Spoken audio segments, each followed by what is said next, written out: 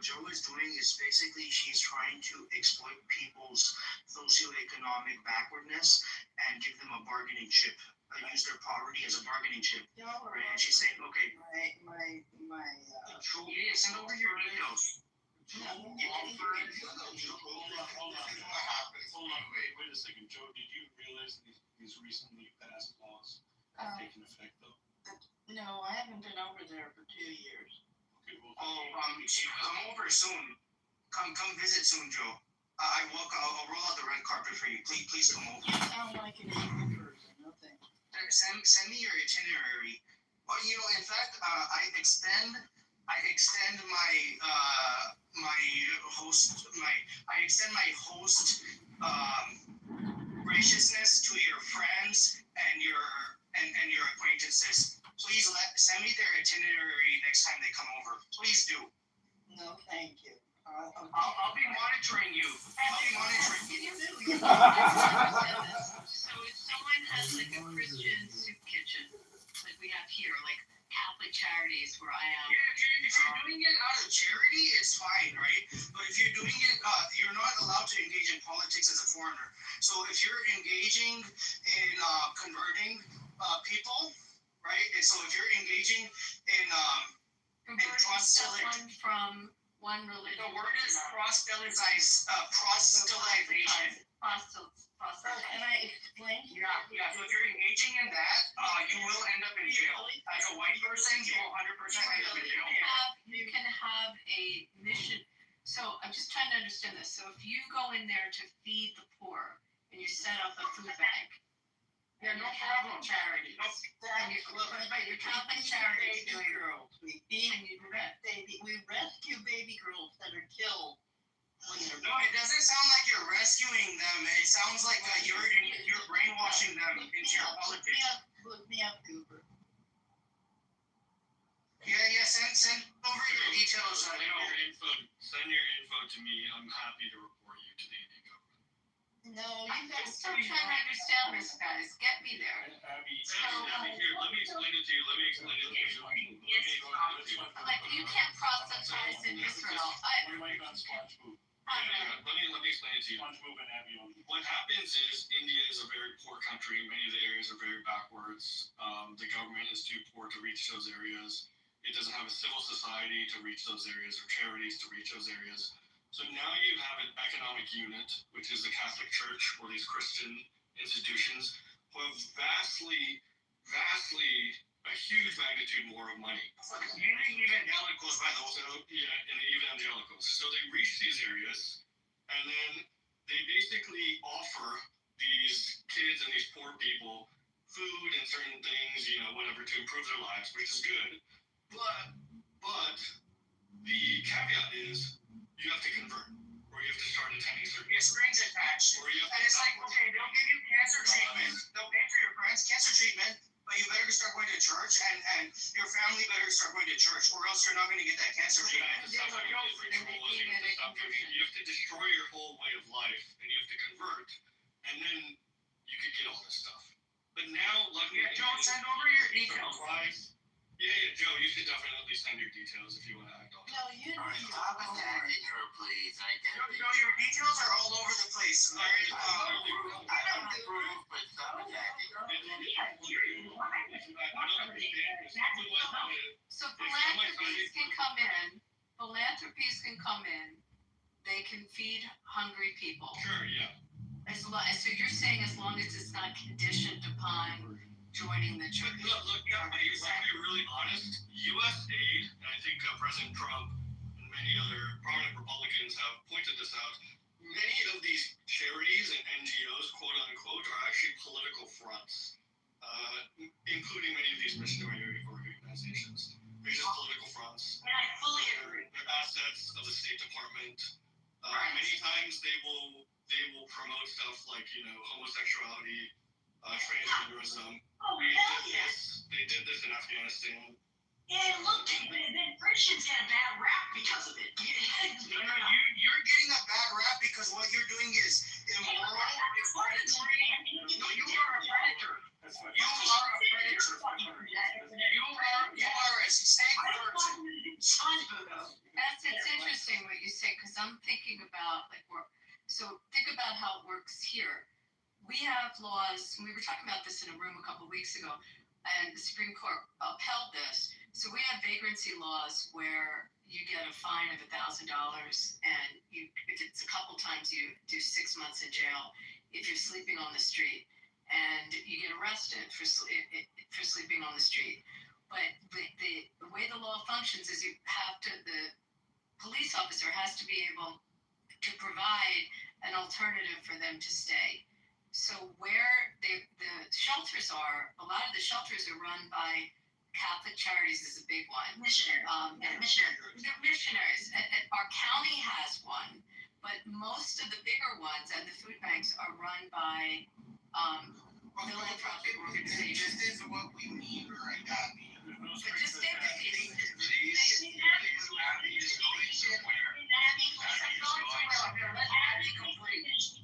Just let me finish this. So what's interesting is embedded in our civil law is the obligation to provide shelter, but the shelters are in fact being provided by missionaries, by religious organizations. Think about what I'm saying. People can't come to India and give like milk and rice and stuff like that. We're just saying they're not allowed to bring their Bible with them. They're not allowed to bring their cross with them. They're not allowed to set up the reading. Right. They can have a Hanukkah, they can have a prayer rug for Muslims, but you, as an atheist, have some personal beef with Jesus Christ. Shut the fuck up. Where did you come from?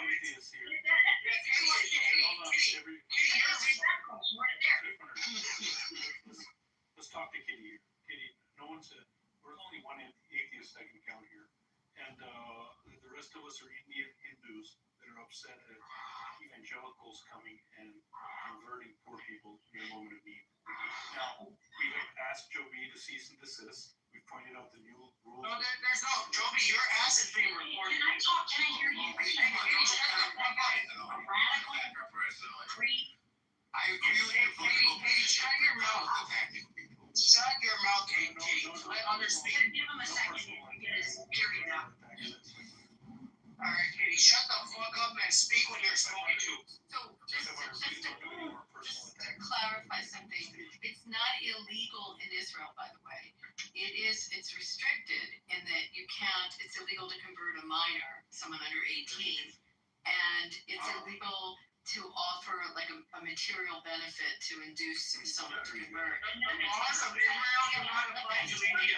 They cut it. I started by saying the laws of Israel do not apply to India. I'm just illustrating. She's illustrating. I'm just illustrating that they cut a deal with the Mormon Church a while ago because the Mormons, and I live in a city very Mormon, the Mormons are very into proselytizing, and they voluntarily entered into an agreement with the government there to refrain from it.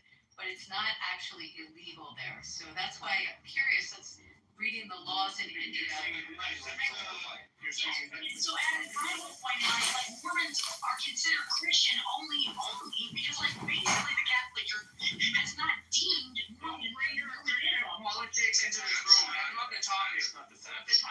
So the law in India is much stricter. Comparing a country with a GDP per capita around like 2,600, 2,800 to I don't know how much Israel has. But it also doesn't sound stricter. It also isn't stricter. You don't see It's the same law. physically for no kids in India, and the Catholic period in India for dollars. This is more detail than is needed. But this is more detail than is needed. Yeah, the only detail we need is Joe, send over your details. And send us the details of your organization, and we'll take care of it. Abby, it's the same exact law. It was for children. Children and the right to deny. They appraise it. No, we're gonna get the details regardless. I don't know, possibly Joe's. They're involved in human trafficking, especially child trafficking. If you charge child trafficking people, that's absolutely correct. Please don't do that shit. That's what the child We don't, I think though there's like a higher level thing here where Abby, you're like, it sounds stricter, but it's not. India does not have a law saying a person cannot freely convert of their own choice. It's saying no proselytizing, no constructive proselytizing in exchange for goods. And that's not an unreasonable They law. can deny visas. I mean, they deny visas in Israel if they have that option. If I they do. dare you to book a flight ticket, Joe. I dare you to book a flight. Well, but Abby, and why would you say then that anything is stricter than what's in Israel? I mean, it's just the same. I guess it has a lot to do with how it's enforced. But it's definitely not against the law there. Okay, wait, So- Joe. Well, but no one is saying it's against the law in India to convert Why do people. you hate India so much? Why do you hate India? No, why do you want to stop putting so much focus on this white woman? Abby is fine. Joe is the hater. Abby is fine. Abby is not white. Abby is Jewish. Yeah, Abby doesn't hate Hindus. Abby Abby is has the actual white. Yeah, I'm talking love to Joe India. right now. Yeah, why are you talking to Joe? She's just a I white. got a little jelly belly when I was there, but I really did have a good time. Sorry. So Joe, why do you hate Indian people and our indigenous way of life? Yeah, why don't you help them And I am- without converting? Are you guys gonna be a bunch of idiots? Joe, why don't you help them without the conversion fees? Joe, I'm trying to answer because it's on you, one mic on you. because when I went there once, we saw what they did to baby girls, and they didn't respect them. I love the baby girls there. I almost adopted one. So Why does your church traffic baby my girls then? church didn't do it, Goober. There was, sometimes selective abortion towards baby girls. They would do gender-based abortion. 30 million a Wait, year. Joe. But places, they ebb and flow. Luckily, India has gotten a lot better with regards to that, and that's really good to see. However, the child trafficking that Christian missionary institutions do has been a rampant thing in India. That's why they have these new recent laws to stop people like you going and your institutions going and conducting this type of child trafficking and swindling these people who are poor or destitute, who just recently they're receiving human dignity and stuff for the first time, and they're starting to economically go forward in life. So yeah, I think these are two big trend lines. One of the evils of India has luckily been going on the down slope, but this type of child trafficking, that happens in missionary institutions and activities, it's still something very rife in India. So, After the Arabs, Christians are the next biggest human traffickers. After the Arabs, I've been doing this for 10 years. I go there for a week. I come home. I don't bring anyone with me. I don't bring anyone back. Okay, that's okay, but you're still going to jail. You're still going to jail. It doesn't matter what you bring anyone with you. You've broken the law and you're going to jail. I'm so scared. I can't stand. Joe, are you doing conversions? Yes or no? No, absolutely not. But earlier you said there's tons of conversions. When I asked you. No, I did not hear that. It's on record. You understand it's on record. I do want to say that, It's on record. I know what I'm doing. You know what else is going to be on record? Jail is when watching. a white man speak, I'm pretty sure I heard Joe say that, that there were a lot of converts. I said going. When she found out about the new rules, she suddenly says she doesn't. Yeah, now you're pissing your panties. Now you're pissing your panties. I wish you wouldn't treat a woman this way, please. And I wish you wouldn't do this. Joe, I really wish you wouldn't do this. Don't treat a woman this way, please. Look, she's pissing her panties. Nobody's mistreating her. You're just letting her know that she's broken the law. I agree with your political position 100%, but I don't think we should attack an individual woman. No, this is apolitical. This is illegal. This is a moral position, right? You break the law of the land, you gotta She said she's never done it. This is a transnational criminal network operating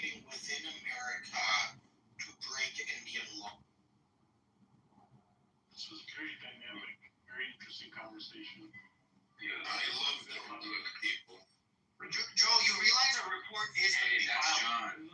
This isn't That's rhetoric. Let's move forward. She said Remove the guy. That's John. Shank. Yeah. No, Shank is not John, I don't think, is it? No, but he's a different troll. I think he's from Uzbekistan. Hold on. That's where Shank, behave yourself. in Yep, DC. yeah, we have a mutual confidant. He's a Jew hater and he speaks Russian. You can kick him out if you want out normal. Your full discount. I'll fucking kick him out if you say that he's a problem. I'll do it normal.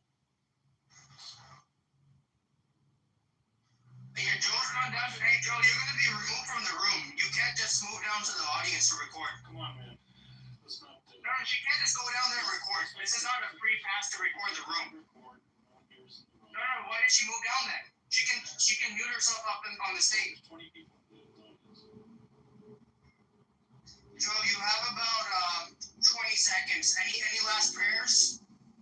Don't piss your panties again, because This is disrespectful. Can I ask an India question on this subject? well before we'll give yeah, Joe's a non-recorder. Okay. Hey Joe, go fuck yourself. All right, fuck your people, fuck yourself, Joe. And you are being reported to the authorities. So I have a question in terms of the proselytizing there. So how did people view Mother Teresa? Mixed. That was, I mean, in the world she There's was. a nasty legacy there Tell me. of child trafficking, child neglect, putting on a show, taking the money, not using it for the kids. There's a lot of questions about Mother Teresa.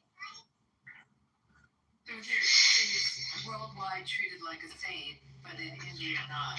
Well, in India too.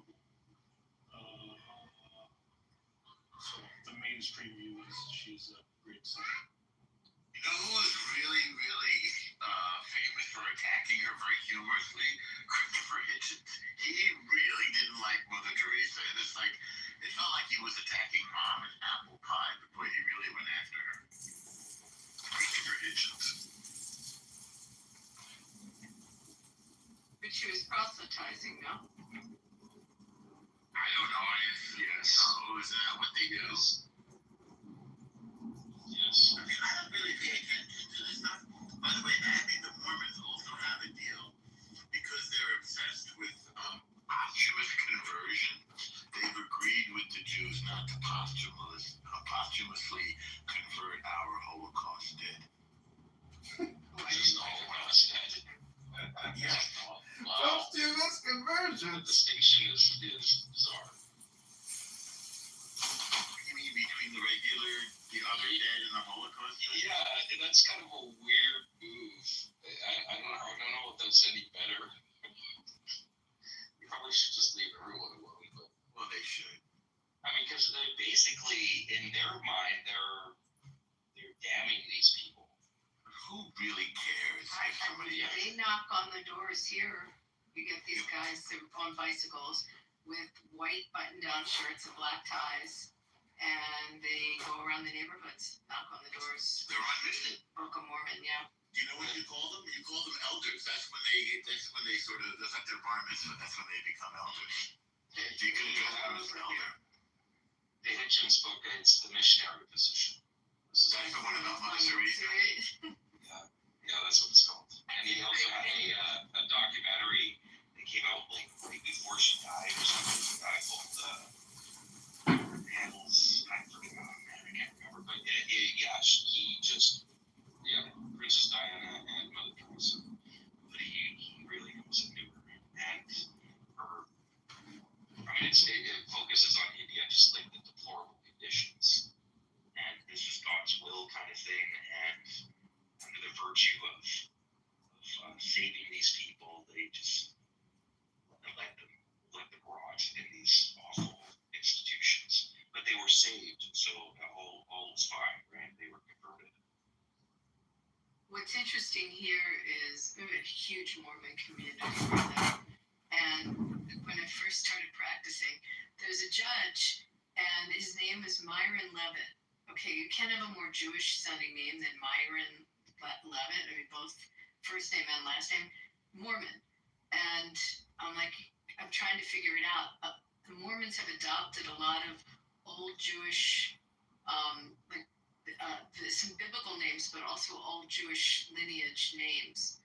And it gets confusing because you know that first names are often interesting. They're like family names as first names, but the last names they use Jewish names. What do you think as a lawyer about how Harmeet is doing in executing her role? Who's doing?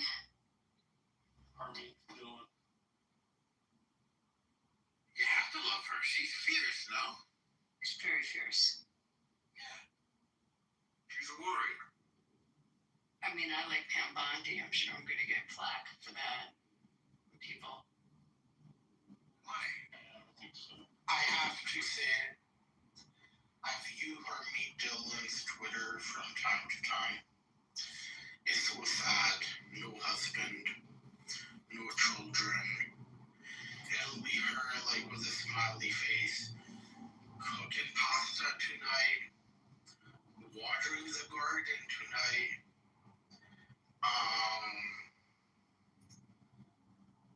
Maybe she likes it like that. Maybe she likes the ladies. You know, her husband died recently, so the blue I'm sorry to hear that. I think that it's interesting. I mean, a lot of these U.S. attorneys that got appointed around the country are under attack to try to get them removed with lawsuits and, in states that are blue states, where the senators have that, what they call is it the blue ticket, where they basically give the okay for that appointment, and they're all fighting it. And it's Bondi's really trying to save all these appointments. So as much as going after like the legal issues, she's also administratively trying to like save all these appointments. It's a lot of work.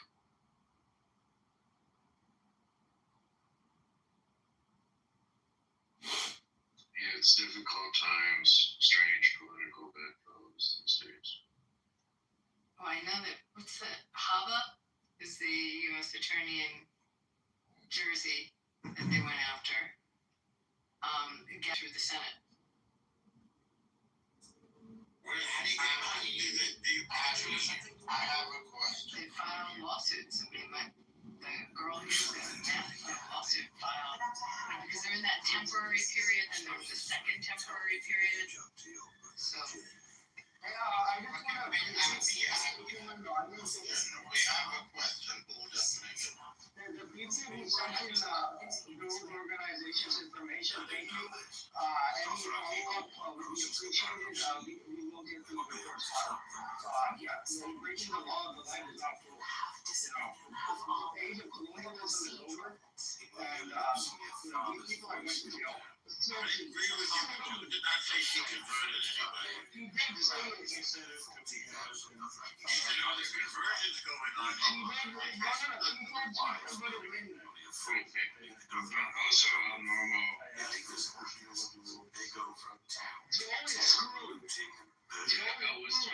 El Normo, Joe was talking about what her organization does when she was asked that question. Oh, I thought you went as an individual. No, You don't go as an individual. She changed it to all that. No, that makes sense. That makes sense about the problems now. Could you imagine just going as an individual and like taking people's kids and stuff and like it's a movie insane? You go to like the bad neighborhood and say, look, I want any girl. It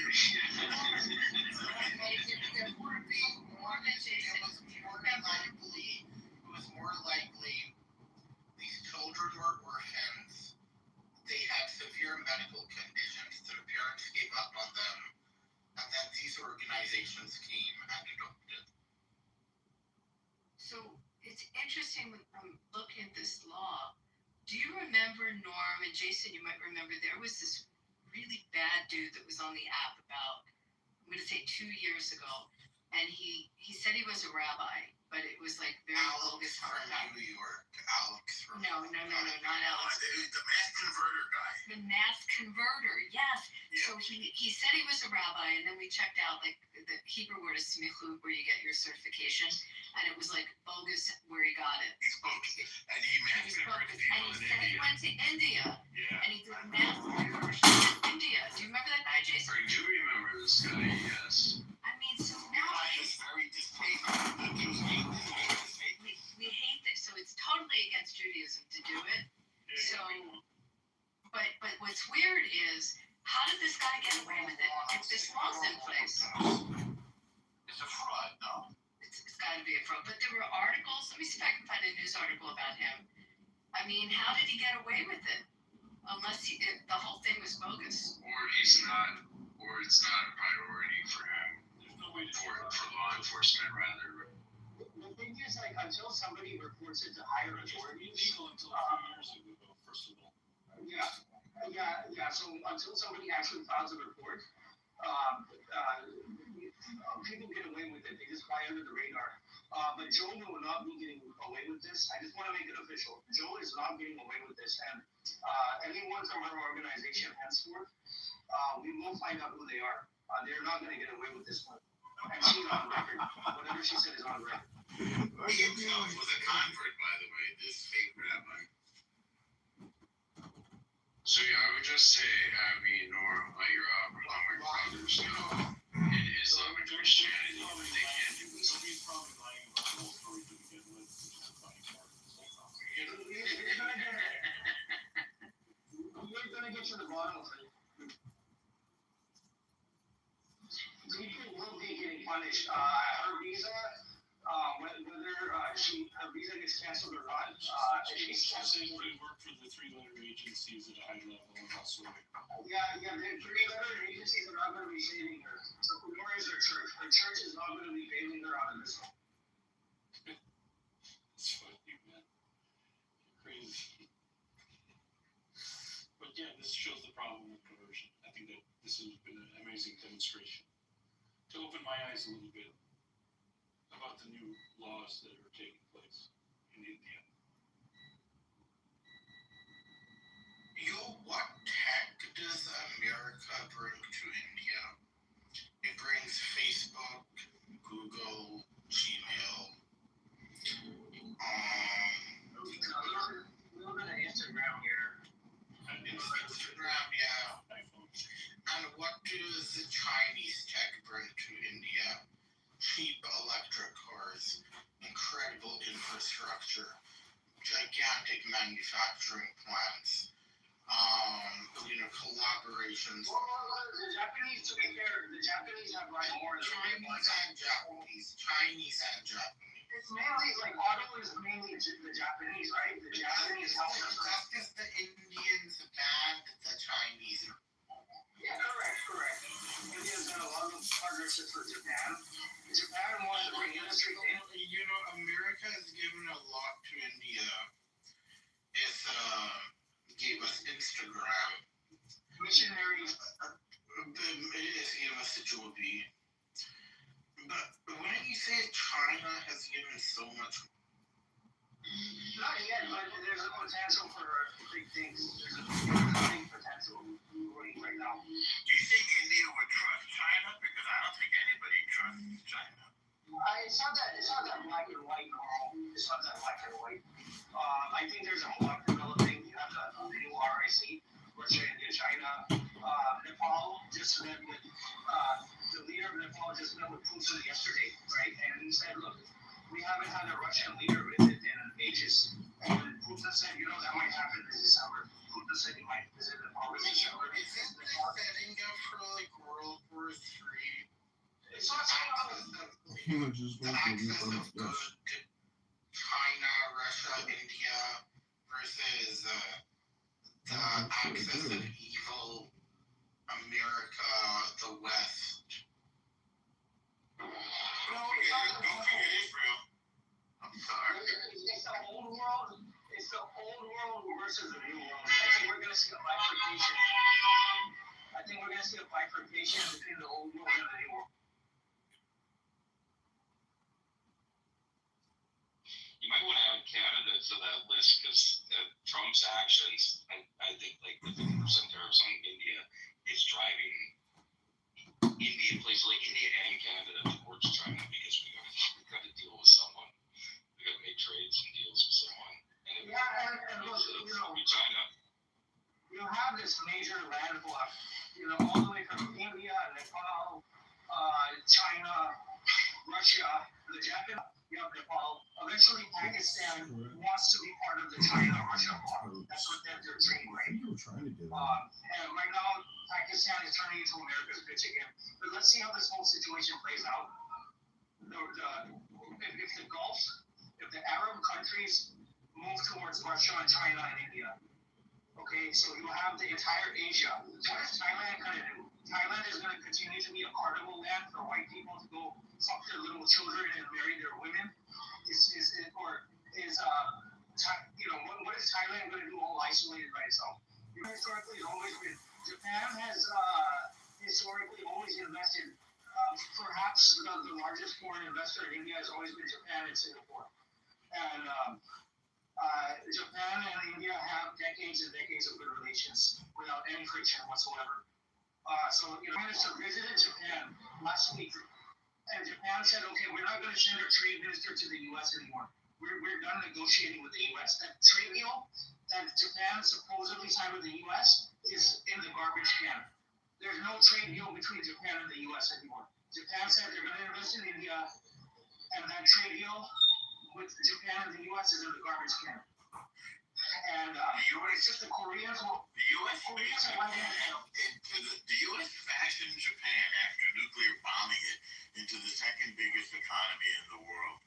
And today it remains the third biggest economy in the world. The idea that Japan is going to stop trading with the U.S. to me is... No, you're missing the socio-cultural context of it. But what's going to happen, right? So I'm not going to get hung up on the Japan point. Japan is a smaller player than the largest team. But if you have an Asian bloc where the Arabs, okay, you already have Iran currently in the Asian bloc, and you have the Arabs in the Gulf countries moving to the Asian bloc. What is Europe going to do? Europe is also part of the old world. Is Europe going to, ditch the old world and trade on with the new world? Or is if they want to form BRICS, if they want to form another default world currency, if they want to try to defend the global commons, if they want to participate in the world financial system, which was created by England and then sustained by the United States and its allies, go right ahead. If they can come up with an alternative system, I say go for it. Let's see how you can do it. No problem with that. U.S. is an economic giant, the biggest in history. It's a fiat giant. America is a fiat giant of marketing. A giant? A fiat giant of marketing and branding. It's a fiat. It's also a GDP giant. Yeah, a GDP of fiat. Yes, it is. And a giant of servicing GDP debt. It's a giant of servicing GDP debt. More than 1/4 of your debt, but we also produce more than anybody by $1 trillion. 30% of your taxpayer dollars go into servicing the debt every year. Absolutely true. Absolutely true. We're still the biggest economy in history by $2 trillion. Yeah, but you don't. Okay, if you want to use that as a measure of economy, you're understanding. So the debt is sure. Debt is a measure of economy. But how GDP? Okay, debt is a measure of boosting GDP, but how long is it sustainable for? I'm saying it's not sustainable. I'm saying GDP is a measure of an economy, not debt. No, but debt boosts GDP at the end of the day. Okay, you increase debt, you increase borrowing, and you spend it on federal stimulus, you spend it on infrastructure, you spend it on subsidizing industries, right? You're boosting your GDP through debt. But how long is it sustainable? I would say that we boost our GDP through productivity. Yeah, but you leverage debt to boost productivity. We do leverage that. We do spend too much. There isn't any question about it. Look, I think what you meant to say was revolutions in the mode of production create new relations that create more productivity. Well, the two leaders in that are U.S. and China, and AI. Presumably, India is right up there as a close third, or will be. Probably Japan. You gotta get Israel to join China, Russia, and Well, Israel has quietly always had decent relations with these countries, by the way. Although we're afraid of Russia because they're very anti-Semitic.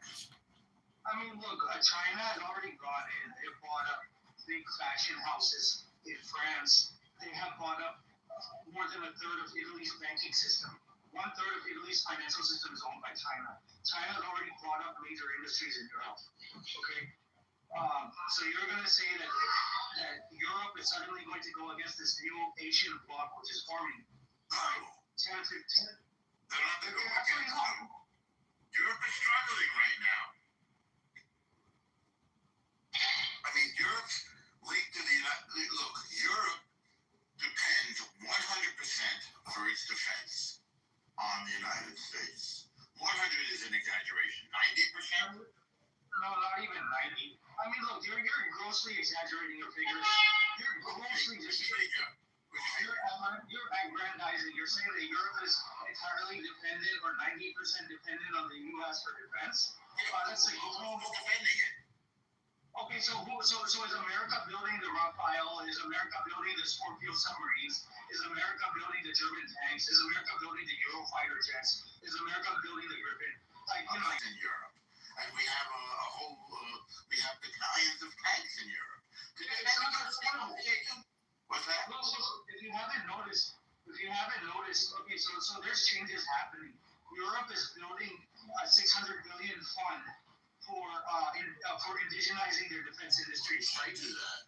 Not just their industry. To build an industry is one thing, but they're far from being able to defend themselves. They've been demilitarized. These 100,000 troops you're talking about, there's not gonna be 100,000 troops in 2035. There's not going to be 100,000 American troops over in 2035. I mean, you're making a prediction now, which is different than stating. No, I'm talking about the trend. Like, this is the actual trend which is taking place right now. This is the way things are already in motion. Yeah. Right? How has it withdrawn? Why would you predict against the trend? Explain to me what trend you're referring to when you're talking about a drawdown of troops in Europe. So, NATO defends Europe. You think that's not going to be true?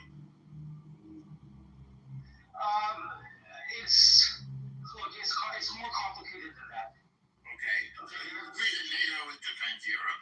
No, I don't agree that NATO defends Europe. What do you think? What NATO does is NATO instigates wars, okay, and Against who? okay, so you see what happens in the Ukraine. Wait a second. Who did NATO instigate a war against? Say again, Sonny? Yugoslavia, right? You know, NATO instigated Yugoslavia? NATO instigated conflict in the Yugoslavia. NATO instigated conflict in the Ukraine. The Yugoslavia is now because of the Serbs. The Yugoslavia is up because of the Serbs. belonged to Serbia for 92 days straight. Was this under Clinton? Yeah. Yeah, but this was after years and years of a war in Yugoslavia. That bombing stopped the war. That was the U.S. bombing, by the way, under Clinton, as I recall, and I give him credit for that because Bush was too afraid to do Who it. has the most powerful army? Who has the most powerful army in Europe? What country? The Russians. Well, I don't know if you count Russia as Europe, but I think it I'm might not be counting Poland. Russia as Europe, but I'm counting Russia as I think it might be Poland. Is that obvious? yeah, Mexican. I think it might be Poland, but I'm not sure. Right now. They don't have big armies, by the way. The most military. Probably France, because the French have built their own industrial complex. They don't rely on the EU. They don't collaborate. They build their own French indigenous technology. It's probably Yeah, but they're not viewed as a strong army. They usually retreat. I mean, just historically. You don't think Germany? Germany is now starting to build up, but we've held them back all this Right, time. we've held them back. So we're there in Germany, but the German manufacturing now of weapons has increased substantially. I just looked it up. Italy and France within the European Union, not counting Russia. Italy and France have the largest standing armies. Wow. Ukraine second largest, Poland third largest. And the UK is not considered part of the EU. Right. But don't have a large army anymore. Who? The UK. The UK doesn't have a large army anymore. Really? No shit, Sherlock. Is that Owen? It's gotta be Owen. I knew it. Yeah, isn't that weird? if you go to many decades, Europe has only recently made the decision that they're going to indigenize. And so he left my room, blocked me, and did it. Why do you think me and him, you guys started, you guys started Fucking reading on. I know he comes into Scotty's room all the time, right? But it's just a matter of time before you guys can start hating his guts. Because he doesn't freaking add value to the conversation. All he does, cursing, guys come in, they'll curse, and that's it. Right? But anyways, we got a bunch of Davids on here. But somebody wish anybody else want to come on. Yeah, before you entered your room, we had a whole bunch of bots. That was crazy. I was like, wow,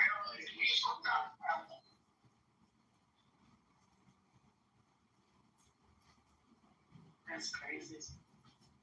Well, I'm gonna meet up for a bit. I gotta go cook. Give me a second. Give me a second. All right, I'll entertain you. Should I sing for you people?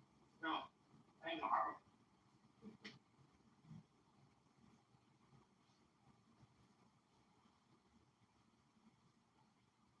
Okay, what's the title? Is Israel the phone's own feature in Gaza?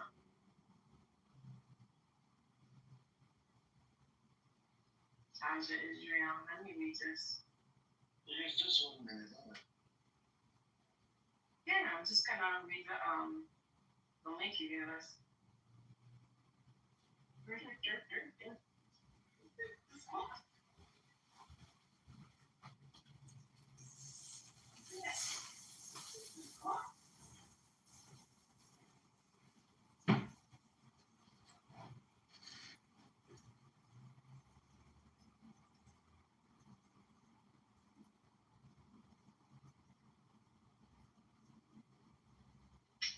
Anyways,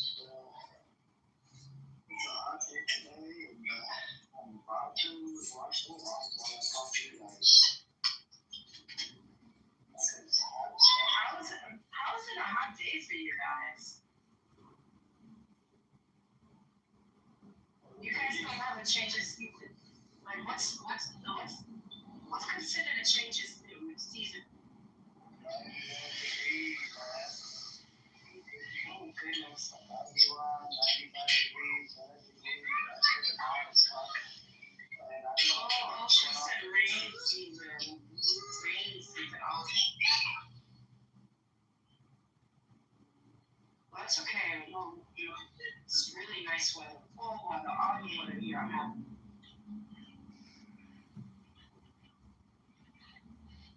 It's actually been raining around all we needed it.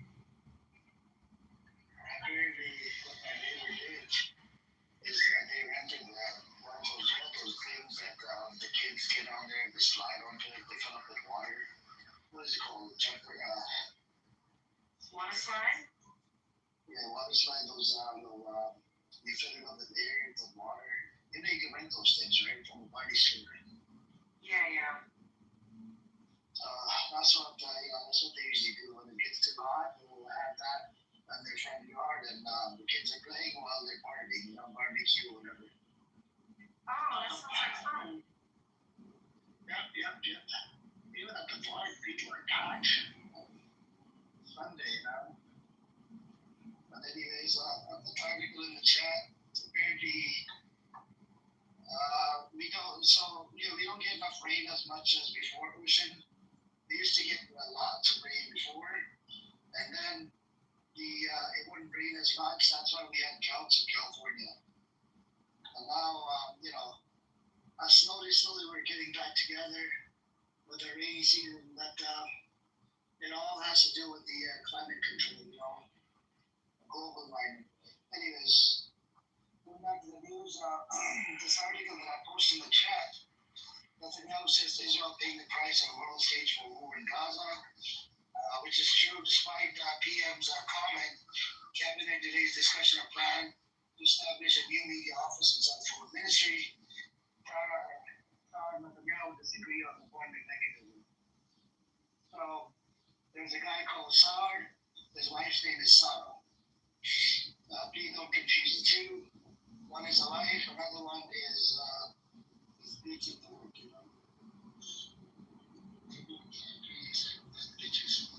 We got Devin here as well. Devin, you see your tweets. Those tweets are really bad. The racist towards the American community. And I'm gonna combine it together and I'm gonna post it on YouTube. Devin, you're gonna be famous. I'm gonna post it and share it with everybody in the South. What's up with you, Grace? How you doing today? Very good, Amir. How are you? I'm doing alright. What you been up to? No, just had brunch with my family. I'm currently in my mother's home and about to partake in more mimosas, get a haircut. And that's going to be my Sunday today, very relaxing with sun. She knows what you think about all of this shit. She knows that you don't really give two fucks about emotion. She knows that I'm America first. I don't know exactly. You're not America first, bro. You're not America first. You're just your own money first. I mean, that might help people feel better, but I'm definitely America first. Are you hiding behind the shield of America just so you can make extra dollars? Either I got cut off or you got cut off. Something about hiding behind this shit. No, I said, are you using America as a shield to sort of like say you're America first?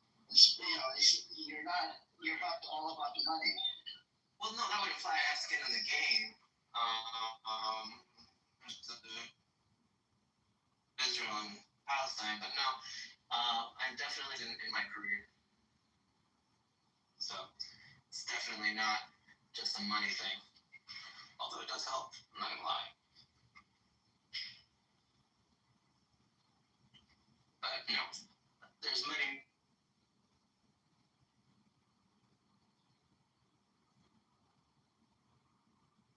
I might have got cut off. If I didn't know, I'm bad this afternoon. Yeah, you got cut off, man. You don't have proper 5G. Place where you stay, it's a lot of. There's 5G. There's a lot of those things, the states flying in the air. That's probably what it is. Yeah, sometimes, for security reasons, they'll even jam the fucking signal. Talking about clubhouse in general. I'm talking about where you live close to it, if you live right across the street from a place where they fly airplanes, correct? Yeah, I'm maybe 5 minutes away from the LA Air Force Base. Yeah. So it occasionally happens.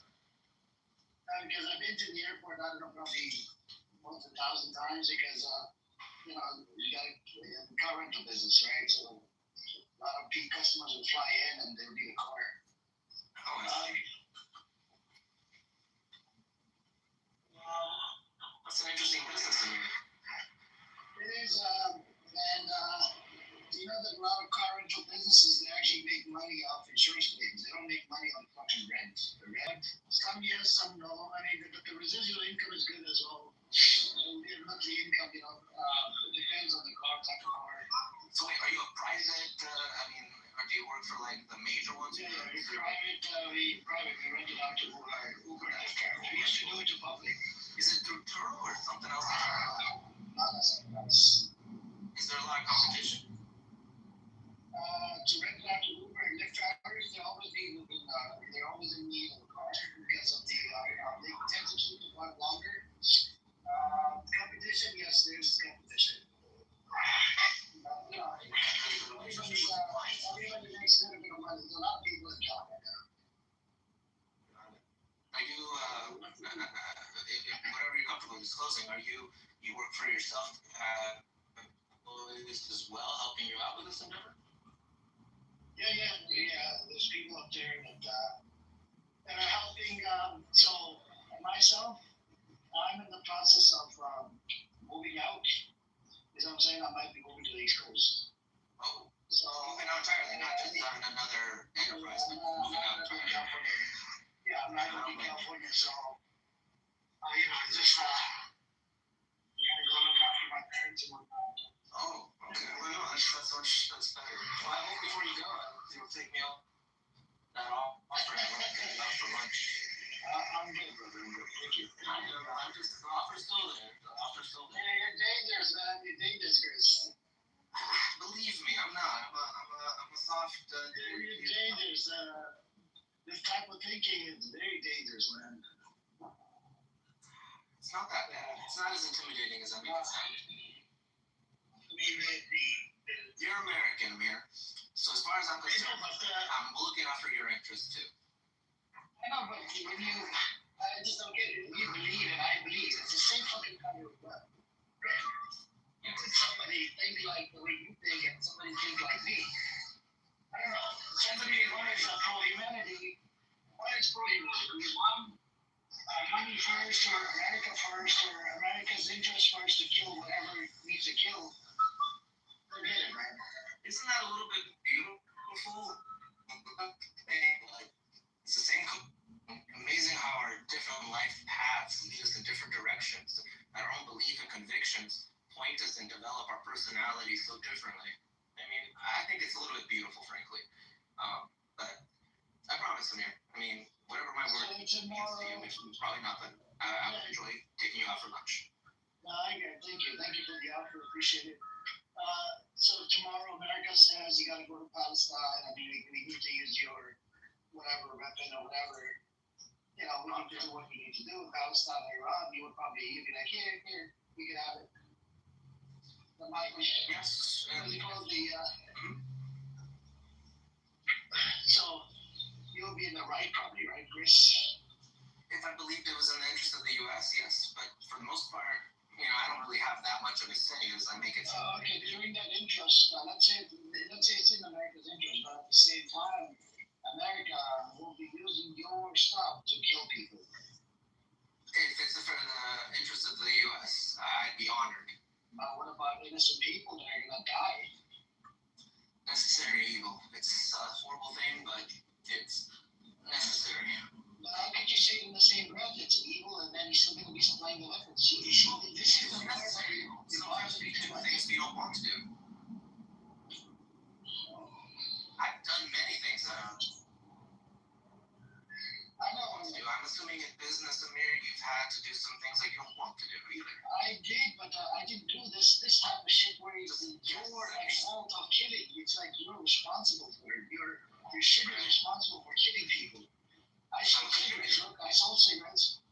I've sold cigarettes, but cigarettes is, it's my choice, right? People come in, they want to smoke, okay, it's up to you.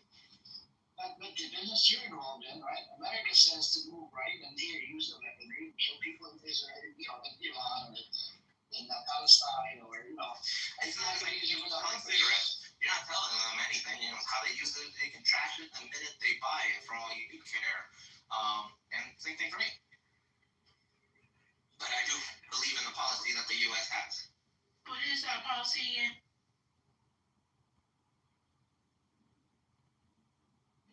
No, it's just Sister Santos, Chris has no emotion, man. So I'm saying, I have the capacity to love Amir. Believe me, I do. So if he wants to, let's say if America tomorrow says we're going to war, we're going to kill the innocent people, whatever, right? He knows he's going to use America's going to use his, stuff to kill people. He knows it, like the back of his head. But, he'd be like,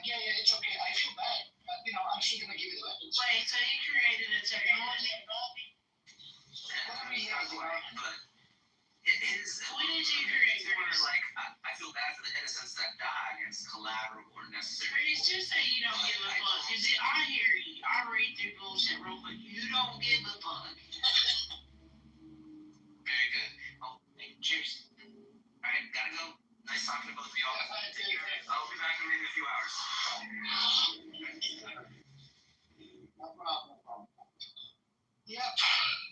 Anyways, Mr. Chico's here. Anybody, what's up, Omar? No one there. Everybody's welcome, Josh and Beatrix and whatnot. I got a couple updates. Sure, go. So there's a statement from Hamas about the negotiations, and then there's the flotilla news. Which one do you guys want to hear about first? Yeah, whatever. The ceasefire thing, sure, one. Okay, breaking. This is 30 minutes ago. Hamas in a press statement. Through intermediaries, we have received some proposals from the U.S. side aimed at reaching a ceasefire. On this occasion, Hamas welcomes any initiative. The movement confirms that it is ready to immediately sit down at the negotiating table to discuss the release of all captives in exchange for a clear declaration ending the war, full withdrawal from Gaza, and the formation of a committee to govern the Gaza Strip with independent Palestinians assuming their duties immediately. They also mentioned that part of this deal is that Israel has to publicly act this agreement to, prevent any previous experiences of agreements being rejected or overturned. Most recently, the proposal presented by intermediaries to Hamas based on a U.S. suggestion. Yeah, but hey, what's up, Shane? But in the times of Israel, I'll give one example. Let's see. Trump issues last warning to Hamas to accept Gaza deal. Group says it's ready to talk. U.S. President asserts Israel has agreed to offer. What the fuck is the offer? Is Israel offering the shit? This is Hamas's offer, right? Yeah. Israel ain't offering shit. No, I don't think Israel, because Israel's stated goals were to defeat Hamas. Hamas stated goals are an end to the war and a full withdrawal for permanent ceasefire. They never said anything about giving up weapons or Hamas leaving or giving up to being arrested or anything like that. But Hamas does, if you read between the lines, they are saying they agree to a formation of a committee to govern the Gaza Strip, meaning they don't care about governing it anymore. Or that's not a prerequisite for them. So, is this Israel losing in a way? It's not winning for them. Yeah, but so Israel hasn't made any statement related to the deal, right? They didn't agree to it? No. Not that I see.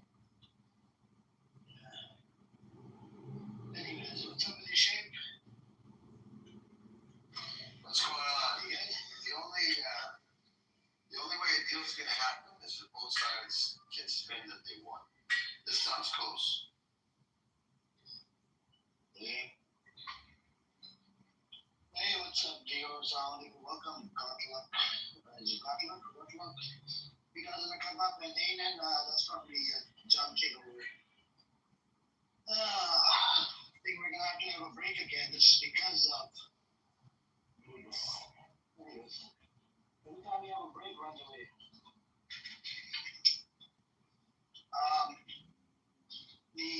What I was saying was, ceasefire, Hamas would be, they would offer any kind of deal, but at the end of the day, it needs to be accepted by Israel. Otherwise, this ain't gonna go anywhere. But the Israeli deal, the problem with Netanyahu is he needs to stay in power. He seem to be trying to wars, trying not to run. That's what it's all about. He doesn't want peace, because then they're gonna start fighting each other inside this place called Israel. So Trump coming out with this stupid statement, but then Netanyahu didn't agree to the deal. Why the fuck is Trump making this stupid statement, man? Such a dumb fuck.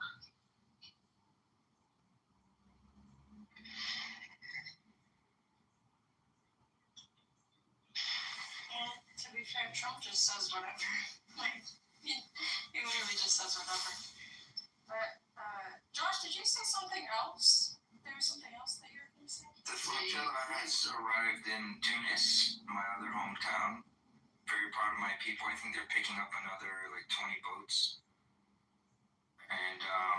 And yeah, so I think it's over 60 boats at this point that will be heading towards Gaza. And I don't see how they're going to stop that unless if they kill a bunch of innocent people. Or they just arrest them again. Like they did last time. But it looks really bad whenever they do that. That was one boat, though, with like 20 people on it. This is 40 to 50 boats. 60 maybe even. I'm not sure the exact count.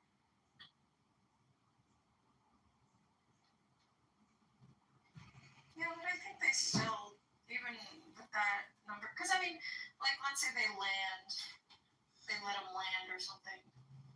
Maybe, I don't know, try to distribute aid, but they're still gonna find them and try to, what is it called? I mean, arrest, but, you know what I'm saying? I feel like they could do it, but I don't know. Really? Because they're all stretching themselves, aren't they? Yeah, it was, They hardly have, yeah, no problem. They have to control the West Bank before those checkpoints. What is it, 900 and something?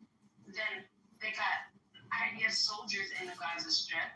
They got IDF soldiers inside of Israel. They're not a huge society, you know? So they're all stretching themselves. I mean, I don't.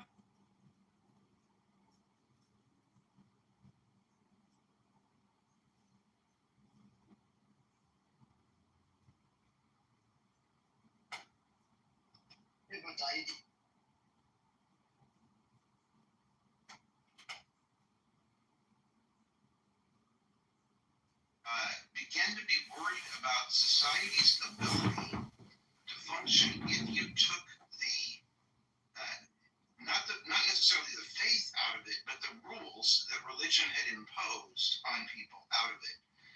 And I think that's kind of an interesting idea. As I was studying for this session a little bit, I've been reading kind of widely, a little too scattered, but it strikes me that as we have evolved, particularly in the last 20 years, 30 years, we do not have a common understanding of the world or a common understanding of what is real.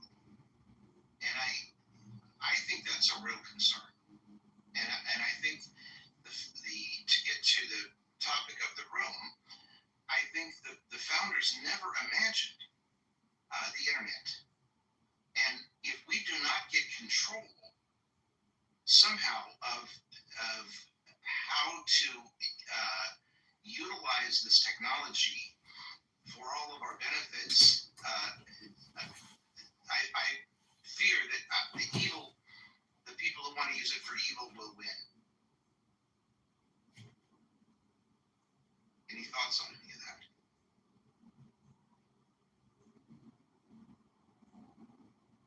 Wow, brain trust, the brain So show. Madison had this saying that he thought one of the strengths of America would be the speed at which information traveled, which in the 18th and 19th century was relatively slow until you got to the telegraph. And so in Madison's mind, it was a way for people to sort through issues in a extended amount of time, so that the first impression was not all that they gave. The internet, at least in my point of view, is prefaced on people's first impression of a subject, and that's what they're expected to go with, and that's what the internet motivates you to go with, I should say. And so messages go back and forth in a lightning speed in which we don't really seriously consider the ideas. We rank them up and put them in a list and put them anticipated. And his point was it allowed people to be more reasoned. So I think the internet, while very beneficial for humankind, it pushes this reflexive first idea, which is based on an impression and not based on what one knows. It's based on what they feel or what they see. Yeah.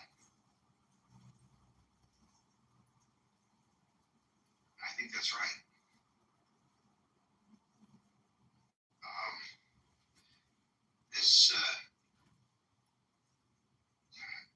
This this UI is just really something. So you have control of the chat, right? Yeah, I'm looking at it. Necro said something funny. I have to say something. It's fine as long as we don't have Trump space on my Trump anymore.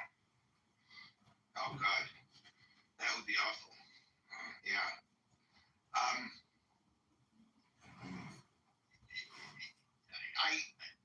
I really wonder if there is a chance that across the parties, across Democrat and Republican, conservative and liberal, we can come to some common ideas about how to update the Constitution and make it more relevant to today. And I think that would involve some thoughts on the Second Amendment and the First Amendment. And I think it would involve some thoughts on our political process. Any thoughts about that?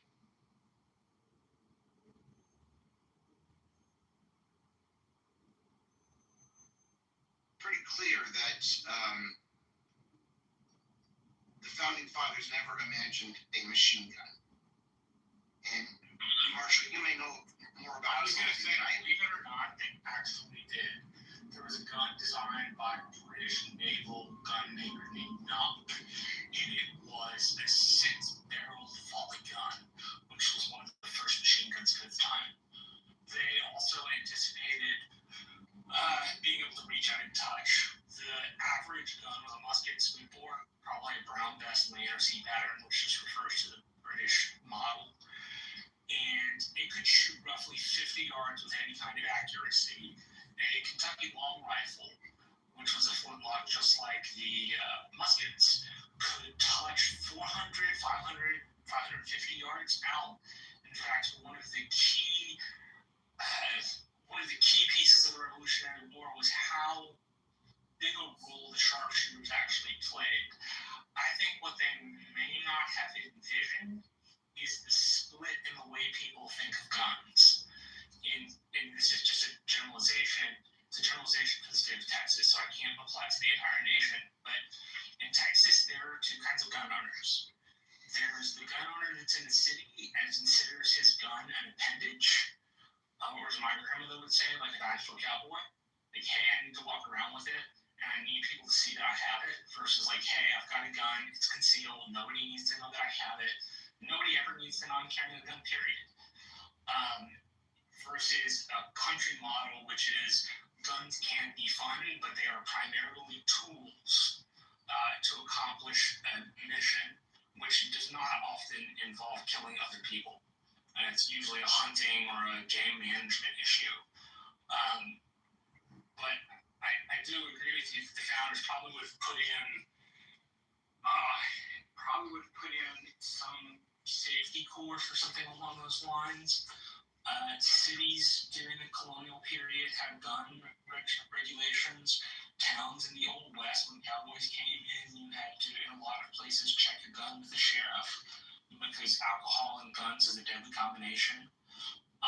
So there's as much room in the American tradition for regulation as there is for holding, any kind of firearm up to what the National Firearm Act prohibits.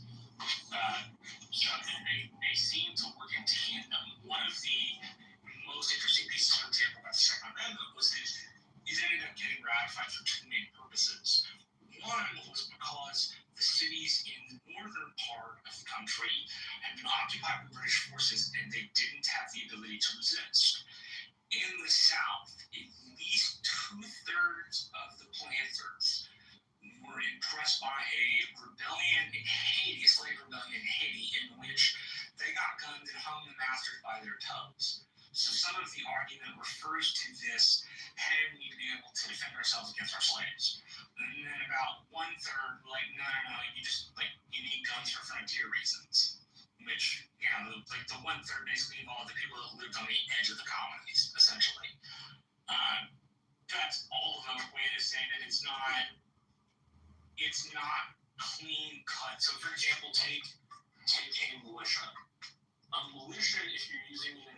context, not the German context, relies upon people bringing their own weaponry, unless the town itself actually has the money. It's derived from a British system known as a fjord from the 8th to the 10th centuries.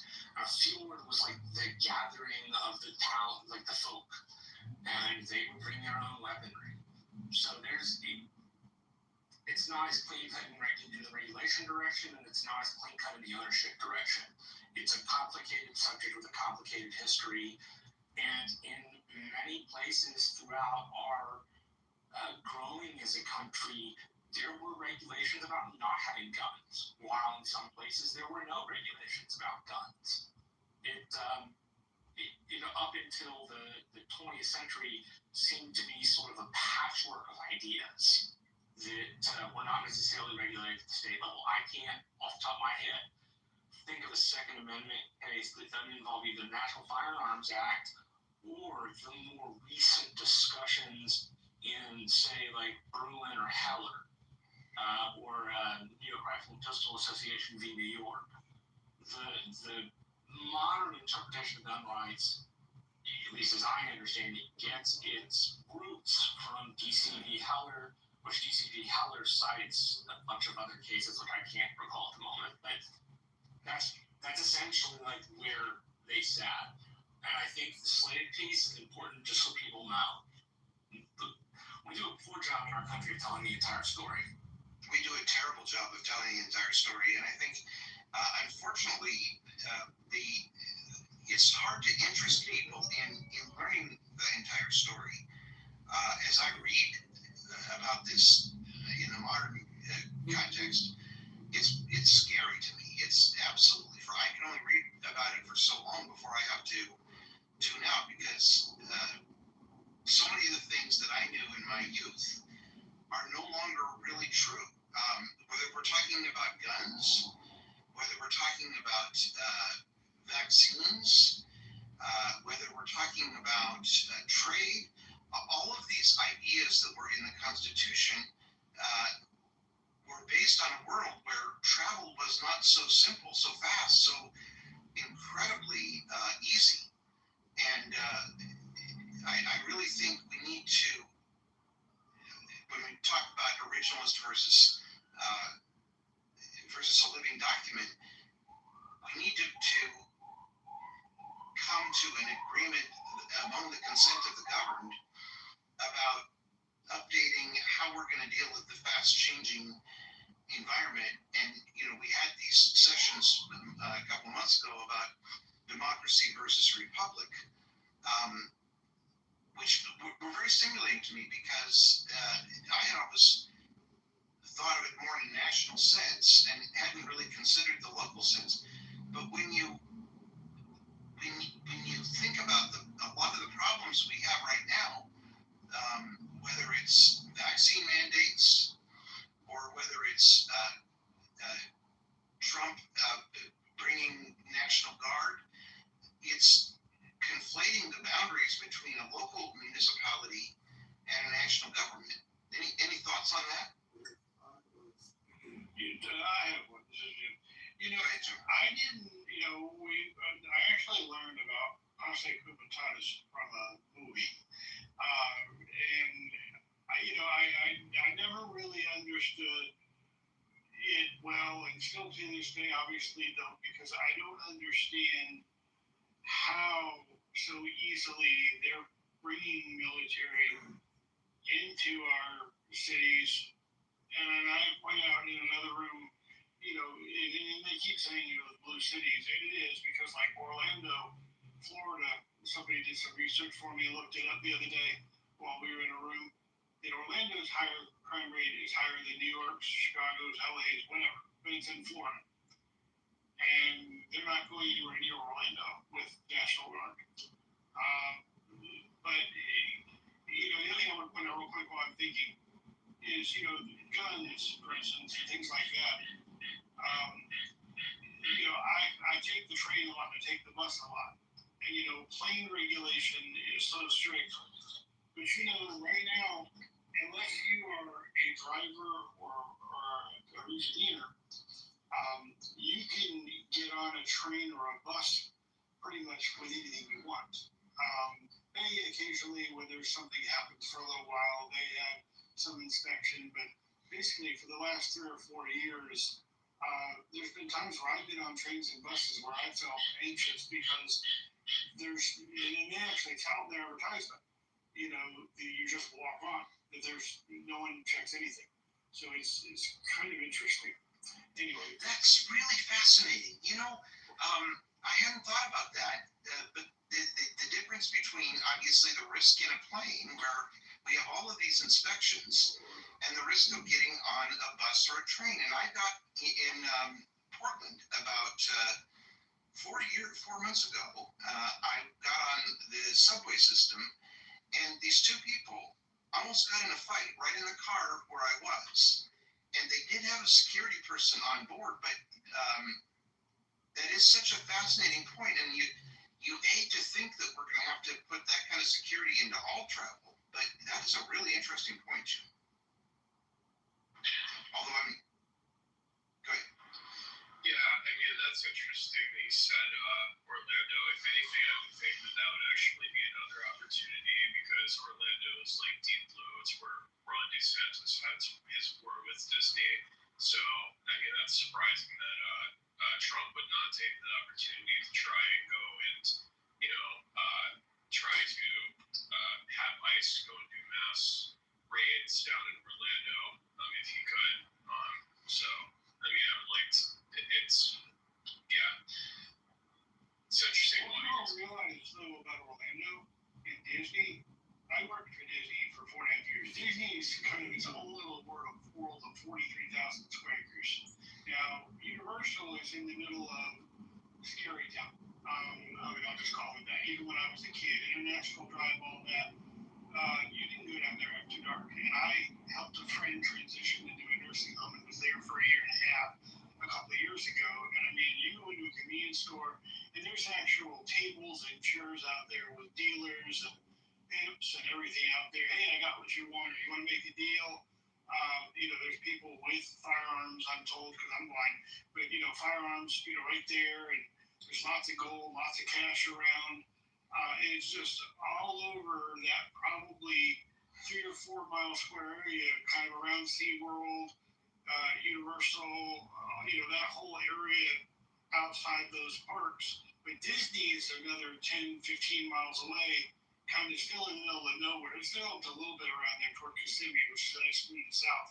But Orlando proper, you want to be careful traveling around much of Orlando proper. My partner and I went by my elementary school 10 years ago, and he said, "You went to school here?" He said, "Dude, this place is scary." And I said, "Well, it used to be the historic district." And I lived in Winter Park and was bussed in, which, doesn't mean that it's historic too. But it's Orlando, though, if any place is calling me out for needing some help, if you follow, like I follow WESH, the Oakland City affiliate, and I hear about murders and shootings and robberies like all the time. I have to turn off notifications because there's so many. I'll shut up now. Christina, I invited you specifically because I'm a little concerned that we are getting a little too heavily male. And one of the things that's clear is that when the original Constitution was written, it didn't include women. It sure does now. And I want to know what you think. This is potentially controversial, but I think that it was a great system when it was originally designed for the purposes it was designed for, but 250 or however many years later it is, we have so much that's changed with the rapid advancement of science, of technology, including AI, all of these different things, how we've previously done things. We can't operate that way anymore. And I almost think that we need a more fluid, constantly evolving form of governing, but this is antithetical to the way that we've previously done things.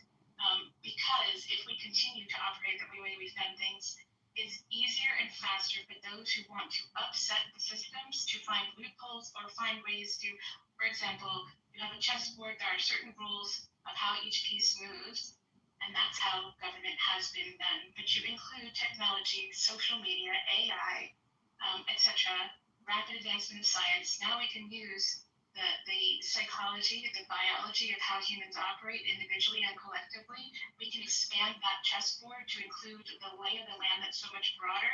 But if some people are still only operating within the framework of the board, then you can't necessarily address all of these other loopholes. But if you create systems that also incorporate our humanness and create systems that evolve and flow and are constantly evolving and counting for the tendencies of humans for good and bad, then we can't necessarily like quote unquote plug the holes or create pathways. The imagery that comes to mind, water flows where it has space to flow, right? If you create pathways in the directions you want things to move and how humans do our tendencies, then we flow in that direction.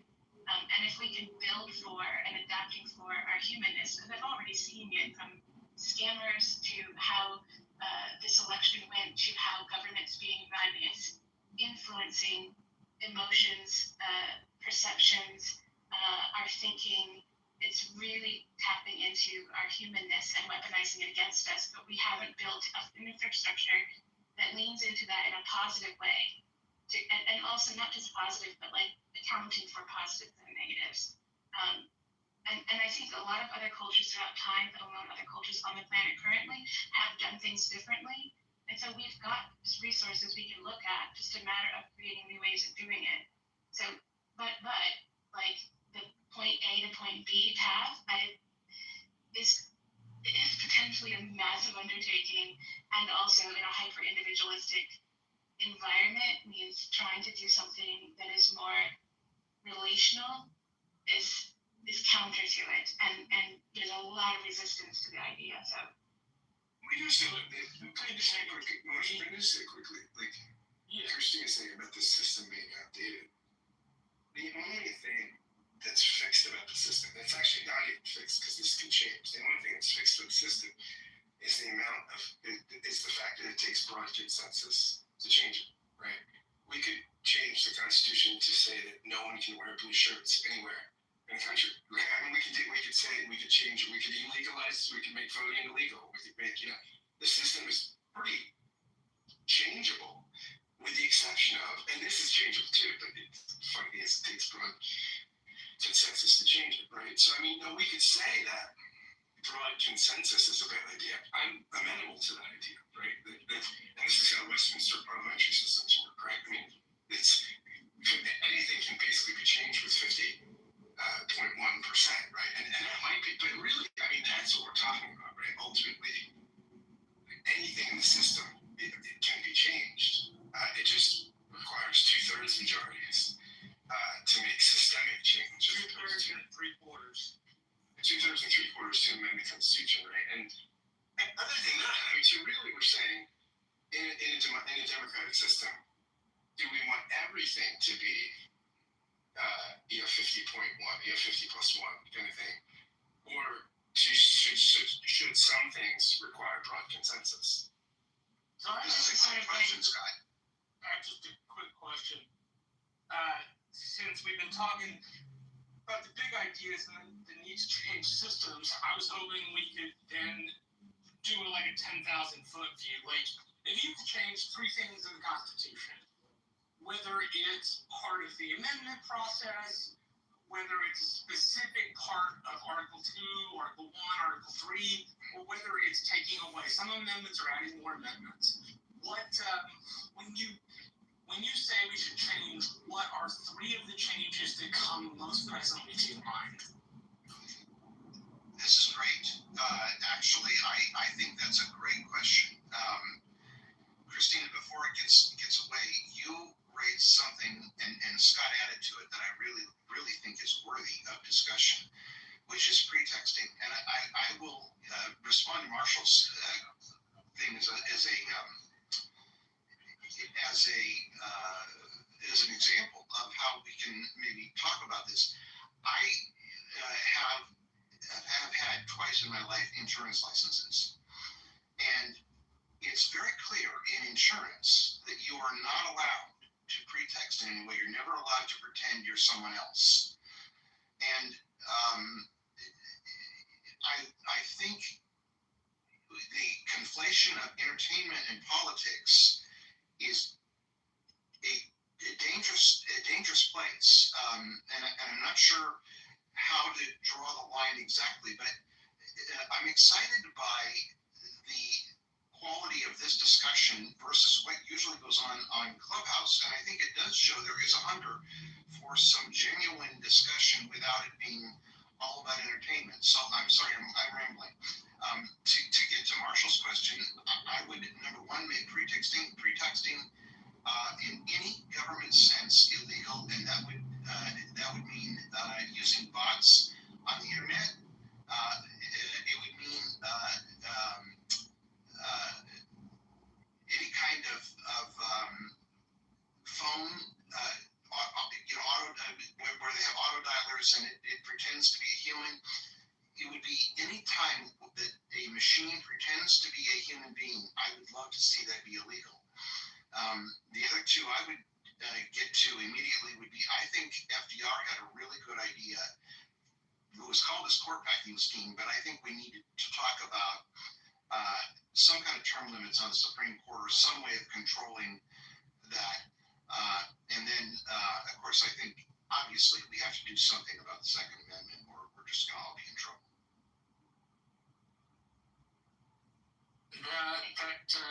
Christina, what do you think? The question was directed at the stage, but I'm very curious of your particular view.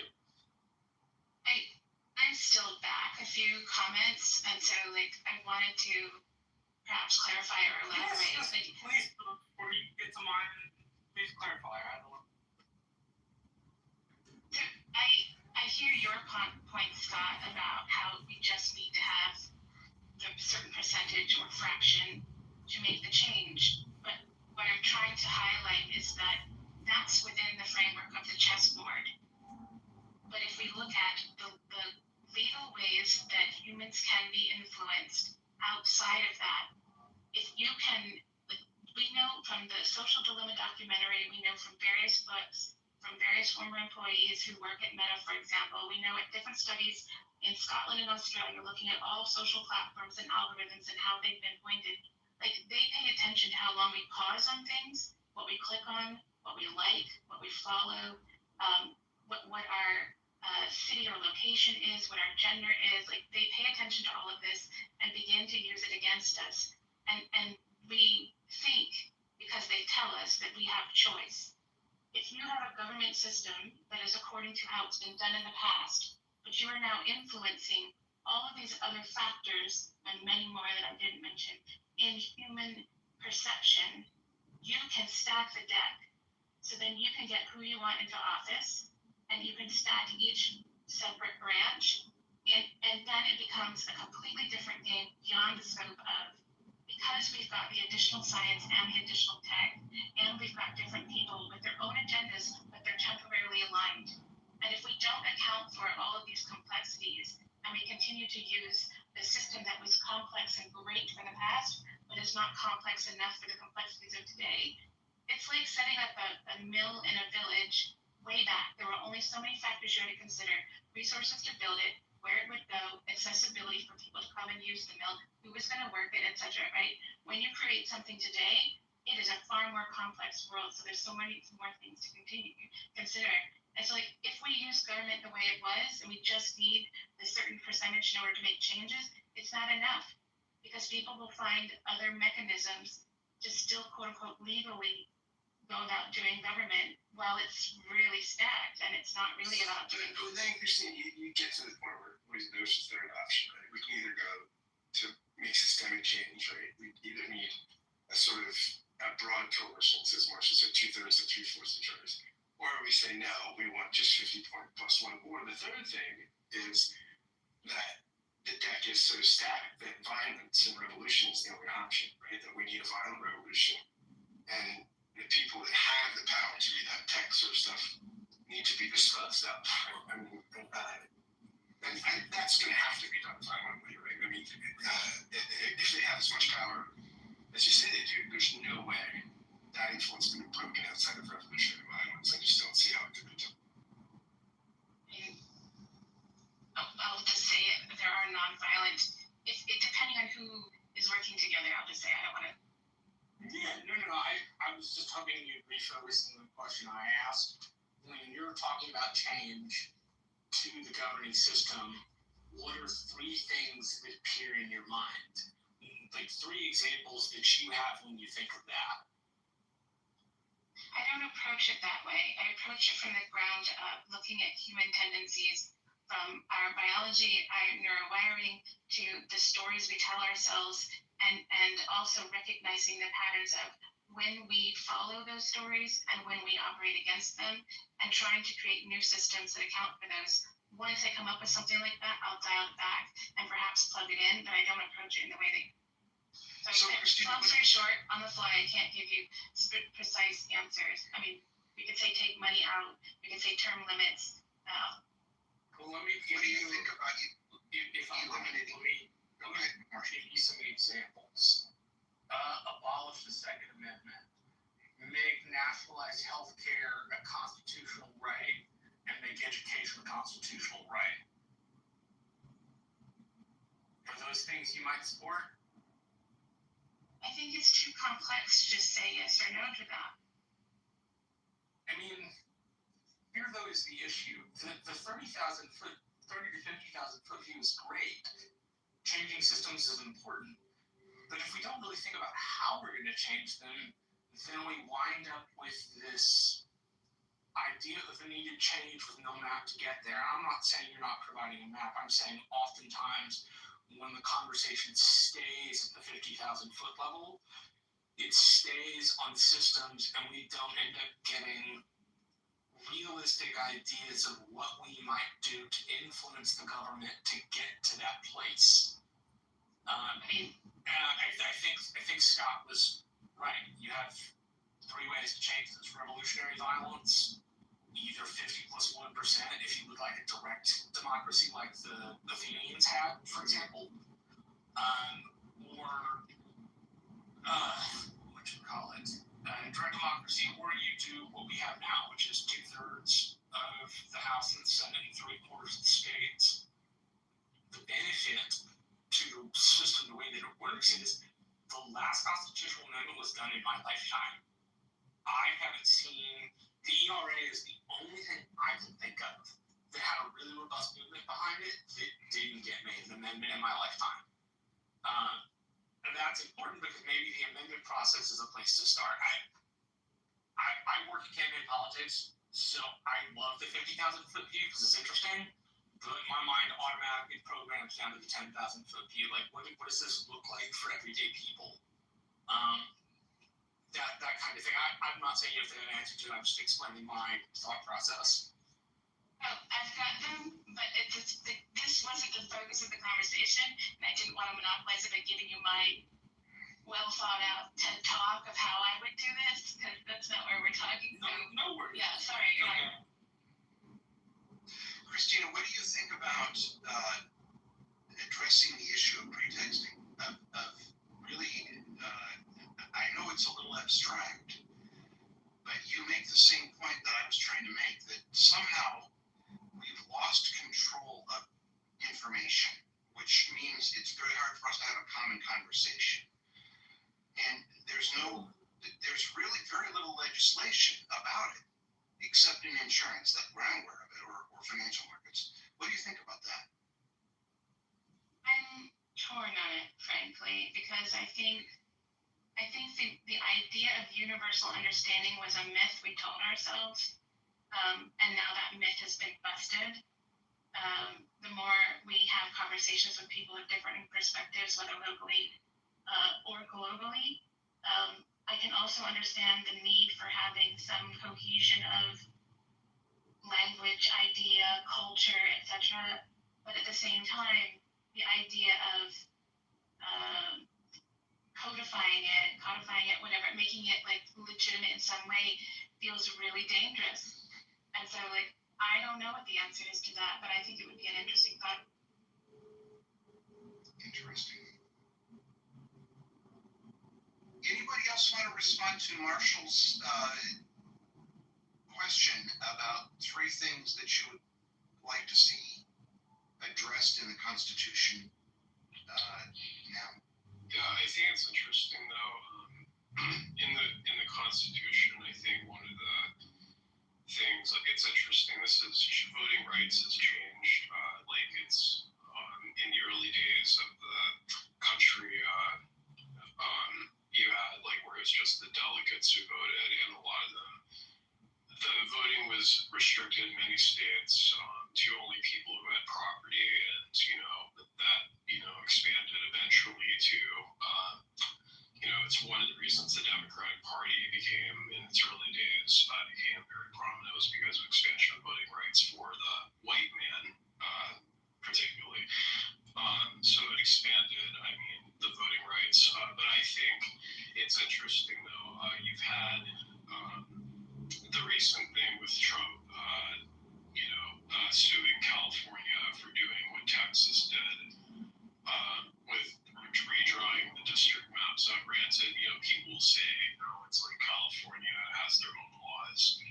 I don't know. To me, it's like, yeah, if you want to argue it's illegal. My thing is, I think Gavin Newsom at least gave people, the voice by putting it into a ballot measurement. That's aside from the point. I think that this issue right now, where it's essentially, to me, it seems like this, sort of gerrymandering is, clearly a power grab. Neither person likes it when their vote is being taken away because one party is redrawing maps to, cancel their vote for their favor. I think that everybody doesn't like that, and so, and they've done it in my state. Granted, my home state, and they've also done it in Illinois, and I think this is something that I think, needs to, be addressed as well. That's just what I have to, my 2 cents on that.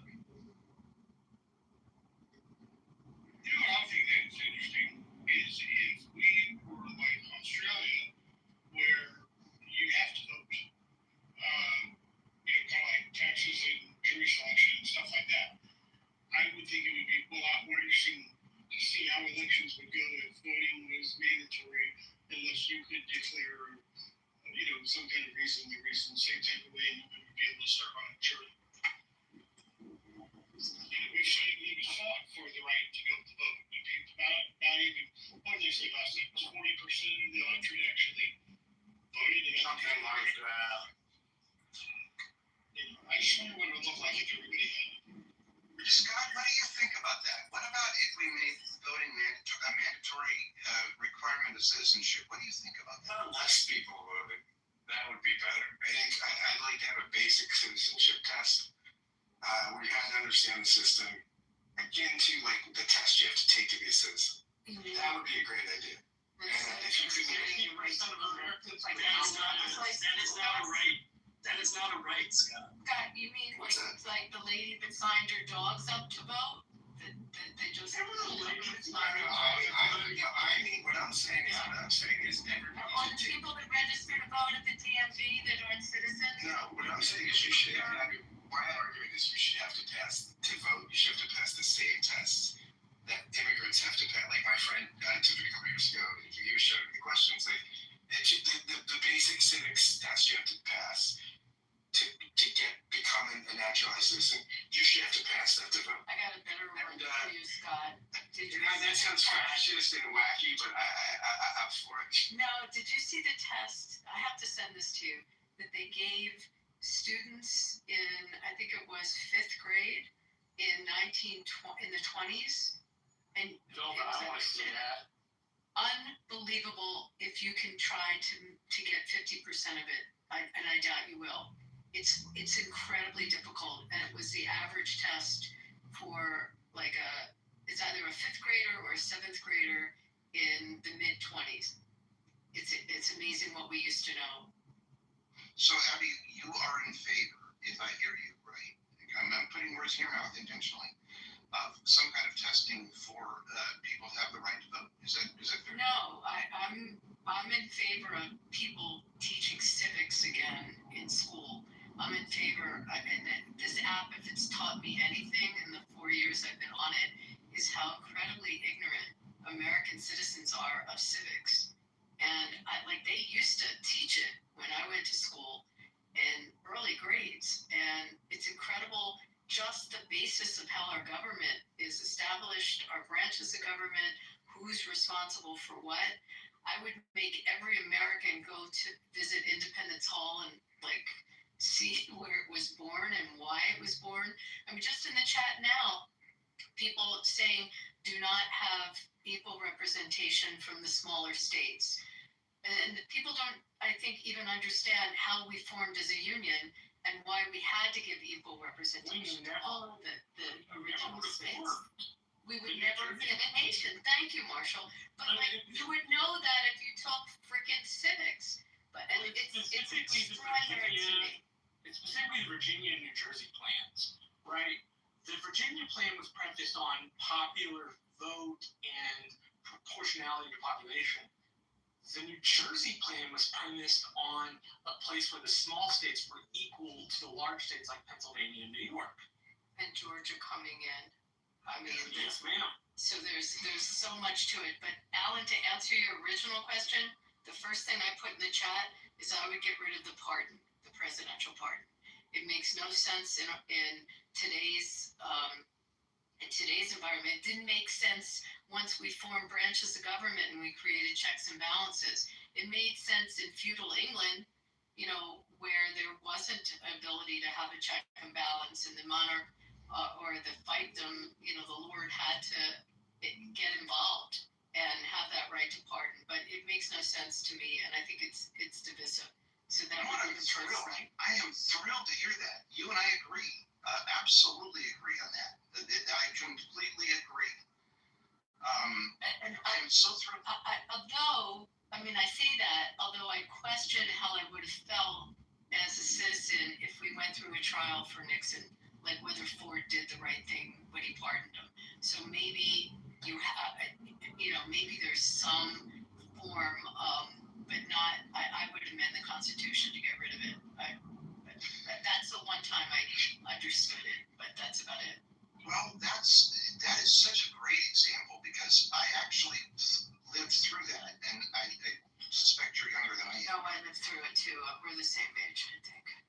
The other thing is the president has the right to declassify anything. So if Donnie has a moment and I go up to him and ask him where the most dangerous things in the United States are, he can tell me, and it's legal for him to tell me. Well, to get back to this with Abby, I think that at the time I thought Ford pardoning Nixon was brilliant. In retrospect, I think it was unfortunate because it set this incredible precedent that there is no punishment for bad behavior.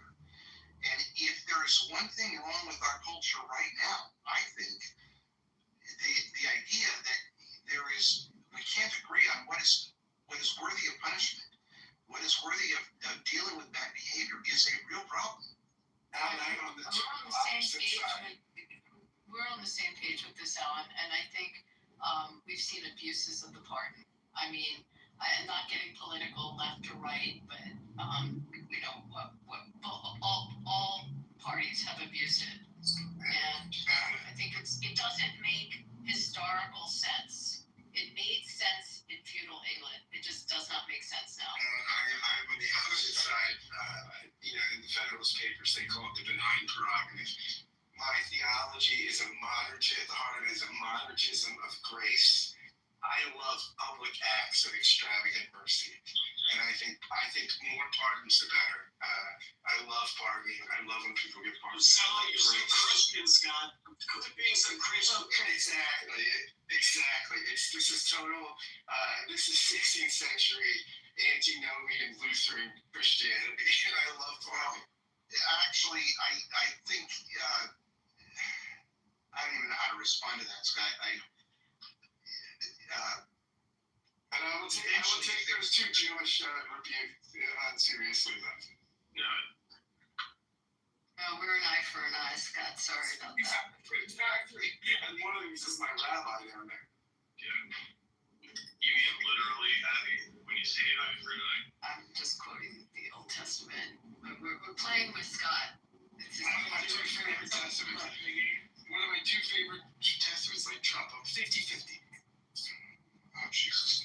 No, but seriously, the reason I said what I justification was he had an operation going in Mar-a-Lago in his party room while we were having, a military act overseas. And anybody in the club that just happened to walk in the room while everything was going on and decisions were being made, the situation room was going on right there. And I just don't see how, in any sense of anything, how that could or ever should be constitutional. But I'm sure We agree with you. I think we agree with you. Denise, you've been very quiet. I would love to know what you think. Yeah, I think that to make any changes, I think everything has to be on the table, and that's very uncomfortable for the average American because we tend to romanticize the origin story, ignoring the fact that so many of our laws, our policies, our structures were predicated and built upon slavery. They were built with immoral baseline intentions. And so I think that this idea of anything being a sacred cow would have to come off the table. And so for me, what the first thing I would do is we have to create a structural ability to revisit truth. Right? We have to hold people accountable for rampant deception because it doesn't matter. You can't have a democracy if you have such complete misleading, especially in this technological environment. The ability to kind of manipulate a poorly educated populace has reached a level unlike anything. I don't think there's a relevant example in recent modern history.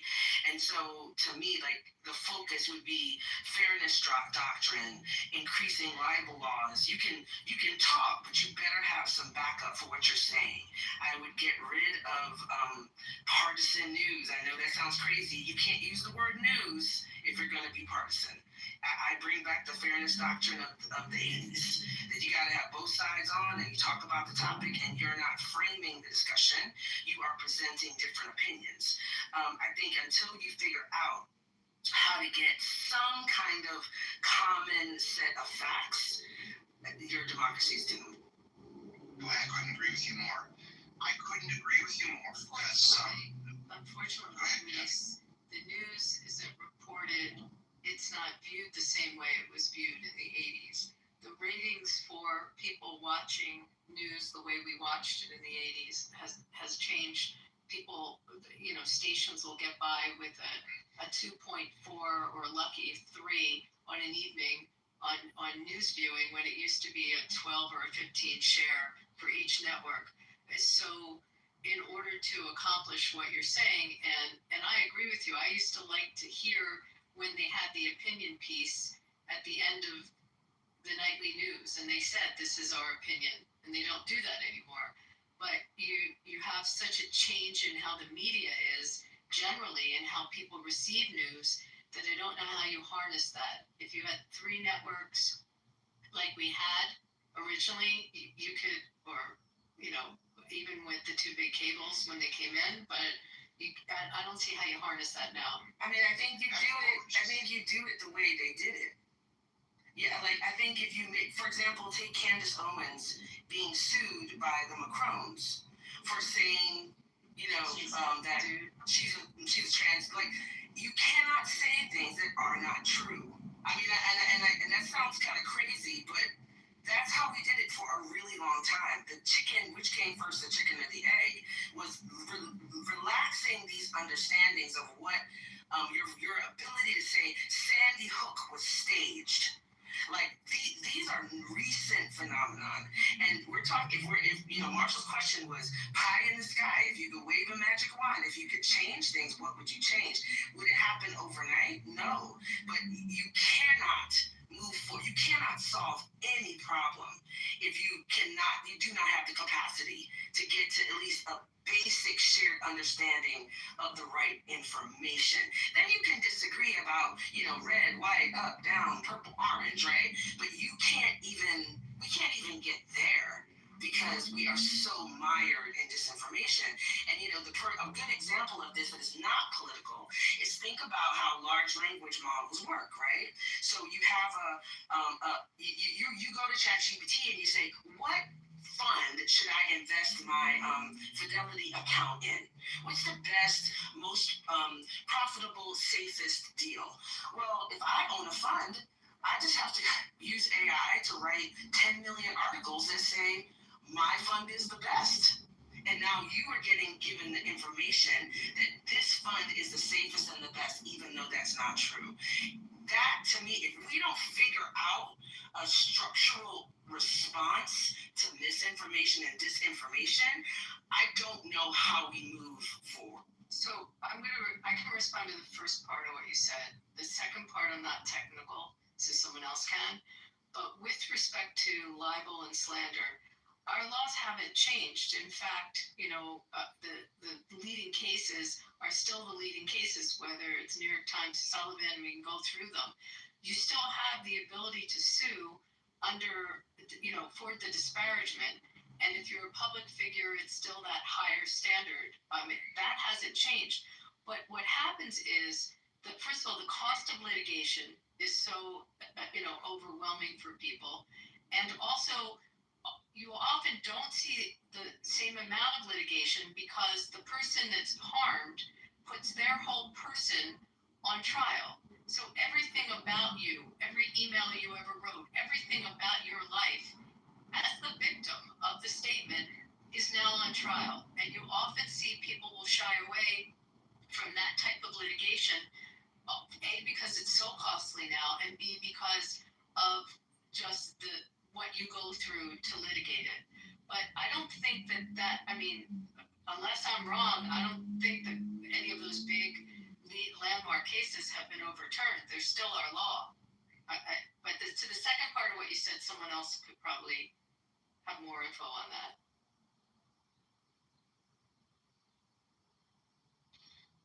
This has been incredible.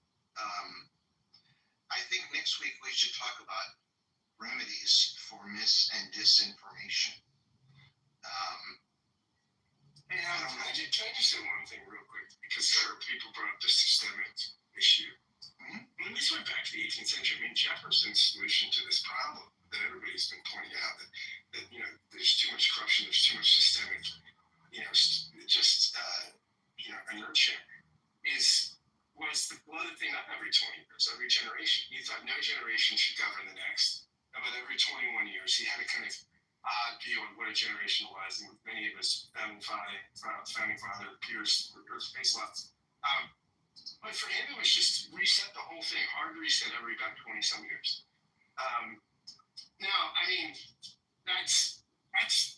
That's pretty disruptive, but it solves the problem, right? Of things just becoming so intractable, right? That basically, that if you just thought laws and systems shouldn't be that binding because they're too short-sighted.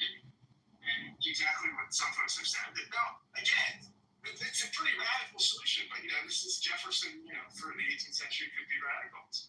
Can I add one? Well, and theologically, Scott, you have the Jubilee, the 7-year and the Jubilee idea of resetting debt. And this is humanity's favorite destiny. Yeah, this has got some basis in theology. Not to say that should be the end all be all, but it does. But how does anybody make a plan? If you think about Social Security, if you said every 20 years we're going to blow it up, well, that couldn't work, right? This was when people, when Madison, Jefferson, it was, the 18th century founders thought this was radical. But Jefferson saw some of these problems, right, around systemic, kind of inertia. And so, this is the exact problem that why we didn't go this way. But Jefferson saw the problem. Finish for example, one small one. Go ahead. Yeah. No more polls. No more polls. No. Tell me more about that. I think it in many ways, especially in this day and age, it sways too many people from either engaging or disengaging. Right? So I think, I'm not going to say it's going to change the landscape completely, but I think it does kind of say, oh, that person's ahead by blah, blah, blah. So I'm not even gonna go there because. But Arthur, I want to restate what I think you said because I actually misunderstand you. You could mean no more public opinion polls. Yes. Or you could mean that's what you're talking about specifically. Yeah. That's a good idea. Yeah. So you're not opposed to democracy. You're not opposed to real voting, but public opinion polls being problematic. I think that's a good point. Yeah. I didn't mean like polling, like polling based, then polling like public opinion. Right. Mm-hmm. Well, that's an interesting point. Other than Scott, is anyone? How about this, Arthur? No polls can be released until 2 weeks after any school shooting.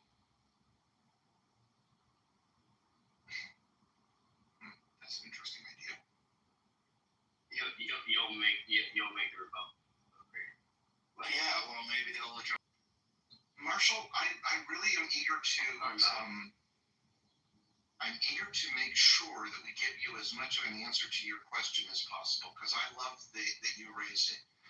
I think we have one that we agree on, except for Scott, which is that we do away with the pardon. Is there anyone other than Scott who disagrees with that? Great. There's one answer, Marshall. I didn't hear the very last part of that. You'll have to repeat. There's one answer we have, which is only Scott, of all the people who are here, believes that it would be wrong to do away with the pardon power. All of us, I think, agree that doing away with the pardon power would be a good thing. And I completely understand Scott's view. Marshall's a Presbyterian. He believes in complete sovereign grace. He's going to be with me on it. He's a dour Calvinist. I am a Calvinist, that is true. And like, I understand the extravagant displays of mercy. There's a show I like. It's called The Last Kingdom. It's written. It's a TV show based off 7 books by Daniel. Oh my god, I love that show. So, Uhtred, when he is, the character's name is Uhtred, when he's about to be put to death, and, maybe put to death, what should we call it? Oh, shoot. Oh, there he is. No, it's not Uhtred. It's a character named Father Balka. And it's based on, English history of the West Saxons. And the bishop says, we need to move this inside. And Father Balka yells out, justice must be seen to be done. And I think there is a huge part of me that understands extravagant displays of mercy. I think where maybe Scott and I might depart is in the political use of that. The extreme displays of mercy to people who don't deserve mercy. But as a Calvinist, I'm not the person to decide who needs mercy. Yeah, but exactly. That's my point too. I think we have a problem when we conflate religion and politics. Render unto Caesar that deserving mercy, we don't deserve mercy. If you deserve justice, mercy is what you don't deserve, right? It's something that's by nature gratuitous. I wish we did it that way. That's not what we do. We do cell pardons. That's not how it's actually practiced. Yeah, and here in Texas, Denise, Marshall, maybe you guys can attest to this, but currently our Governor Abbott is in the second special session and threatening a third because he wants to give extra protection to officers caught in the line of some kind of investigation to not have to release what happened. Immunity you're talking about? Extra immunity, further than already exists. So further than already exists, but unavoidable, Abby. You want that? Any rationale, faith-based or otherwise, of why there would be any mercy there. I just think. As somebody who likes sports, I don't know how you do stuff, but I split it. I have a religious view and I have a secular view. And the secular view is that a bunch of those people did not deserve to get pardoned. Maybe there were one or two who had charged and they were overcharged per se. I don't really know. And maybe those people deserve some sort of mercy. But if we're talking about people like Enrique Fabio and Stuart Rhodes, they were charged with the closest thing to sedition since the Civil War or the beginning of the 20th century. I can't remember which one. And Trump pardoned them. So I'm very much on the I am for extravagant displays of mercy, but I understand why the pardon power has to go. If you go back to the Grant administration, he sold pardons. I think Cleveland did too. Only God can really give extravagance display of mercy. I don't think it's a human thing. I think it's a divine thing. I hope that doesn't offend you. No, not at all. Me? No, I believe in Hashem. That's the only place I'm going to get mercy. Sorry, sir. Well, you don't think that it's possible? Have you seen Les Miserables? It's not a sci-fi thing, right? I mean, Les Miserables begins with a human extravagant act of mercy. But it's not a government display. It's okay. It's not. And you know what happens at the end of that? The government figure who can't embrace mercy has to kill himself. Chooses to kill himself. He chooses. Thank you. Well, right. It's the nature of it's the way that the law ultimately it's the end of the law. The law killed, right? It's the I mean, I love one of my all-time favorite movies. Yossi's gonna finally think there's something decent about me. Is Fiddler on the Roof. I think that is like the world's greatest movie because it does show that there is a limit to where, of course, in that case, it's a patriarchal country, but a patriarchal world. But it does show that there has to be a limit to what a man can forgive, and I believe that. Wow, this has been wild. So I had one idea for fixing the system, but it would require, Marshall said, well, what's something that you would do? Now, this would require, of course, there's free speech issues here. But I think that you should only be able to contribute to candidates that you can vote for, and it can only be an individual. It can't be a PAC, no PACs. PACs should be outlawed. How do you deal with the First Amendment outlawing a PAC? And you're right to. Well, we're talking about an ideal here. We're not talking about reality. Yeah, it was if you could wave a magic wand and you could. If I could wave a magic wand, people would only be able to donate no more than $100 to any single candidate, and you could only donate to people that you vote for, and any political ad would have to be signed off on by that candidate. So I think that you would get much, much better quality candidates, and there would be a lot less of this shenanigans that go on now. So I think, you're not going to get past the Supreme Court on that. It would take a constitutional amendment to do it. In your idea, so let's say I live in New York and I really love, I want to weigh in on a case that's in Iowa. Could I physically go there and protest, walk? I could do all the things, but I couldn't give cash money. Is that? Sure. So speech is allowed. You can go out, you can stand in the street, but you wouldn't be able to, buy advertising. Well, how do you get around the fact that, number one, have you been involved in a campaign? Yes. Okay, so you know the expense. So the last campaign I was involved with, my girlfriend was $21 million on her side alone on her congressional campaign. So your concept of $100 per person, I don't even know if she could buy an ad in the newspaper that people don't read anymore. How is she buying as a straight candidate and not PAC money, because that's like almost 8 times the price of what she pays? How is she buying any digital, any media buys? And how are the local TV stations going to stay in business if they don't have media buys from candidates? I mean, they live for the cycles. So, I mean, I'm just saying the effect that it would have. So how are we going to learn about the candidates? So it could be done like how they do in England. So before we go down the rabbit hole, I want to get everybody to answer the basic question. My attempt is to connect 50,000 feet to 10,000 feet. That's the idea. So Arthur, it's you. If you could change 3 things in the Constitution, 1 to 3 things. You don't actually have to say 3 if you don't want to.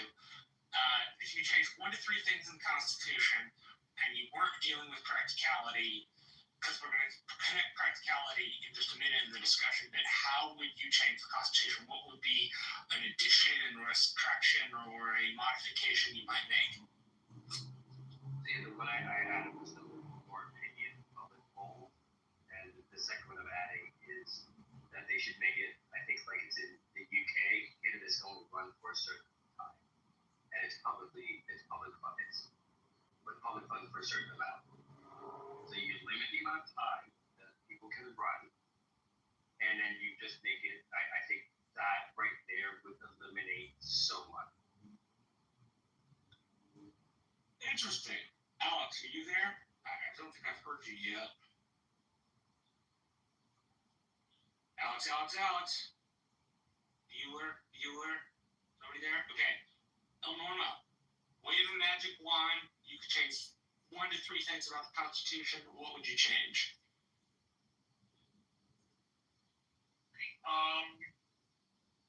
I clean up the grammar. Like for example, how does the second go? An armed Well-regulated militia being necessary and proper to the maintenance of a free state, I believe. Yeah, I would clean that up so that people can't argue that the first part of the sentence isn't connected to the second part. That's, off the top of my head. Sweet. I wouldn't ban alcohol, then we wouldn't have to be able to ban on alcohol. So now, let's try to take our adoptions and connect them to what we would need to do. We don't have to go too far down that hole, maybe like 1 step. So we want to do this, how would we get there? Because that's also an important piece in the thinking about the Constitution. And my idea in having this question in my own room about a week and a half or 2 weeks ago was to make people wrestle with bits and pieces of it. Think about it, consider what it could be used for, how you can improve it, that kind of thing. So we did the 50,000 foot thing. Let's connect it to 10,000 feet if we can. If it has to stay ethereal, great. But I get told all the time I'm too ethereal and I have to take it down to 10,000 feet. So anybody that wants to go, please. How can we accomplish your goals after you wave the magic wand?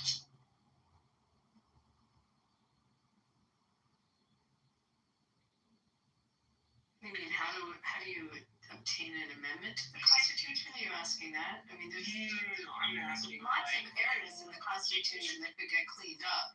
No, I'm saying people who want changes with how we have the system today, how do you then practically get to a solution?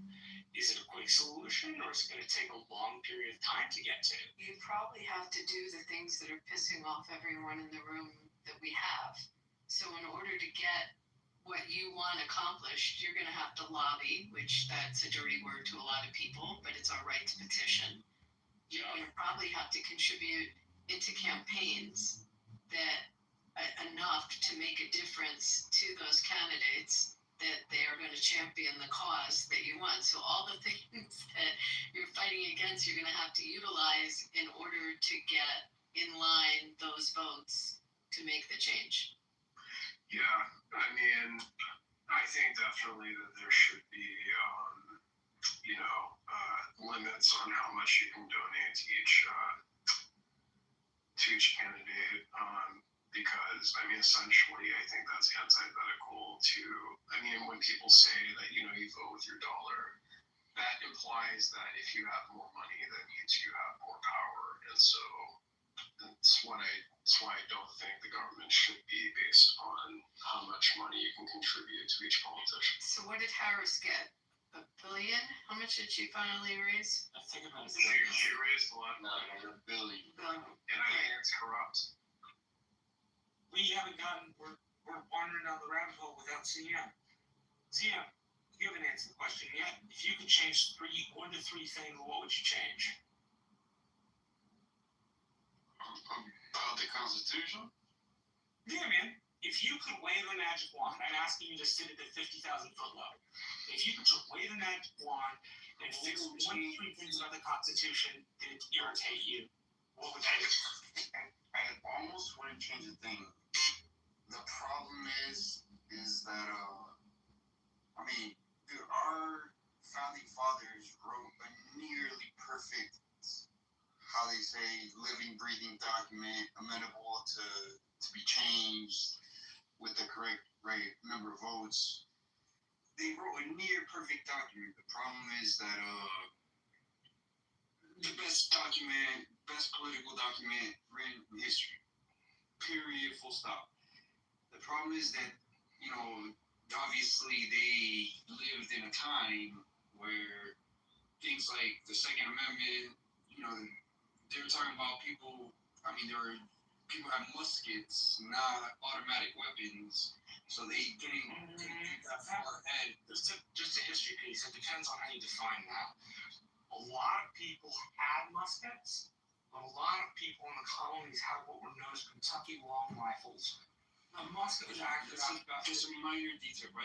Who cares? Point is, they couldn't envision the type of weapons we have today. They couldn't, in terms of the Second Amendment, they couldn't envision things like social media and the internet that would affect our society and misinformation and all this. If it wasn't for these things like that, these modern problems, it's almost a miracle how well actually the Constitution worked. For 250 years, and the intervening 250 years since it was written, we became the wealthiest, freest, most prosperous, innovative nation on the face of the planet in all of human history in 250 years, based on that document. It worked miracles for a really long time. But yeah, the wheels are starting to come off because the world has just changed way too much that no matter how wise Jefferson and Madison and all these guys were like my heroes, there's some like not scientists. They're the other one. My other heroes are not scientists. Except for they can only see so far into the future. Obviously they can never imagine anything like the internet or social media or anything. And so it worked. Like I said, it worked wonders forever. But for a really long time, made us the greatest nation on the planet. But it's I'm gonna direct you just a little bit. Can I just want to say one quick response. When we say what they didn't see and saw, if it's outdated, which you very well may, the whole thing could be outdated, every sentence, right? But it's interesting that really they thought the whole thing could be outdated. They didn't make anything sacred. Every single sentence in the Constitution, every single sentence could be deleted. The one thing that we're arguing about, I think, what it gets down to, is broad consensus to change it, right or not, right? Are these 2/3 and 3/4 requirements? We can make a change that no one can wear blue. We can make a change that says no one can make over $100,000 a year, and that anything over that should be redistributed to poor people. Any of that could be constitutional. Anything. The question is the broad consensus required to make these changes. That's really what we're arguing about. At the essence of that is did the idea in the 18th century that changes, just structural changes to the Constitution, not legislation, like we can make all sorts of laws, but structural changes to the actual founding document, right? Is that should that require broad consensus, right? We could pass a law that says no one is allowed to wear a blue shirt. The question is, people would probably say that that's an extension of free speech, right? Then we'd be a constitutional base. Then to change that requires broad consensus. Now that's what really we're arguing. When we say were the founders right or not, were the founders right about requiring broad consensus to make systemic change or not? And if we can answer that one, we get it. The answer is obviously yes. I don't even know what question you're asking. Well, he's asking a question about mechanics. It can't obviously. Could you just hold on a second? We have our big mod Alan speaking. If you could just wait till he's done, I'd appreciate it. Alan, please go ahead. Scott is asking a question about mechanics, and I think he's making a damn good point. If we look at when the Constitution was founded, the ruling class was the wealthy. It was white men. We now have blacks, we have women, and we have an effort to broaden the electorate. So I think that Scott raises the right question. How do we even measure and find a broad consensus? And I don't know the answer. I think we're severely handicapped by gerrymandering and dark money, right? Like you should have to come to our district and make your case to be selected. I don't think that the elected officials should pick their voters. Make your case, present your ideas, and you cannot do that if, like we just had in Texas mid-census, you just kind of move the goalposts and make it wiggliest archipelago whenever you get ready. And I don't care which side does it.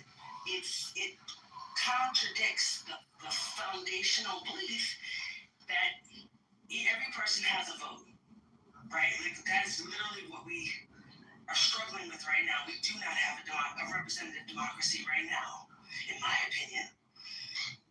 Yeah, Denise, do we even all? Does everyone on the stage believe that everyone should have a vote? Do we all hold that in common? I think everybody who's we already covered it. We don't have consistent. Right, but then you're saying there should be a poll. People have already said a myriad of answers to that. What did you want? The answer was no.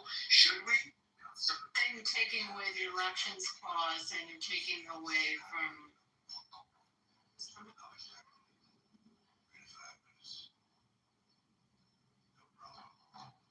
You're okay, Abby. I think she was talking about the elections clause and the time, place, manner clause. Time, place, manner clause is trying to rise elections down to the state. There is a piece of the Constitution where it says Congress can step in and make a law. If anybody's interested, we have been using the pinned link of the National Constitution Center based in Philadelphia. The National Constitution Center is I think I'm going to repeat their credo just about correct. The only institution founded by Congress to disseminate information about the Constitution on a nonpartisan basis. Marshall, the director will be coming in with the biggest TikTok. Yes, not Kitover. Jeffrey Lewis. Right. My guess. It's He the loves best Brandeis. place. Huge Brandeis. Shout out to Philadelphia for having it there, and it's absolutely a pilgrimage people should make. Go to the Constitution. I think that Parliamentary Gabby, it's a stay out for Philadelphia, right? Excuse me? A spit out, not a shout out. Taylor Carter. Oh, yeah, I got you. All right. Provoke. So the point I was making was the National Constitution Center's teaching resources are great because they give the median view, they give the left center view, and they give the right center view.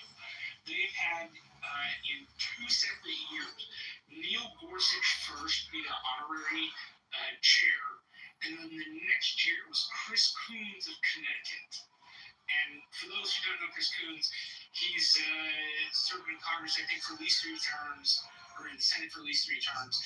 And he is a lover of the U.S. Constitution and the need for updating.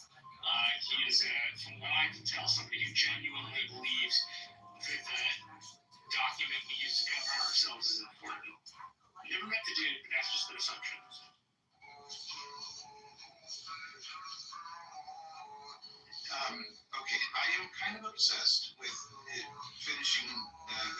have just because I think it makes for a better discussion if people have a sense of ending.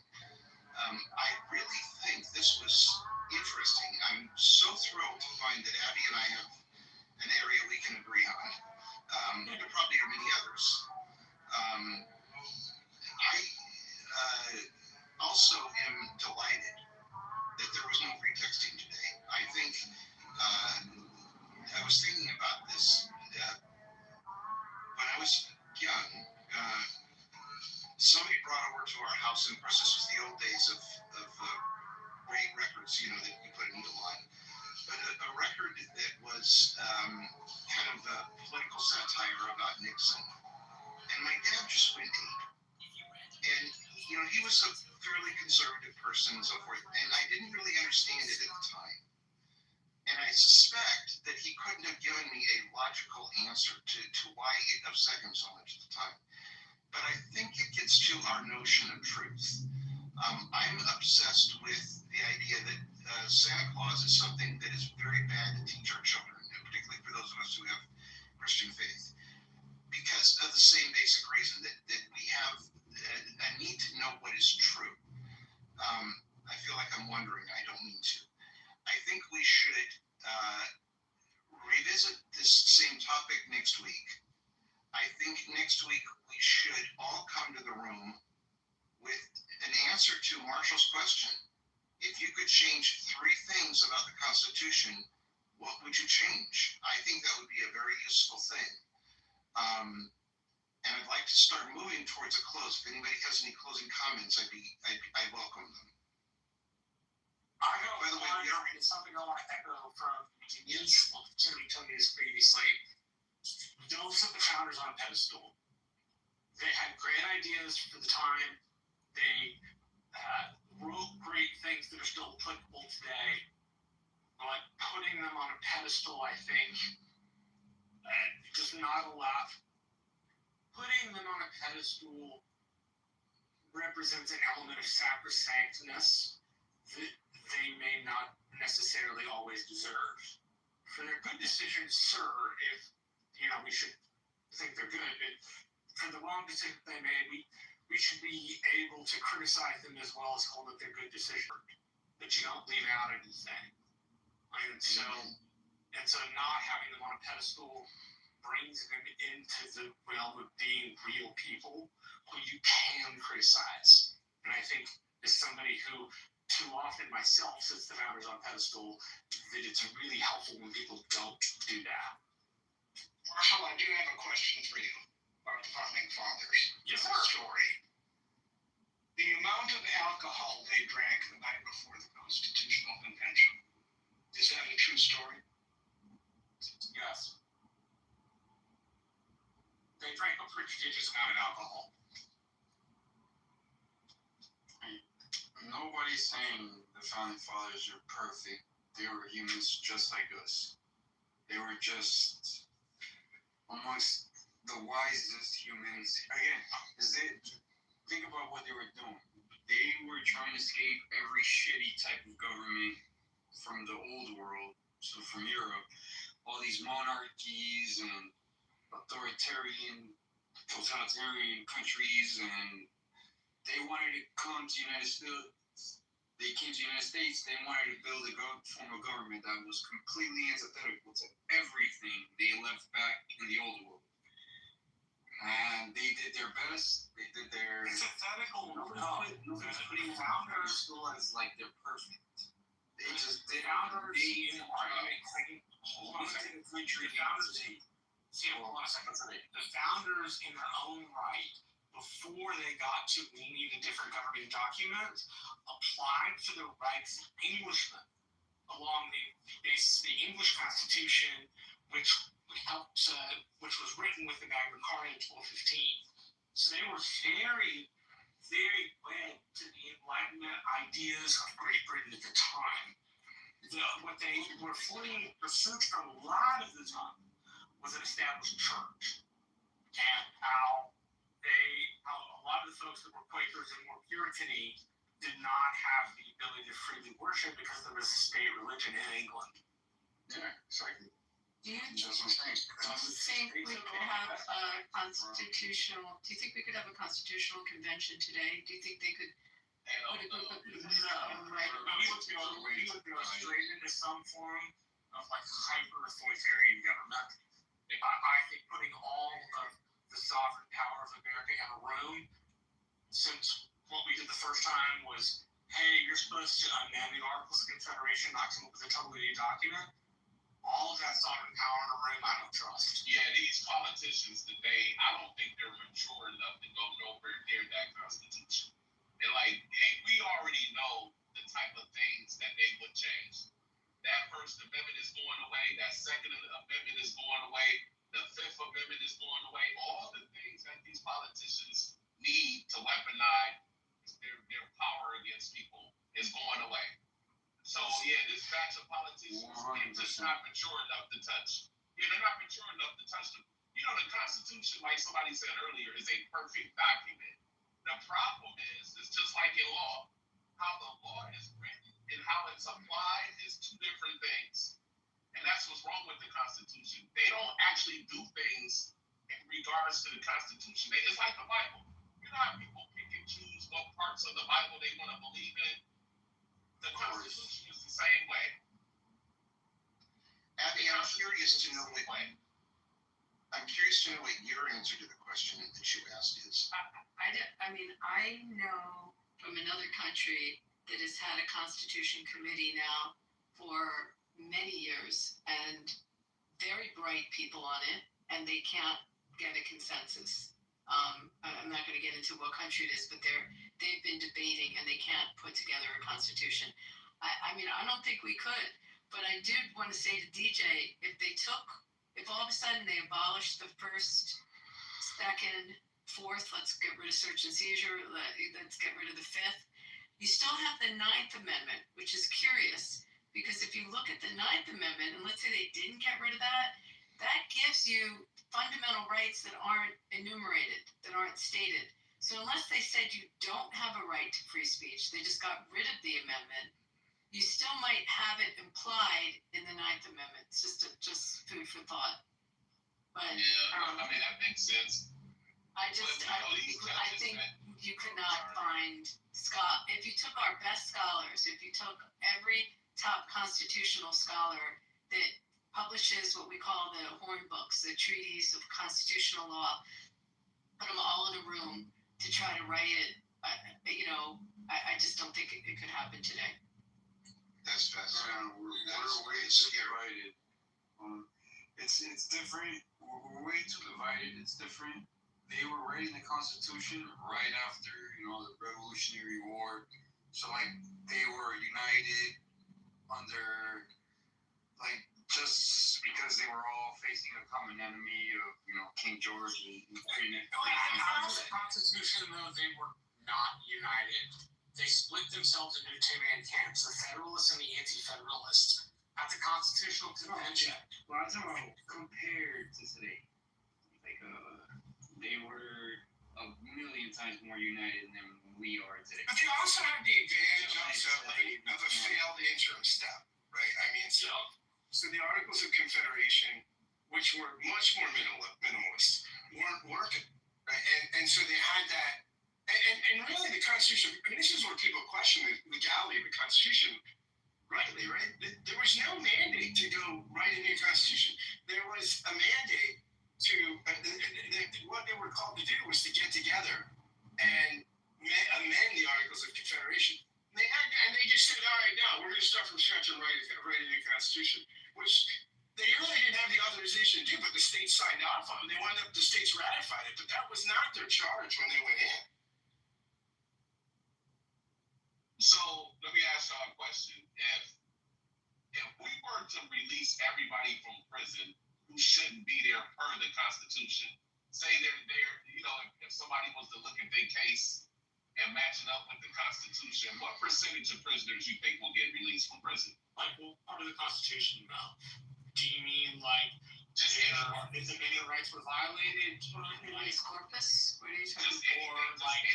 Just any part of due process? Just any part of it. Any part of the Constitution that we're going to weigh against this case, and we're going to decide if he should be released from prison or not because it was a constitutional violation. Right, but it depends on like where the person committed said offense and what they did.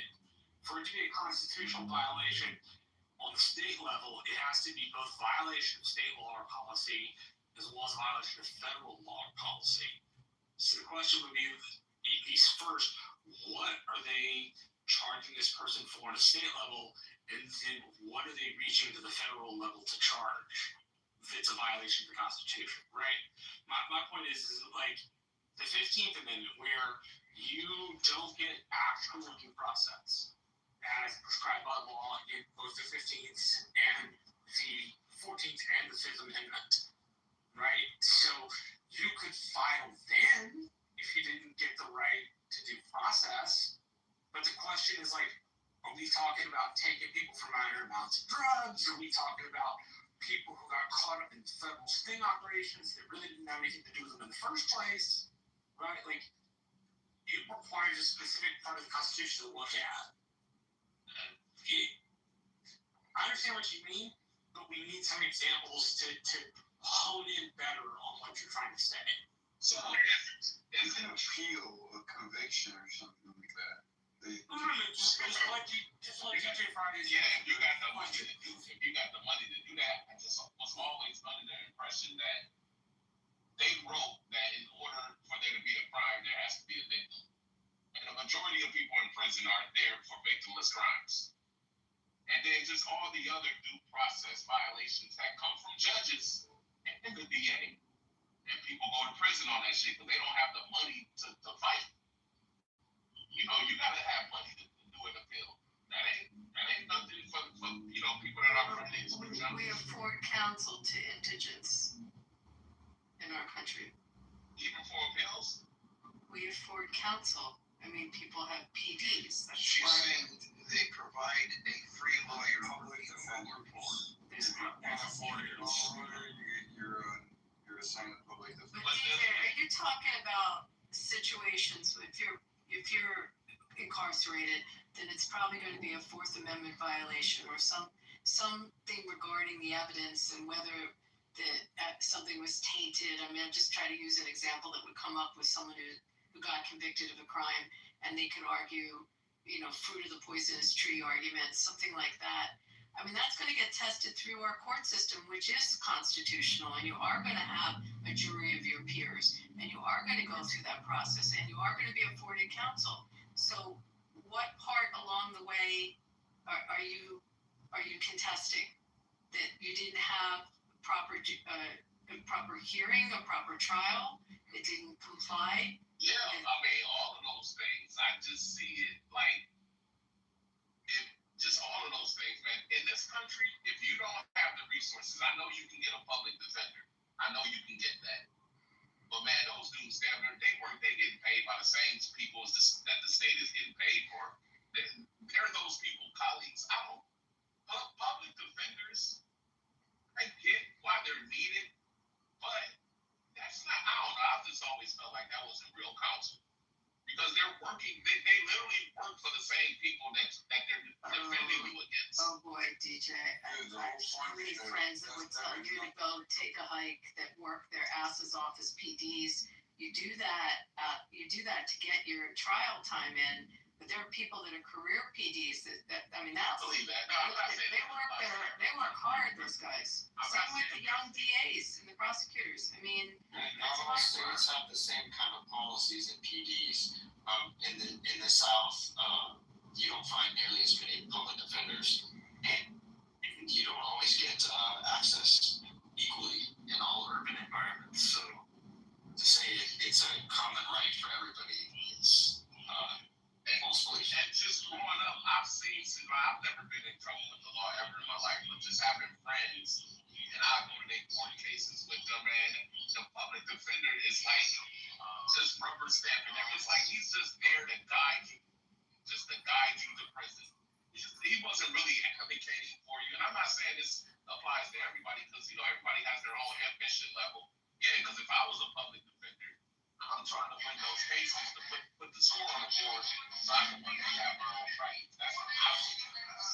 But it's so many times, man, where a lot of public defenders, especially especially in certain communities, man, they're just there to be a rubber stamp for the court system. There's lawyers that are private lawyers that are full of shit. That they just want to get paid. They don't really advocate for their clients. Perfect. Okay, I was going to close this 10 minutes ago. This is very useful, but I don't want to moderate it beyond the time. I'm not sure what to do. I think what I'll do is close it, and we will open this up again next week. Marshall has left, it looks to me like, and this was his question. So I think he was expecting it to be done at 3:30, or my time. I mean, the Pacific Coast. So we will open this again next week, and I don't know, we'll try to pick it up where we left off, try to make it a little more organized. But I really appreciate everyone's participation, and I particularly appreciate that there was no pretexting today. Thanks, everyone. We'll see you next week.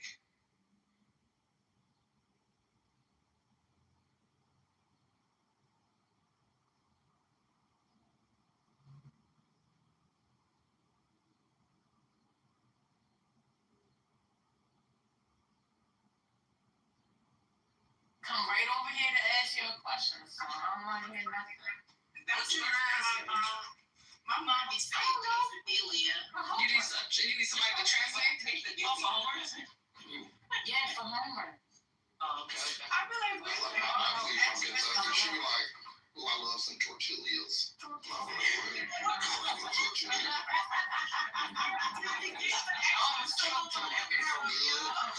Get some extra tortillas.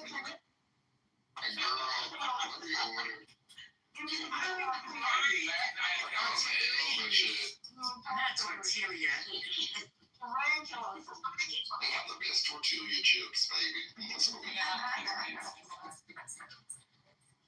Did you guys see where they said for the media, do not cover any disturbances or anything about people having anything to say about Trump, any protesters at the U.S. Open? Don't broadcast that shit. I literally snuck him in, and then they snuck him in before the crowd got there.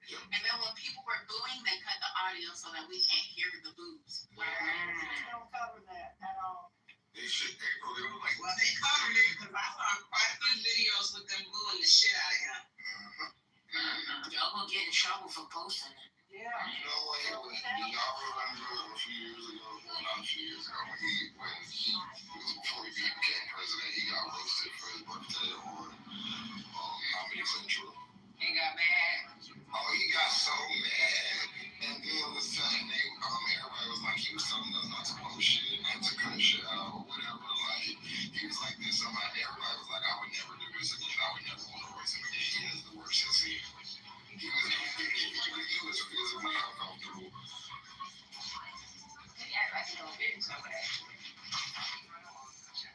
But the roast you waiting for Justin Bieber and stuff.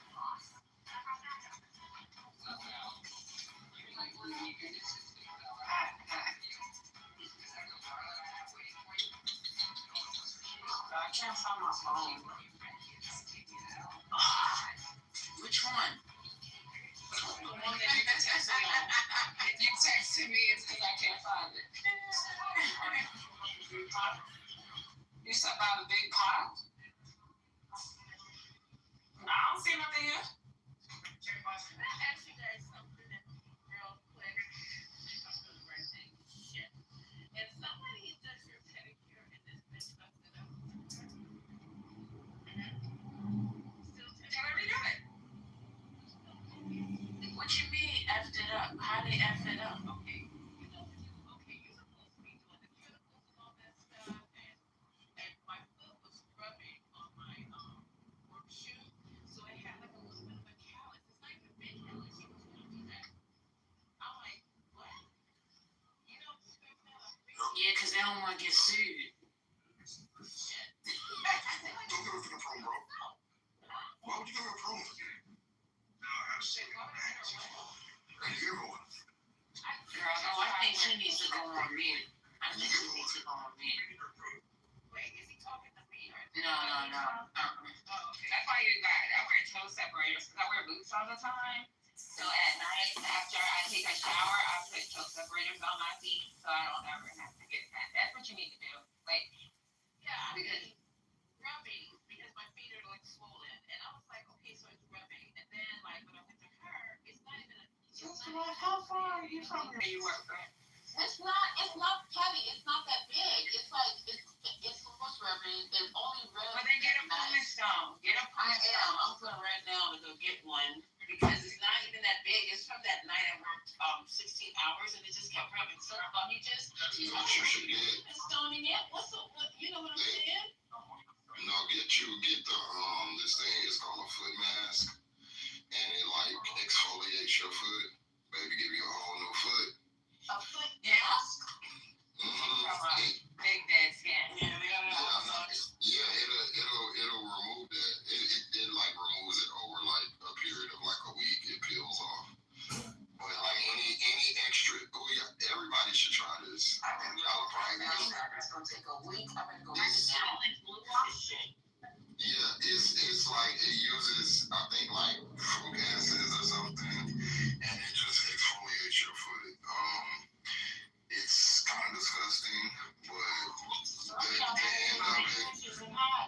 Yo, my friend said he wear a different shoe size now.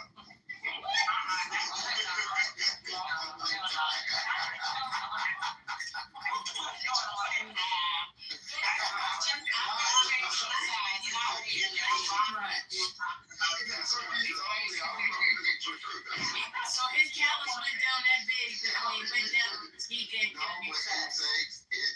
not only removes that callus, but I'm gonna get a little scientific real quick. You know the skin on your feet is 20 times thicker than the skin everywhere else, right? So any of like, you get a lot of dead skin on you, even if you don't feel it, you do. So like even the top of your foot, it peels all of that off. Yo, it's so cool the way it peels. It's not cool, it's so gross. It is so cool. My kids love to okay. They're like, Mom, it's so gross. When you take your sock off, it looks like a shrimp. You be like, Okay, stay focused. So what happened now? So what happened to your friend's foot? oh, so he did So one. he's a soul aside. We all did. But I seen his feet before. He don't have bad feet or nothing. It was never like crusty or nothing. But he said that he did one.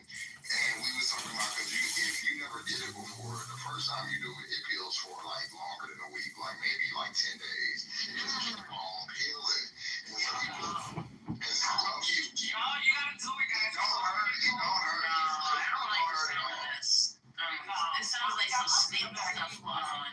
Yeah, it definitely looks like that. I'm about to put it. You guys can get it. Okay. It's so good, y'all. And the goose. And I want you to do another one for your foot. I want you to do the natural cleanse foot pad. Oh, y'all should do it. It's really That you're just gonna put it at the middle of your foot. You're gonna be like, oh my god. And it's supposed to remove all the detox. There's a detox, so it removes all the toxins from your body. I did those before. I did that one too. I got the Once I was sick, it got me right together. Yeah. Yes. Okay, so Pat. Let me tell you right now, baby cakes. Pat in the goose. Pat in the lingo. Don't even say Target in this room because you said I can get it from Target. You get it on Amazon. Just look up foot mask. I need it now, Jess, because it's bothering me. We'll go to Walmart. But you can get it from Walmart too, or you was at Target the other day. Yeah, I was, girl. She already said that's where she was on her way to. Hello? Because I gotta go to work tomorrow and yeah, you can get them there. You put some glue and you just put it on, and you keep it on your foot for like an hour and a half, an hour, depending. And then when you take it off, it's not gonna do nothing when you take it off. But like maybe 3 days in, you're gonna forget about it. You're gonna be able to take that sock off, and it's gonna be I'm scared. I'm glad. And then when you feel your feet are gonna feel like baby feet. Yo, it feel like a new foot. It feel like my feet so strong. So you got. So is it like on the outside or on the What's the bottom?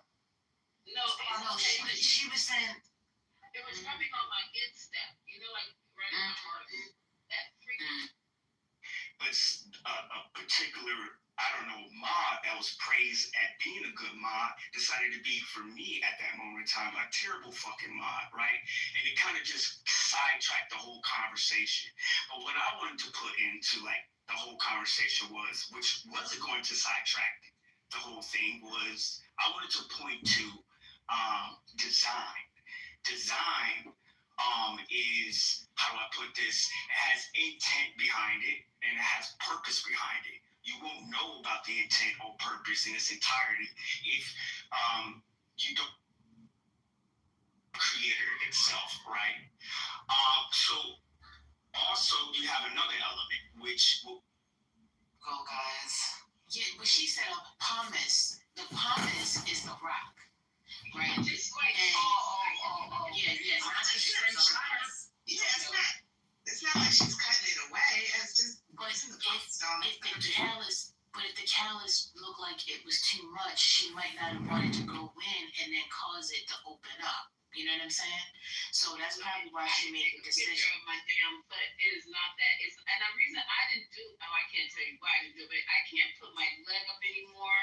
So I was like, okay, let me just go get this done real quick. And I made it clear. But the funny thing about it, when I came in there, I said, oh, I got this thing right here. Oh, we do. Now when it's putting the lotion on, we don't do. And then I got to the thing and he goes, you tip. It's like, I don't like that pressure. If I want to tip, I'm going to tip. If I don't want to tip, I don't want to tip. Don't ask me. You tip. And I'm taking the money to pay you for the service. Oh my God. Yeah, sweetie, what's good? Like, You should have told him that. You should have said no because she didn't do my callus. I don't know any black lady in there. No, I ain't doing it. She ain't doing my callus. I just want to say something to my people. Always. Call my phone. I found my phone first. I mean, check a text message. At Walmart, you too. Fuck around, go tip your bomb, but see how you get that text. Yeah, for my people, please always tip on services. When I used to be a waiter, this is terrible, but I used to always just be like, oh, I don't want the black couple. Get them to somebody else. I don't want that Hispanic couple. Yeah, because especially if it's a nigga going out with his girlfriend. No, you're not about to waste my time, bro. Let me get Molly and Shannon. Let me get them. I literally had to stop my man from over tipping. I was like, that's just extreme. And they didn't do all that. And I was in the service industry for years. And I always oh my God. Over tip. What is it? What is the normal tip that you guys? What is the tip? Say it was 15%. Say it was like. So for my hand, it was like $40. He would give him like $40 more. I'm like, this is ridiculous. Oh, yeah.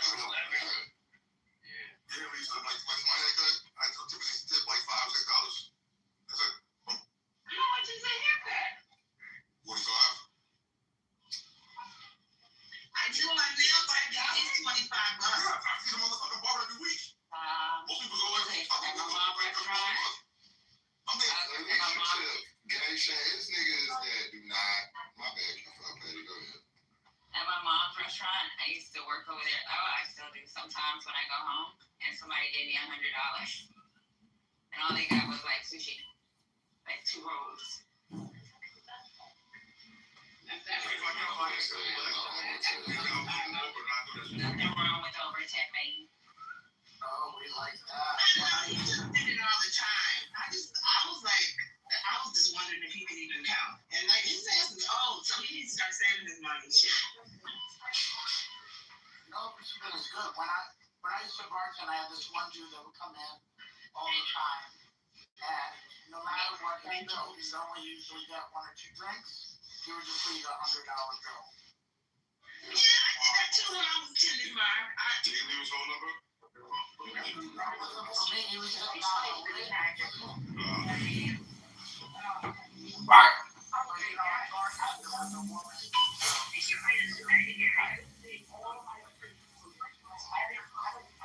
Alright, so who's on the mic? Who's on the mic at the store?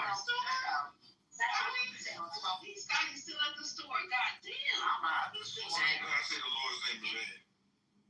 Oh, I didn't mean repeating that part. That's Patty. Yeah, Patty was doing self-checkout. Definitely am not. You want to talk to the lady? I told y'all that. Okay. They just told us the TV or something. Y'all never put a TV on the bottom of y'all car or something shut it down and just walked out with it? No. You said that so casually, I believe. Yeah, y'all.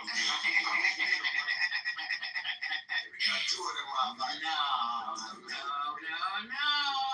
No, but bro told you, you ever go to Lowe's? What's the move, Jess?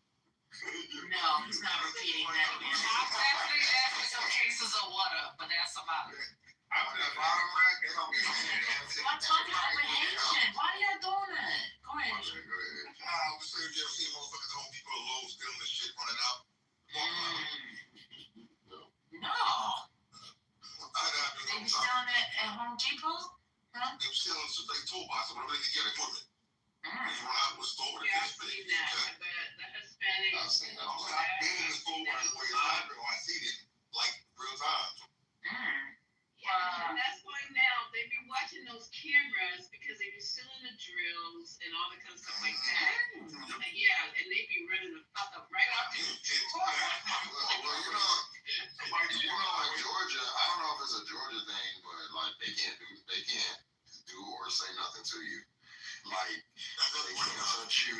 They can't even walk out to the car. They can't even follow you outside and get your license plate.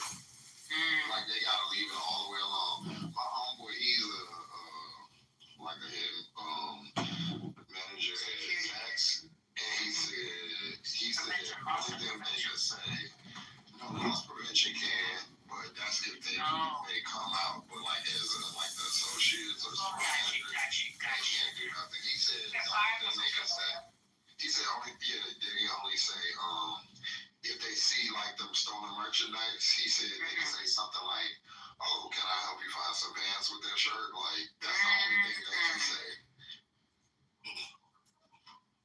Wow. I would definitely know that. Well, in the supermarket, the lady took a pack of steak, potatoes, and a can of corn. And they try to tackle her down to the floor. I'm like, let that woman go. What the fuck? She trying to feed family. Exactly. Like when it's food, I be like, yo, let them go, bro. Yeah, like you was still It's not that serious. It's not that serious. $4 today, y'all. And the only thing I bought was yellow rice, creamer, Maria taco kits, because I'm lazy. Trying to be Mexican. And 2 cans. No. I'm on my stuff. She said no. No. Oh, they have a burrito taco cake, burrito, whatever. Girl. Oh, I didn't know that. I'm gonna tell you that I see it because I have bought roast so I can make for you. I already got the other stuff.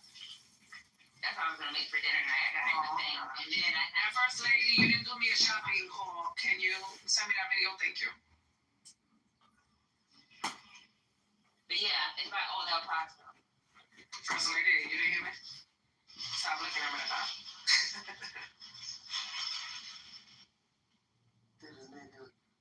Man, it look like this real female, real down ass bitch. She gonna go get a ball player on his ass. Listen, what that nigga say? What he said? Everybody on him.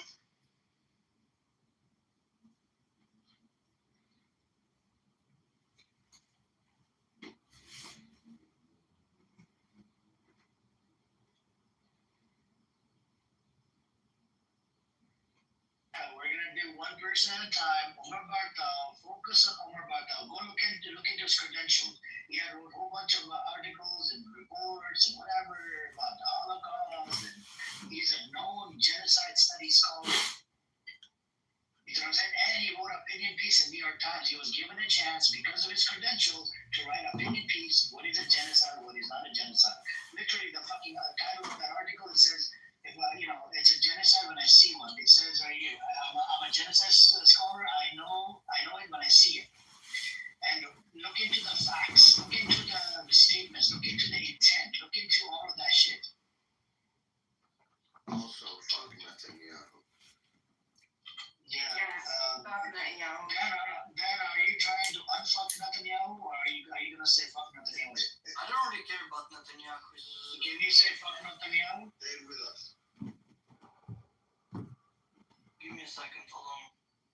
not gonna say it because it's gonna hurt his feelings.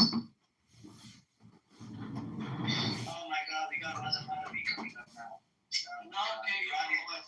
Iranians always fucking fuck up the room. Not you, Americans. I'm talking about the Reza Pahlavi supporters. Those if you give me a chance. Yes, sir.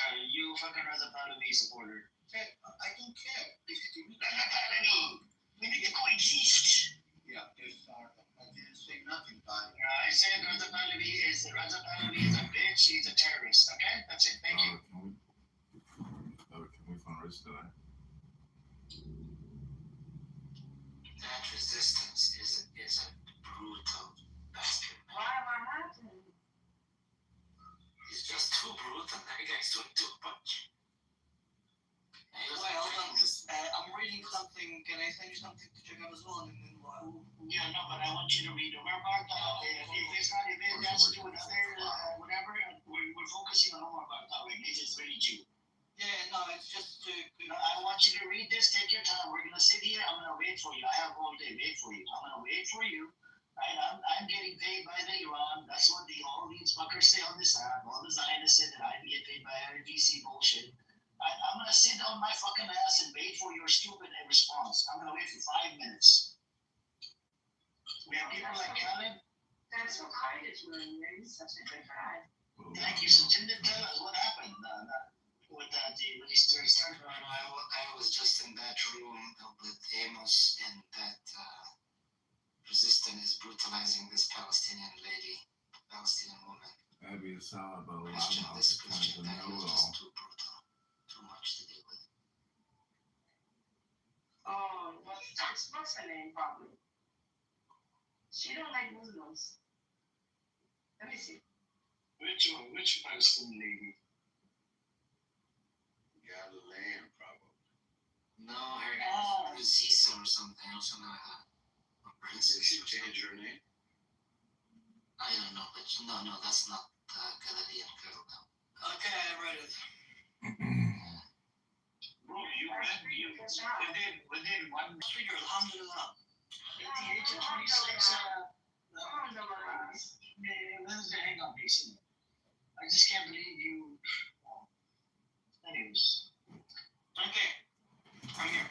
So, from what I understood, is that he's arguing that there is high destruction in Gaza, which basically qualifies for the whole or in part destruction as part of the Genocidal Convention.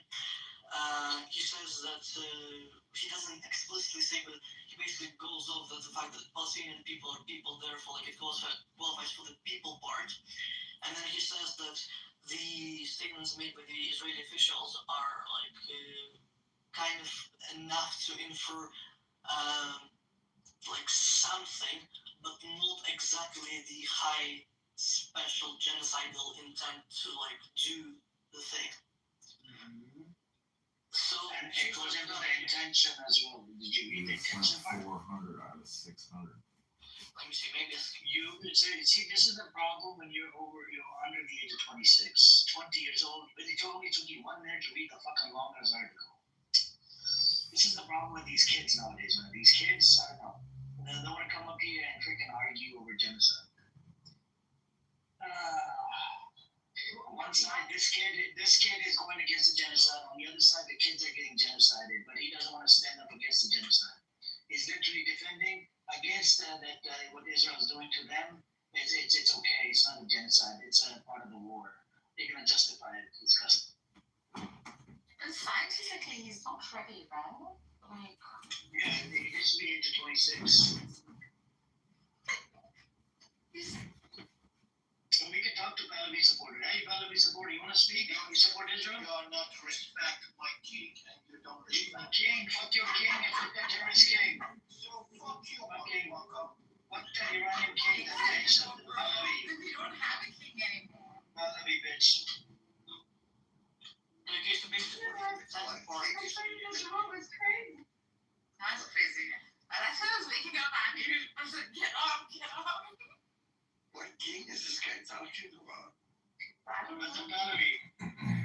Where is this king? I don't So this flag, shape that flag that they have on their profile, you'll see them in some of the Iranian room. They're the big support of Reza Pahlavi. This is like the old flag. You see what I'm saying? Under the king. Or they call it king. Still alive? No, his son is Raja Pahlavi.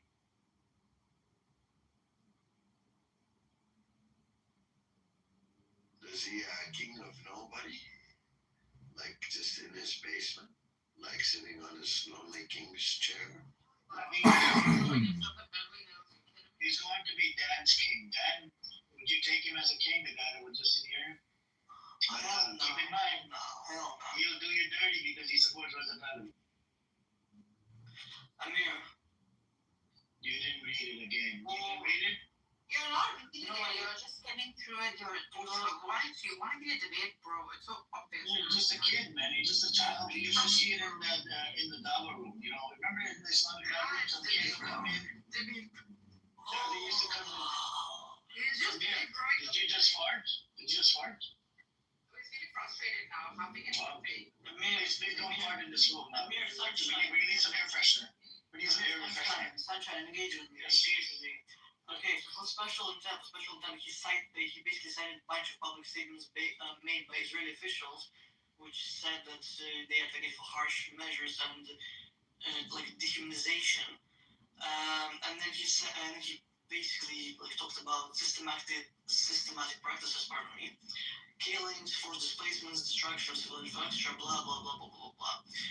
And said that is unlikely without an intent to destroy significant part of the group. But then the important thing for the genocide convention is that he said that the actual special intent is very hard to prove, which is one of the more critical points for the whole thing. You realize that? It's easy to prove based on the statements, Dan. You didn't read that part, okay? Alright. I did. Can you read something for me? Amir, can you read something for me? I'll just send you a link quickly. Hang on. Let me go with this article because we need to get into this article. This is from New York Times. Alright, he goes, what I fear that in the aftermath of Gaza genocide, it will no longer be possible to continue teaching and researching the Holocaust in the same manner as we did before. Because the Holocaust has been so relentlessly invoked by the state of Israel and the defenders as a cover-up for the crimes of the IDF, the study and the members of the Holocaust that lose its claim to be concerned when universal justice retreat into the same ethnic ghetto in which it began its life in the end of World War II. So, my friend, he's calling it genocide all over that fucking article. I don't know what you're talking about, man. Well, he's citing public statements made by officials, but that's not good enough for the high intent, like the special intent. Literally not. Yeah, and the UN says discredit genocide. So the scholars who call on Israel genocide in Gaza as anti-Semitic threats to erode the foundation of genocide studies.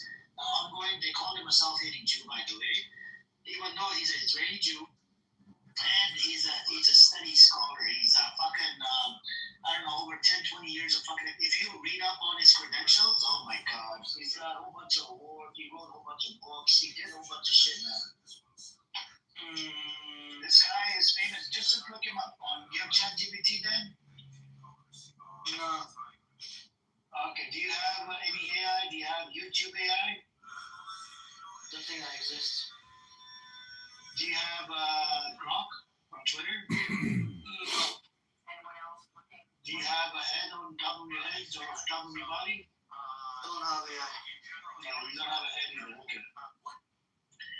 Anyways, what do you want me to read, man? It literally fucking goes into the intention. It proves everything that it's a fucking genocide. I don't know what you're talking about. No. I just said it again.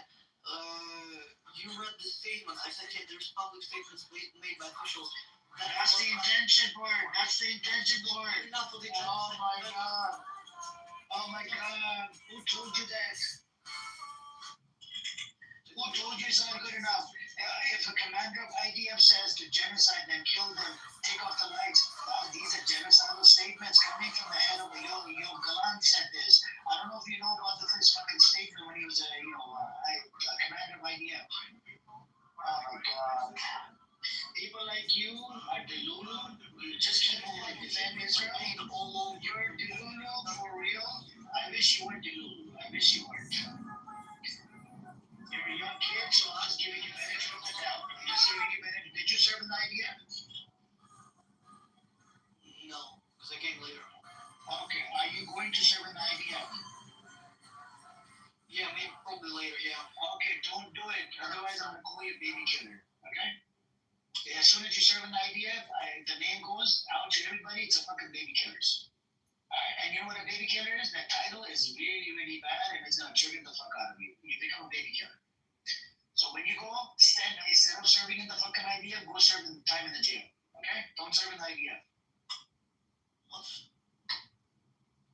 You agree? Capiche? You agree? Hell no. You're not going to agree with your pro-Valley brother? You're not going to agree. You're not having my feelings. Where are you from? Where are you from? It doesn't matter. I'm in California. Are you going to have my feelings by not conceding that you're not going to serve in the IDF? You have to make this promise.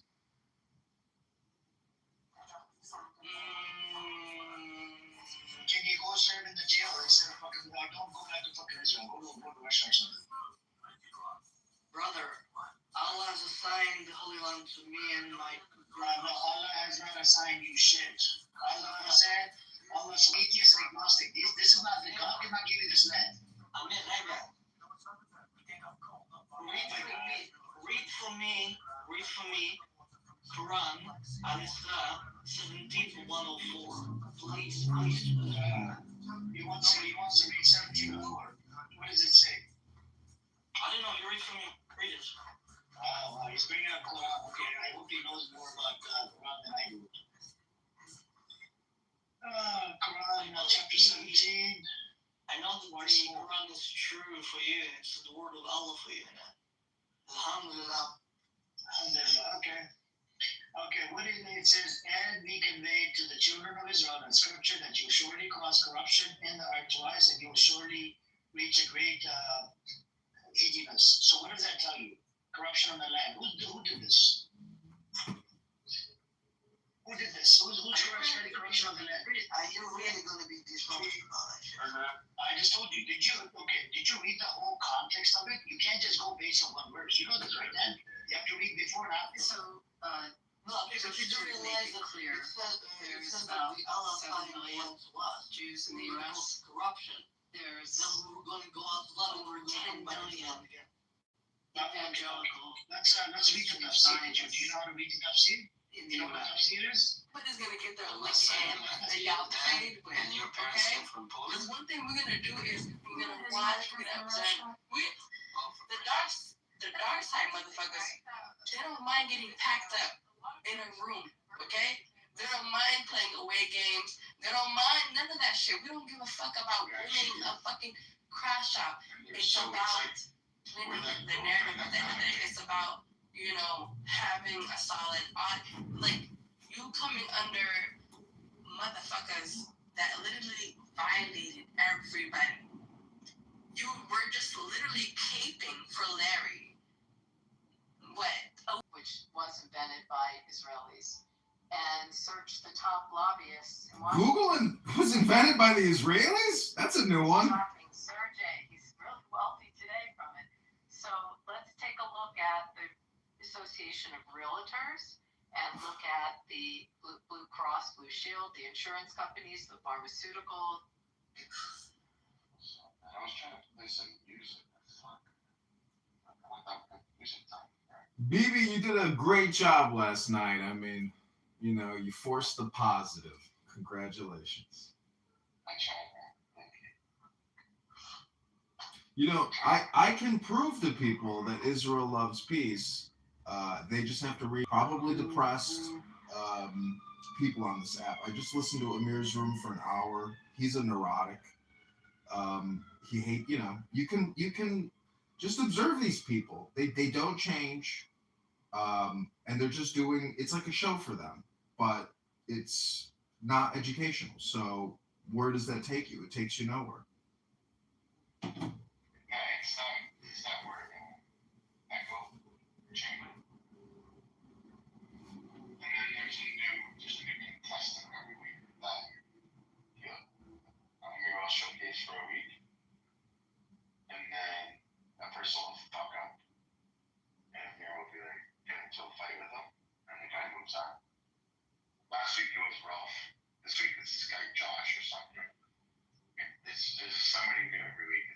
shit, and it's so predictable what they do. It's just so predictable. It's a group thing. It's a complete group thing. And can I say a Circle J also? As a lady. Yeah, you're right. Well, this book I have, Meditations by Marcus Aurelius, the former Roman emperor, he says, throw your books away lest you die murmuring. And I'm thinking, like, you know what? Books are what can set us free. Clubhouse is what the murmuring is. Yeah. So, Michelle, the guy, Circle J, and the women, totally clear about. It reminds me of this documentary I saw recently where they interviewed like different tribes in Africa, and most of them seemed to be African Jews that didn't go to Moses out into the milk and honey, the promised land. They are those type of people. I think that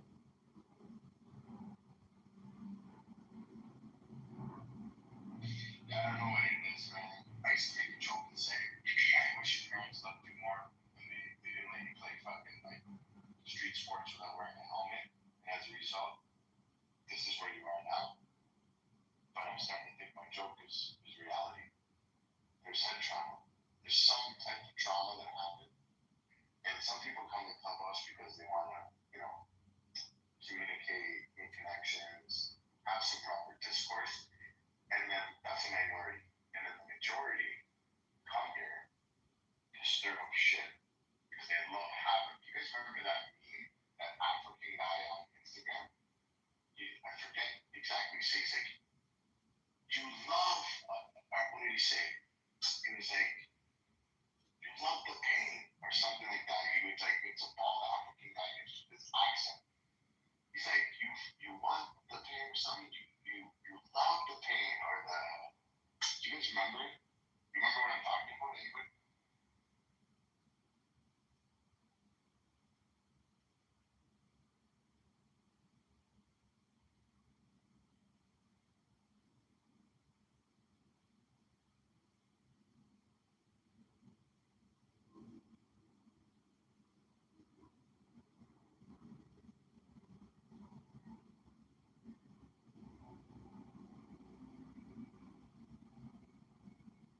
Nobody remembers that guy on his Facebook, Twitter, maybe TikTok.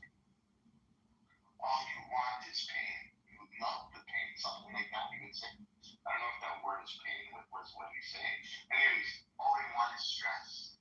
They don't know any difference. It's like they're caught in this hostile environment where all they know is stress and all they know is heartache and headache. And that's why I make a joke in my room. I'm like, this show's brought to you by now. They gotta leave with a headache. But they love it. They love the drama.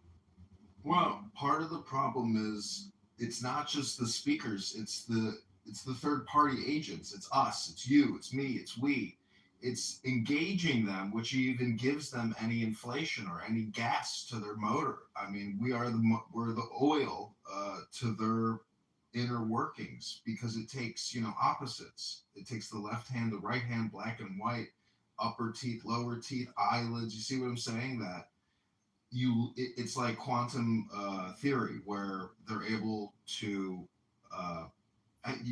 how does that experiment work where they run the ions through this detector and I can't remember how or it's hindsight, like it's like hindsight bias effect or something, that by running the experiment God,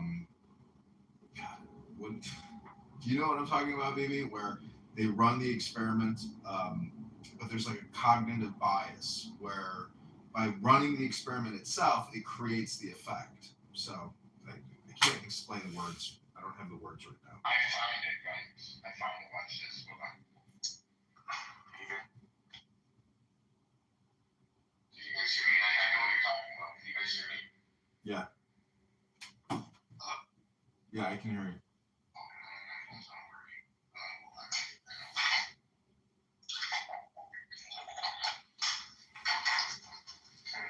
Can anybody hear me now?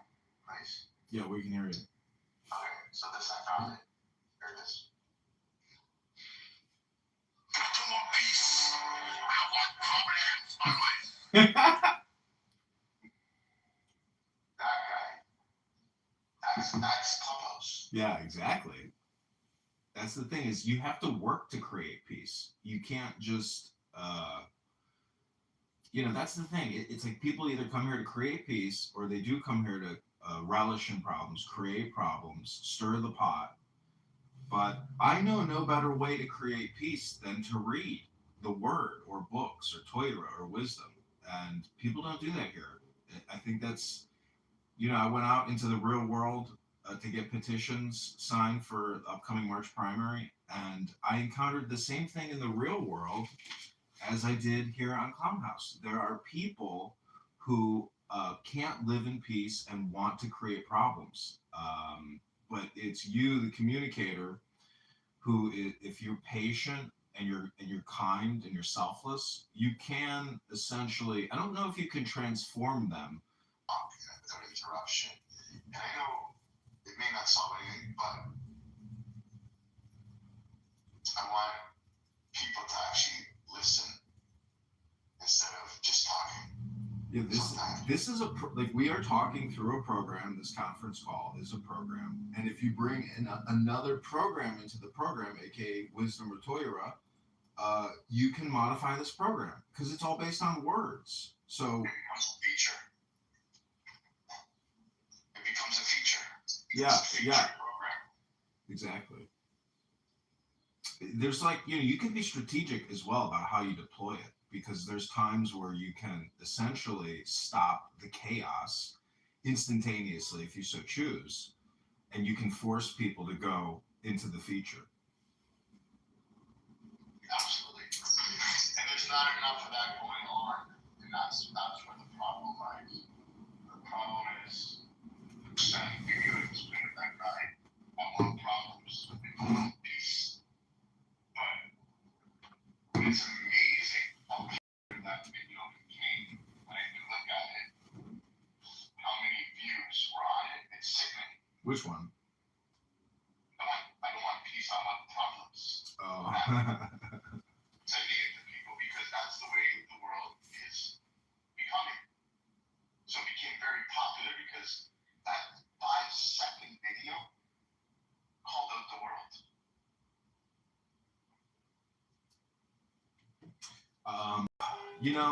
I gotta say, like, so I went to this farmer's market, and there's all these people that work on farms. They got children that work on the farms. Some of them are Mennonites, or they're German, I guess Mennonites. They're basically they're like Mormons, or not Mormons, Amish. They're anti-technology, big into action, big into farming. They don't have a lot of these mental health problems that a lot of people do, in generalized society, because their education and their whole life has essentially been, in a way, digital. And they're not reading. They're just looking at their cell phones. So my brother's very religious. He's getting religious. They don't have a TV. Mm-hmm. They don't listen to news. The kids go to Hebrew school, so they don't get indoctrinated by propaganda. And he said, it's funny the way he said, I'm brainwashing my children. I said, you're brainwashing them. He said, yeah. He goes, you look at brainwashing as different, but I'll explain to you what I mean by that. I'm cleaning their brains to seek to be pure. But it is all programming. Your life is one long condition. Trump, look at my PTR. Trump has conditioned many people, but many people rejected his conditioning. I'm just saying you can condition yourself. It's a choice, but you have to do work. And, the secrets to life are in the hardest places to find, or to seek out. And really, it's a program. It's a feature. It's the book. And, I'm surrounded by books. I've got, a couple thousand books in my house. And I forced that situation. Yeah, I try to, Clubhouse, because it is so dynamic and it's so much in the now. And there's such a milieu, or cornucopia of speakers, it is such a highly addictive app because from a filmmaker perspective and recording, it's I think it's really a great product that I'm creating. You could look at it as an audiobook. Exactly. As a toxic audiobook. Exactly. Because it's my choice to what I want to listen to or what I want to ingest for my media diet, and I'm choosing Clownhouse. But in the morning now, just last week I started reading books again out loud for about 2 hours every morning. And that conditioning that you can do in the morning for yourself is invaluable for your overall daily mental health, because you're filling yourself up with positive programming. And people on this app start their day out talking about the dumbest shit in the world. It's terrible conditioning, it's terrible programming. This is why people go to college, to get programmed, to get conditioned, to also work your way into a network. But it's really the conditioning. You say that. So I have my definitely on my kitchen table, and I put it on the chair, and I'm rushing around in the morning, and I glance at it, and then I'm walking out of the house, and I turn right around, and I'll pick up the definitely, and I'll shut the world out. I'll put it on my phone, definitely there, go to the page, boom, and I'll wrap. And then the other days I'll walk right by it, and if I have it till 8:50 p.m. But if I only do it first thing in the morning, my day is I get solace. I get a complete, nice, well-rounded day, and feel peace within. So it's so true. It's what you ingest from the beginning of the day. Yeah. If you don't start eating healthy at 10 o'clock at night, you should start eating healthy first thing in the morning. Your body will feel good. You don't eat like shit all day and then eat healthy at night. You don't intoxicate yourself with Clubhouse and your real world with you don't walk out of your house and say, fuck you, neighbor. And then at the end of the night, you're like, hey man, just want to make peace with you. Your whole day's gonna be shit. So if you fill yourself with good, positive vibes in the morning, you should. If I was a betting man, you should have a nice positive day. So you actually, in my opinion, if you read out loud in the morning, you're killing two birds with one stone, because as we just said, that listening to Clubhouse is basically nothing more than an audiobook. But you are not just what you think, you're also what you hear and what you say. And when you read out loud, you're also listening.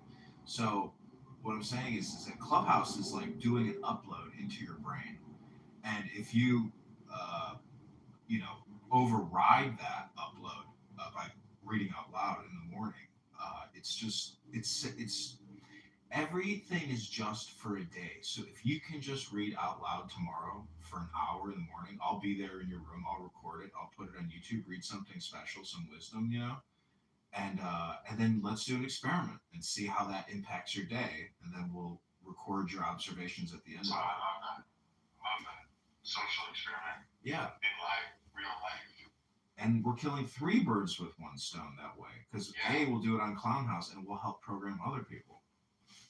Yeah, it's like the Rebbe giving tzedakah, right? The whole point of it was one Jew helps out another Jew, and then that Jew helps out too. Now all of a sudden 4 Jews got helped, and it becomes a ripple effect. Yeah. You're a wise guy, bro. Thank you. Royal, it was this guy,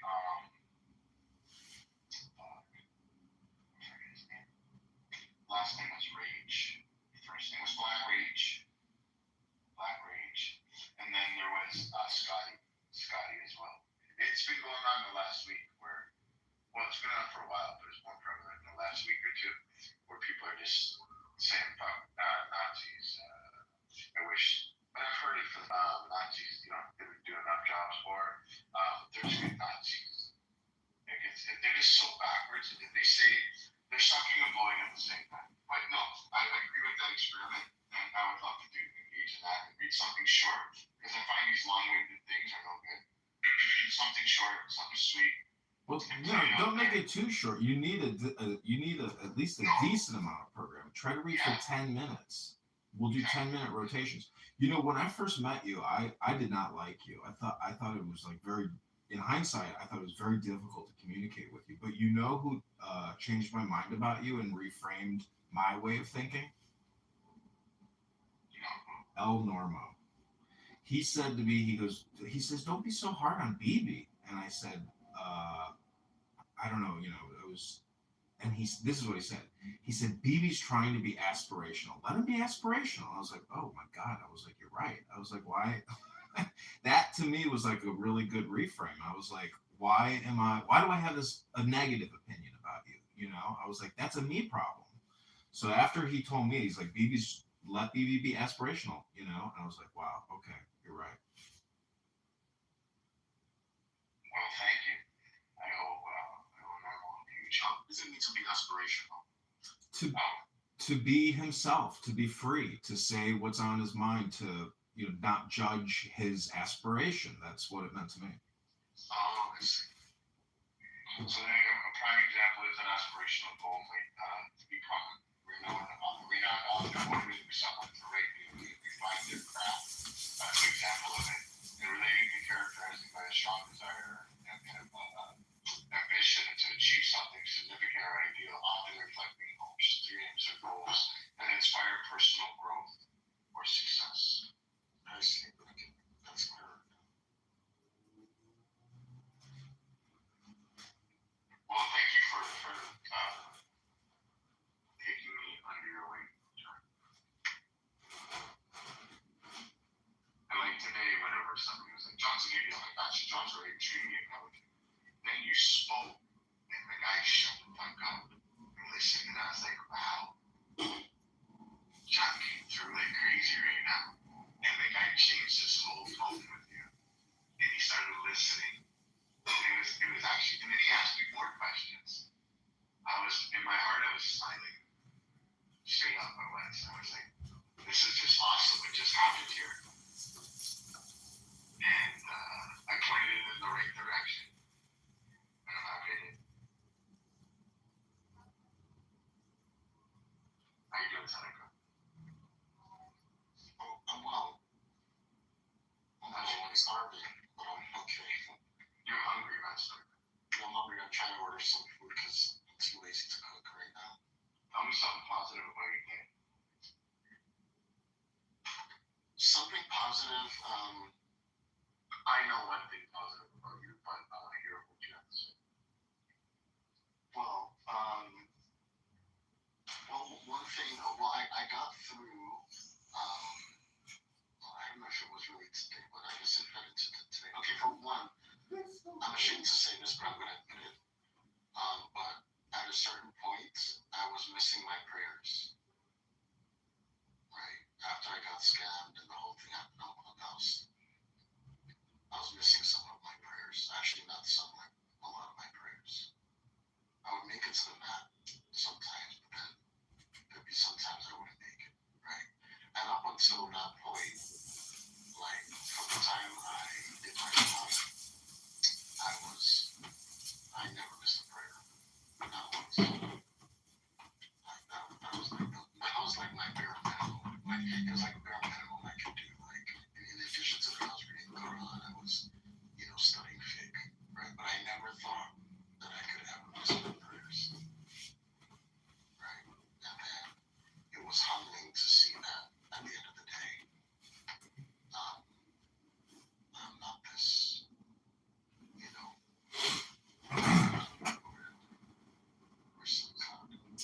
Somebody's heavyweight, so go ahead. Yeah, but I'm still fallible. It's most humbling to see how fallible I am. And that's what I came to realization today.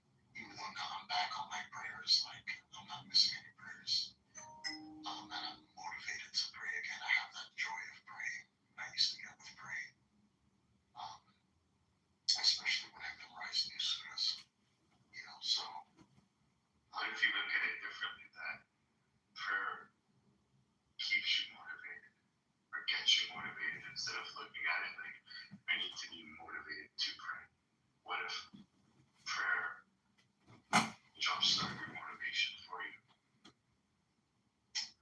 Yeah, that's what it's funny because that's what it's doing to me today, right? In this state of mind that I'm in, right? Like I have like it's like peaks and valleys of my motivation. Okay, and they're triggered by events. Yeah, I'm gonna end this live stream when we start. But in that state that I was in,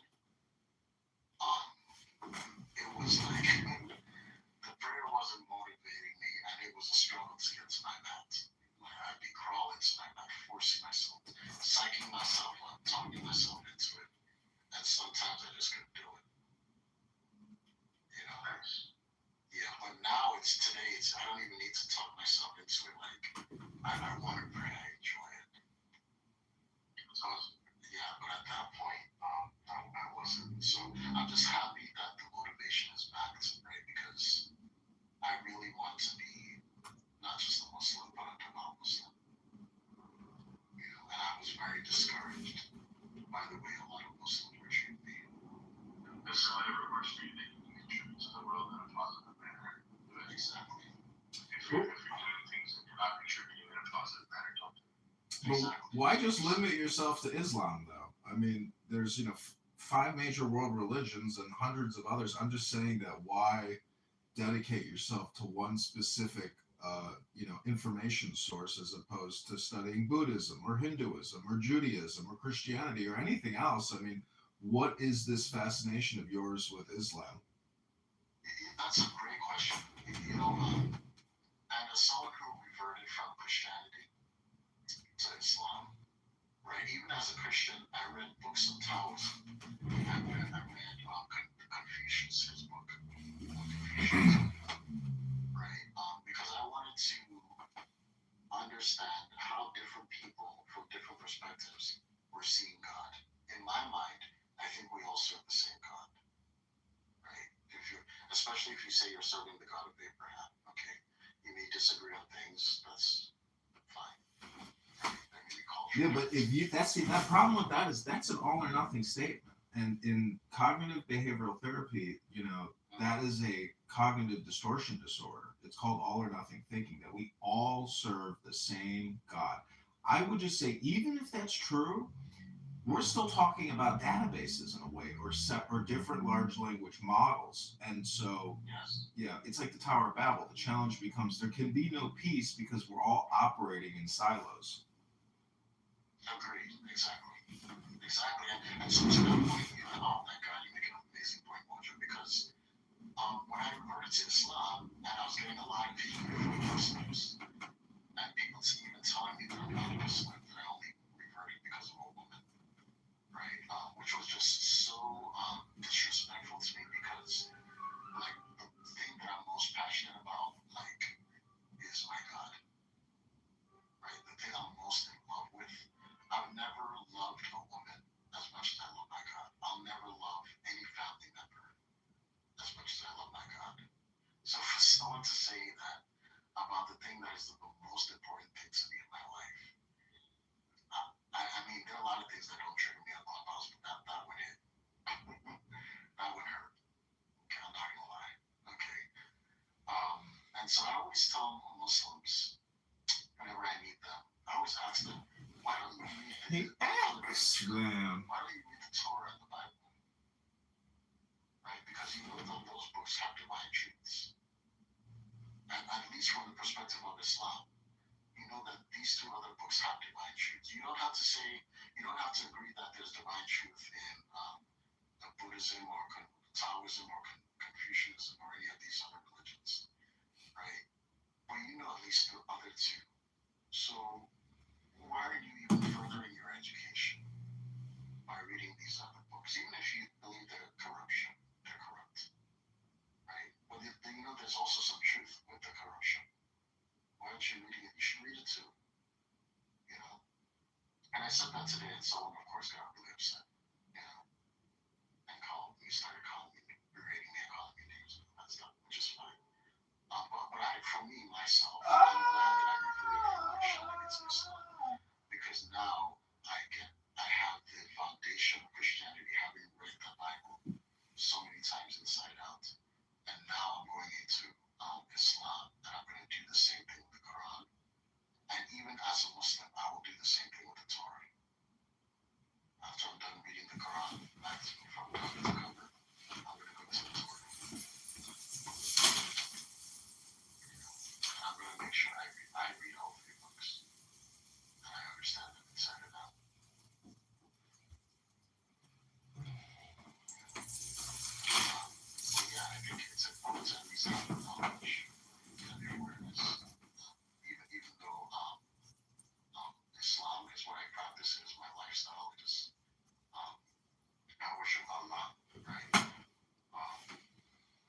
Well, what do you think the word Allah means? What I think it means, I know it means God. That's what it means to me, is God. I mean, sound it out. All all. So is that saying that everything is God? Well, it's not an English word. It may not be English, but my point is it's still a sound. And so all words are sounds. Just like the word Yahweh or Hashem. I mean, these are sounds. And so, they're used in incantations, in meditation, in chanting. Om, things like that. So what I'm trying to say is these are ways to clear the mind by chanting them. People say Allah, Allah, Allah, like that. That is to essentially cleanse the mind of all the other words that your brain is constantly generating.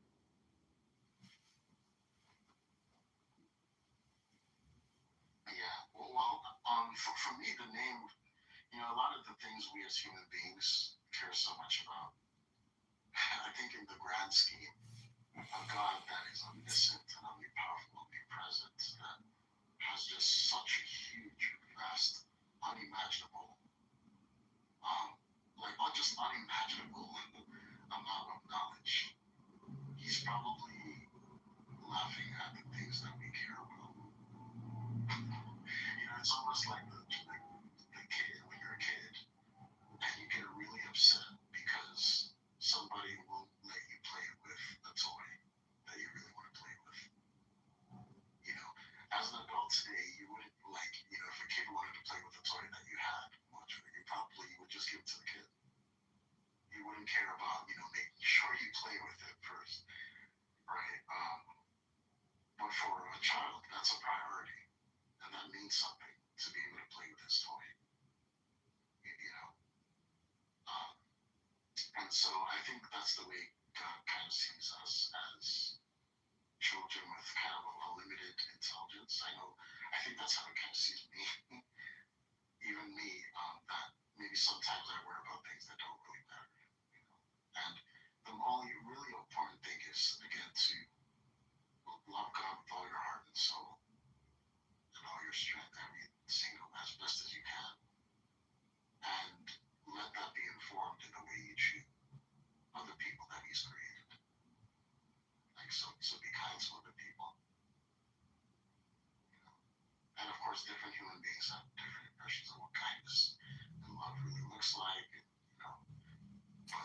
Everyone just do your best. There's a thing about studying, though. It's raising your intelligence. And when you raise your intelligence, you also raise your emotional intelligence. And that's what a lot of people haven't yet discovered on this app, is that the higher the level of intelligence, the more books and the larger their language model and comprehension of those words, the higher their emotional intelligence will also be. And they won't engage in petty discourse and heated, angered conversation. That's a waste of time. That's for unintelligent people. Exactly.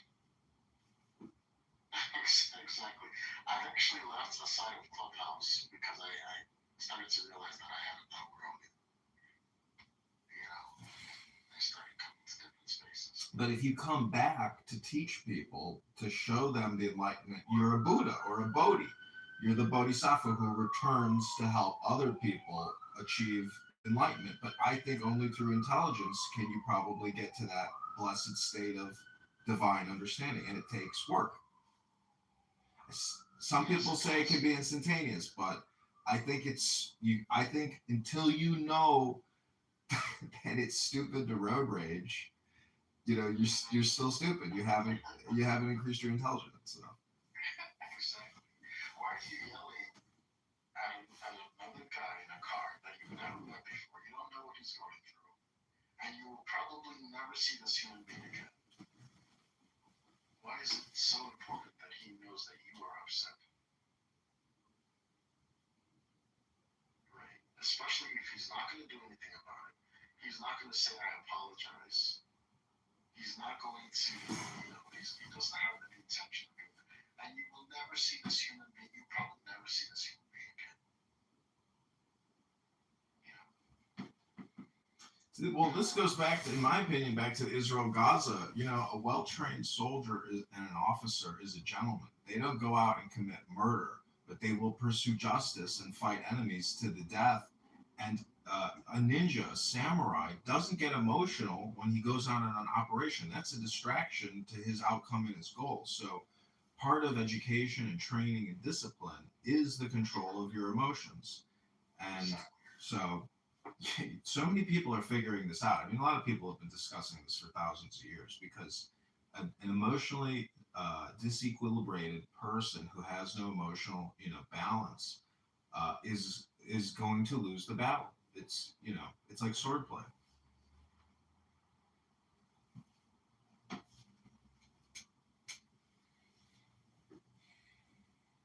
So I mean, it's warfare. Sorry, I was on mute. Sorry, I was on mute.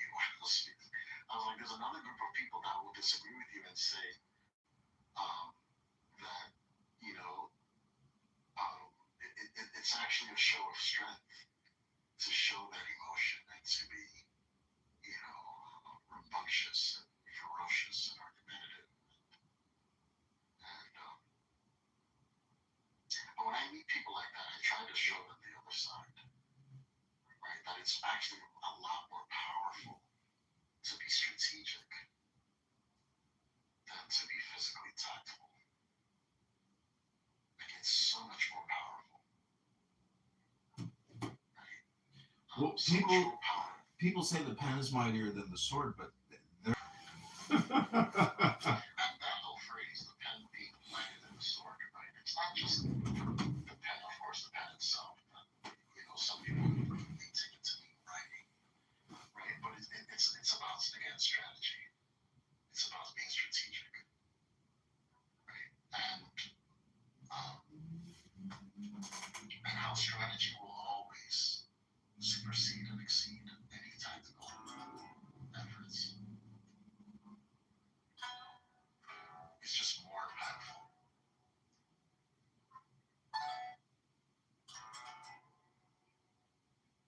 Yes, I'm with you, Roger. Right? I'm with you on that. I agree with you on that. I think more people that disagree on the app can find more things that they agree on. It's just that the things that they disagree on are kind of home. Well, if I could give you any advice, I would encourage you to enjoy wisdom in the same way that you might enjoy Thanksgiving, because you put a lot of different foods in your mouth and you like the flavor combination. So if you just go down the route of Islam, I do have television now, and I'm aware of my television and I embrace it. However, even though I have a favorite mountain, right, and a favorite approach to God, I am interested in other mountains. Even though I love, I'm in Atlanta, I don't know where you are, but over here we have a couple mountains. Even though I love Stone Mountain, that's my favorite mountain. And it's really scary, actually, the people that fall off to their death. So, like, every time I go there, I'm terrified. I know it all, which is crazy.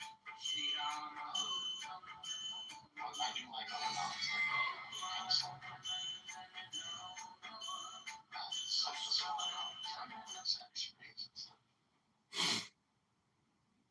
So, but my approach, my devotion, yes, is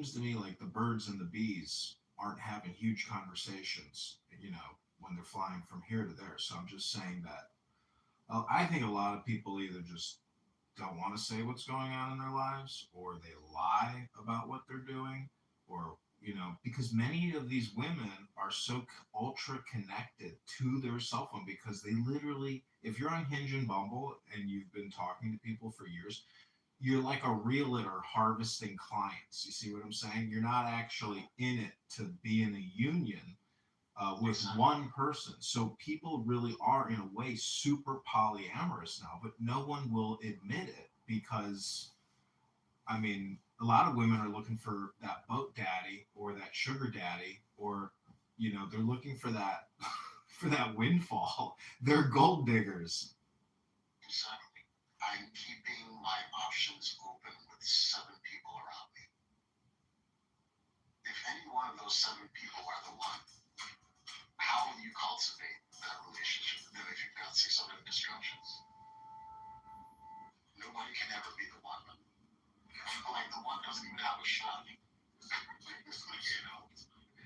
Even if he's the one you like the most. Okay, and you can what's the strongest connection?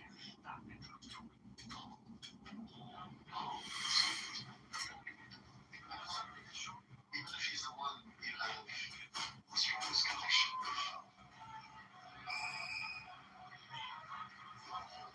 you're surrounded by certain other distractions.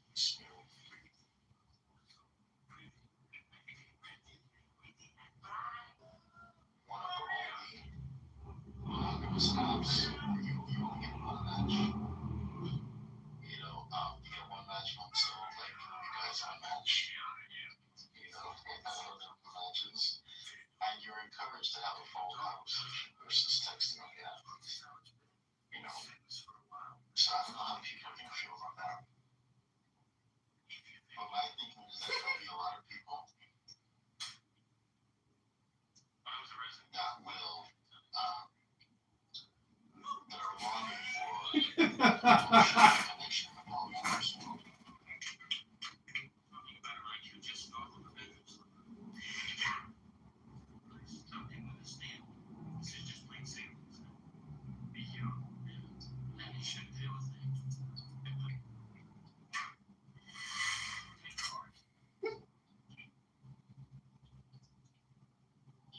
Sorry guys, I'm just doing some washing before prayer.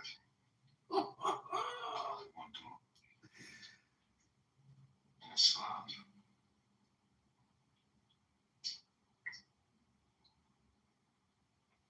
Were you abused by a member of the Catholic Church in Illinois?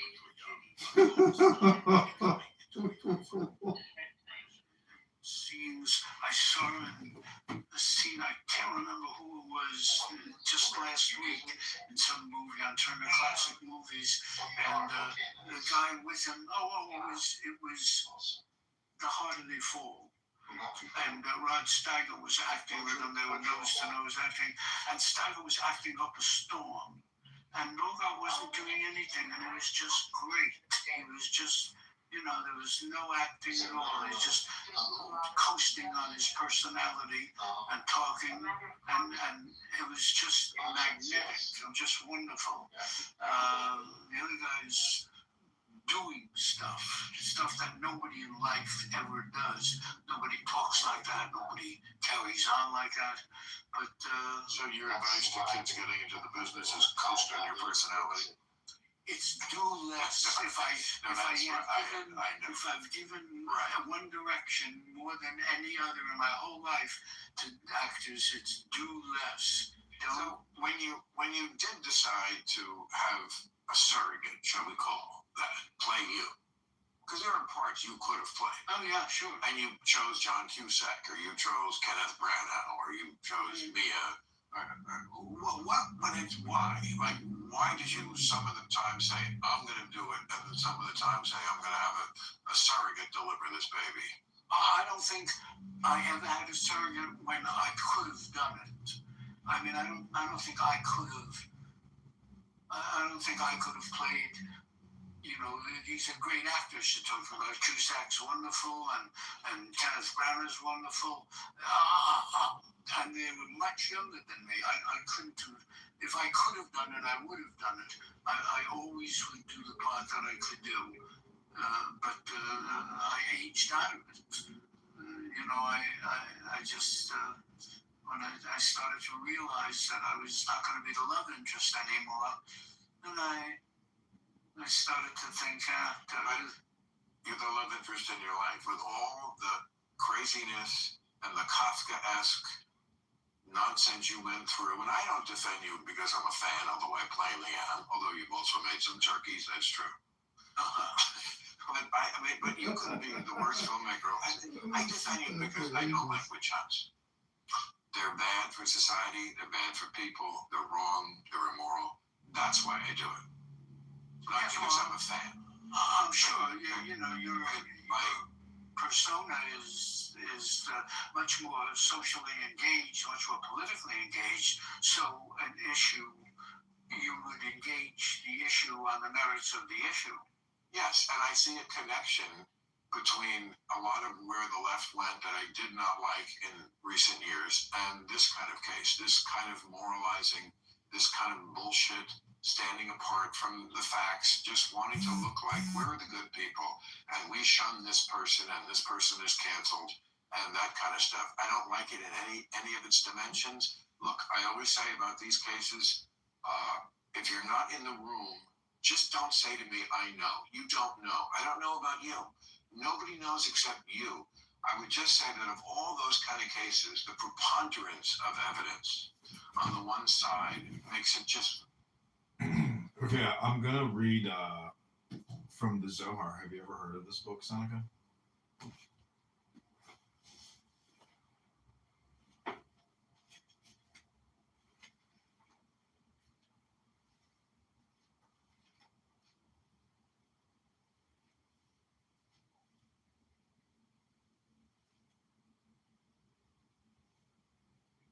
Okay, this is called What is a Serpent? These riddles confuse not only Rabbi Yosef, the cryptic language is intended to mystify the reader as well. And then the serpent, all the animals go in pairs while the serpent goes on the road all alone. Most of the images in the first two riddles allude to various stages in the process of Gilgul, reincarnation, one of the most esoteric doctrines of the Zohar. The riddle of the beautiful maidens is expounded below.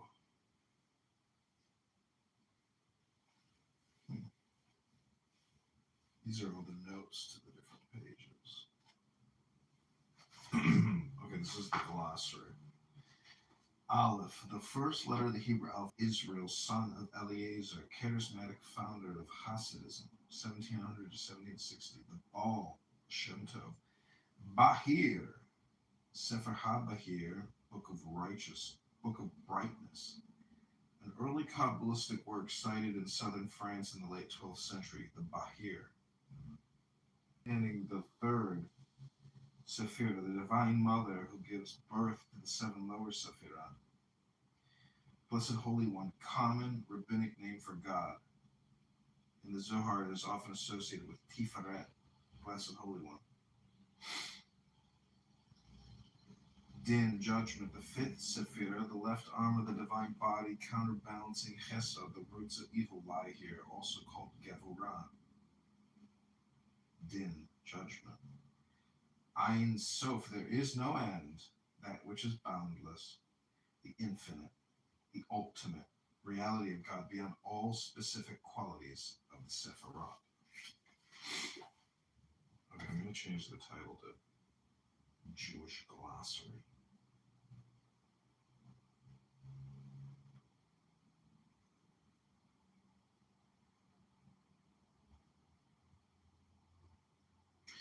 Jewish Glossary of Hebrew Words in Zohar. Let's see if anybody shows up for this impromptu Tanya Torah study. My man Rondé in the house. Hey, Rondé! Hey, bueno, saludo. Rabbeinu Shalom.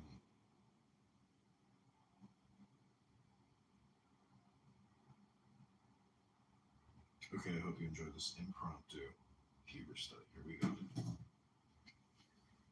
Let me get water though, real quick.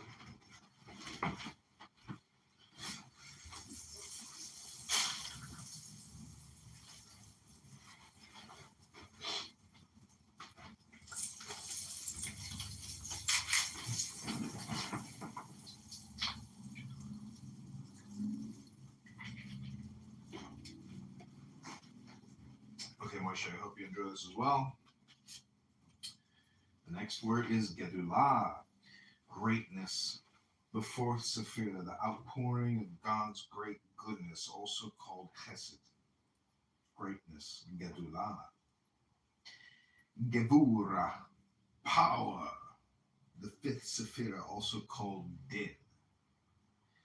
Gematria, the numerical value of Hebrew letters, or Gematria, employed as a technique of interpretation.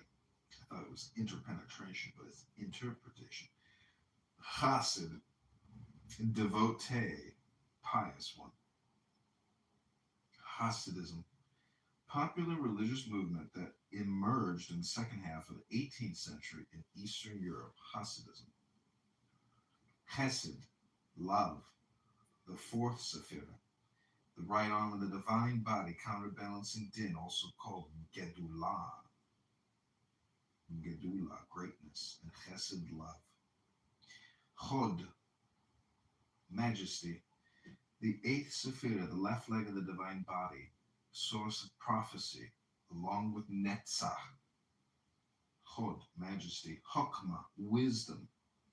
Chokmah, wisdom, the second Sephirah, the primal point of emanation.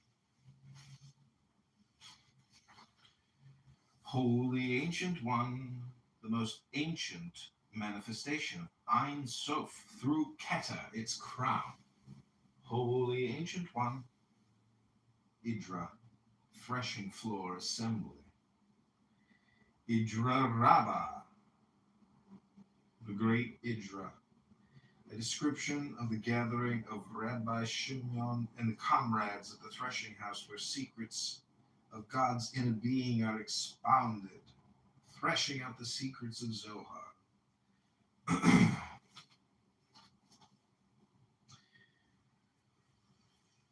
Idrazuta, the small Idra, a description of the death of Rabbi Shimon and his final teachings in the Zohar, the wedding celebration. Kabbalah, receiving that which is handed down by tradition, the esoteric teachings of Judaism. Kabbalah.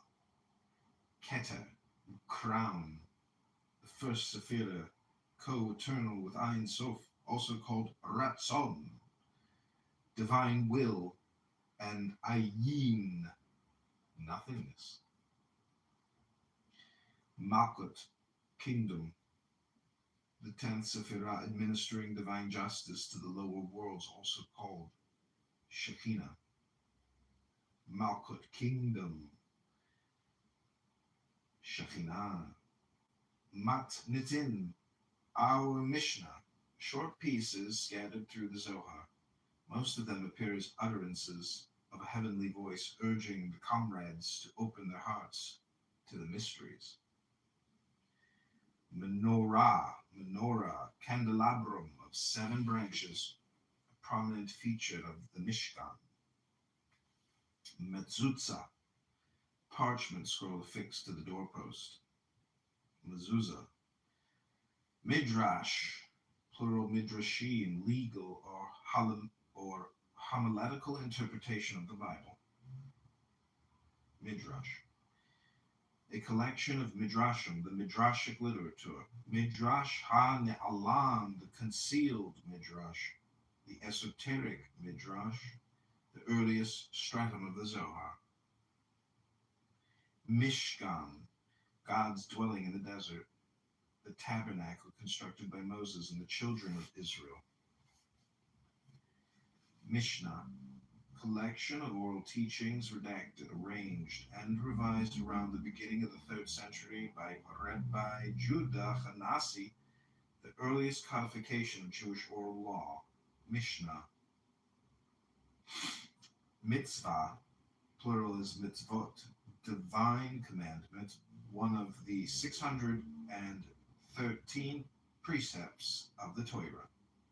By extension, good deeds. Netzah, endurance, 7th Sephirah, the right leg of the divine body, source of prophecy, along with Hod. Nishmato Eden, may his soul abide in the Garden of Eden. Oral Torah, the interpretation of the written Torah. In Kabbalah, a symbol of Shekhinah. Oral Torah.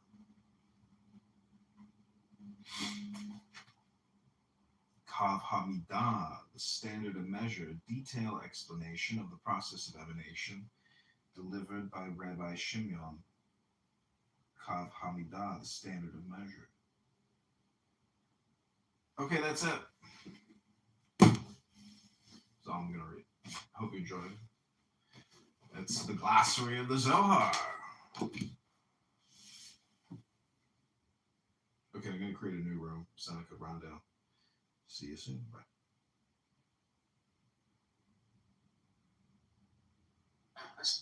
Gaza. I didn't know.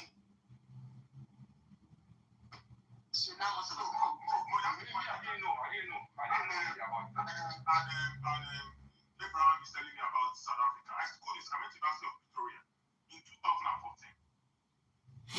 Most people don't care about Israel. This is what they call political posturing. Political posture. And then a lot of South Africans feel some kind of way about Israel because of apartheid. Fair enough. It has nothing to do with Gaza. They feel some kind of way. So that's one country. Then you should have the African Union. That's not the. Okay, this is the return of Mojo.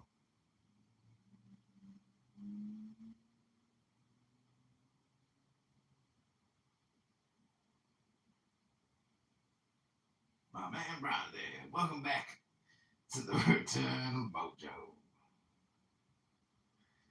We're alive and we're going to keep studying. I'm not going to listen to all these people practicing English on here. No. We are going to read a book. This is the return of Mojo.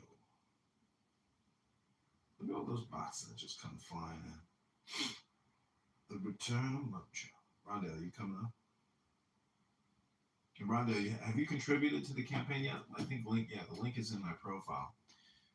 You know, I know you do a lot of day trading, but $100 will help us get, 50 signatures.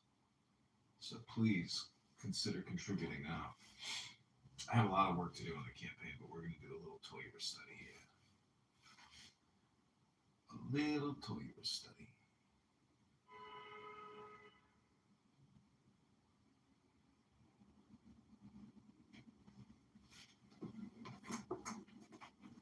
Okay, this is the rest of the glossary.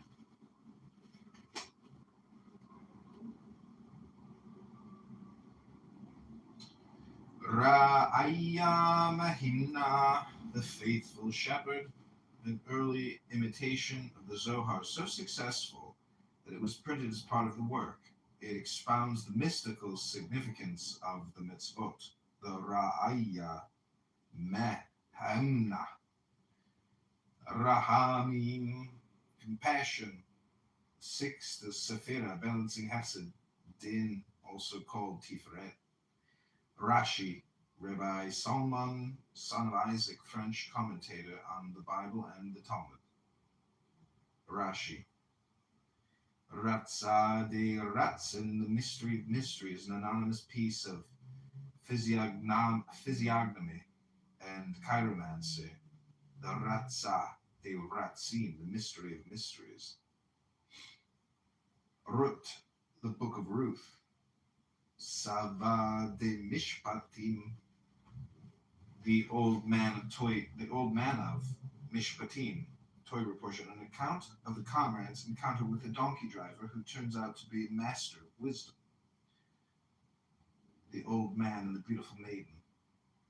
Sephirah, Sephirah. One of 10 aspects of God, 9 of which emanate from Ein Sof and Keter, Sephirah. Shalom, peace, well-being, completeness. Shalom, peace, well-being, and completeness. Shalom. Shalom. Shekhinah. Shekhinah, divine presence. 10 Sephirah, female partner of Tiferet, also called Malkut. Shir ha-shirim, Song of Songs. Sifra di Zeniuta, the Book of Concealment. Fragmented commentary on the beginning of the Torah in short, obscure sentences divided into 5 chapters. It deals with the secrets of divinity. Sifra di Zeniuta, the Book of Concealment. Sitrei Torah, Secrets of Torah.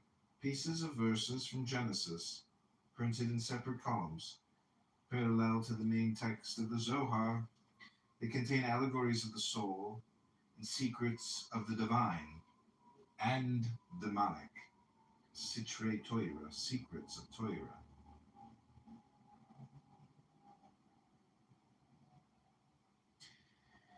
Sukkah, booth. Sukkot, booth. Sukkot, festival of booths. Celebration of the harvest and a commemoration of the children of Israel's dwelling in booths in the desert after the exodus from Egypt. Talmud, the body of teaching comprising commentary and discussion on the Mishnah from scholars of the 3rd to 6th centuries. Talmud. Targum, translation of the Bible into Aramaic. Targum, translation. Targum Onkelos, the Targum on the Torah, composed by a proselyte named Onkelos in the 2nd century. Targum Onkelos. Tav, the last letter of the Hebrew alphabet. Tav. Tiferet, beauty. The 6th Sephirah, male partner of Shekinah, trunk of the divine body, also called Rachamim, Tiferet, beauty.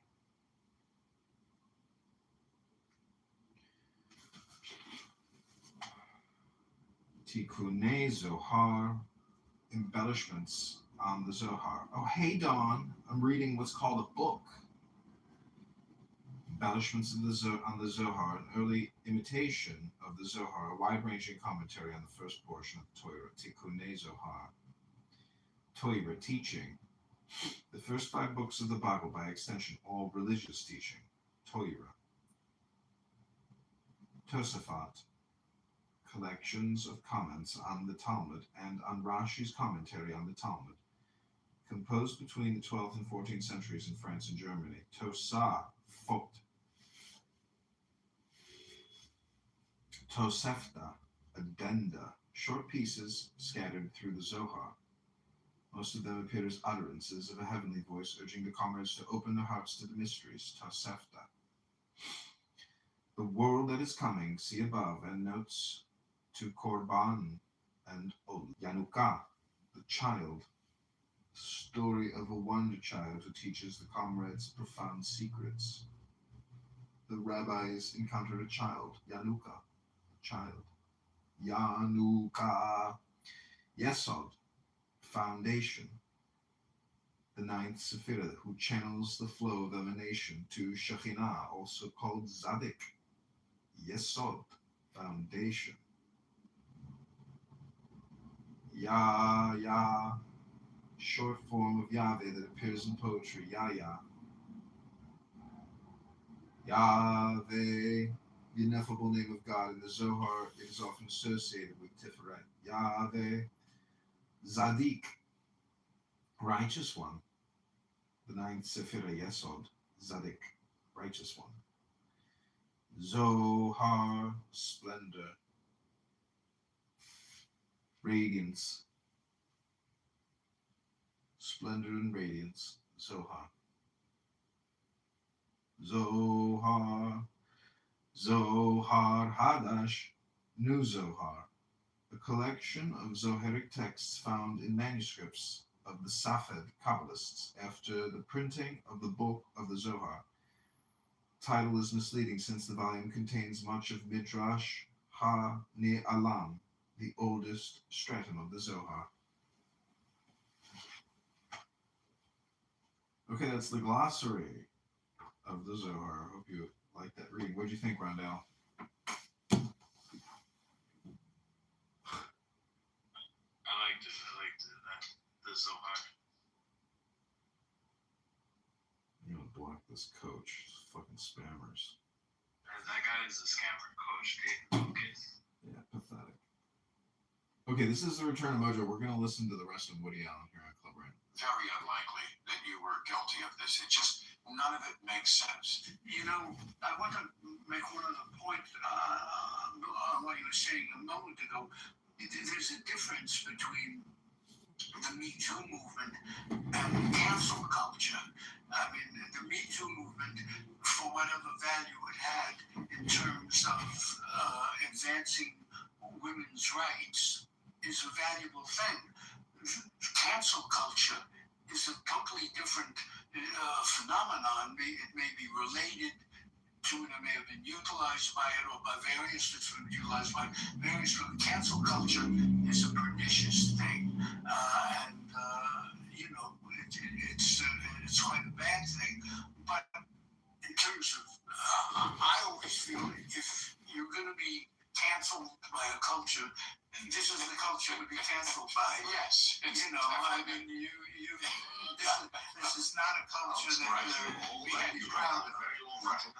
Otherwise, she came to my room, and I didn't speak. I didn't kick her. I was respectful to her. I didn't want to get her upset or something. Yeah, it's impossible, but you have no clue what you're dealing with. I even joked with her. Yeah, the two of us found it actually in the toll, and we found the same thing. Not the same time.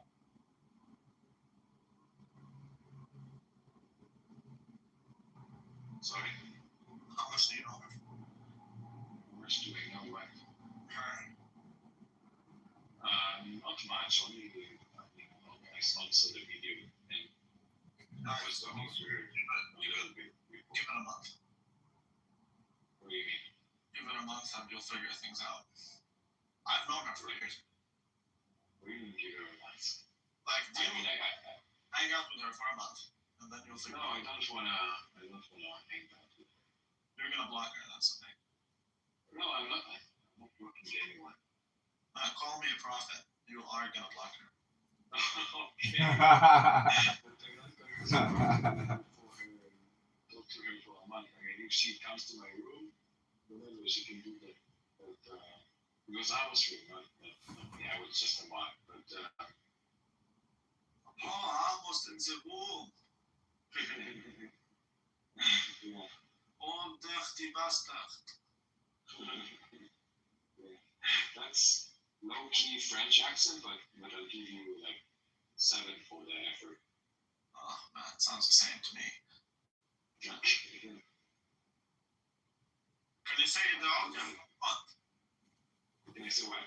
Idaot Ahronot. Idaot Ahronot. I actually like that. Good. Thank you. I like the challenges that you give. Well, that's what I'm telling you. If you guys speak the way it's meant to be spoken, those around you won't feel like you are foreigners as much as they do. Aside from the fact that you're all blonde and shit. But like, if you at least... Blonde. I'm not blonde. I'm telling you, man. Like if this is how... Like, are you telling me that I'm blonde? I don't know what you are. I'm just saying. It'll help those around you feel like you're from here. I'll tell you what. First of all, I think that Israel, like Jewish people should learn Arabic, not like more, because we study Arabic only as an optional subject between. We have to choose between French and Arabic in middle school, and that's a shame. I think that it has to feel so. I don't think so. I mean, why would you want to be useful if you want to do counterterrorism or if you want to do like? No. Listen, 20% of the people here are Arabs. I mean, 1 out of 5. Think about that. This is a very useful language. We're Arabized. Okay, whatever. It doesn't matter if you're Arabized or not. You still speak Arabic. 1 out of 5. If you were president of Israel, Matan, what would your other 3 major priorities be? Because I mean, we could debate whether or not people should speak Arabic till midnight, but English, I think English is better. Like what I'm telling you is not to pronounce Hebrew like an Arab, but like Hebrew. In the month world of the year 2025. But the way you guys speak it, you speak like a German. You can't even say Rosh. You say Rosh. Yeah, I told you back in like not too long ago, like 20 something years ago, people used to say Rosh. No, actually the Ashkenazi, it's not the rise of Ashkenazi. Actually, there are much less Ashkenazis in Israel than we found. Matan, it reduces with time, actually. Matan, can I interrupt you real quick? I want to tell Evital something. So, Evital, don't you find it amazing that El Normo is the least scientific person in the world? He just blindly accepts whatever big pharma and vaccines, and the industry tells him. Isn't that just the epitome of stupidity? What a schmuck. I had to say it. John, could it be because he's invested in these companies and you're the schmuck for not investing? No, I think Evital's right. My dad's actually the same way. My mom and everybody, they're all brainwashed. Right, now you're thinking like a Jew. Motherfucker, the Jews, what are you talking about? I'm talking about a cheeseburger. Hey, Rico. Rabbi, I think you should teach a Jew how to be a Jew.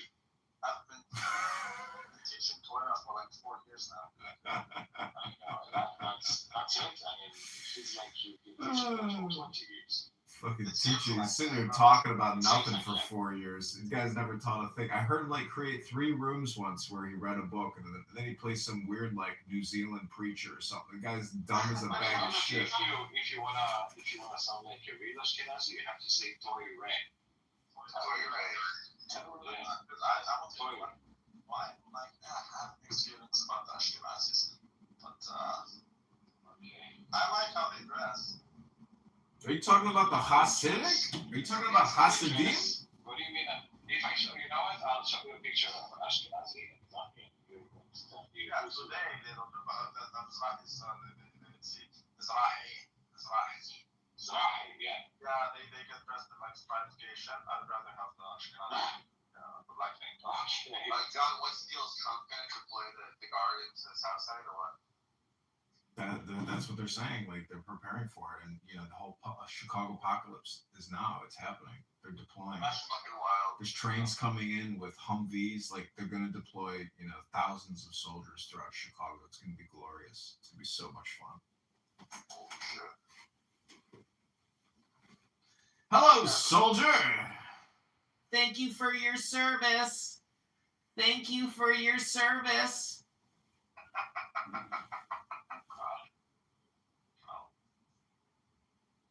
You need to create YouTube content for your campaign and go just kind of troll the National Guard and the people on the South Side. It was so much fun. Just so many hot college chicks just running all around doing karaoke. It was a lot of fun. And I'm on the radio, so tomorrow the NPR interview comes out, and I'm gonna have a big press splash on NPR. Tell us what I want to stream the club is. Yeah, we will. So why do you sound like you're radio broadcaster? Because I've been, chit-chatting on Clown House for many years. They're broadcasting you on YouTube right now, actually. Oh. Is it? Yeah, we're live on my YouTube. It's in my profile. You can click my profile if you want to see my YouTube. Not his channel, but he has a channel that no one checks except for him. Exactly.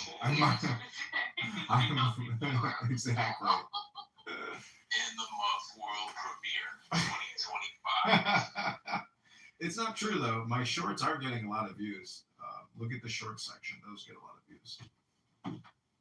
But I still don't have many subscribers. What was that?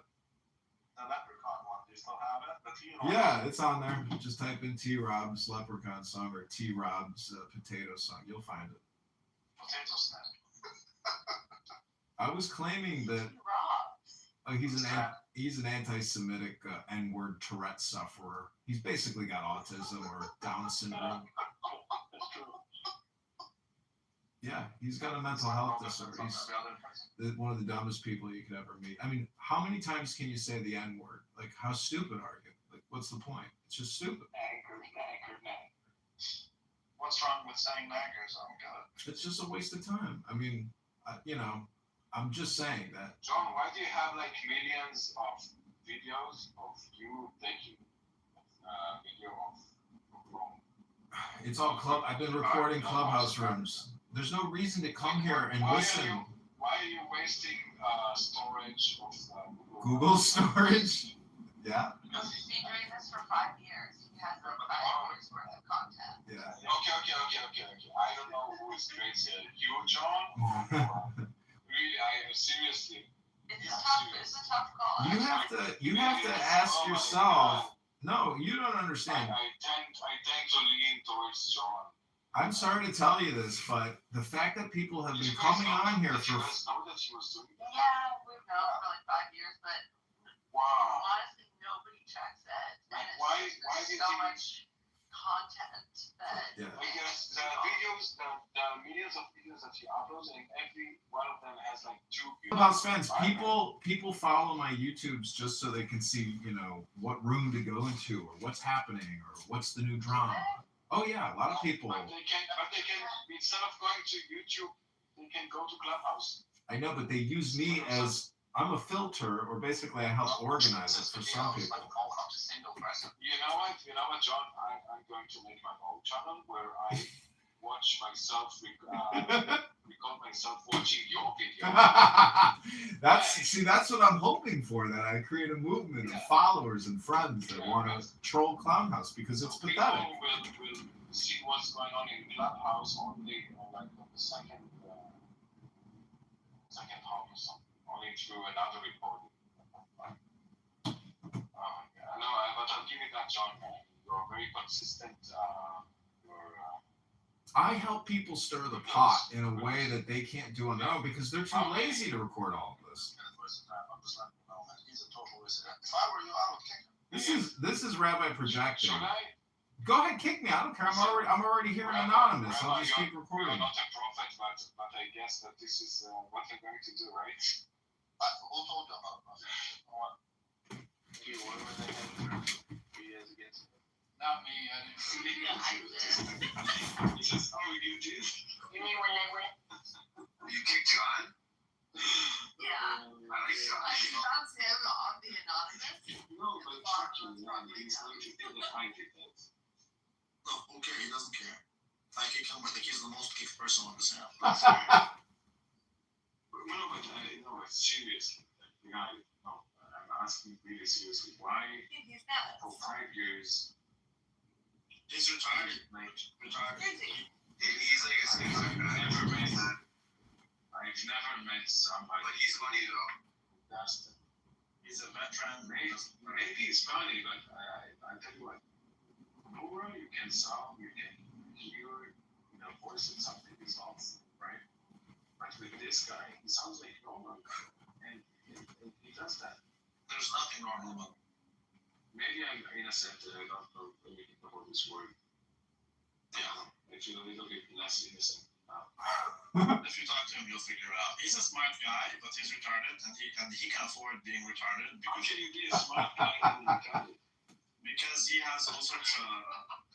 He's a veteran. He used to be in the military, and so he makes money from the government, and they can't take him out. But he can't, nothing is gonna happen to him. Gotcha. Fine. He's fine, and he can afford not working and not doing anything. And I feel he just. Okay, but why does he do that in his free time? That's what I'm telling you. He has his free time. That's what I'm telling you. Yeah, but he. Okay. Your brain will pop if you have a lot of free time to it. True. That's basically what it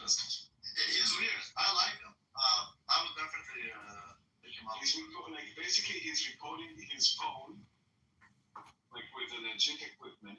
Rabbi, would you buy John and Negroni? Yes, I would buy him a penis colada. A penis colada. Oh, God. A penis colada. I would buy him because if I go to Chicago, I would definitely. Get you a Negroni or a penis colada? I think, yeah, I would meet him, but I would meet him. Yeah, I would meet him. This will be interesting.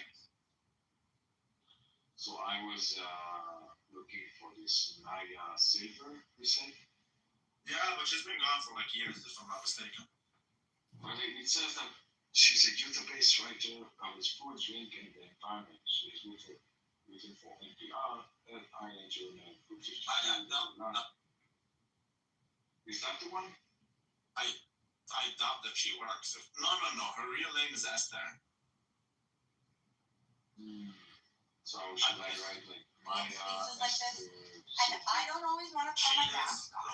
Like I want to check them. I'm not going to go, but I don't like I'd have to Jewish. So I really doubt. I doubt she works. Oh, there you go, Maya Esther. I'll say hello to Mojo. That is John. That's right.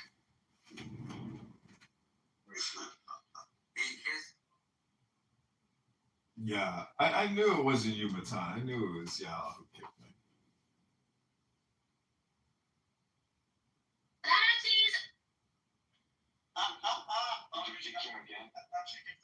No, I couldn't. I couldn't talk. No, but John, can I ask you another question? Yeah, go ahead. Why would you record your phone and put it on YouTube every day? Yeah. Well, Rabbi was pretty accurate in describing what I'm doing, but I'm a filmmaker, and this just happens to be the medium that I'm filming as an artist. That's not a film. It is a film. It's on YouTube. That's your. It's a video. That's called a film. This is Scam. Okay, but so. Yeah, Scam Movie Incorporated. Wait. So if I make a video of a black screen with white noise on YouTube, is that a film as well? Do you have that? Do you have Down syndrome? No. Okay. Well, I come here to film a cast of characters who every day stir the pot and waste all their time, like Rabbi here, who projects on me everything he says. Okay, so the reason that he wants to buy me a penis colada and a Negroni. The guy is a schmuck. He's lucky he's in Canada working in finance. He should be back in Jordan picking up fucking goat shit and squeezing goat milk out. That's where this fucking sand N-word belongs. Picking olives. I've been to Jordan. They don't even have parking spots. They just park in the middle of the fucking street. They're a bunch of N-words that this is why this piece of shit loves to use the N-word all the time. John, but the question is why would you do that? Why am I recording everything on Clown House? Because there's no reason to come here and listen to it if I'm not recording it. Why would I waste my time here with a bunch of losers who waste all their time? Plus, I get the... Matan, it's how I play the game. It's how I play King of Clown House. It's called King of Clubhouse. You record everybody and you cause chaos for everybody by recording them. And there's nothing they can do about it. That's not funny. Only you're the player. Well, see, this... No, we're playing. We're just unwilling participants of the game. Listen, they created Anonymous just for me because I caused them such a problem because so many people kept reporting me saying this guy, John Kitover, is recording us and we don't consent. So Clubhouse said, you know what? Fine, we'll create Anonymous for you. And that's what they did for me. Fucking Anonymous, exactly. They took the liability off of themselves. That's why they did Anonymous. They said, as long as This is helping your campaign. He is recording you and he uses it against you in the future. it's called capital surveillance. It's the future economy. We're going into hyperinflation. This will be the only thing that'll be worth anything. That's right. I doxed him because he comes on here and he makes death threats. Because he comes on here and makes death threats, and he basically slandered me for 3 days straight. So you know what? I fought back, and I reported him to the authorities, to his employer. Habibi, let me tell you this. You should be back in Jordan making a shawarma for some fucking Palestinian, you piece of shit. You're lucky you're even here talking to me in English. You're lucky you even speak English.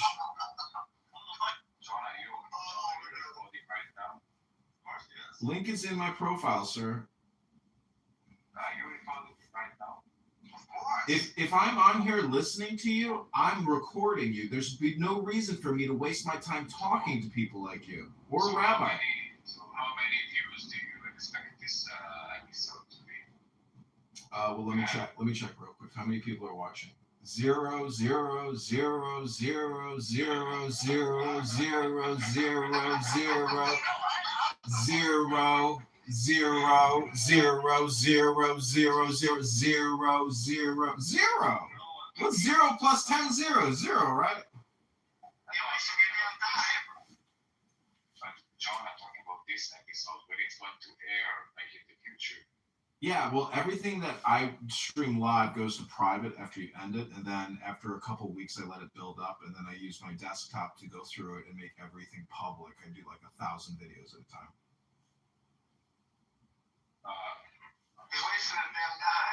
I'm creating an archive of Clown Don't you House. think that? But don't you? I mean, that's beautiful. Seriously. Yeah, I've reported Amir to the.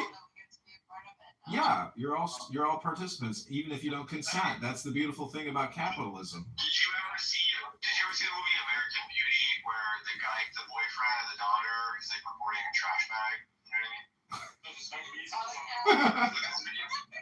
All you have to do is like say the N word and shit, and then report it.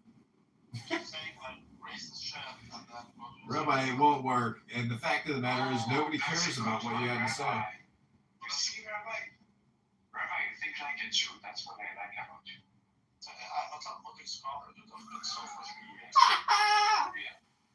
The guy's on FetLife raping young women in Canada, doing all kinds of demonic sex acts to people. This piece of shit shawarma maker is a scumbag loser. Believe me, that's why I record all these losers, because I'm not a loser. The people on here are fucking losers. That's what people don't understand.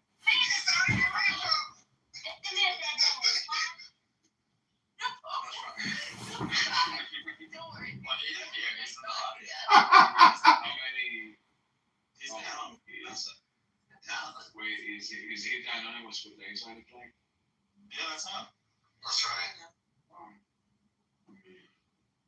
But he is right. I do have. You kicked him again? I don't play beyond. I did. Wait, so he's paying? Okay. He's the one with the sunglasses. Hey, John. Hey, John. I wish you could keep you. This is crazy. Come on. Yourself. I'm in shock. I'm speechless. I don't know. I mean, listen, I knew that like American people are crazy, but I didn't know like how much. That's okay.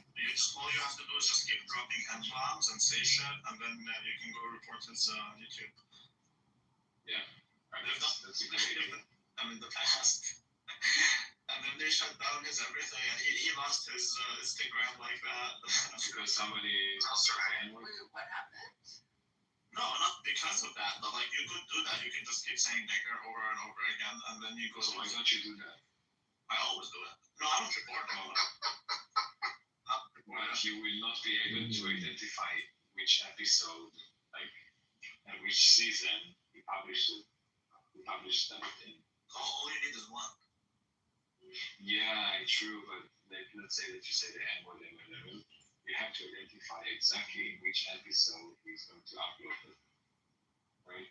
It will be in almost every single one of them. There's a lot of wild shit being said, so it's very easy to record to report like that. Also, if you really want to, you can set your VPN to California. If I'm not mistaken, in California, you're not allowed to record me unless I consent or some shit, or maybe it's that New York. I forgot which one. Clubhouse. Yeah, you can. It depends on which state you're at. You can claim that you've been recorded without your consent. And that means that it's not okay. Interesting. Florida is a two-party consensus. But California is. So if it is in Florida, that means you can set your VPN to Florida, and then you can report it. I don't like to report. I don't report shit, but you guys are Jews. You love to report, so you should start. Yeah, of course. Daddy. But you're a Jew as well, Rabbi. I'm not a Jew. Some people say. No. I mean, to me, you're a Jew. You're taking the CFA. Daddy and Nora have been on video call this entire time. Yeah, they're both sharing dick pics probably to each other. That doesn't matter. But why do you say I'm a Jew? There's a recent trend of Jews in To me, you're a Jew. You know the Torah. You know why? Because I keep telling them, no, I'm not. And they keep insisting, yes, you are. I'm telling them, dude, I'm not. And they say, yes, you are. So what is that? You know the Torah and how to discount the cash flow. Because you're Palestinian and because I know that. Wait, Rabbi, are you Orthodox or Catholic? Of course, Orthodox, but like. Yeah. No, because you know that also Catholics, churches in Israel. Yeah, but like, I'm Orthodox, man. If you're not Orthodox, you're something else, as far as I'm concerned. That makes sense. Yeah. No, I don't do that Catholic stuff. But regardless, I don't know why is it that you think I'm a Jew? You act like a Jew, you talk like a Jew, you know. That makes sense. Yeah, you have.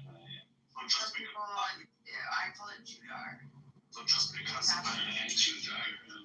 The Jewishness. I don't know. You can tell when somebody's Jewish. You know your people. And you've got some of that in you. I think that's the biggest compliment that you can get from a Jew. That's super anti-Semitic. Why?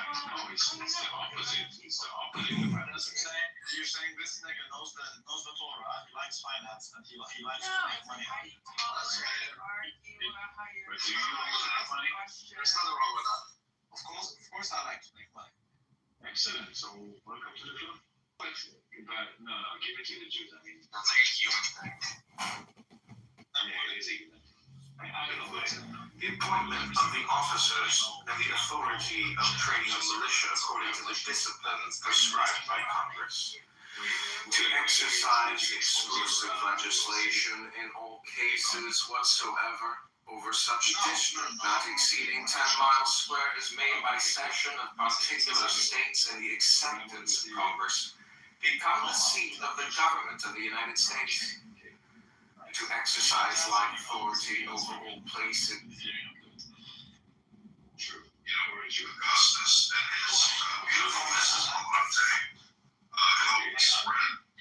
Yeah, of course. You don't know how many people. Is a person who's English from England, ma'am? Is a person who's British from. Stop it, but Jews don't like Bitcoin. At least initially, fuck no. That's very racist. But that's what it does. Banks don't like Bitcoin.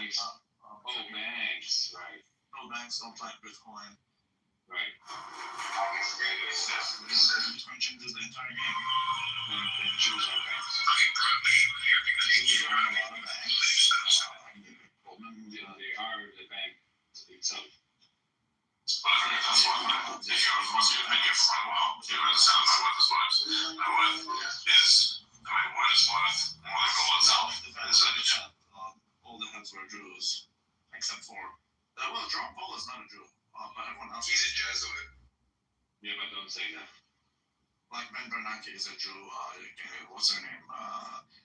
Jenner is a Jew, etc., etc. So there's a million. So anyways, the connections are there. Like, you can say it's anti-Semitic, no problem. I am an anti-Semite, but, are you? Yeah. But the first anti-Semite rabbi. I'd say it's like the kind that fetishizes Jews, though, not the kind that, like, I know. Disrespect. Yeah, this rabbi is an anti-Semite. I am an anti-Semitic. Yeah. I don't really have. It's probably like that.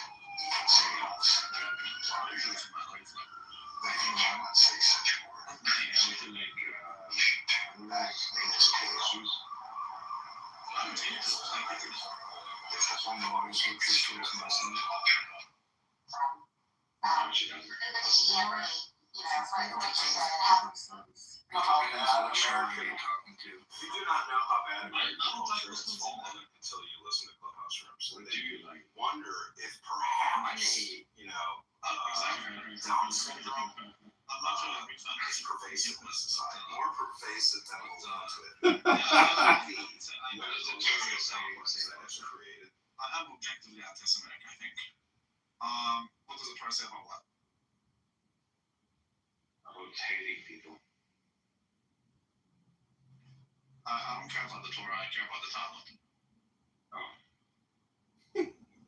The Talmud is religious jurisprudence. I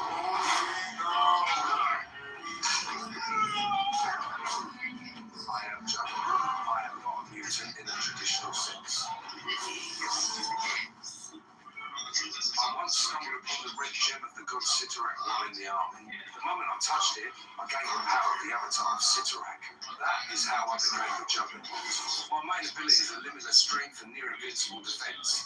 Once I charge in a direction, even the Hulk would struggle to block me in. But my defense against psychic attacks is weak. That is why I wear a massive helmet. This helmet can effectively block some psychic intrusions. Of course, I also have a fatal weakness. I may have immense power in my body. My intelligence does not match it. At first, mutants became the most embarrassing thing. That is real. Okay, Rabbi. What's the most embarrassing thing in Islam? Like the hadith or whatever? Yeah, because there's some crazy hadiths out there, right? Yeah, there are. I would say, like, adult breastfeeding, licking each other's fingers after you finish eating. Well, so what the fuck, really? Yeah, instead of washing your hands. That's new. I've never heard about that. Yeah, that's a thing. There's also, So instead of washing my hands after somebody would lick my hands. Yes. Okay, perfect.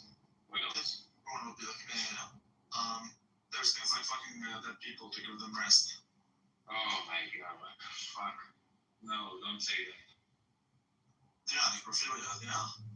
Drinking piss with the camel stuff. That is an interesting story. Oh. There's a lot of things there. Yeah. What about Christianity?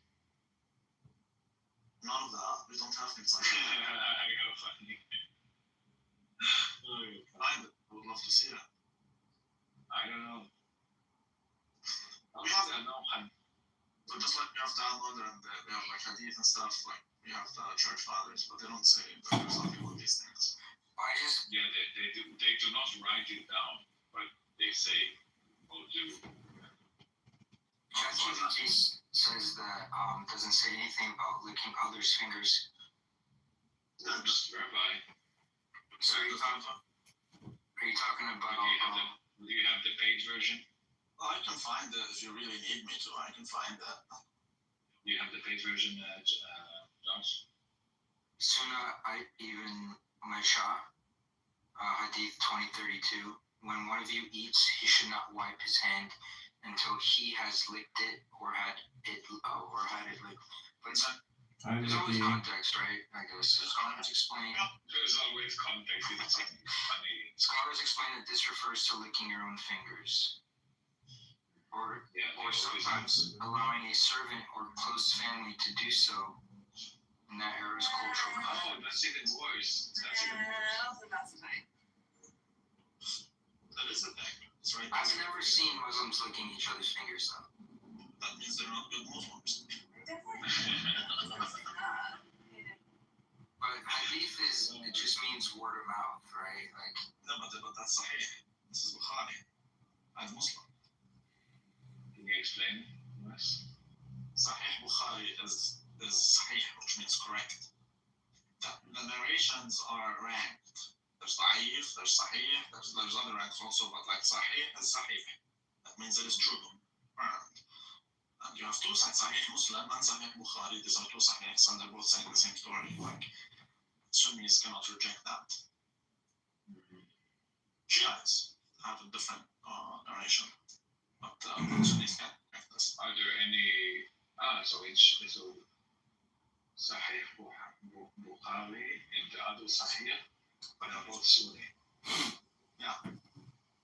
Okay, so everything that's embarrassing belongs to this.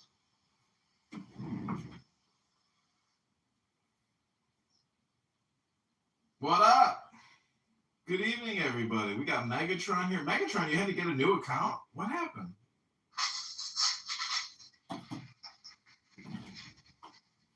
Rob, what's good? Are you running for mayor or something? No, Congress.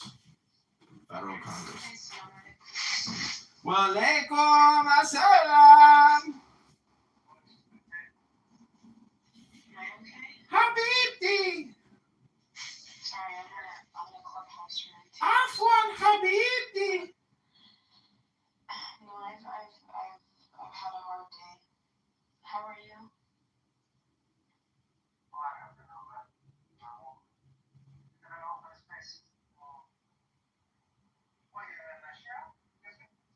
No, I'm a Catholic Muslim. Catholic Muslim? That must be a new religion Princessi you created. Both my parents are, like my mom, she's just a traditional Muslima. person that just does the rituals but doesn't really have Ritualistic? like man, like my father. Well, like people never know what's in your heart. And my father was a very, very learned man. Scholar. Under different circumstances, he would have been a scholar. Ooh. But circumstances didn't prescribe.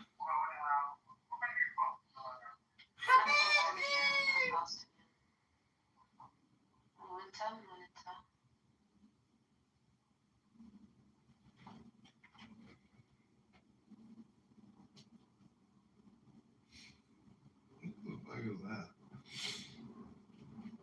In that same scenario, you get more back in like in your tax return than married than you did single.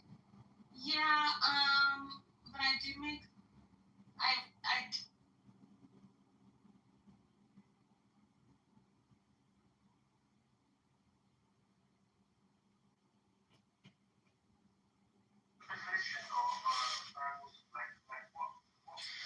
here. Fucking deflecting. Smoke's not here. This has nothing to do with her. I'm fucking up for the shots. Smoke's not here. Are you done? Hold on, Kate. Hold on, big woman. Hold on. Hey, okay, you gotta chill. Something happened there, Abby? I mean, that's really a lot of fun.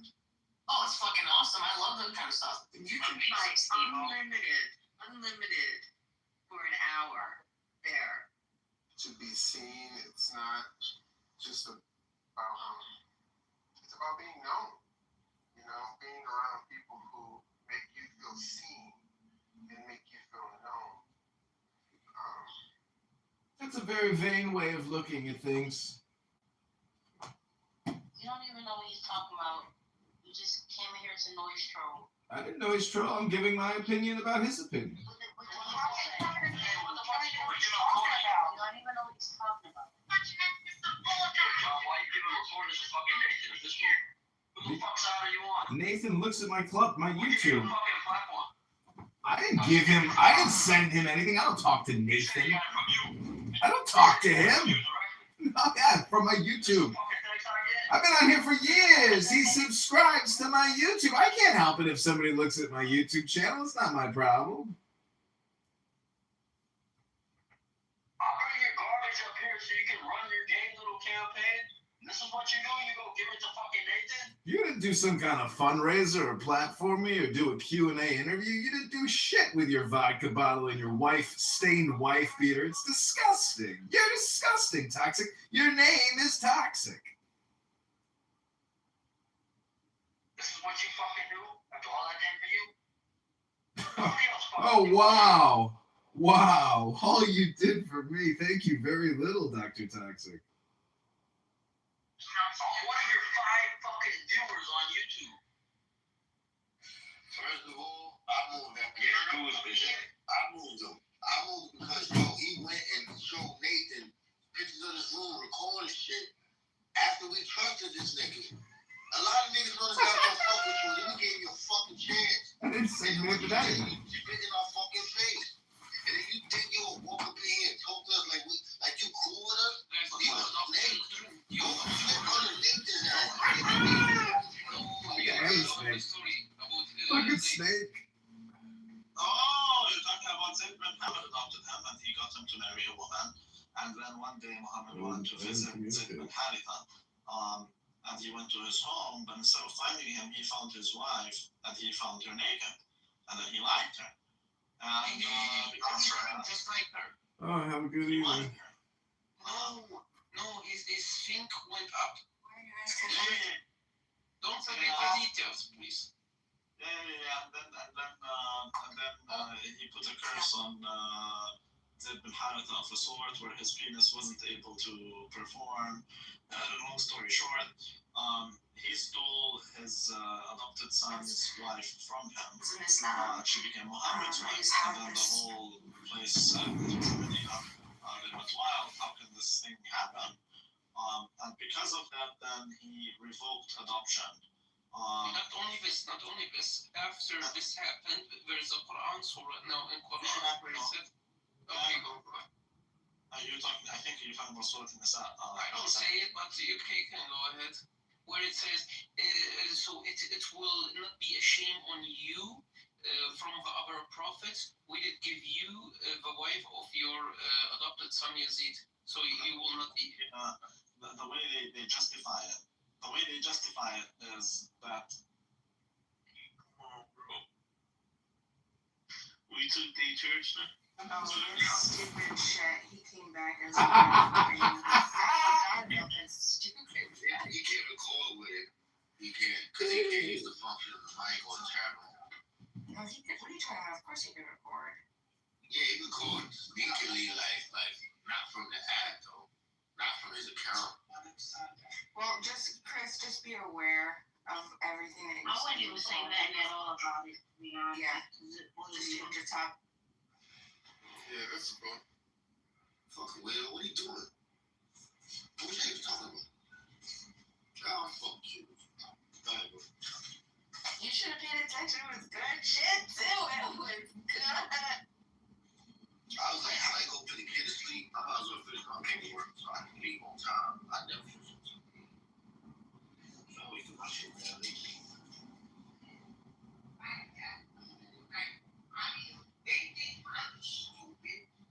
Stupid. And mommy don't know that, and she don't care. She all right. They want you to live right. Down that you stand up for your own true beat and let them know to stop that bullshit. They like, oh shit. Now they like, oh man. Now they gonna blame it on me. What I mean by blame it on me? Oh, mommy, this is rich. Mommy doing this. She wasn't doing that, but she wasn't messing with it.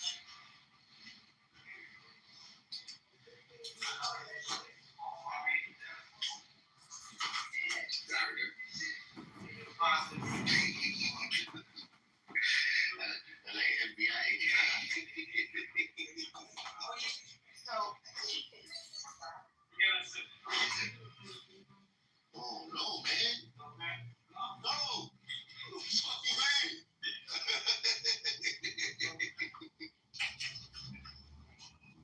I'm gonna get my understanding so fucking bad.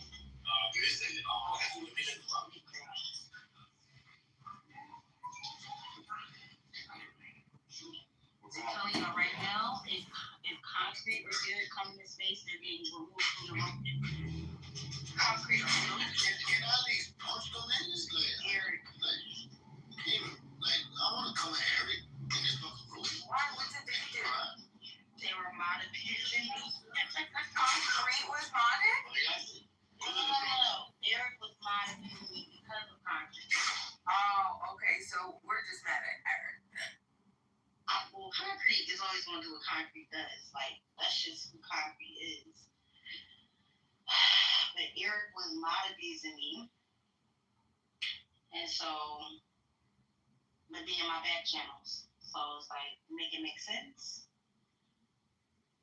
But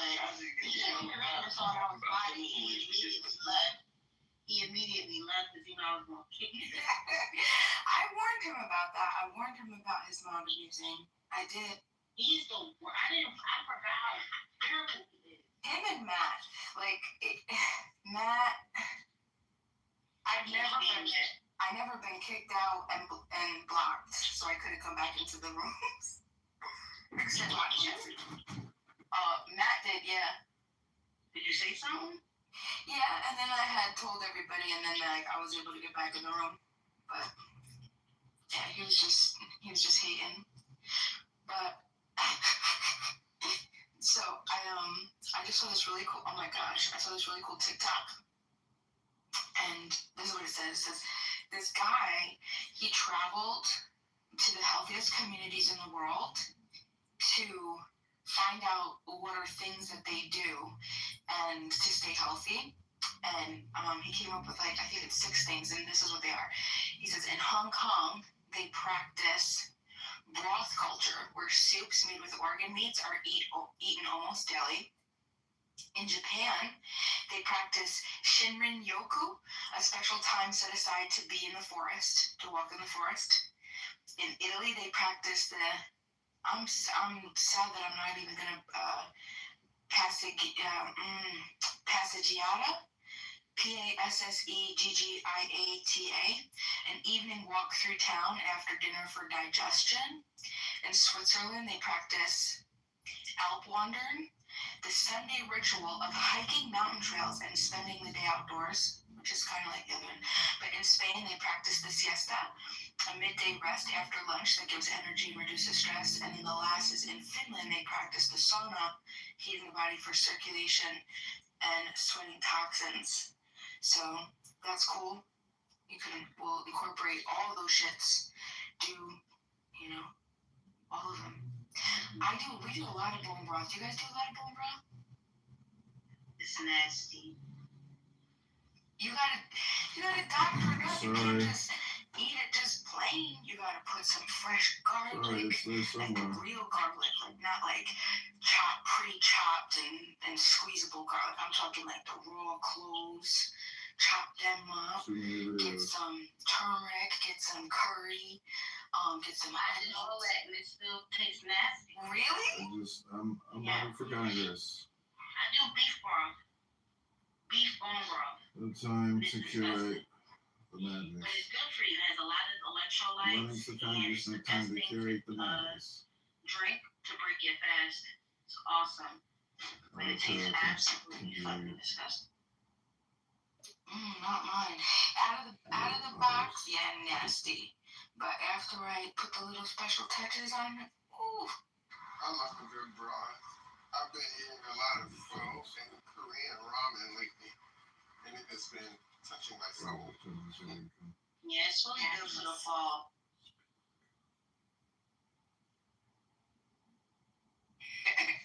I'll never forget. So when I was living in Texas, we had my love and I, we love to go to this pho spot. It was like our very first date was a pho spot, right? No time to curate the madness. Like what time they close, because they would always be like closed and open at random hours, and we kept thinking like, oh, maybe they're just supposed to be closed. And they were so like no marketing or anything. They were like one of those little holes in the wall where they just totally run off of community love for this.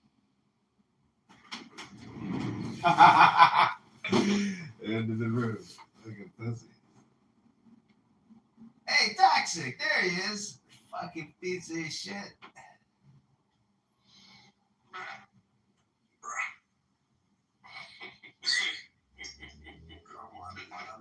Hey, be my Toxic, welcome to the new Chillism house. Congratulations, you made it. You're all here. Come on up, say hi. We just live streamed your pathetic conversation about nothing. What a waste of time. Hey, Beema, great TikTok story there, girl. Great job. Beautiful. I'm not trying to bully you, Beema. I'm just saying it's boring. Hey, Chris, there you are, Chris.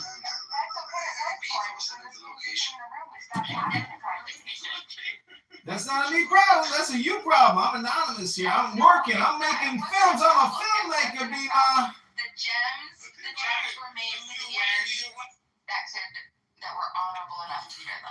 lawyers are not one See of if them. this I'm person sorry. wants to come up. Beaver, I gotta get back to work. Is there something you need to say? Anything else? Oh, no. Look at all these chillism. Here you are, everybody here. Everybody's in the house. Welcome to Chillism Brain Rot Clowns. That's you I'm talking about. That's right. We're all gonna die. We only have so much time left. I'm trying to help you. Meanwhile, you're trying to punch me in the nose. I've been punched in the nose before, but at Clown House, you can't get my nostril. All you can do is talk your shit in the chat unless you want to come up and be a man. You're so smart. You want to have a good time. I know you do. I find it funny that they're so obsessed with my heritage and my background and all this other stuff. Brad's last name is as German as you're gonna get, but for 5 years he's telling people he's Irish. It's amazing to me. Like, I'm not about to tell him his last name. I'll let Edmund do that. John Kitover do that. But that dude is as Irish as I am. What's that, Hakima? Hey, Chris.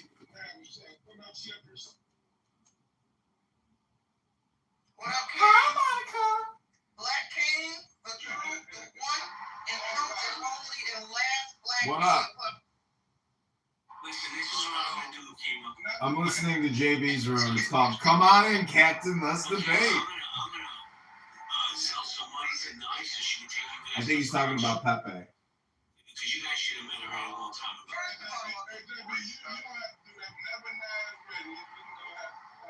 She can have coffee, I have tea, we can go out to lunch. Every night, she can take a word.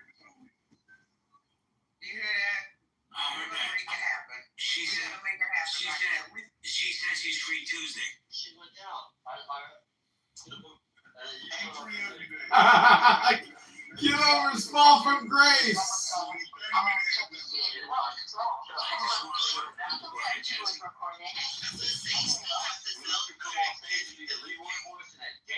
Nobody cared about. See, we were on your team, John, and you fucked up with them. You giving that shit to Nathan?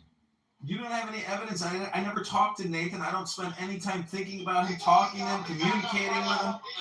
How many times I brought you with John? How many times I brought you up the lagoon? Well, you're making false accusations. I don't appreciate it. No, you ain't got no screenshot posted, dog. You full of shit. So if I post it in my PPR, you gonna suck my dick faggot? Why would I want to suck your tiny little micro dick, you fucking Schwartz piece of shit? Because you a lying ass nigga. No, you a lying ass N-word. You a snake. That's what you are. Are you accusing me of being a snake? That means you a snake. You a dirty dog. I'm gonna steal your name. Oh, go ahead, promote me. I need clones to do my bidding, dummy. Get to work. Can't believe you're dead. You think you're gonna make it good over there at that chillism? We're going to Congress, stupid. We don't care about Chillism and Nathan and his brain rot and Tali and her brain rot. You think we give a fuck about their brain rot or your brain rot anymore? We use you for content. You're just a piece of the product. You're just a piece of the product. You are the product. I'm using you. I am a parasite. You're just a host. We're drinking your essence. You keep talking about essence. We are sucking it. We are sucking your essence into YouTube at this very moment. You're all being platformed. We're using you. You're meaningless. You're slaves. You're just drones. Worker bees. Get to work.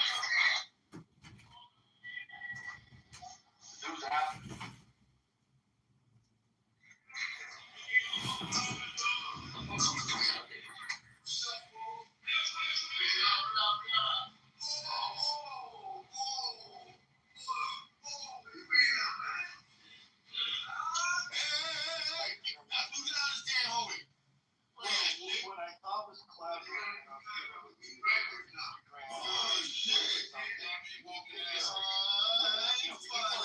really clever. I keep buying this thing, man. It's good for the soul. Experience, if you will, and they are presenting evidence in the back screen. Like they go after her, they interrogated her with evidence, and then they Hey, present ¿qué pasó? to substantiate everything. And it was, I know nothing about the law, but I follow it, and it was fascinating piece. So she really did catch herself.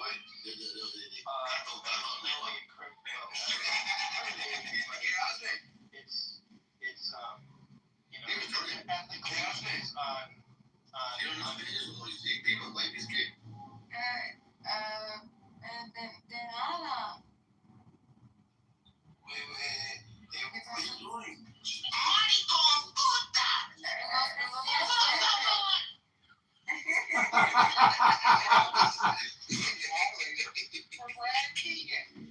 and I got all the time. And every single fucking HK. I'm feeling it. We're moderating the fact. Here comes John. Did you hear what that lady told me? Jacoby was. Let me ask you something, sir. Where's the infamous audio of Pepe doxing Roger? Because it seems to be the center of all of this back and forth for weeks. It was mentioned again earlier in Pepe's room. Well, what's up, baby? Nobody can find the gosh darn audio, and we need the specific time codes to put this shit to bed, and everyone seems to think you have the receipts.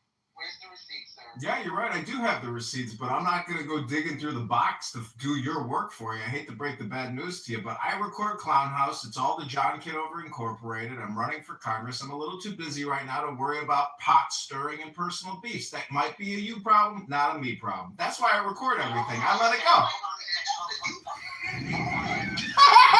The biggest contributor to your campaign, sir. The least you can do is give me that one fucking clip, sir. I just like the fact that he said he's not going to do my work. My work? You're the one with 100 phones recording all the rooms for the past 5 years. Yeah, I do the heavy lifting. You haven't subscribed yet. You should be watching the YouTubes. Why don't you guys figure out how to use the internet? Click my profile, go to YouTube, go back 3 to 4 weeks, and start sniffing around. John, he's asking you.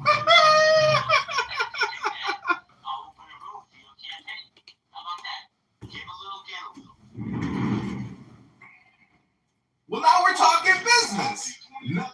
They say it's like 12 hours of video. I'll pay $20 an hour to find that part. Listen, Hakima, you may have committed election, you may have committed finance fraud when you contributed just to kick Monica to the goo. People are complaining to the Federal Election Commission about your donation. The Federal Election Commission does not give a goddamn. So let's get the receipts so we can move on with our life. Well, like I said, I'm running for Congress. If you want to raise a fundraiser campaign Q&A room while I search through my YouTube for you, I'll do that. That's business. Let's talk business. No.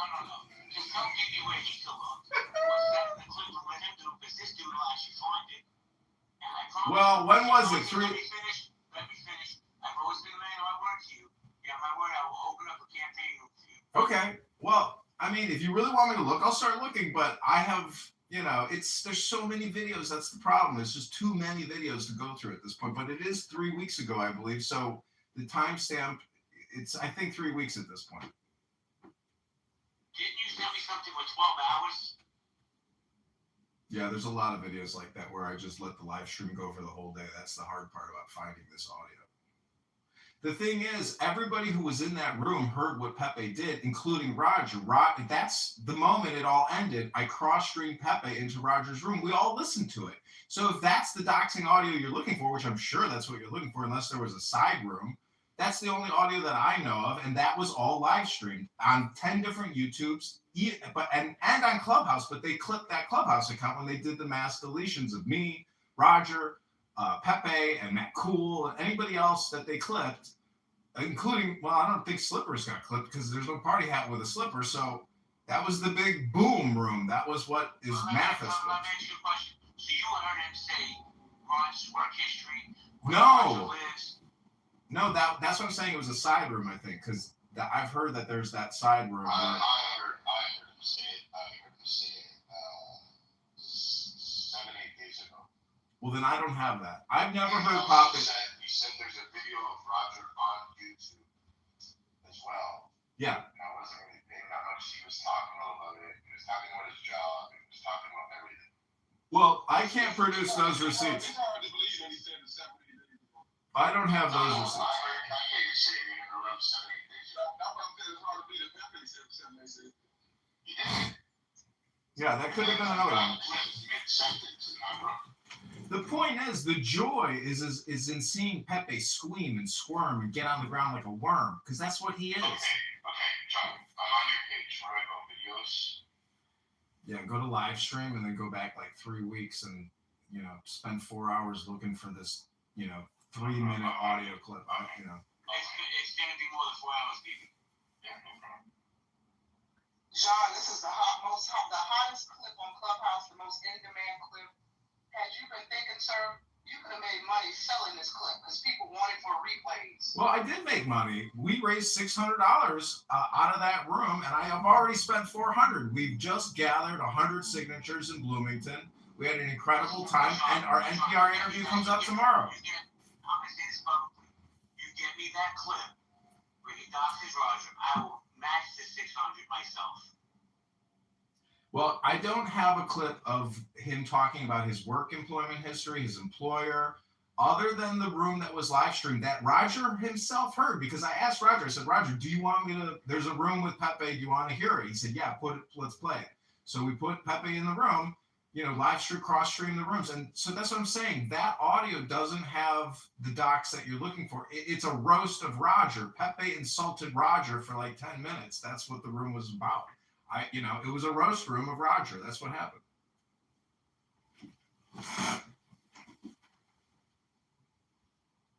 Dr. Love here probably keeps up with my YouTube videos. See, I have people on here that use me as a way to, observe Clubhouse. Watch not one of your videos. You got pictures of me in my underpants in your cell phone. You're my number one fan, Jazzy. Post my PTR of me in my underpants doing yoga.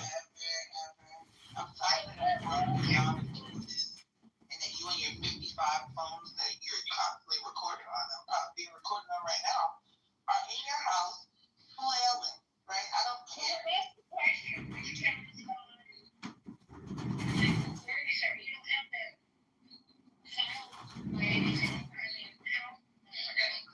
The weird part is he thinks he's doing something profound for society to let people listen to a bunch of people on Clubhouse just spew nonsense. I just love how I'm the center of attention. Isn't that great being the center of attention? Isn't it great recording all these people talk about nothing, wasting all their time? You get too much time on your hands. You need a job, and you need to do something productive for society as a man. That's called projection. Get a family, create some kids, do something. Who are you, Tony? Are you Tony Montana? Who are you, Tony Montana, talking to your nurse or something? Go to the gym and read a book, you big complainer. You're a bad case for a 40-something-year-old. Go to the gym and read a book, you big complainer. Well, John, I moved you down. I don't want you to insult the Jesse. That's not good. You want to come back up with me, Steph. I understand you're a little batshit crazy, but we're not doing that with Jazzy. Yeah, and I just think this too. Like, why even talk to me when I come in the room? Right? Then what the hell? Don't talk to me.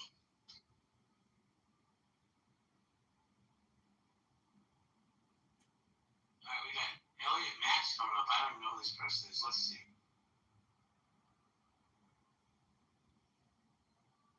Elliot, you have your hand raised. I'm trying to bring you up.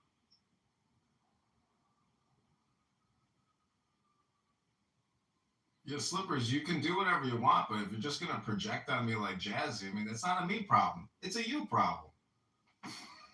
Now you want. Oh, I'm from Germany. I'm in medical code. You're from where? I'm from Germany. Okay, what brings you to the stage? I'm from Germany, but I don't understand English a whole bit. Now, why come to the stage, you fucking idiots? These trolls, man. 2, 3, 4, 5, 6, 7, 8. We got 8 anonymouses. All right. The room is... They should be paying you weekly to do these rooms. there's no last thought right there. You got that anonymous feature they're using in the studio room is definitely generating money for $5. It ain't much, but it's definitely more than any other one. Oh, hold on. Let me. We got Bima here. Bima, who is, in my opinion, one of the top 10 pieces of shit on this app. Right? Loves to complain about me. Bima, go to chillism. I don't want you in my spaces. I don't even know why you come in. No. Yeah, she came in the other day. Chillism's the greatest place on this app. Every other place is shit. Well, if that's the case, why are you here? Huh? So you can run back like the little snitch you are? Let me take the trash out. No, well, I can't tell you how to run your room. Fuck that bitch. She's a two-faced snake. I grow tomatoes too. Well, she accused me of recording their Chillism 4.0 and sending it to Nathan, and they called me a snake. And this is why I say a lot of people project on me in the same way that, unfortunately, people project on Donald Trump all day, every day on this app.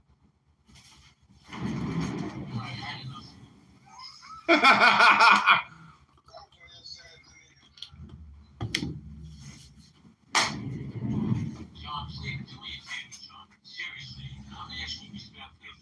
I want to really bad about this, but you playing the victim card will never fly in my space. Just my opinion. Now, if you want to bring him up, be my guest. Well, he doesn't have his hand raised, and even though he said I look like Harry Carey with my glasses, he said I have Harry Carey glasses, which I think is actually quite funny. But it's all good. It's like they have a great sense of humor. Sean, if you want to come back up, I don't mind you, John. I'm probably one of the few people on this app who does. So not too much on Nye going forward, okay? You want to come? Yo, let me tell you something, Doc. Bima, he does not like you. Boy, does he hate you. Why does he call you a snake? I mean, I don't think that it's funny. Like, I don't think that it's funny. I literally just filed essays for the governor's office of the state of Illinois. Like, this man is not sane. Not sane. And I'm also going to call the Illinois Department of Mental Health.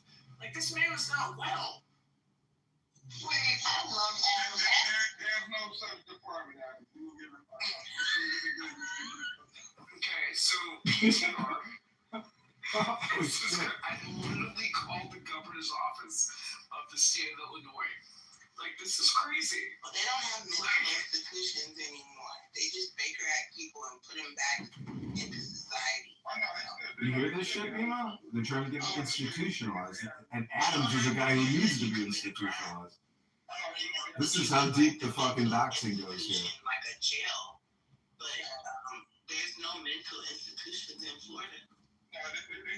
All because I sit here and record them talking shit, wasting their time. Exactly. The funniest thing is I've got the receipts. I've got the recordings. Let the audience, let the public decide who's crazy, who's obnoxious, who's stupid. They're stupid. They know I'm recording them, but yet they keep putting on their show, projecting on me, casting all their dispersions. This is what gossip is, and slander, libel, defamation. This is what it is. This is how it works, people. I'm recording it live. What's up, Gackles? What's up, George? What's up, Faith? Of course, nobody watches it, though. That's the problem. Nobody cares. Because they know it's a waste of time. Mahmoud. Hey, guys, so if you want to come up, you're more than welcome to. We're really not talking about anything that you're going to be tamed later on, trust me. Marshall Rankin, how you doing? Good. Marshall, Hawaii 5-0. What are you doing? Hawaii 5-0? So, JB, can you look at my PTR?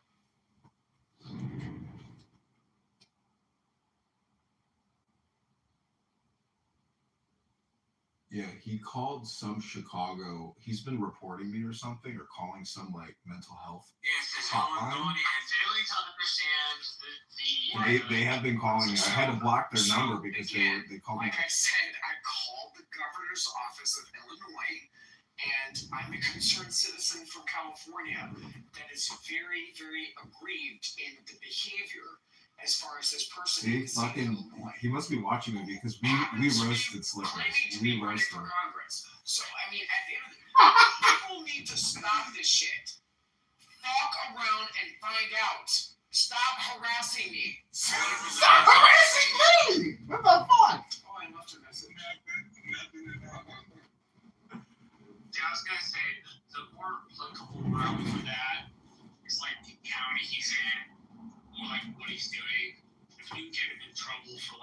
not doing the shit he's supposed to be doing, it can be run out of Everybody's drunk in this room. The problem is this person is going to continue to do what they want to do until they fail.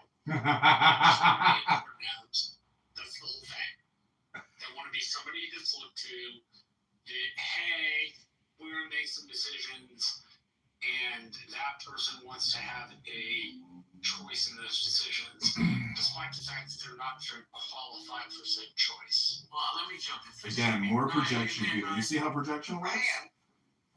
Do you realize that we have legitimately probably the two nicest people ever on this app on our stage right now? With Marshall Rankin and Holly Dolly. These are like the two nicest people you ever see on this app. Shout out to Marshall ain't very nice. You hear the shit he talks about, man? He's a fucking piece of shit is what he is.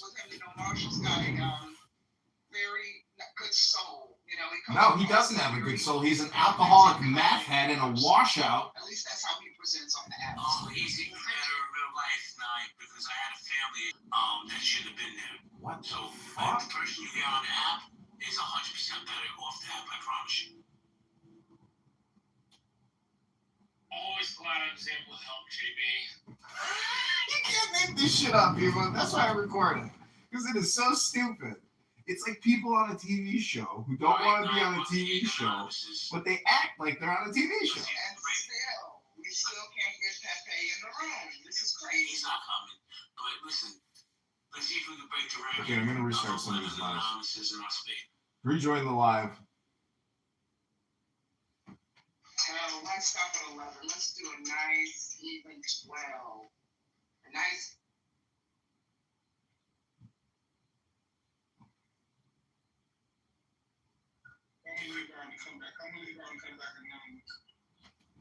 He usually says he does, so he just keeps stirring the pot with it, and it's basically a false accusation. On that stage, and they start talking shit, you were like, and I heard you say, I'm not having any part of this. But see, then Pepe will create a room defending himself, and then he'll dox JB, and the whole thing just starts over again. It's cyclical. It's like, I mean, the topic looked interesting, and I wanted to talk about the topic. Rima, you should help me with my campaign because, like, we're actually moving forward and we're getting closer, and we've got 45 more days. You could help me fundraise. You could help me onboard people because I have to onboard petition circulators, signers. I find that Pepe's probably like a 5'6", no taller than that, I promise you.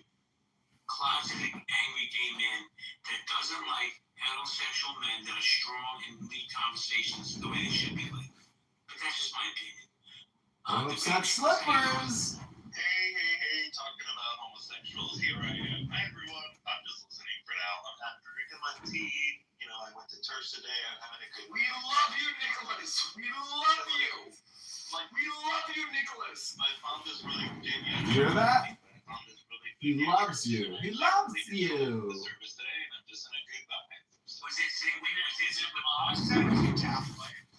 No, it's just open. It's just a Christian church. They don't have a specific. It's a non-denominational. Yeah. Wait, was it singing? Yeah, there was some singing, but the message of so it was a pastor's wife who was up there speaking today. And her message was just about like faith and, you know, putting your life in the hands of God and just like not trying to control life and every aspect of life. And I just know that you rather take control of it. But God doesn't plan for you, Akima. You just gotta trust. No. I believe in God, but you don't have to.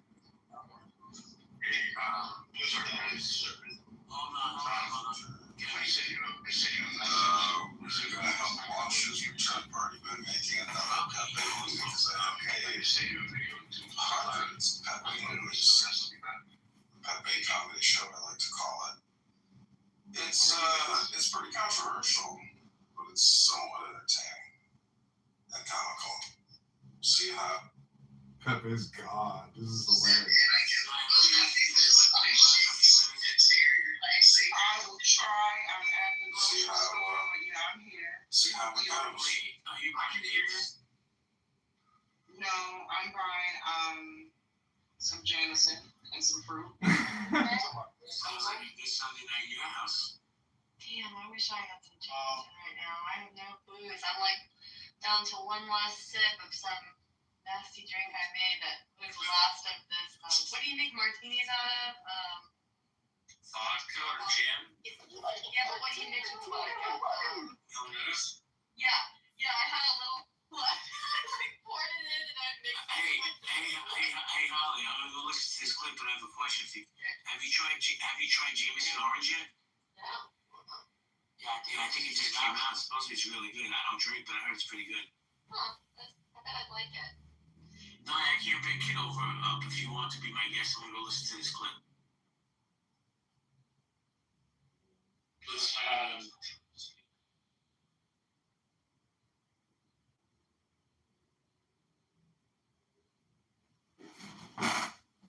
be honest, it's weird to me. I'm always sipping on something when I'm here. To me, it's like it just goes well together. I don't drink heavily, but I'm a sipper. I can sip on one drink for many, many hours. But now that it's coming to the end of this drink, I'm kind of Oh, I'm a drinker. You stick a drink in front of me, I can drink that thing in about 30 seconds, no matter what the drink is. Are you an alcoholic, Marshall? Am I an alcoholic? No. Can I drink that quickly? Yes.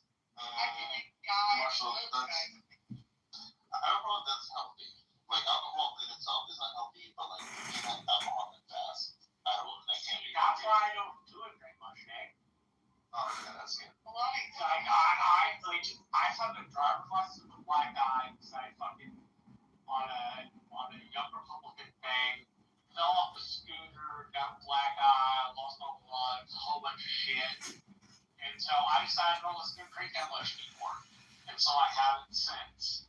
But Yes, Sarah told us all about that. How embarrassing. God, that must have been embarrassing. Isn't that embarrassing? A young Republican crashing, being intoxicated? Wait. You think it's embarrassing for young Republicans to drink? You have not been paying any attention to the young Republicans in your state. that was We young Republicans in your state are a fucking drinking club. And they've been a drinking club for 50 years. They get people involved and that pass them off to campaigns, but the whole thing is being in a fucking drinking club. That's what it is. Hey, just look at Matt Gaetz. hell yeah. Matt Gaetz is. We know I party over here, but no, Marshall. I mean, a lot of guys are binge drinkers. They drink so fast. I noticed that. Marshall left. I think he went to go grab a drink. I'm still speaking. Do not interrupt me. What's your favorite cocktail, Holly? Holly, you just sounded like me when people talk over. You said, what the fuck? I appreciate it, Holly. What's your favorite cocktail, Holly? Well, I also was going to say, real quick. Oh, go ahead, Holly, go ahead. My favorite cocktail, I do like a dirty martini with blue cheese stuffed olives, I guess. Ooh, that's the best choice, I think. So there is science to validate what you're eating slowly. So apparently it takes a little bit for your gut to tell your brain that it's full. So eating slower actually gives the body more time to process the food, and therefore you can feel full with less food, and you don't overeat as much. So there is actually eating and drinking a lot slower is actually good for you. I'd like to talk about the title of the room. John, let me ask you a question, John. You have a room going right now called In the Muff? Yeah, I've got a room called Chillism Brain Rot Clowns, because I was making fun of the Chillism 4.0 people. No, you have a room called In the Muff. I have a house called In the Muff. I don't have a room called In the Muff. But you're running that room right now, I'm asking. Yeah, the name of the room is Chillism Brain Rot Clowns. And Bima, because Bima's in there. I see what you're saying. Okay. I threw her out of here. She's not welcome in my space. She's a lunatic. She's got to go to the subspecies space where I record, cretins on this app. But I want to talk about the room title, Your Ship is Sinking.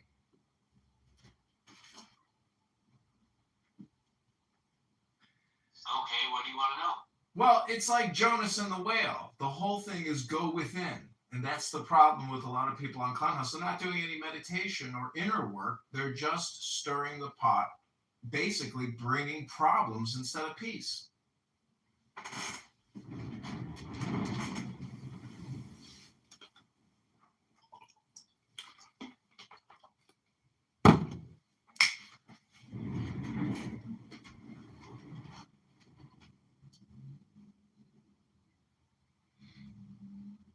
But I would just ask the moderators for 60 seconds every time to read a poem, and I can bring the peace.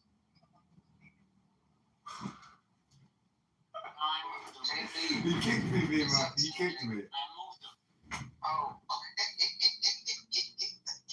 They can't take somebody reading poetry. Meanwhile, they want to waste all their time. He said poem. You guys. You know what happens with him? Sometimes I can tolerate his poems when they are actually 60 seconds, but then we'll go on with his poem tirades. They'll be like 6 minutes long, and yeah, I haven't eaten. I'm hangry, so John, respectfully, no poems tonight. But Pepe should be needs a poem. He needs some meditation. All right, well, let's see what Pepe's doing. Does Pepe have a room?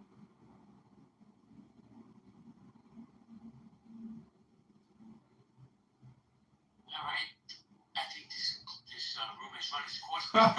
It's over.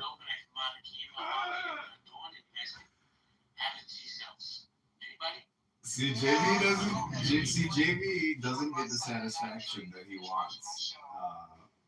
He wants to. This is like King of the Castle or King of the Clown House. It's like, if you can bring receipts, maybe you have something extra. But it's all just ephemeral and disappears room to room to room. It's pathetic. Challenge Pepe to debate. He wants to have rules. Like, this is the Republican convention and the Democratic convention, and we need moderators. How about just you and me, Pepe? You fucking vagina. Bring it. Let's go. JB can't get the satisfaction he's looking for. And Pepe is gone. Like, in the white America house that he has. Hi, guys. I just stumbled. I just logged on the Clubhouse. Been watching the football game. And the title of the room got my attention.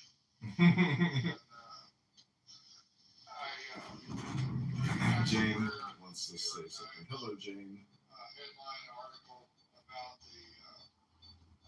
Are you enjoying the drama, Jane? Yeah. Oh, they boomed the room.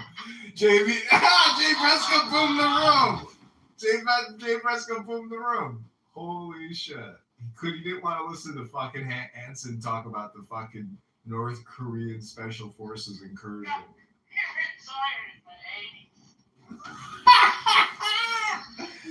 Holy shit, that's hilarious. I'm one of them. You owe me an apology. And I'm like, well, no, I do not, sir. Wait, he said that to you?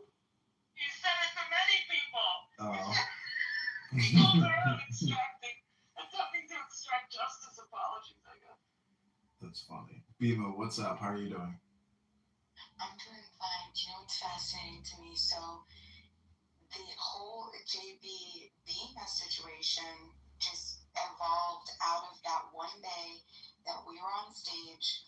You know, El Normo comes into the room, says that there's sex trafficking conversations going on in Amir's room, and then JB came onto the stage and you had made the comment, you said, speaking of sex trafficking, and then I, after you say that, I'm just like, because JB started to like freak out. I hope you have this room recorded. And then I had said, because he was getting front, he was going after you, he was saying, blah, blah, blah, blah. And I was like, hold on. Don't just go, don't think that it's only Kitover. This has been circulating for a while now. I got your article, like everybody, a lot of people got it.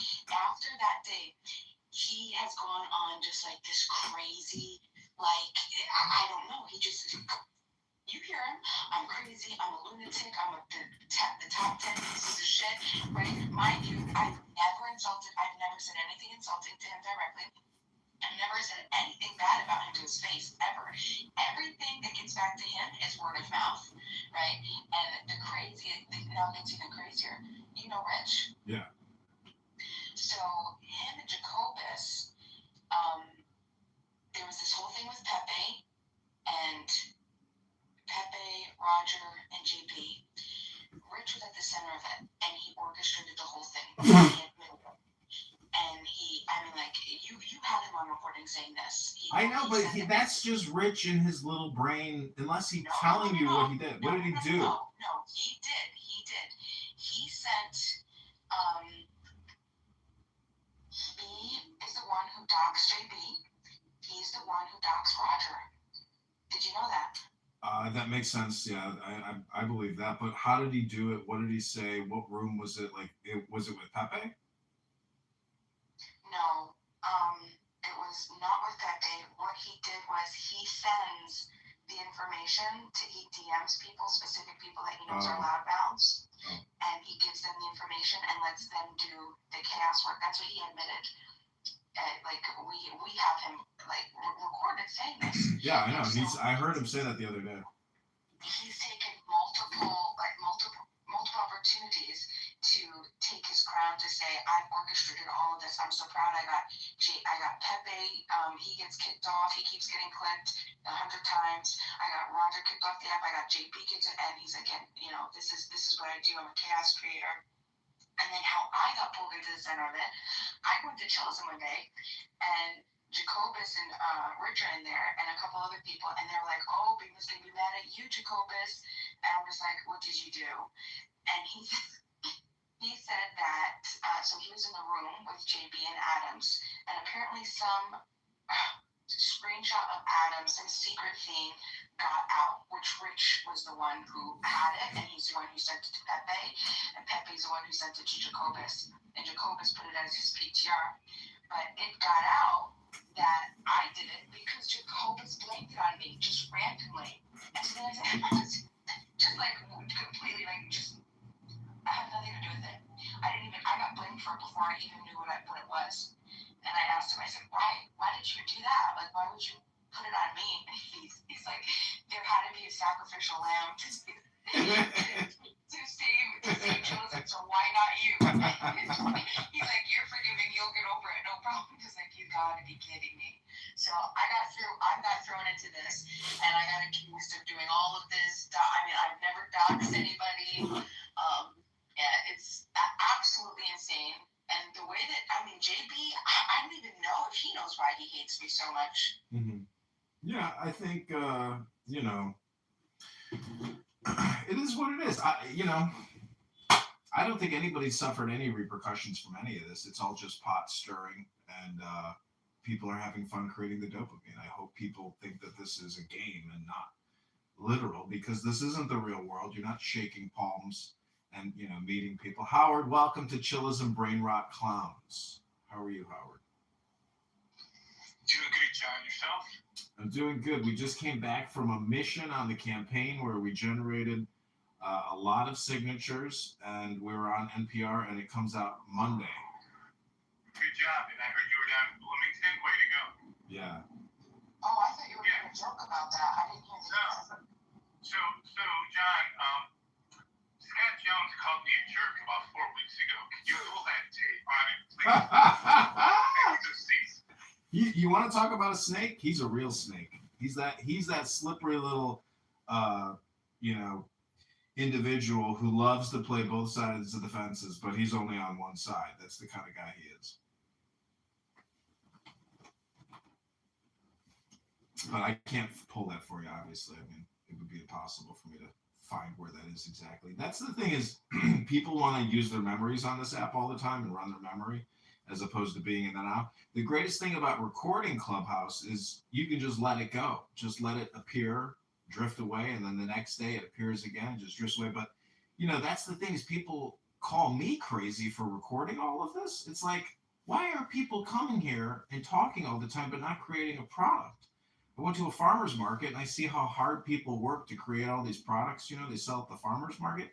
I'm creating product for the global digital community, of consumers. There's no inventory. It's just gigabyte transfer. So it's like, I think what I'm doing is pretty smart compared to a lot of people who come here and just get angry all the time, road rage, and project on me everything, that they wish they were doing with their life onto me. It's a good point, John, and you very much, and not that I totally agree with everything you're doing, but you definitely have a mind of an entrepreneur. A lot of times entrepreneurs are like the least popular, and everyone's around you telling you that there's no way you're going to succeed, but you've got to have that inner belief and that vision, and no one can take away your vision, that's for sure. Well, see, it is a vision in a way, but at the same time, I mean, I'm just mirroring, what other people are doing. And I don't know, to me, it's fun. I feel like this is the next level game theory in communication, relationships, maybe compression or consolidation. So, but see, I want to read all the time. That's what I would prefer we were all doing, that we were actually educating each other as opposed to screaming at each other. So that's, really my bait and switch for everybody is, hey, can I read a poem to you? Can I read a page from a book? Because I am trying to help people and help myself in the process. But, recording the drama is a little bit like television because, you spent a lot of time watching television and movies over the years. And I see that this experience, in a way, is kind of like the same thing because if you never met anybody from this app or had any interaction with them or any kind of process or business or anything, it's a little bit like just listening to an audiobook. And it's the dumbest audiobook you could have ever chosen in the audiobook store. So the joke's on you. But see, I'm recording it all, and in a way, I'm creating like a parallel society to the app itself on YouTube and creating a very lazy man's network of individuals that I'm connected to because they know that they're in my recordings. And if they come on this app, there's a very high probability that they're going to be on YouTube. And I think a lot of people like that. Some people hate it, but some people like the fact that I'm publishing their show. And Pepe is probably one of them because being a pathetic loser, and having somebody record everything you do and say is probably pretty entertaining to that individual. But I would just submit that he is a racist, bigoted, low IQ schmuck who loves to hear his own voice. And that's not projection. I think I'm accurately describing Pepe without projecting myself.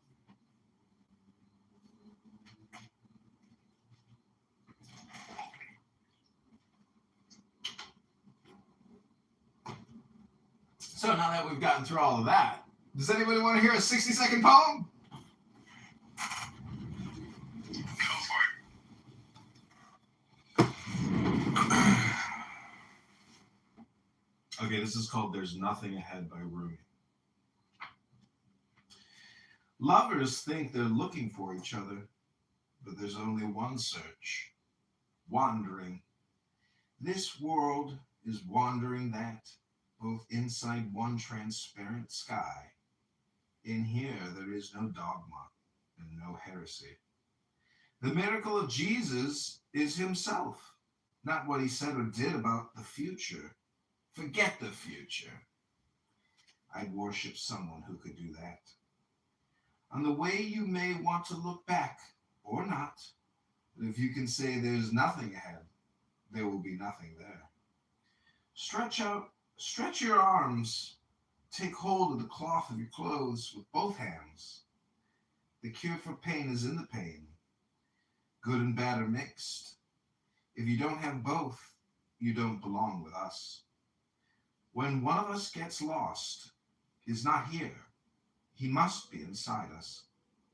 There's no place like that anywhere in the world.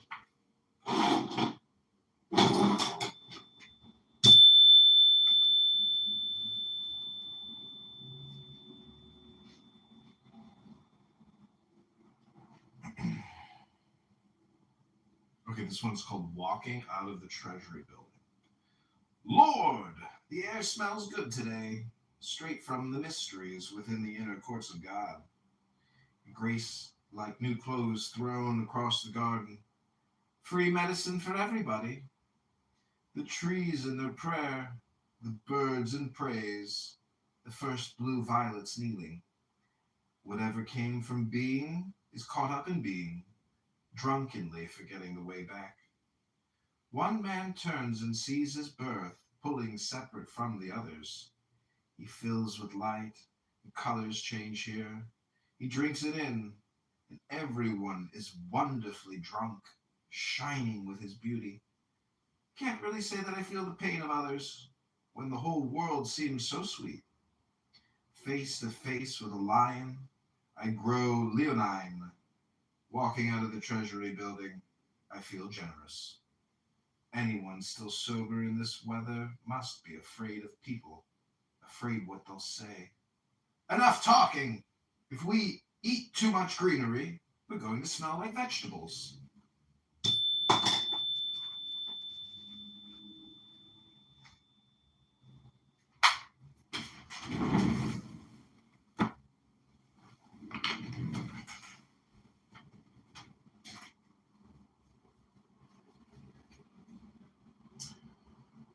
So what do you think about those poems? Mysterious? Mystical? Illuminating?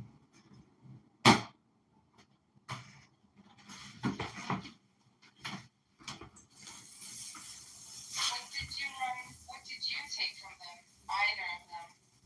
Start with the first one.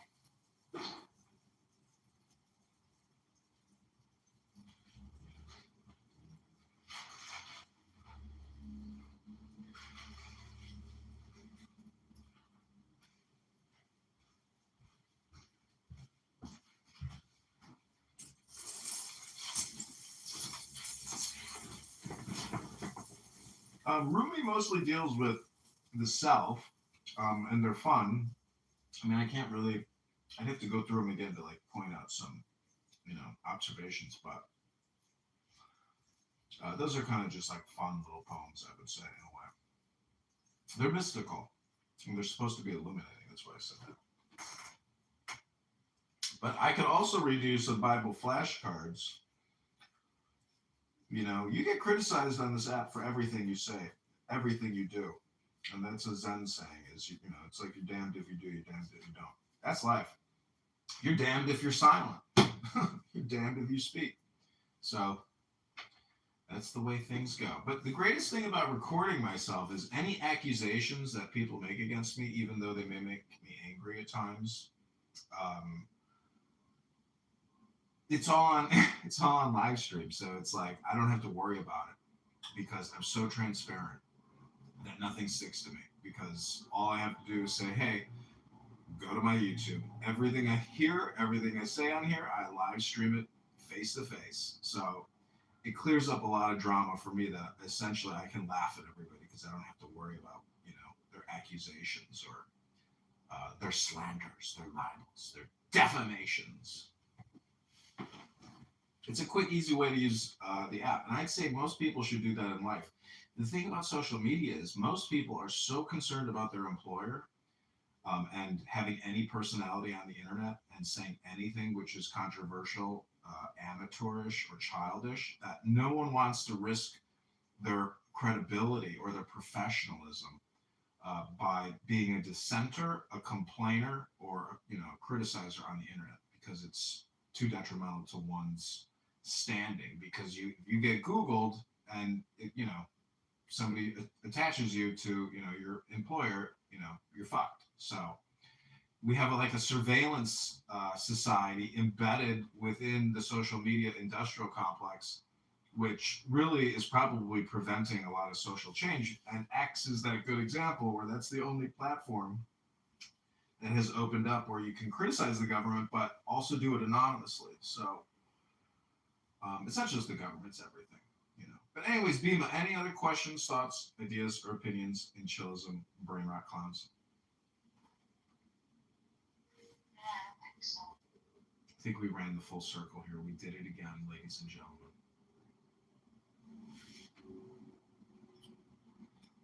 So what are you going to do the rest of the night, Bima? Well, I have a bunch of begonias that I need to water, and I'm doing some organizing of a particular begonia branch where I'm from. So I'm working on that, trying to get the begonias out there, I want to make begonias like a household name. I want people to have, like begonia rexes and macula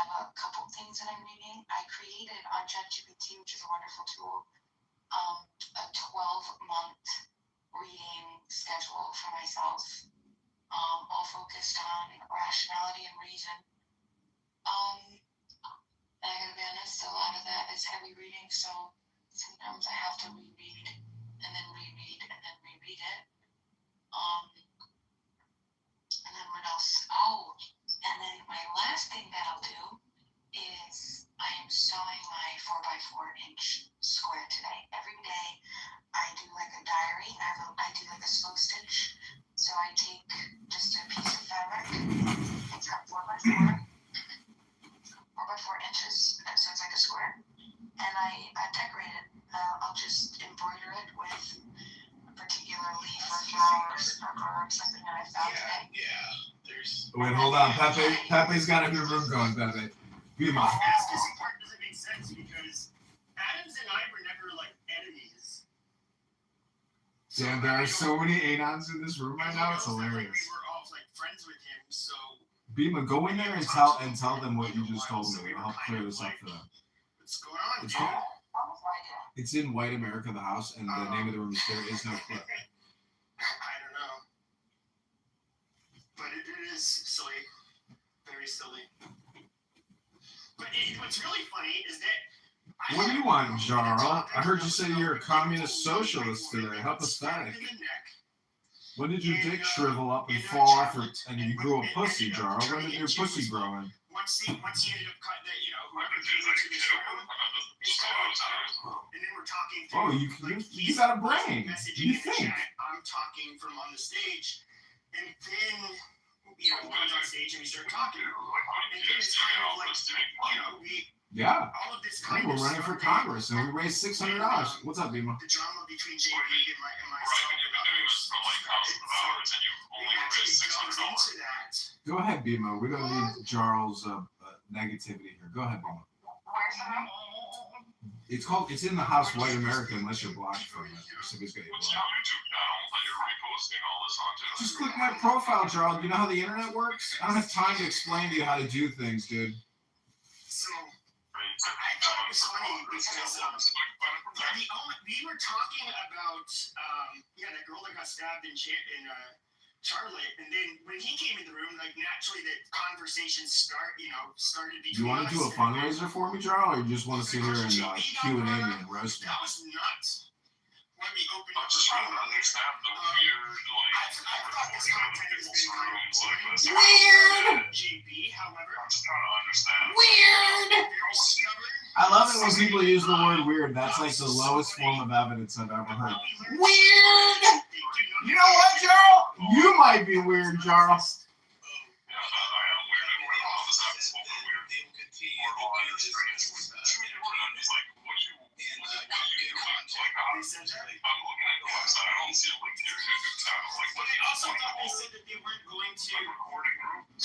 Yeah, that's what I'm doing with my life, Jarl. It wasn't exactly how I planned everything. I'm just trying to understand, what are you doing? What is the point of all this? You just have to look at my YouTube to figure it out. It's in my profile. There's a link to my YouTube in my profile. Online, you guys said you had the clips. Then sometimes, you one of them like kind of say, I don't know how it works, but I don't see a link to your website. And it's just, I thought you guys Oh, there's a second link. You gotta click it down, maybe.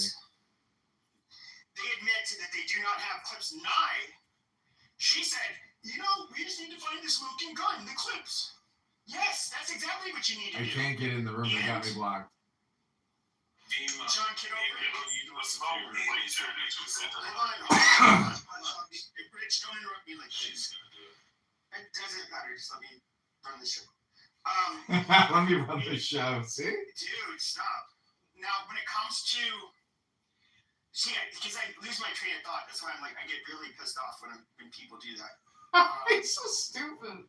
God damn, what was I saying? You can't even maintain a fucking coherent thought. No, I said find the smoking gun. So Pumpkin is a new profile for Rich. And so I ended up, so basically they said that, they either say they had them or, it was recorded. We just need to find it with John Kitover. John Kitover goes on stage. He says, yeah, dude, it wasn't recorded. I don't have a clip of it.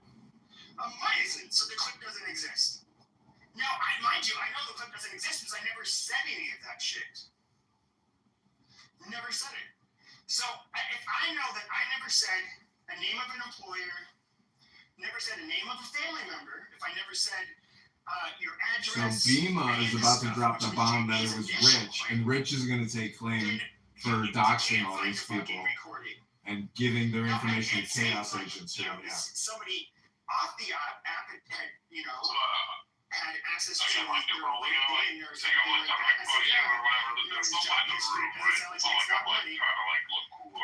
said, no, there's people watching the YouTube live. I said, Jarl, when did your penis fall off of your... When did your penis fall off, Jarl? When did your pussy grow in? I just want to know. Like, if somebody was to say, So I can hear you on your if I YouTube was to say, channel. I let's just say can somebody. Okay, then it's you, Jarl! About somebody. That's okay. I'm just here to record the drama. This happened to me on I got X, 2 people where watching me people on will let YouTube me right know now. back and like, oh, dude, yeah, no, dude, I know that person's daily. Like, this person has a lot of mental issues. Yada yada yada. That's not doxing. No, you can say that's revealing information that people don't, she wouldn't want to hear. But you're Jarl, not is there anything identifying else you that want to person. know about how I'm using my cell phones? So, Anything else I can help clear up for you on how to use the internet, Jarl? Of course, I never did anything like that. But we You find good, out Jarl? the You clips good? never There's existed. nothing else? You They just good? never existed. Yeah, I'm just so interested. I'll play some of the clips for you. I thought it was funny. Well, I'm running for Congress. You would hope your local congressman is an interesting person coming up with innovative solutions. Weeks of accusing me of being a doxer when I did not dox. And then today, you reveal you have no receipts. How does it feel? There's no clips. I mean, okay. So, Bima and Pumpkin are about to drop Adams, and you'd have the to truth. drop. See, Dr. Adams? Dr. Adams is in the chat. This is awesome. You're recording me doxing. Look at this. This was so. Why are you so depressed? Because again, you know that you got caught. No, well, I mean, You did dox. Alan, I'm literally dating a celebrity. Slippers is dating Jarl. Why would I do all of this for no views?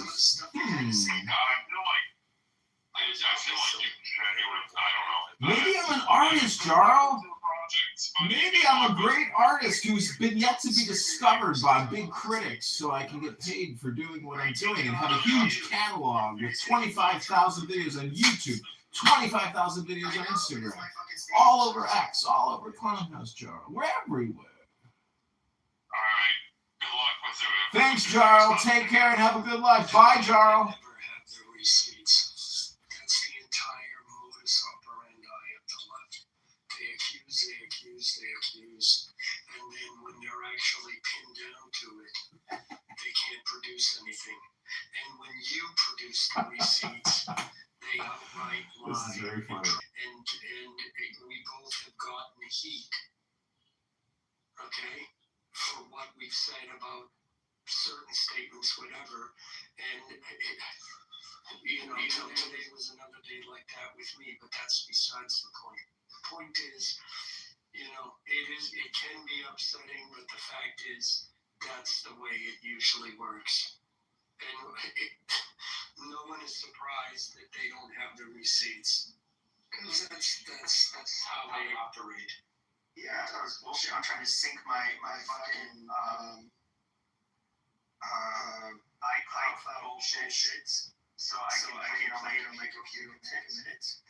But yeah, I got somebody who's trying to talk to me called you. And so yeah. You're a fucking vagina. I know you look 5'5", 5'6", motherfucker. 5'11". Okay, like an average height person. I'd be a little short than average, a little shorter than average, maybe in Holland, but slightly taller than average in some other countries, like the country you claim to have. Adams is so funny. But I do believe that just from looking at your photos, something tells you I'm a few inches taller than you. However, I don't think you really want to talk about sexual, devious sexual activity, given the charges you've discussed before in the past. I don't have the same problems as you, bro. But yeah, you said, oh, be a man, come on, stand on the square, come debate me. Just man on man. I'm pretty sure you would be the one holding the mod badge the whole time, so let me one up you, pussy. Come on my stage, and I'll give you a mod badge while clearing my stage. Okay, literally. Okay, mano y mano. And I'm guessing, because I'm a vagina, because I wasn't going to fall for your stupid shit. I'm a pussy. Or actually, you're a big vagina. If you're going to accuse me of being a vagina for not going into your room would be the two of us, and only you had a mod badge. But I'm offering you a mod badge. I'm guessing that makes you an even bigger vagina. And also, why you know that KP and SIG wanted us to squash all of the fighting that we were having. They wanted to intervene. They weren't taking sides. And they publicly told you this and myself this. SIG said he would debate, or not debate. He would moderate a sit down between the two of us. He said you flaked out. You bitched out basically. Now why would you want a moderator? Well, that way you can't bully behind a mod badge. Hello? Going up on your stage where you're the only moderator? Is that smart? No, of course not. You are. We all know that. And let me just say this: say that you'll go, or say that you'll let SIG on a room where it's just the three of us on stage. You won't do it. The reason why is you're gonna go with narratives. He's fucking with family here. He's fucking with my kids. He's fucking. Okay, I'm gonna ask the same question. Just like how you admitted tonight. There's no clip. You don't have the receipts. I'm gonna say, show me the receipts. Show me where I mentioned a family member's name. Tell me one family member that I named. What did I say about your family? Yes, and so he's going to have to answer those questions. Because when he does his response rooms, he never addresses those questions. That's because they don't exist. That's never happened. JB's just trying to stay relevant. That's all I saw. Well, I know. He lost the keys to healthy debates, and now he's fuming mad.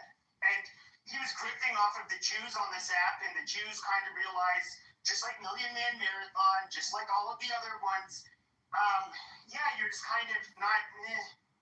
And you know why you lost your admin privileges from healthy debates? It had a lot more to do with. But you ended up saying you were going to open a room about quote-unquote Jewish mafia on Clubhouse, but then you bitched out and made a room about a different topic because you got scared. You didn't want that smoke now, did you? Because you knew, and I knew this because I caught wind of it, because I overheard people talking. And I believe that individual showed up in one of your spaces, and you know who I'm talking about. And you know he'll get you clipped faster than a motherfucker. You kind of realize you don't want that smoke. Why didn't you stay on your square?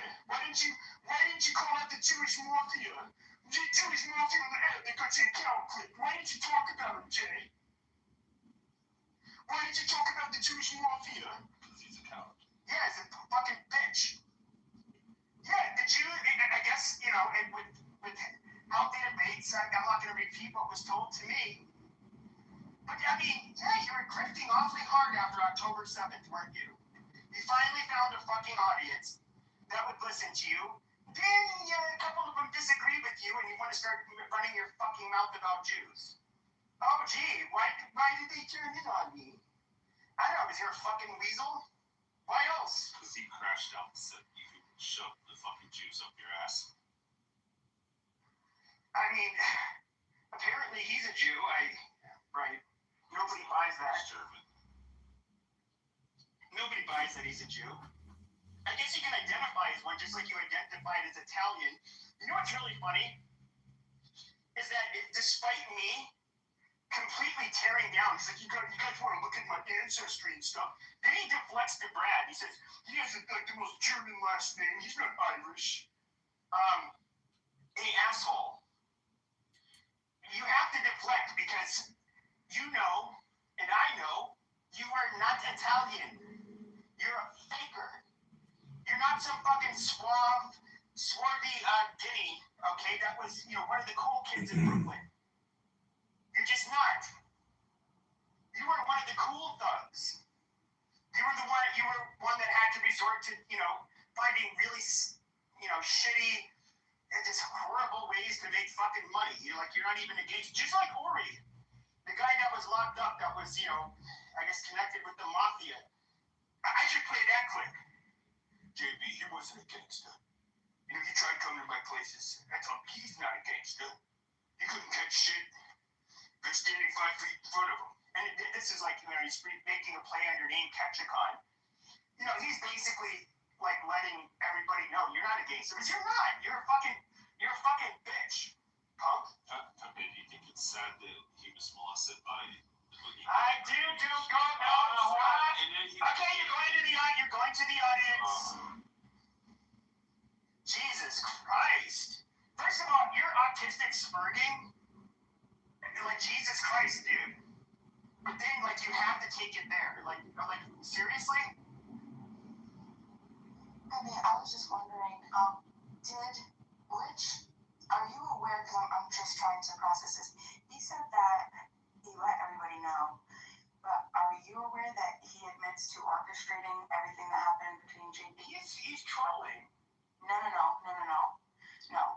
He's done it, because he's done it in chillism, he's done it in multiple rooms, this is what he does. And he admits to, he's admitting to it right now. He's the one who sends the articles around. He's admitted to it very seriously. Yeah, that happened. So, I can tell you. So, I heard him take claim for that. Like, in rooms I wasn't in. Now, he was actually DMing me saying, like, dude, have you seen this article about JB? I said, dude, I knew about that years ago. But and this was after this last bout between JB and I. No, he did not start it. We know how it started. And it was... How did it start? Basically, so you know Roger, right? Right. So, a couple of years ago, somebody had, like, I was hearing people kind of, like, talk about Roger, and, like, it references to him being fat, and I was like, how do you guys know this? And he's like, oh, he used to come on here, his real name and photo. And he's like, yeah, dude, remember that podcast he did with so-and-so? He did a podcast with somebody else on the app. But he did the podcast using his real name, just like how he used to use his real name on the app. And I was like, oh, dude. So there was like a room where he was doing like a fat tax. He's like, oh, like should we tax fat people? And I've always thought he was an asshole and a bully, but I ended up basically thinking to myself, like, oh, dude, I've seen a picture of that motherfucker. And so I went onto YouTube. I took a screenshot of the video of his face, and then I went into his room, and then I changed it to my PTR while I was on stage. And he ended up, like, kicking me out of the room, like, a minute later. And then he like eventually left the app that day. And then I was basically so fast forward the next day. You didn't get that YouTube link from Rich? No, I had this YouTube link from years ago. Okay. Rich had nothing to do with this. So this I can tell you who gave it to me, but I'm not going to, because this person's not involved right now. That's okay. Yeah, don't do that. And so no, I just had to go back in like my history, and then I could see the video. And so this was a couple years ago. Because the video is about 3 or 4 years old. And so I ended up taking a screenshot from that. Pepe, can I ask you a question? Hold on, let me finish real quick. Got it. I'll let you go afterwards. And then I ended up taking a screenshot of it. Now, the next day I wake up and JB has a room about me, and he's saying that, now this is where I ended up kind of going sideways with him. So I'm listening on anonymous mode, and I hear it's like, this piece of shit, you gotta watch out for him. Now he said that I had doxed, and I had given away families' names, social security numbers, where he worked, and I was saying, interesting. I literally said none of those things. And so I ended up going Roger about JB. Roger. Okay. So he was trying to say, like, oh, I'm protecting my friend type of thing, you know, because he's a doxer, and he's saying, like, and, you know, you got to be careful. You might think it's funny to be around somebody like Pepe, but, you know, you just remember he can always turn on you. And he's saying this stuff. I was like, what the fuck is he talking about? I go off of it onto a stage, answer a few questions. Him and I were asking me questions. I said, nope, I didn't do it. In fact, I'm pretty sure, I think, what's his face was in there recording, maybe get a recording of it, I don't know. And I started going off on him because, look, you can say what you want about me. I'm somebody who would make, I would say, offensive things. I would have, opinions people didn't like. I would talk about very controversial topics. That was my MO. My MO is not making people content, like a lot of the rooms do on this app. But like with him, and it was a back and forth because I ended up kind of like, he fired some shots. I started dropping like heavy artillery and going over like really his behavior and his history. And it's been back and forth ever since. But go ahead, Adams.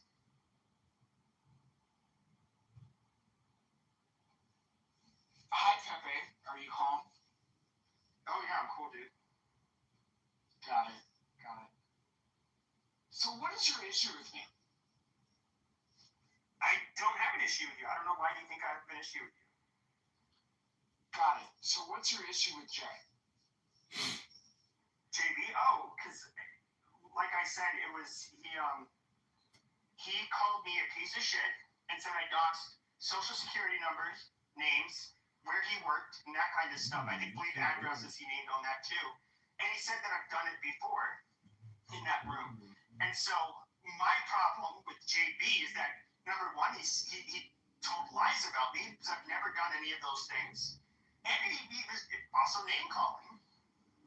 But obviously the part that pissed me off the most was him saying like I do that to people, and he was telling people to stay clear of me. I definitely had an issue with that.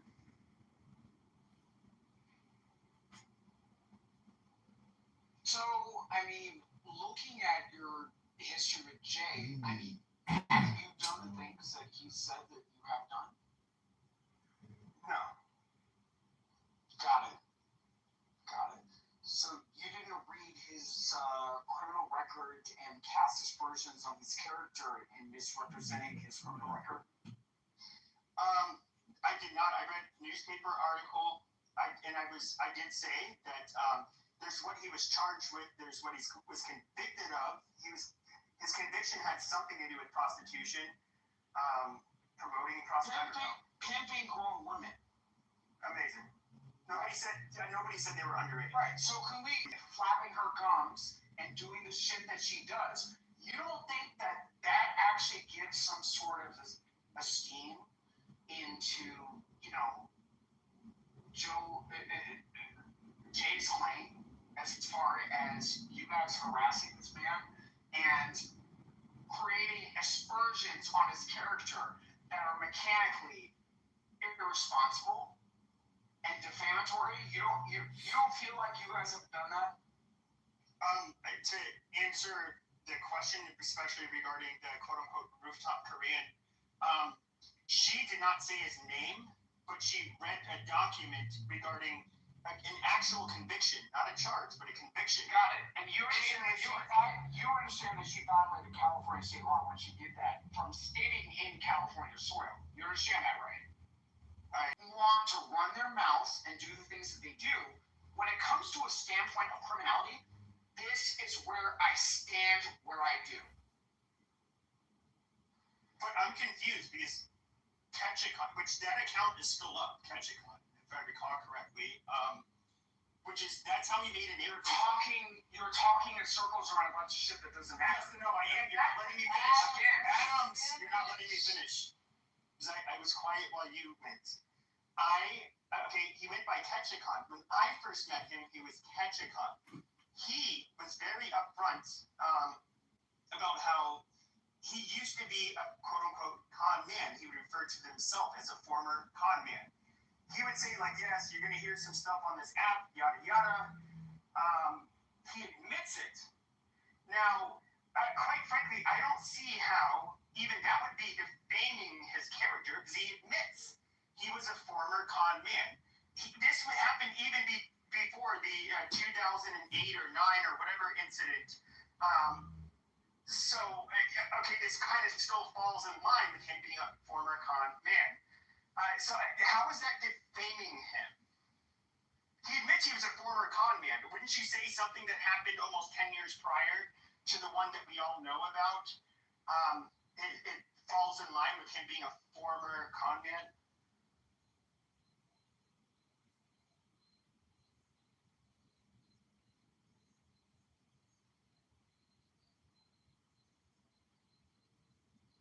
Hey, Cleto, Matt, Mon, I'd like to say something. Yeah, I think that you definitely said enough. So, can you look at California Penal Code 653.2? 653.2? Yeah. Can you actually look that up? Yeah, come. Wait, were you talking to me, Slippers, or were you projecting? No, I wasn't talking to you. I actually called the governor's office in the state of Illinois and I requested a mental hygiene warrant for you. Because again, you're mentally fucking ill, you're a psychopath, and you're a predator. You need to be off the fucking internet. Well, I can tell you this, Adams, as somebody who worked with the seriously mentally ill, in this case. Unlicensed, correct? Unlicensed. Correct. But guess what? Hold on. There you go. Hold on. I was a person who would have to write the petition order and it would have to be approved by a psychiatrist and a judge.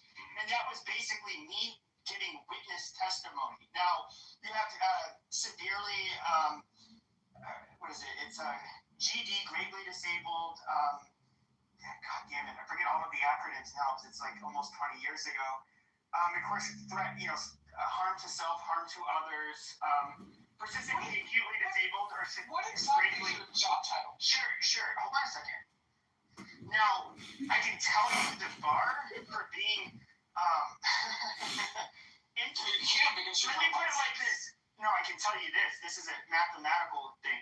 You have a county. You're still not licensed. Amazing. 4 million people in Maricopa County, or 4 million plus. There's only 90 beds. 90 beds in Ash, the Arizona State Hospital. Now, you need to do the math. Which people get in there? It's the people that end up are like hospital afterwards. It's near impossible. He's not gonna. You can't institutionalize somebody like him. It's not even a remote possibility. And neither can you because you're not a licensed state professional. He's not threatening to harm anybody or himself. No, he's actually giving marginal medical advice on the fucking internet without the licensing. Is John ever? Okay, you don't need to be licensed. You don't need to have a license. Wayne, shut up. Hold on, Rich, don't interrupt. You don't have to be licensed to know that there's 90 beds allocated for 4 million people in the valley. Pepe, I have a question. Do you think recording clubhouse rooms would be institutionalized or big wrecked? No, you can talk to yourself and have an imaginary wife, an imaginary army, an imaginary. Dude, the bar is so high. Now, even when it comes to being. So, there's a threat to self or threat to others. Those are very clear, in which you can get involuntarily committed. And generally, you're going to go to. If it's your first time, you go to a county psychiatric hospital. If you are persistently acutely disabled, you're somebody who, for example, I'm so limited on what I'm allowed to say, but let's just say that like you're a grown adult and it's in the middle of the summer, your AC is off, you have shit. Let's just say you're covered in shit, you've lost a lot of weight, you're basically pooping on yourself, not eating, you're gonna succumb to the elements. Like, there's things like that where you get involuntarily committed. But you talking to yourself, you being completely detached from reality, having a full psychotic break, you can't be institutionalized for that.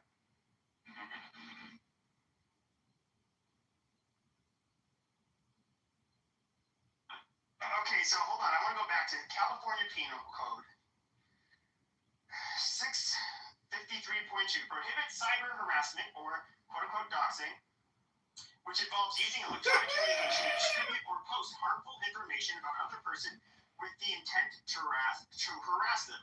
To be convicted, the prosecutor must prove you knowingly and willfully engage in a course. Sorry, I don't have my glasses.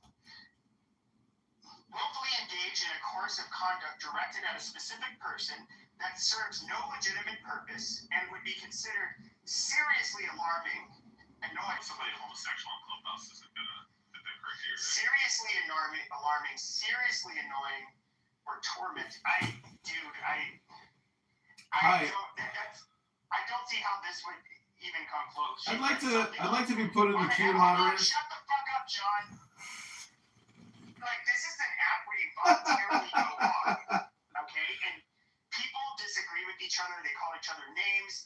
People even gossip and tell lies about each other, kind of like what JB's done to me. Amazing. He literally lied about me, but that's not a crime. I can't have a defamation suit against him because he hasn't cost me any money. I didn't stop eating and lose a bunch of weight and have to go to the hospital because his words hurt me so much, so I need damages. So Pepe, what you just read in terms of the legal doctrine that you read, I mean, that has nothing to do with civil implications. That's criminal. So if you actually look at the penalties, behind the actions under that penal code, it actually can result in a year in confinement in jail.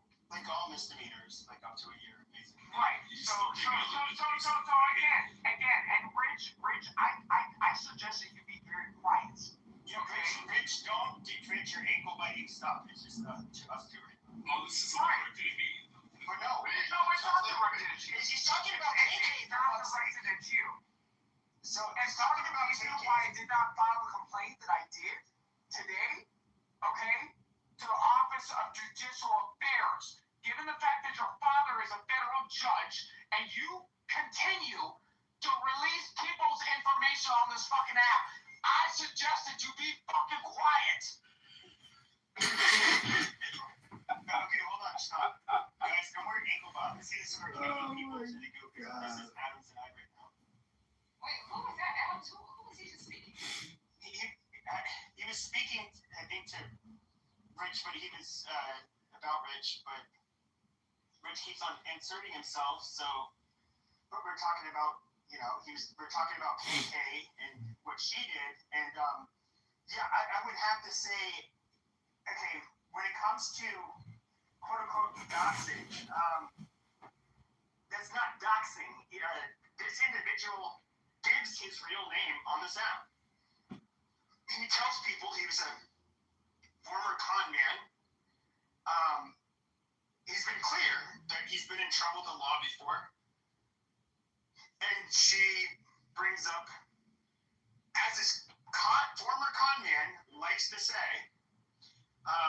he used to be a con man. She pulled up one of his records of his cons. I guess I don't quite get how that is. Who would find that even reasonable? If I said I was a con man and you pull up one of my convictions of conning somebody, after I get my real name, like I can't say like, oh, you doxed me. You see, you're calling me a con man. Back when I said I was a con man. Like, how does that work? I mean, you have to understand, he had a name, Ketchicon. And his thing, and his whole persona was, I used to be a con man. Now I catch cons. Well, she went to his history, which he clearly has been open about. He clearly would give his name. And she found that he conned. Pimping grown women, correct? But no, he said he was a con man. Like pimping grown women. Those were the charges, correct? No, he said, he claims pimping grown Adams. Stop, Othello. He said he was a con man in the past. Did he not? That's what he's always fucking said. He was a con man. That's why he said he's catch a con, because he used to be a con. Okay, he has a conviction for pimping But that does not negate the fact I used to be a goddamn con man. And then she finds it. She reads out a court case where, yeah, he was fucking conning somebody. Back in the past, when he said he was a fucking con man, you can't defame somebody like that. That's not defamation. That's, if anything, that's basically, building on what the fuck he was saying. It's the equivalent of saying that President Trump has felony convictions. It's like me saying, I used to be a rapist. I was caught. God damn it, you pulled up my fucking record. God damn it, what does it say? It says rape. Jesus Christ. Well, I mean, if I said I did that kind of behavior in the past, I'm not saying he's ever said any such thing, but giving it an example. If I said I used to be such a character, and you pull up a record of me doing what I said I used to do, I mean, geez, how is that defamation? His claim is that he's no longer a con and he catches cons now. She didn't say, what she read did not refute what he said by saying that he's a con man now. It basically just reaffirms that, yeah, he used to be a con man. I don't know how the fuck that would ever be a fucking crime, especially when you volunteered that information on this app. Like your name and the fact that you used to be a fucking con man and you already have a criminal record.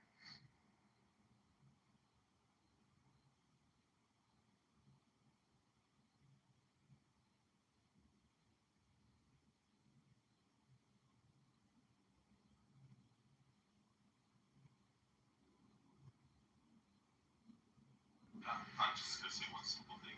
I don't think said person should be holding the business that they used to do the same thing. It's kind of scary.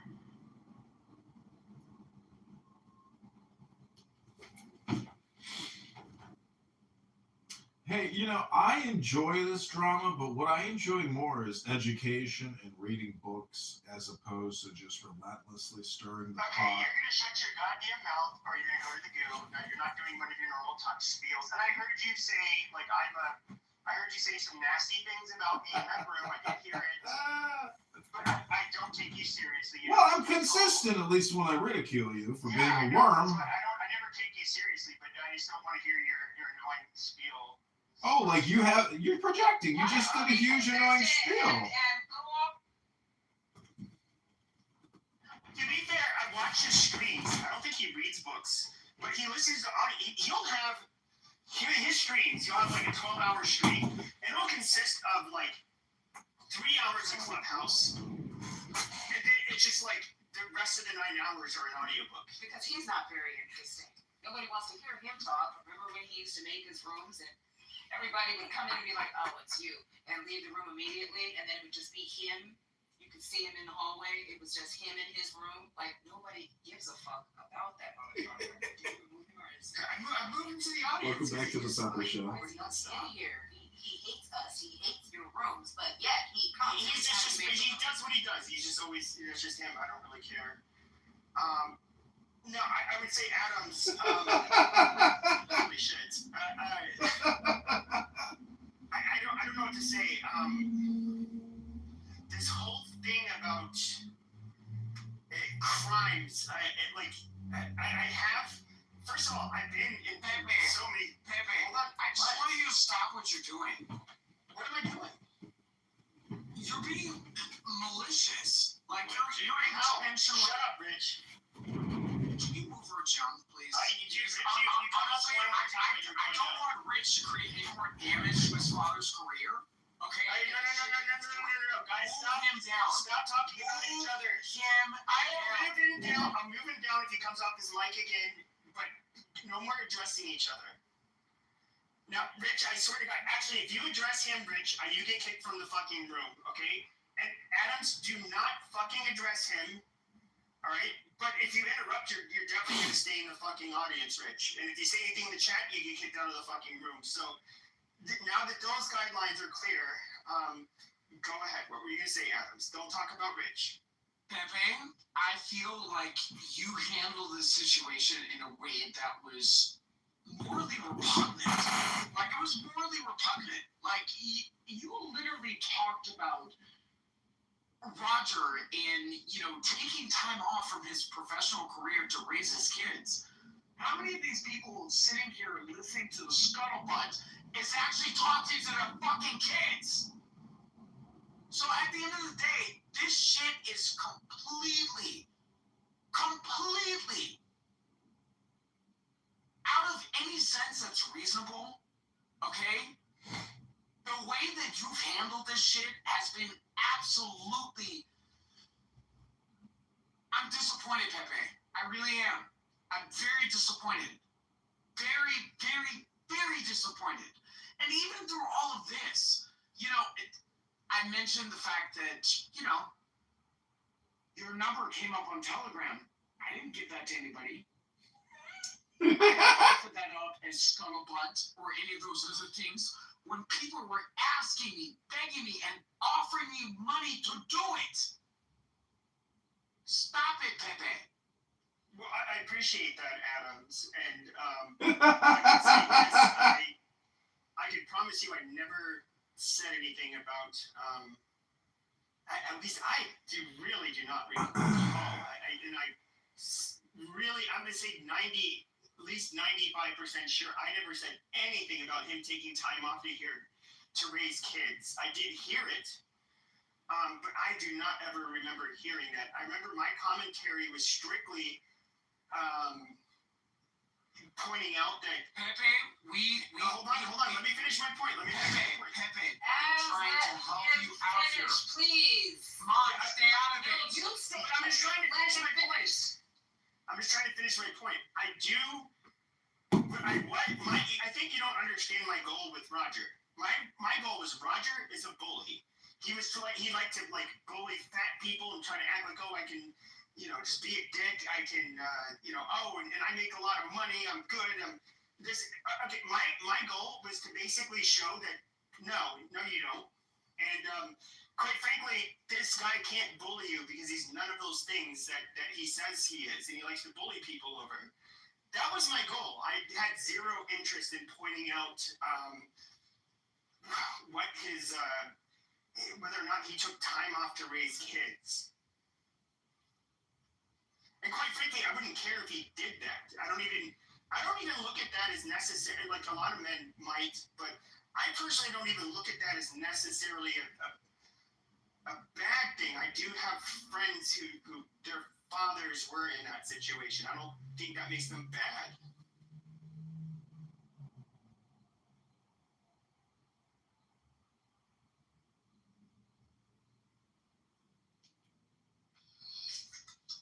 I will say something about Roger.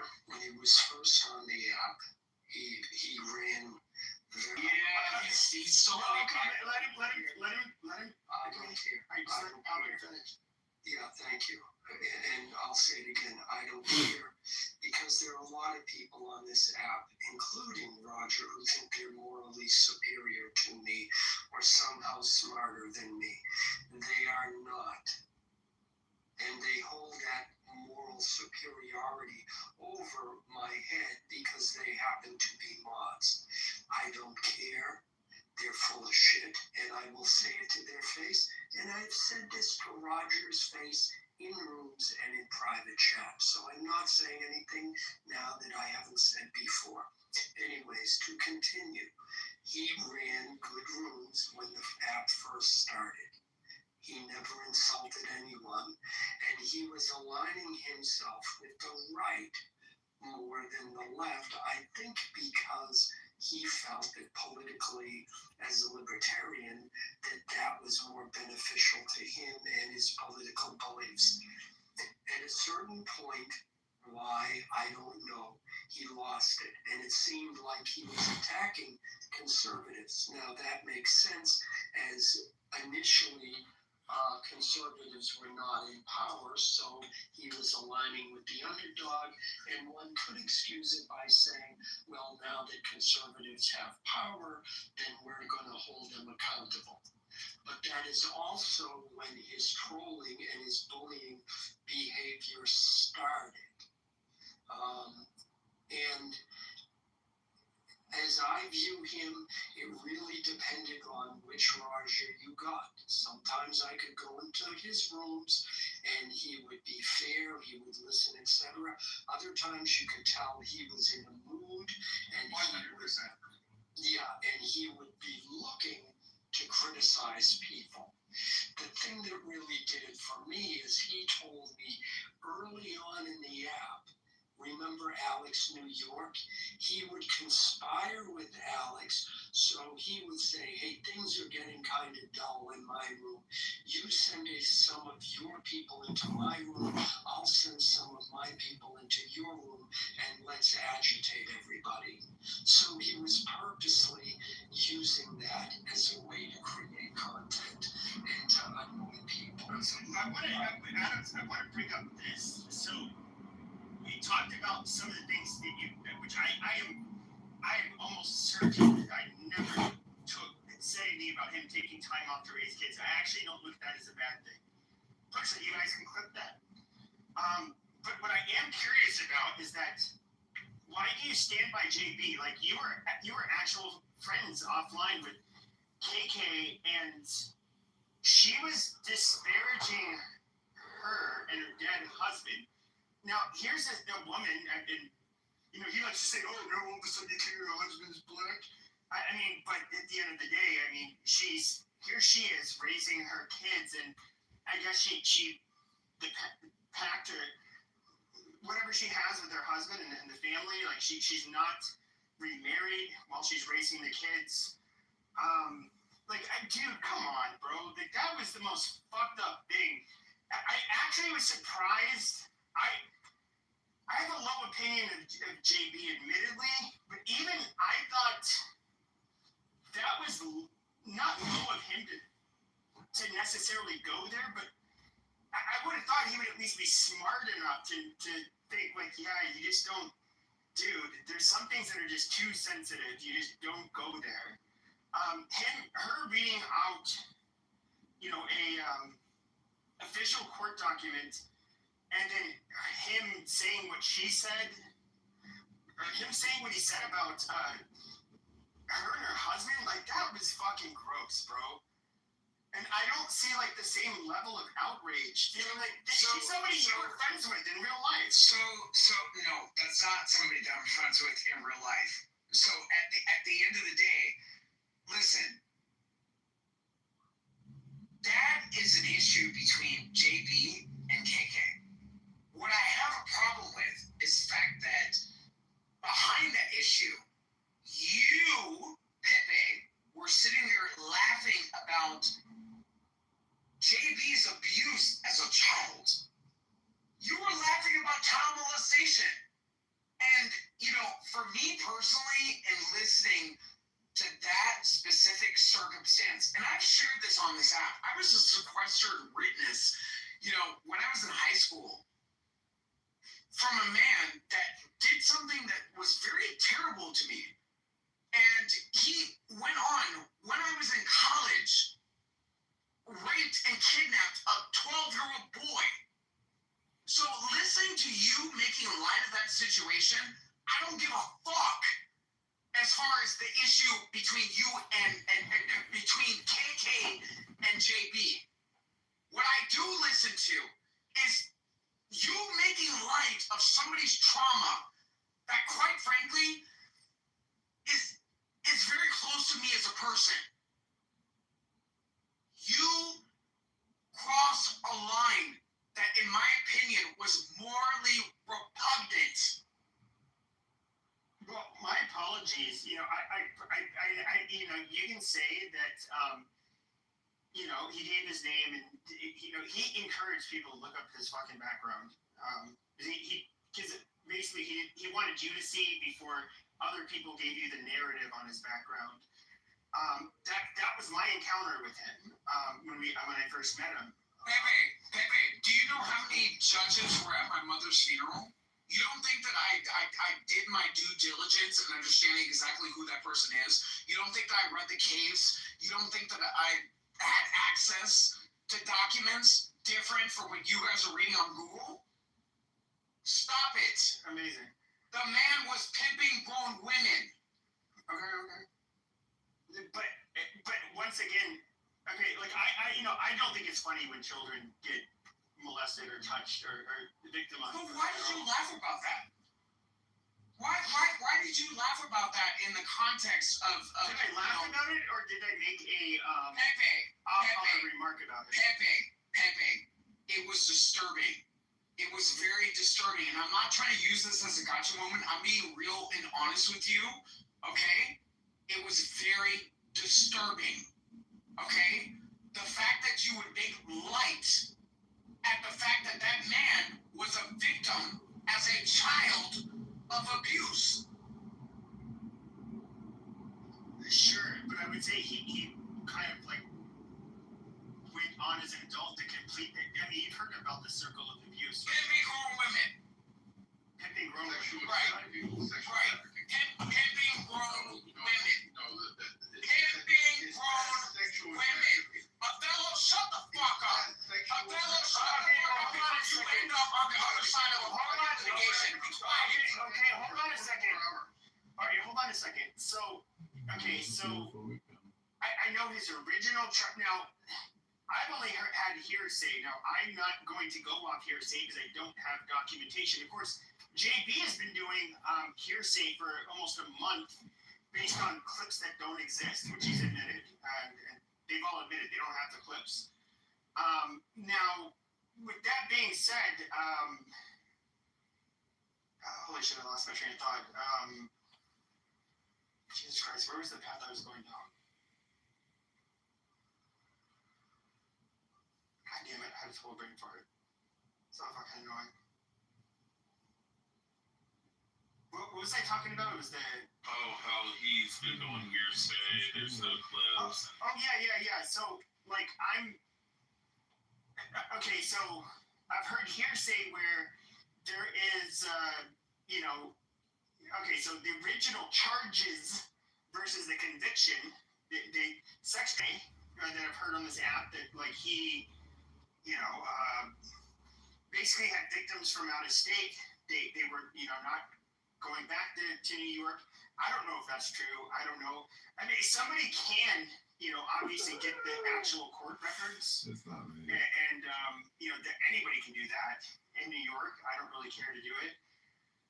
I don't know how much of that is true, but I mean, just because of your conviction, I mean, I did see, he would tell us to look up his name. He did give a review for a lawyer, where he's like, I was facing 25 years in prison, but only got 5 years. Pepe, let me just tell you this. I wish that you would have done as much due diligence when you had Europa modded up with you and Mon and Tally up on the way that you went after Europa for digitally, anally penetrating his fucking grandfather. Not anally, digitally. But once again, this is where your argument falls apart. So KK. No, that was a mod on your stage. That's not an argument falling apart. That was a mod on your stage. Yes. A convicted child molester. Yes, hold on. I get it. This is your way of trying to defame me. I get it. Ain't nobody trying to defame you. That shit is fake. Let me finish. You wanted to abstain. Adams.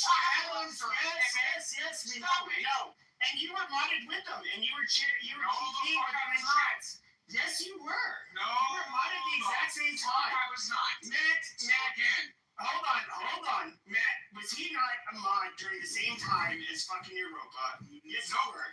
I mean, yes, you were. Off and on, but I can't say at that specific moment that issue, but yeah. Okay, but here's what you have to understand is that, when it comes to Elijah, when it comes to Rydell, when it comes to Sig, when it comes to Brad, when it comes to a whole bunch of fucking people, you would have to implicate everybody in that. Now, we did not know he was a fucking child molester.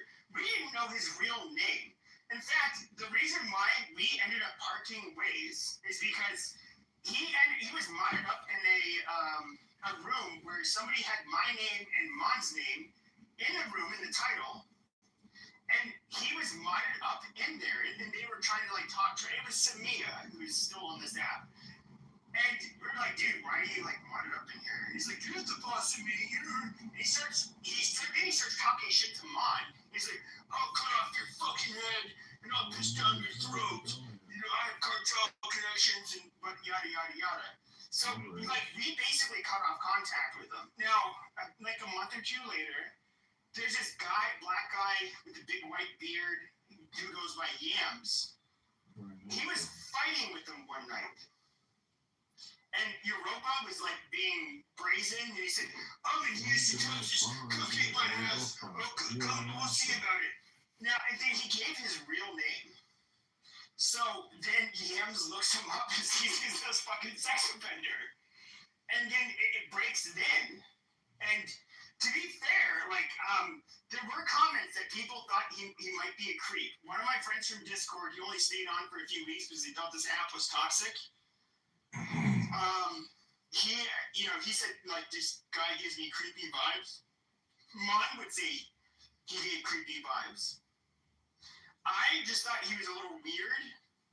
But, I mean, it's just like, did I put two and two together and think he was a kitty toucher? Like, no, I don't know. I've never been around a self-professed kitty toucher. I don't know what how do they act? Hey, do you have Jazzy blocked? No. This is a new account, bro. Let's go ahead and ping her into the room. You can go ahead. I'm not friends with her. I can't ping her in. But when it comes to so I love how you're trying to talk about. This is the funny part. Now let's just make this clear. So we were talking about everything that transpired over the last few weeks where I was accused of doxing, which there's zero proof, zero clips have come out. And now you want to refocus and center on something that happened years ago where there's a guy that we discovered to be a fucking choma. And you doxed that man. There's not zero proof. You doxed that man. I didn't dox him. Yams doxed him. I didn't know his name. It was, Like, I woke up one day, and then had a bunch of... I'm talking about Roger. You literally doxed Roger. No, I did not. Yes, you did. How? Would you want to refer back to the same penal code that I just shared with you? So what does it say? What? Right. Work history. Okay. Right. You doxed that man. Stop your bullshit. That's not doxing. First of all, you can't dox somebody. This is crazy. You can't dox somebody. The legal definition state on California state law clearly defines what you did is doxing. No, not whatsoever. Okay. So I didn't dox. So you didn't read out his employment history? No, I never read it out. Got it. You're a liar. I only made the comment. You're a liar. Okay, show me. You are a fucking liar. Show the clip. Where's the clip? You guys keep on making these claims, but you never produce the clips. Where are the clips? This is crazy. It's crazy, but show the clip. Pepe, you're a liar. All right? Okay, show the clip. I'm gonna leave because I'm not gonna create any more damage to Roger's case against you. And you are gonna get sued. You are gonna get sued. Okay, amazing. I'm so scared. No, you definitely are gonna get sued. Oh, wow. So again, at the end of the day, you're a fucking liar. Amazing. Show the proof. You guys already admitted you don't have clips. You guys don't have clips. My thing is, why does Adams have some moral high ground? Because it's the Adams show, duh! I don't know. The only thing I find funny is that this all started where that JB has been the man that has been demonized more than 99% of the app. And I've been demonized quite a bit, but for very different reasons. See, I don't come on to women on this app. I don't send dick pics. I don't give out my personal information.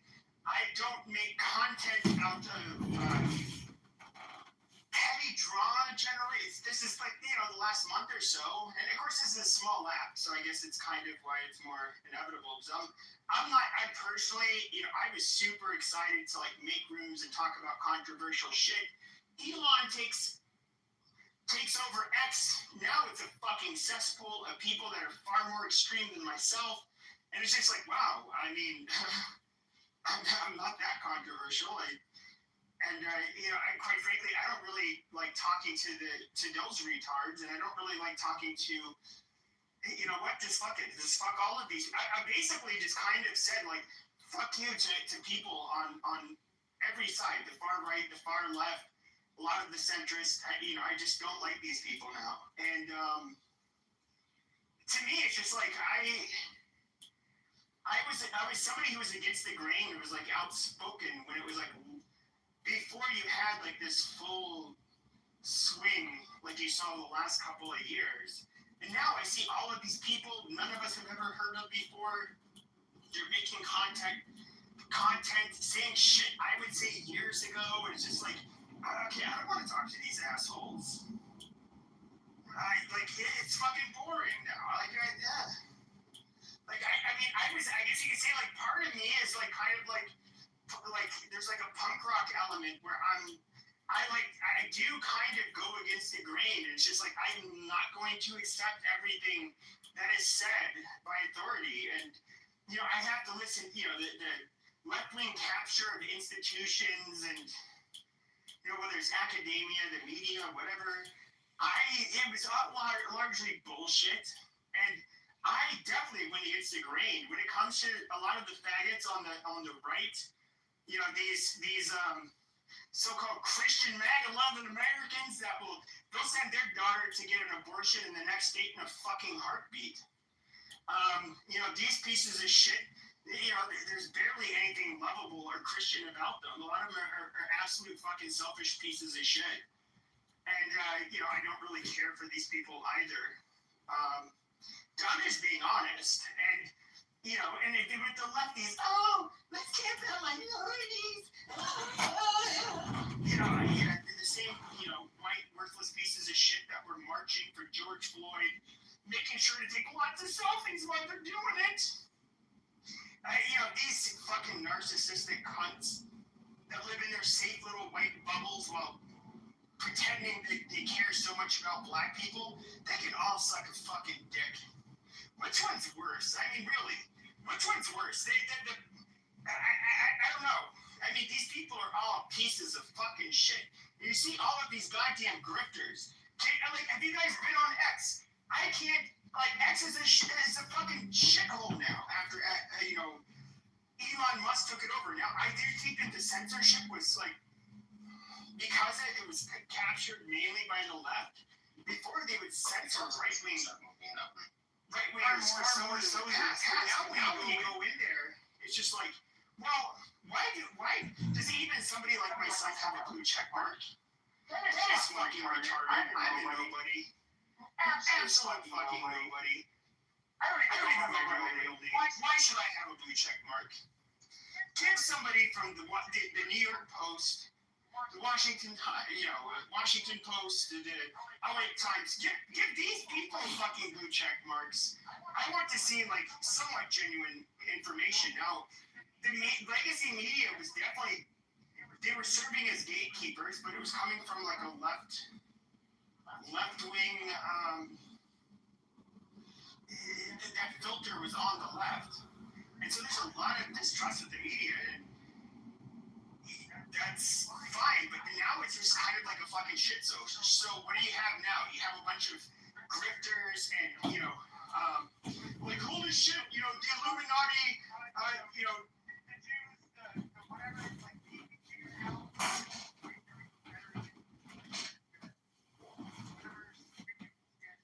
brains think. It sucks now. Pepe, I got a question for you. What? Why does Slippers keep accusing you of being a liar? I don't know, because I've never said the shit that he's accusing me of fucking saying. He wants to admit it. Nye was saying, the Holy Grail, it's a clip. Yeah, it's a fucking clip. Show me the goddamn clips where I'm fucking doxing people. They don't have shit. But of course they don't. Buddy. You just said that he I know I didn't. Random jobs for a short period of time. So was married to. Oh, look at that fucking children. This little motherfucker has cancer. Oh, guess what? Do you want to see where this bitch works? Here's the goddamn address. Oh, you want to see where this motherfucker works? Yeah, get him fired too. Fuck these people. I'm gonna send angry letters to their, emails and whatever to their fucking jobs. I'm gonna do all that. That's doxing. Slippers.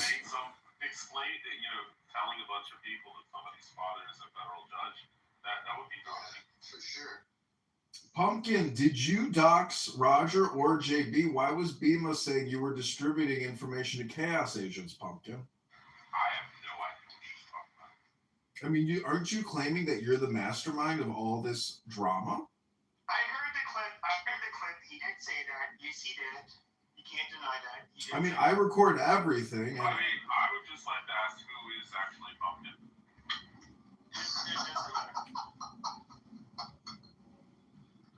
Adams, what about what you've been doing to Sarah, man? She got some allegations on you too, and you got this moral high ground. And me? What do you put in the chat feeds? And me, don't forget me. Slippers is causing me all kinds of problems. So let me ask you a question. You guys all think that I'm gay. So listening to the accusations that Sarah has to put out, I mean, how is that going to really resonate with a reasonable person? Wait, mother and... There you go.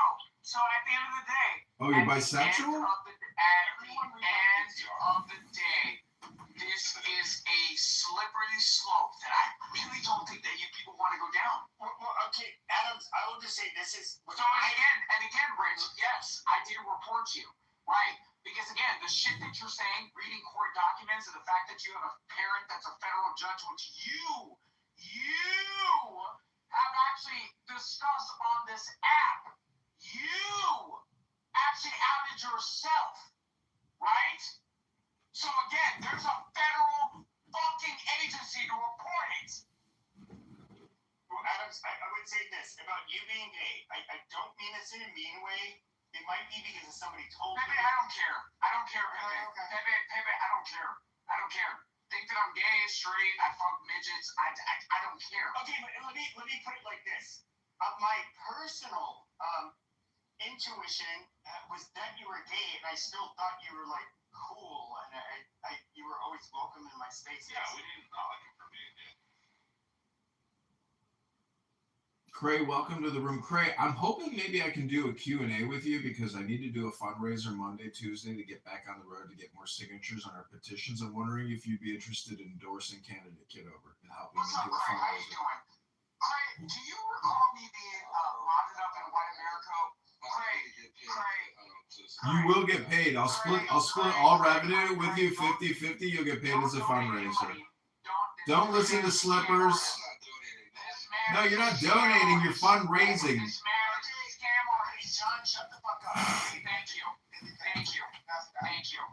Don't call me a scam artist, Slippers. Okay, you're gonna go to your scam artist. We have a problem. We did have a problem with Mojo running that scam on his stage, though, right? Like, he knew that it was pretty much a fake hoax, I'm on NPR, Matt. I'm on NPR. We already know the kind of conversation that was had. This is not funny at all, dude. So, that was my only problem I was with Mojo near the end there, really. Right. So instead of doxing him, what you guys should have done is do what I did. Hold on. Dox him, though. No, you didn't, Matt had nothing to do with this. Instead of outing Roger, what y'all should have done is called the Illinois Department of Mental Health, right? Which is what I did. So again, I called the Illinois Department of Mental Health. When you decided that you wanted to run this fake narrative as far as being a congressman, you gave up your fucking address, you dumbass. So again, at the end of the fucking day, Dogs! I have a right as a concerned citizen from the state of California to have them enact a mental hygiene warrant. Hey, crazy. Excuse me, Cray. Why am I Cray? I'm reading your name. Sorry. How do you think about this mostly white on white violence? I guess you can say that you've been hearing for the last few weeks. No viewers at all. I've been hearing here for it. Normally it's black on black violence, as the Democrats have put it. Normally it's black on black violence, but it's not. So I'm just here for the violence. Because I guess at the end of the day, right, violence is technically violence, right? Whether it's black on black, white on white, white on black, black on white, it doesn't matter. It's all technically violence, right? But due to the way how the Democrats have tried to indoctrinate people, that's when they try to push, it's white on white, black on black, this on that. I'm just here for the violence, no matter who inflicts it, to be real. So yeah. All right.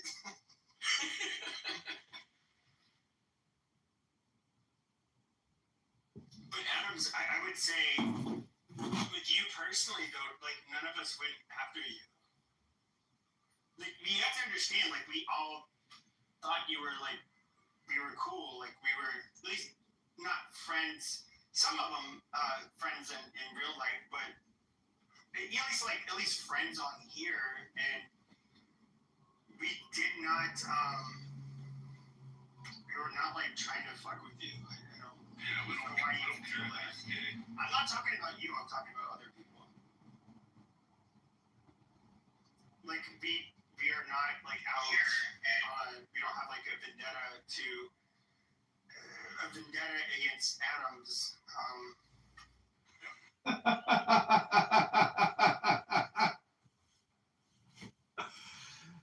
do think it was comical that JB said, "You're not a man if you don't come on my stage." Okay, come on my stage and prove that you're the man that I'm not. And you come on my fucking stage. And I told you I'll clear the fucking stage and give you a mod badge. And it was the neutral party who kept on bitching at both of us, saying, stop the fighting, which is KP and Sig. Sig and KP were like, dude, I'll fucking have to sit down with you guys. I'll mod it. Like, you guys need to settle this. And you were like, no, I don't want to do that.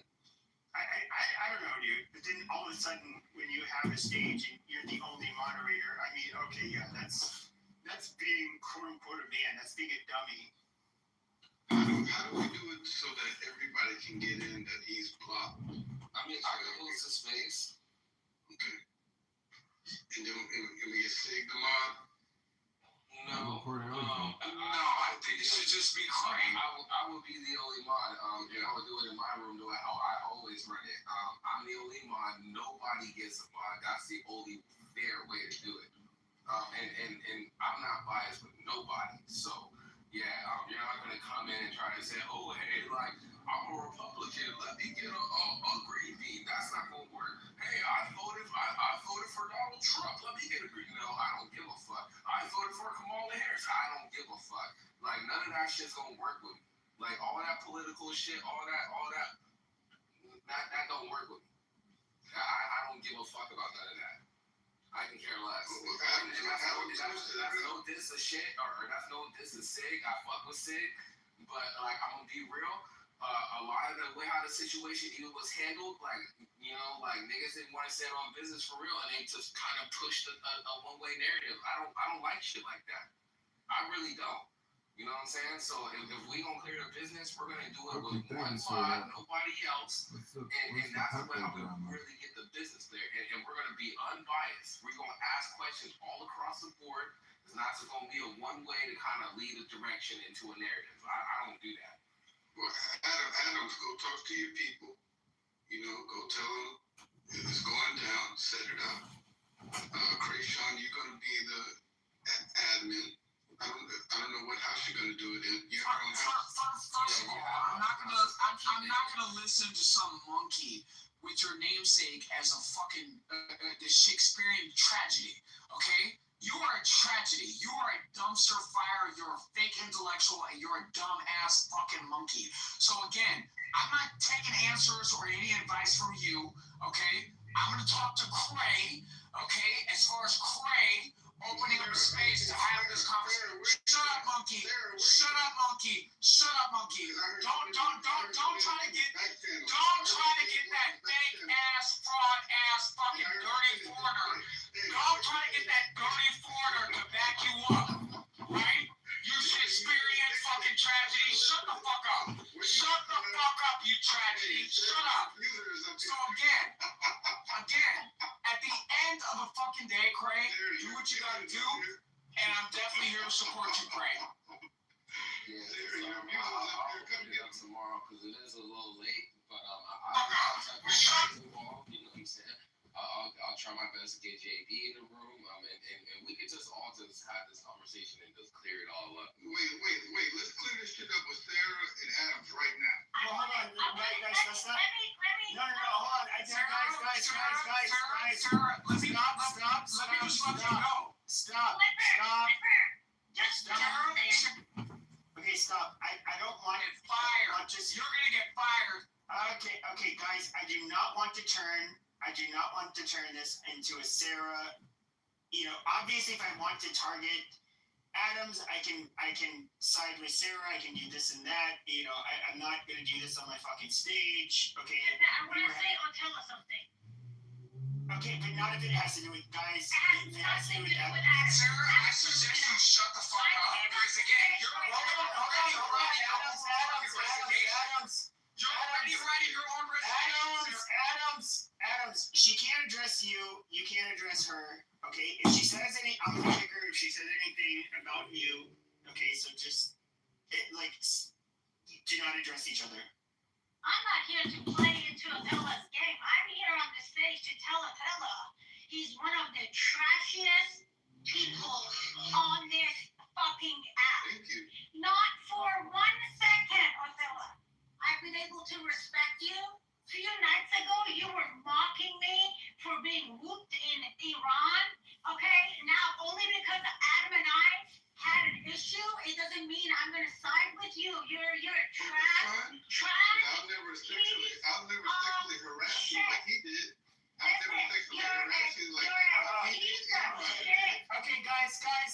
I don't want to. Okay, look, we're not having a space. But God damn it, Lifting. We're not having a space on the Middle East drama. We're not.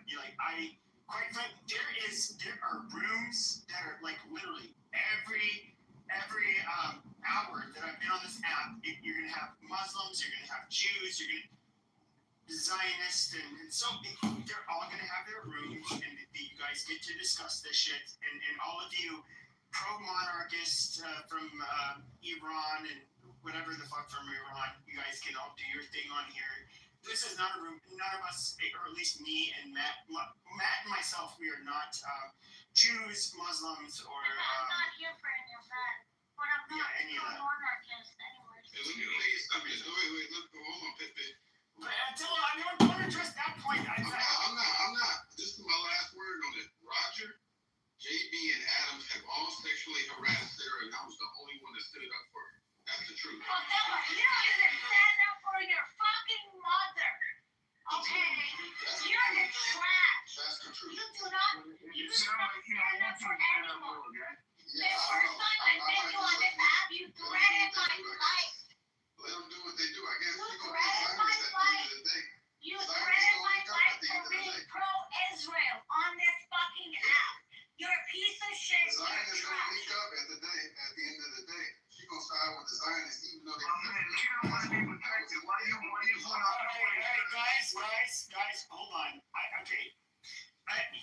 The Zionists and the pro-Palestine people, you guys don't bring this drama on my stage. You guys just said what you're gonna say. And I just really I don't want to talk about it. No. Hold on. Let's fix it. I'll do a reset. Can I get like 20 seconds? That's all. Okay, 20 seconds. And I'm going to do a reset. Go ahead. The question is, Adams, are you a part-time faggot?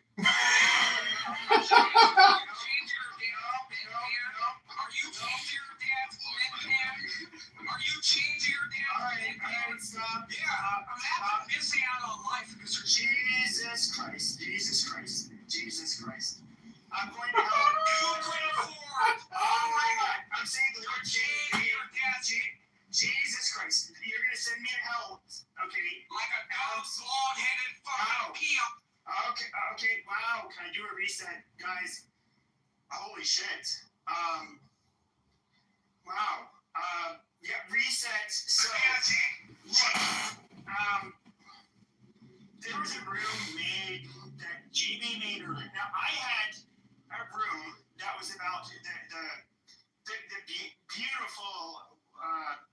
Ukrainian refugee who came to the United States, and she was living in Charlotte, North Carolina. She got stabbed by this black man. That was so sad. And Epstein wasn't that said what housed. it was not about JB. It was not about any of this stuff. Adams comes in, and it's like, oh, we haven't talked to Adams in a while. So we're talking. I'm on stage. He's in the chat. We're addressing each other back and forth. Adams comes on stage. And naturally, they kind of, a lot of the drama, I guess you can say, was stemming from the whole JB stuff. And then JB opens up the room. And then hydrogen. You jumped off your morons through the attack. Stop this is an emergency. Everyone stay calm. First priority. We know Akimov will come to the reactor. Sit down with the control room. See like, this will radicalize the service with semi-conscious. You two get back up on side of the UVC. Moving through the core. That is all that matters. It exploded. The core exploded. Is it sure you get him out of here? He's all the stack is burning. I'm sorry. You refused. I'll be on TV.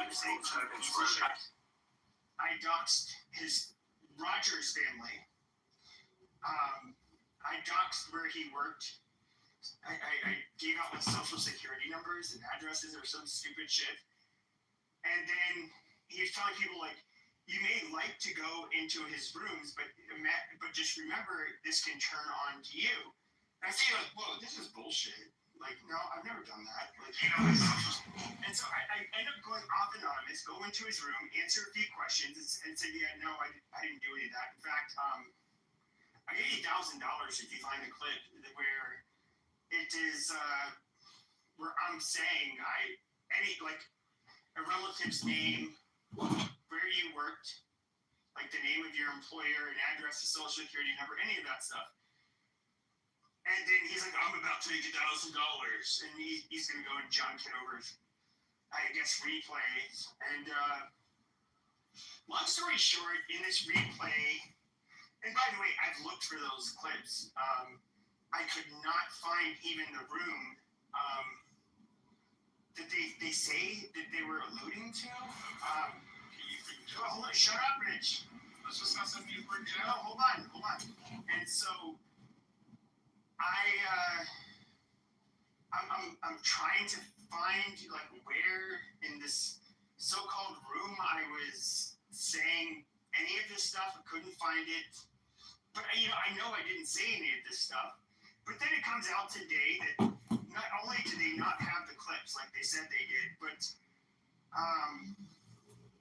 John, basically JB's trying to tell John that, hey, look, $600, I'll match that if you show me, if you find the clip. And he's like, yeah, dude, I don't have that clip.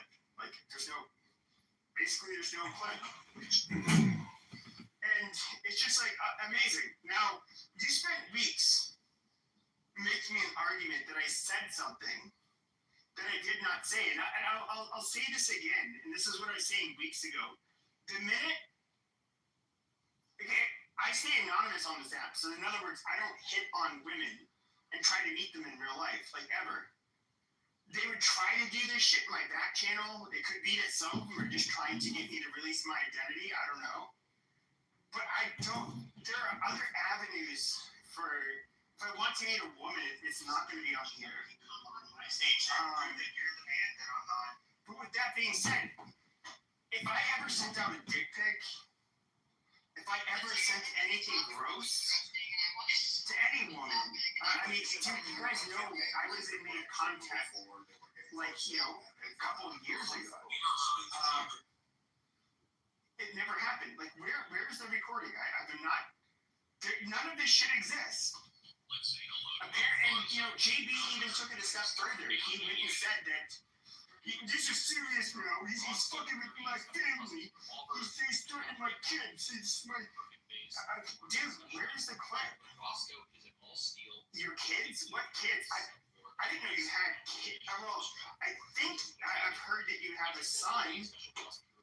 But then other people talk to you more and say that you have kids, plural. Because I do remember talking to you once and saying you had to go to an event with your son. So that kind of stuck with me where, like, okay, I think you have a son, or okay, amazing.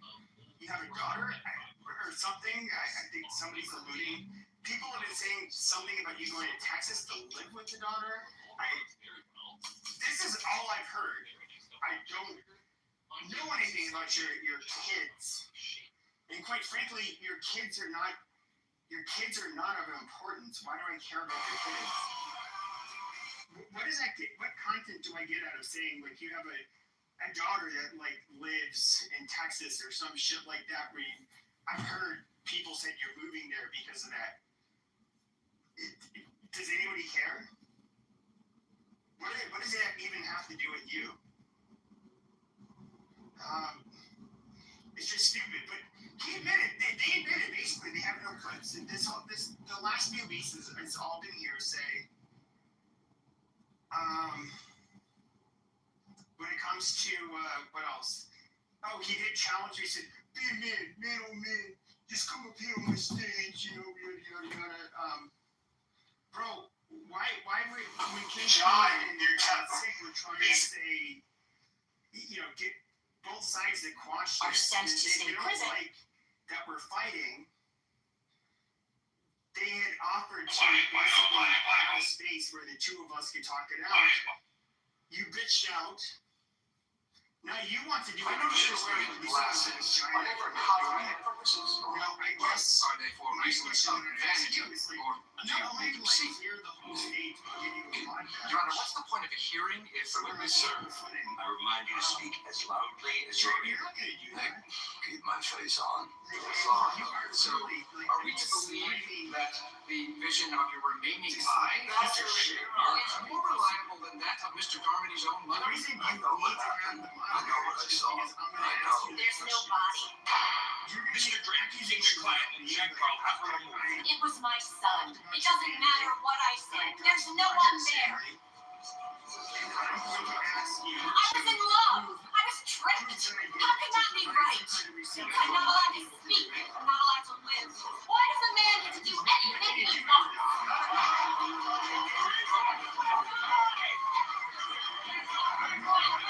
I noticed you're wearing. He only makes response rooms to mine. Like he will not go on the same stage as me wherever I am, but even when he's in the audience. Yeah, great. Early on, Sig and a bunch of people asked if they could, moderate, between them all. But I guess that never came to fruition, I mean, it was his side, and it was him that refused. Well, is it because, like, he just wants to just have a one-on-one conversation with you and not really have everybody else? Well, no. So, like, Sig, well, Sig, for example, he's been moderating rooms with them as this has been going on. Like, he does not. You know Sig, right, Craig? Yeah. I know Sig. He's not going to get. He's a very headstrong individual. He's not going to get into the. You can say, "Hey, we're feuding." Well, how dare you be a mod on his stage? And he'd be like, "Well, fuck you. I'm a grown man." You know how Sig is. He's not really. And where I almost thought he's perfect It's for because more. he's not going to really. It's a show for Somebody's and by not more. going to, I think, be easily swayed by either of us. We can give narratives, and I don't think he'll care about a narrative. He'll just want the facts. Like, It's a show for and by morons. He proved that this happened. That's that. I mean, and I think that's the type of argument where JB is completely unwilling to have. He's giving a narrative-based argument, which I've when talking about him, some of it involves narrative for sure. When tying everything together, like his behavior and shit he's done in the past, on and off the app, but I'm not really, when it comes to the specifics of this example, I'm not somebody, I know for a fact, I did not give away any personal identifying information about family members, where they worked, any of that shit. It's never happened. And so, I know these clips are not going to come out. Like, they'll just repeat the lie over and over and over again. And when I made my rooms, he would not address anything, accusation I made specifically to debunk it. They would just like, JP would just say like, oh, he's my kids, my family, this has gone over the line, he's doxing me. Okay, where? When? He can't do that. Like, at what point do you just like, he makes these accusations and he has these dick riders on his stage. Okay, but if he can't prove I said this, then I mean it's ridiculous. And what's really annoying is that since the beginning of this, all of this shit started between Shut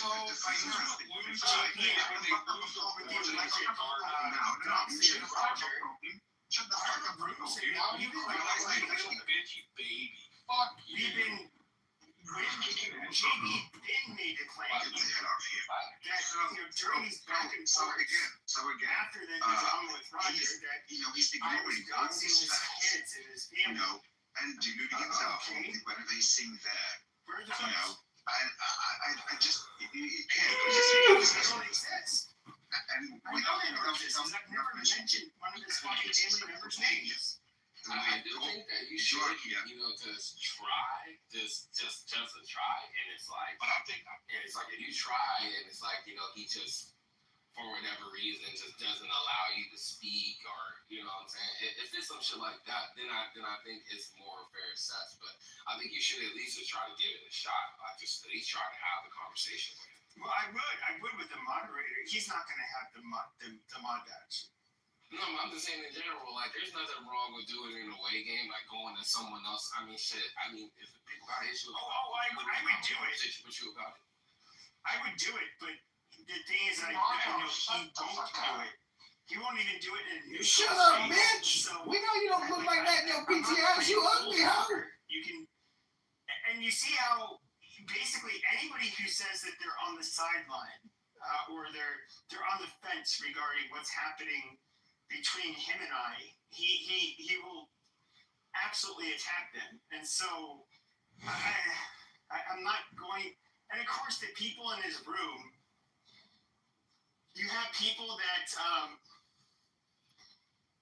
were, definitely cheerleading. Like, who is the name of this woman who I cannot fucking stand? One of the most annoying white women on the app, Jane Rosenzweig or some shit. She's I'm looking at the shit she's posting in the comments, and you do have these lefties, and some other people who just have a grievance with me personally, maybe some of my opinions and things I've said, and they're absolutely, it's not only is it a hostile territory, but if he has the mod badge, no, I'm not playing his game. I've never. And part of the reason why is because I've seen when people try to question him when he runs a room, that when they try to give any kind of pushback, it's my fucking space. Get the fuck out of here. I'm kicking you. Like he doesn't have an actual debate. And to me, that is, people have witnessed this in my rooms and, Clubhouse in the beginning.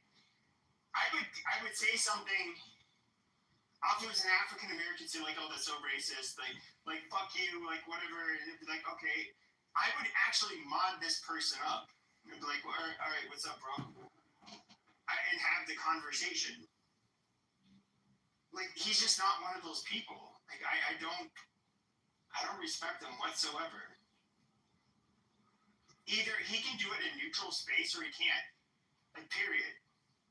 He wants to control the fucking narrative. No, what you need to do is you need to have a moderator where you can make your claim. There are rebuttals. You can make a counterclaim or a different claim. They can give a rebuttal, and then people can decide for themselves. He would not be able to have that kind of conversation with me because he's going to make claims, and I'm going to ask for proof. He will not find the proof. is why, he won't do this. Royal sheep, bring the evidence. Don't lie. And I'll say this in front of everybody. Fuck you and fuck Gaza. How about that? Make sure you clip it, bitch. Don't make claims, royal sheep. I'm not the one you want to play with. I will wash you up, dry you up, and then hang you on the clothes. You understand that? And long live Netanyahu. Keep quiet. You're probably going to die from oxidative stress. Holy shit. Because you can't cope. Okay. Let's not. I don't want to make this like a Middle Eastern room. That's what I want to appreciate. Bring your evidence. Where's the ICJ ruling? Amazing. I appreciate your enthusiasm. We're just like, this is not a Palestine, Israel space. I know that, man. I just want to make it clear for all these Palestinians. Fuck Palestine. Okay. Wow. I get it. I'm trying to avoid that stuff tonight. The one thing I do want to say, that threw me off. I wasn't expecting that. I'm a proud Zionist. Yes. Amen. Absolutely. Shabbat shalom. Okay, and I just want to say, all of the attacks against me have been wildly anti-Semitic. Okay, they've been wildly anti-Semitic and disrespectful. Okay, to my identity and my being. All of the slurs that I was called on the stage. Now, Adam's been on this act together for a long time, and I've heard you talk some shit. Specifically to Sarah. That's why I have asked all the slurs why that you have been jumping put her towards me and you have been going off in the viciously anti-Semitic. Okay? Not jumping Yes, the white absolutely. woman. No. Thank you. right? That's because he don't like women. Okay, the one thing I'm not gonna say all that, but the one thing I do want to say is this. Can we talk about Othello on back channel and asking how to my ass? Othello was in my back channel asking my ass. Does he say Go ahead, Craig. Are we gonna try to spread my beliefs and get my booty hard? That's what he said. So the one thing I do want to say is this. I do think Pepe. I do think you should at least just try to have the away game, because and this is coming from a person that has been known for doing away games. At least if you at least try to go to his territory and you try to have a conversation, and let's just say hypothetically it doesn't go the way how it's supposed to go. At least at that point, you could at least say that, you put in the effort and you actually try to even go to his own space to talk about it, and for some strange reason, it just didn't go down like that, right? But I mean, I don't know. I don't think, just not even trying and just saying that that's just what's going to happen. You never really know, especially when That actually is what's going to happen, though. He's going to remove people immediately because he wants to be top left. He wants everyone to only listen to him and hear what he's saying, and that's it. He won't allow anyone to speak. And he's been speaking on me, and I haven't even been in any of these fucking rooms. I've been targeted as well. Someone spread a rumor and said that he hired me. I'm still trying to figure out who said that. I'll say this, Craig. I'm somebody I'm sure you know this, but I'm somebody who loved being made the content and playing the awakening.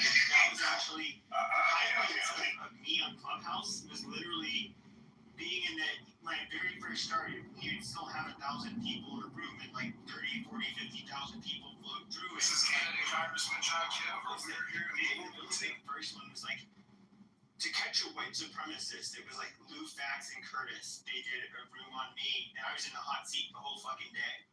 Ion, he had big rooms. I was on the hot seat. I'm somebody who actually thinks that shit is fun. I thrive on that.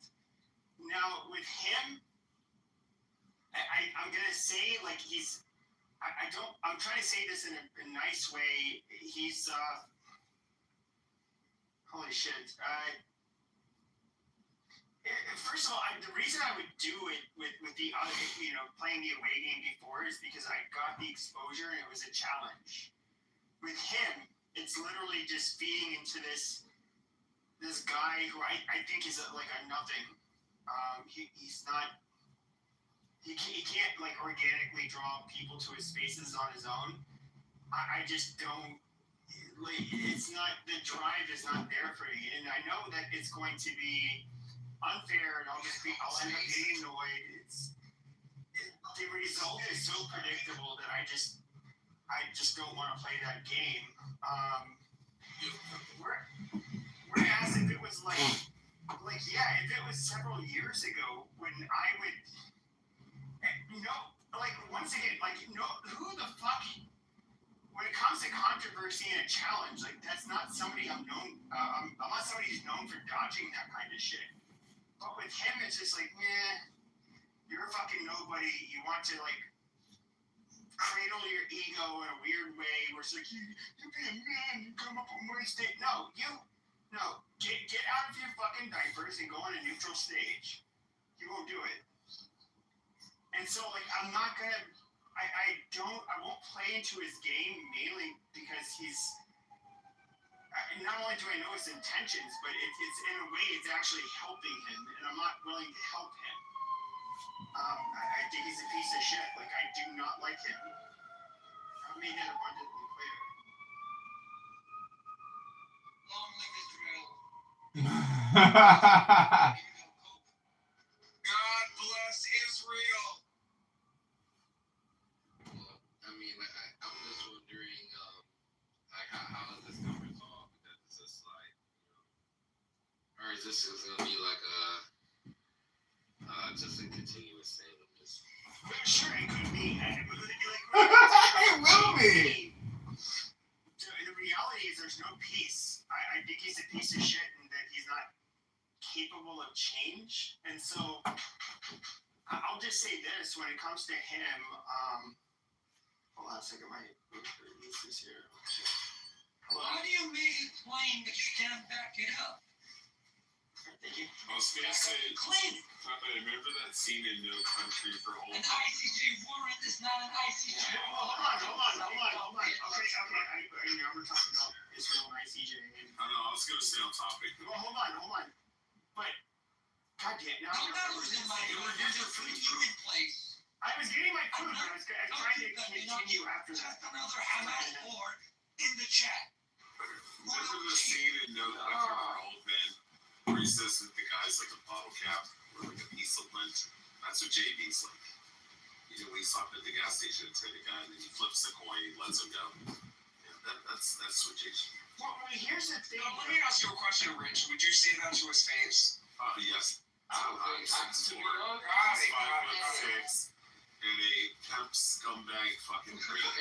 Adam, I'm gonna be real, bro. I don't think a lot of people would say a lot of this. Exactly, Craig. I think it's just as woofing because it's a room where he's not in. Okay, but I think say shit when he's not around, bro. I ain't gonna I lie. would say I'm gonna this. say it to his face. Okay, hold on a second. Okay, but I said it to his face. I know there's a 0% chance he could hurt me in a fucking confrontation. He's not somebody who.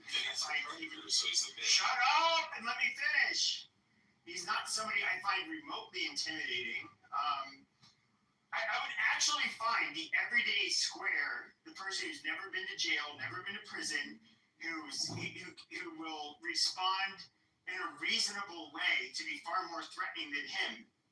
This person will introduce, the authorities when it is warranted. They will use force when it is warranted. There's all kinds of shit with him. He's just I just look at him as a Weasley predator, but he's as a predator. I'm somebody who can prey on him if I wanted to. He's not somebody who would really go after me. If I was his next door neighbor, he'd be sucking my dick. What? He'd be like, "Oh, you're the greatest." No, I don't mean literally, but I mean, he'd be like, "Yo, he's like doing stand-up guard." Okay, you're the smartest person I ever met on Clubhouse. Exactly. It's like a coyote, Pepe. He's somebody who like buys squirrels and shit. Sure. But then like a 12-year-old child chases after him, he runs away with his tail between. Sure, but I'm somebody who I think that like if he had just bought lunch, I'd be like, what do you have there in your bag? Oh, Mason. And I just eat it in front of him. Hey, you want to go in Clubhouse? Yeah. Let's go in Clubhouse. And I'd eat it in front of him, and he wouldn't say shit. Like, I actually look at him as one of those people. Now, he may not be, I think he would prey on somebody if he thought they were, like, weaker, but he's somebody who will just take it like a little bitch once, you know, when that person is capable of doing it. You know, he respects that. I'm so derailed now because I got my Uber Eats and then she had to be a fucking faggot, autist, and go off and say whatever stupid shit. And then we have the super Israeli guy and he's saying like his random super Israeli shit. And I don't even know what the fuck we're talking about now. I was just gonna say, how many times do you think he got passed around like a pack of cigarettes in prison? That didn't help answer my question. Yeah, I don't know where we were. I don't know. I mean, you know, leave it to Rich. You know, visualize his gay sexual proclivities. It's crazy. Drive it. You gotta drive your Uber. You gotta go. We're not doing that here. Yo, Craig, what's the name of your house? Keep banging. All right. But I'm just we're in the clips. False narrative. For weeks. I said Over some and shit. over again. Everybody's got a false narrative. For the clips. This is so disappointing. I'm the center of the clips. I'm the clip king. The king of Clubhouse clips. The clip king. Even NY called it out. She was saying, like, you guys, the Holy Grail will be the clip. I know I didn't say it, so, like, you're not going to provide the clip. Speaking of being clips, I'm surprised you're still here talking, Pepe. Figured you'd be clipped by now. Yeah, well, who knows? It could happen, but, you know, at the end of the day, you know, I mean, I was sitting here in this room, and you guys are kind of my entertainment for right now, so why would I clip him? So, along your narrative. Well, why do you want to clip me when I wouldn't try to, like, clip you? I'm just curious. Wolf in this room actually invited me. Who gives this shit who invited you, bitch? I'm sending you back to Gaza. Bring the evidence. Okay. I see you. I'm leaving. Well, the goddamn Middle Easterners. Well, guys, keep your tribal warfare, on your tribal land. She's an Arab. They're inbred. What do you expect? Well, I get it. Still not, I'm not Middle Eastern. I'll just say this when it comes to him. You did say it. I'll just say this when it comes to ruling. So where did the ICJ ruling, bitch? Because I can bring you Joanne Donahue saying that's not it. My stage. Okay, come on my stage. I get it. I've seen the pictures where you have a rather plump mother holding an emaciated child. And the first question that comes to mind is like, why is this bitch so fat? Or not fat, but plump. And spices up the room and stuff. That doesn't make sense. That's why nobody wants them that way. Jordan doesn't want you, Kuwait doesn't want you, Egypt doesn't want you, Bahrain doesn't want you, Qatar doesn't want you, Saudi doesn't want you, Turkey doesn't want you. And because you've committed terrorism, you fucking terrorist. But Alpha, I'm a Palestinian. Why are you talking about this way? Yeah, you fucking do. And I am. Why are you being so mean? I'll just say this when it comes to asking me, wow, no way. I don't get his own space to talk. I am. Actually, my family's from Gaza. Gaza from Khan Yunis? Not too far from there. We were one of the Catholics who got life. said love makes his sport beautiful. Who chooses not to love has he got wisdom. The master said loveless men cannot bear need long. They cannot bear fortune long. Loving hearts find peace in love. Clever heads find profit in it. The master said love can alone love others or hate others. The master said hearts set on love will do no wrong. The master said wealth and honors are what men desire, but abide not in them by help of wrong. Lowliness and want are hated of men, but forsake them not by help of wrong. Shorn of love is a gentleman worthy thy name. Not for one moment may a gentleman sin against love, nor in flurry and haze, nor yet in utter overthrow. The master said a friend to love, a foe to evil. I have yet to meet a friend to love who said nothing higher, and love service a foe to evil. You're gonna have to trust me. Okay, so for example, you see. Actually, that's probably not a smart idea. Better is the end of a thing. Palestinians is they. Medicare. So we the people. How is that not a genocide? It's The like 20th day in January. something that's like Turns the senators and representatives into Supposedly highly regarded and Semitic to begin with. Defense budget to 600.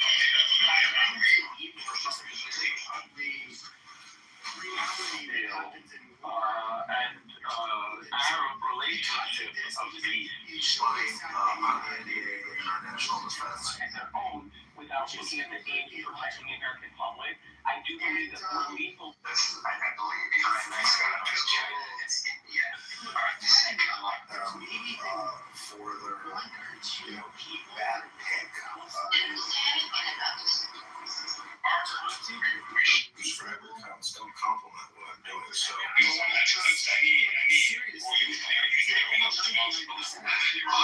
Palestine, you guys are super unreasonable, and I'll also say this. I also think that If you don't have close friendships, because you end up fucking everybody over. I mean, you're a fucking piece of shit. Pro-Israel people have talked to Jay, what was your goal? Are you trying to? I mean, were you trying to like? Is this even your interest in their side winning? But it's. I can't help it, when it comes to the pro-Palestine. If you're a small content creator, use this sound to gain at least 100 new subscribers. Don't believe me? Try it yourself. If you're a small content creator, use this sound to gain a...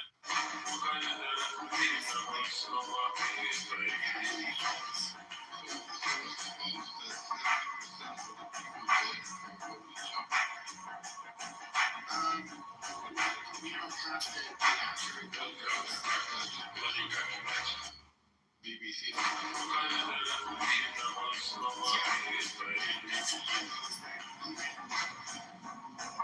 People that are pro-Israel or pro-Hamas, at least the smart ones, they recognize that those don't reflect. There's no way to verify those are the accurate numbers. And then when it comes to, sure, right after me. But then even when it comes to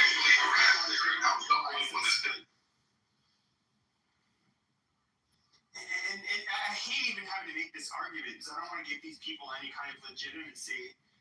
But in the Middle East in particular, children are often combatants, like in other words, 16, 15, and 17-year-olds. What about 3-year-olds, 4-year-olds? Nobody makes that claim. Go ahead, Adams. Got it. Thank you, Pepe. So, Othello, why does your black ass actually care about any of these issues? You should be more worried about black women, okay, aborting fetuses in the womb. Why don't you talk about the death rate of black American children in America? So again, and you're not worried about it because again, you're not in a position to procreate, right? So shut your dumb ass incel black ass up and and mind your fucking business and stop worrying about Israel. Thank you. Thank you. Thank you. Thank you. Thank you. As much as my checkbook can afford. Thank you. Thank you. Thank you. Thank you. Bro Blackie. Bro Blackie. Bro Blackie. Thank you. Thank you. You're poor. You're link Jews. Get off of social media and go get a job. Go get a job. Shouldn't you be driving an Uber? Shouldn't you be driving an Uber? Shouldn't you be driving? Wait. Allegations. I thought. Wait a minute. 1 minute I'm gay. The next minute I have allegations. Like this is crazy. This is crazy. This is crazy. Again, have fun in court. Sarah's not going to say shit because Sarah wants to keep her fucking job. So again, Sarah's going to continue to shut the fuck up. Sarah's going to continue. He's trying to silence her. He's trying to Sarah silence is shutting up because Othello is a piece of That's how this goes. That's how this goes. That's how this goes. That's how this goes. So again, I'm gay 1 minute. The next minute, I'm sexually harassing women. Isn't this rich? Like this is crazy. Where is Rich? Where is Rich? By the way? Like this is crazy. Why would she lose it? What do you mean doxing?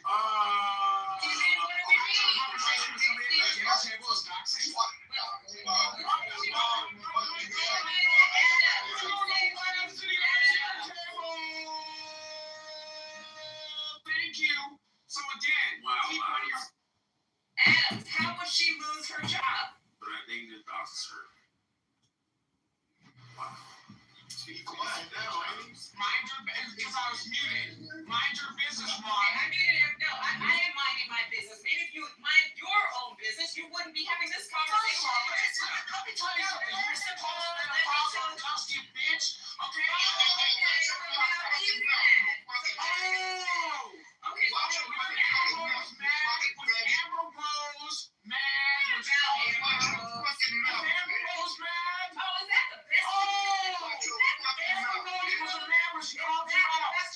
She called you out. She didn't call me out for anything. She called you out. She definitely called you the fuck out. No, she didn't call me out. She definitely called you the lied. fuck out. I can get the bitch right now if I want to. Thank you. You were in here calling a grown man. You want to suck his dick? Tell him. Just tell him that.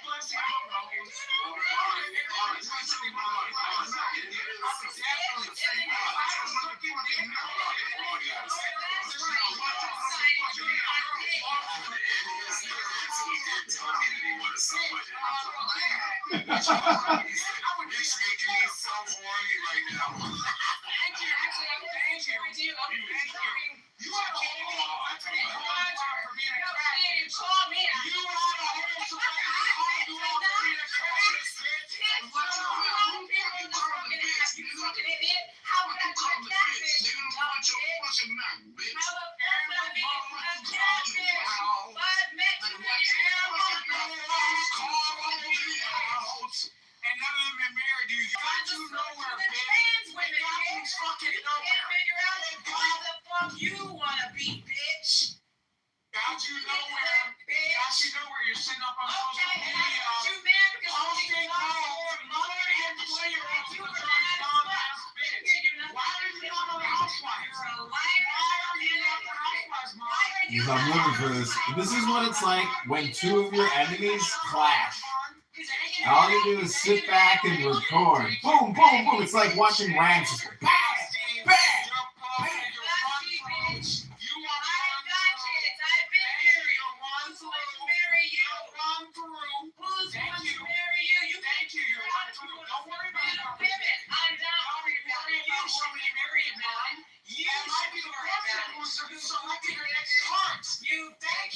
Nobody's thinking about you at all. You're in here lying, talking all kinds of shit. You do to me, bitch. You weak-ass bitch. Catfish. You're weak. Catfish. And you're clapping. Catfish. Enough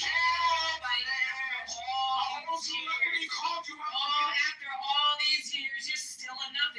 No wonder you're cool with JB. You both one and the same, right?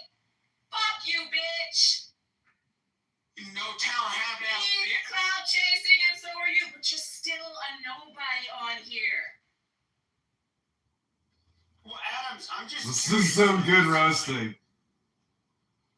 You know what Mon looks like? She is gorgeous. She's been. Yeah, she was obviously a model. She. Oh, not Do not Amber probably has something against women. Considering the fact that she's taking her man, right?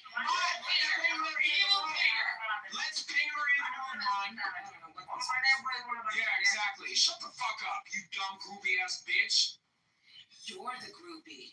Who's the groupie? Who's the groupie? Around this app, you're Who's the groupie? Is that what you want to do? Listen, you're a gig secretary. worker. You're a gig worker. You don't have a full-time job. You're a secretary. You are a gig worker. You don't have a full-time You're a job. secretary. Exactly. Go You're clean your kitchen. everybody's secretary. Amber said your kitchen is dirty. She wasn't even over at my house. She wasn't denied over here. Your kitchen is dirty. We talked about this. Your kitchen is What she's talking dirty. about. Just like your dirty ass Never LOT said that. But again, keep running your mouth. You're a catfish. You're a middle-aged woman trying to live out your youth. You're whack. You're weak and you're whack. I'm just curious though. Weak bitch. I'm just curious though, Adams, is that like Mon and I invite because we were like the. Well, wait, these people don't realize I've met Vax. He never came back to this app and said anything about me other than me being beautiful. Did not say. He did say he wanted to fuck you, and I got mad at him. So they don't realize that I've met people off this fucking app. They never came back with any of that shit. So fuck Amber. Like I said, maybe she has something against women that are older than her, considering the fact that they keep taking all of her men. I mean, isn't Cher like 80 years old? Yeah, so I don't know. Maybe she's. I mean, Cher took her man, and he's how old? Like in his 30s? And I'm just a friend, Adams, but you know, when JB was talking shit about me and you be quiet, man. No. Okay. You dumb Arab, shut the fuck up. Sorry. Like, Adams, did you defend me in that room? Because you and I have been cool for years, although you do have a tendency to just flip on people. Why? Just because. That's what he did, and that's what Adams did, and that's why he's so upset. I know. That's why I've he's been so a upset. few times. That's why I kept telling you, Pepe, don't mob this motherfucker up in this room. And you told Okay, me that's another hour. I mean, how many hours is this going to go? This is what's funny unbelievable. is that you, Michelle King, we can talk about like a bunch of people in this clubhouse that were saying basically like, no, dude, JP is a piece of shit. Like, do not believe him. But it's like, well, I'm gonna judge for myself. I judge for myself, and you know, I realized I gave this piece of shit like way too much wiggle room. And like with him, and the same thing happened with Brad and KK. They actually befriended him and stuck up for him for a portion of time, and where they were like, okay, well, we hear the rumors, like we'll just get to know him, you know, for ourselves. But he wears out his welcome. That's just like that's his nature. Like he can't control himself. And It's the projection show. I've got to create I just think it's funny. a clubhouse name called Projection, and every time somebody projects, we hit the bell. That's the way to do this show. Really? I mean, she's and Adams, you know, the black people in this app, by and large, all regard her as being like beautiful. Like I think she's extremely attractive, and you're just like. Now he's pulling a Roger in the same way that he talks to The Monica. only person on this app that actually knows who I am in real life. I mean, she's a gorgeous woman, and you just like. I don't know. It's just. She's somebody who's so kind to you. And why are you shitting on her now that you have this piece of shit, JB? It's like, for whatever reason, you want to think he's like a good guy.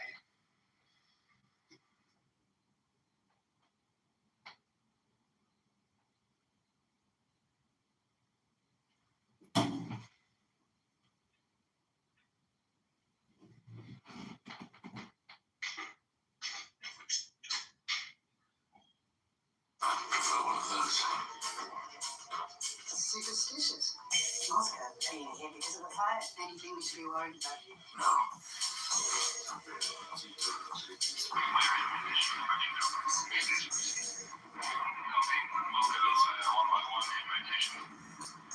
Reminds them about the perimeter. What did you say to them?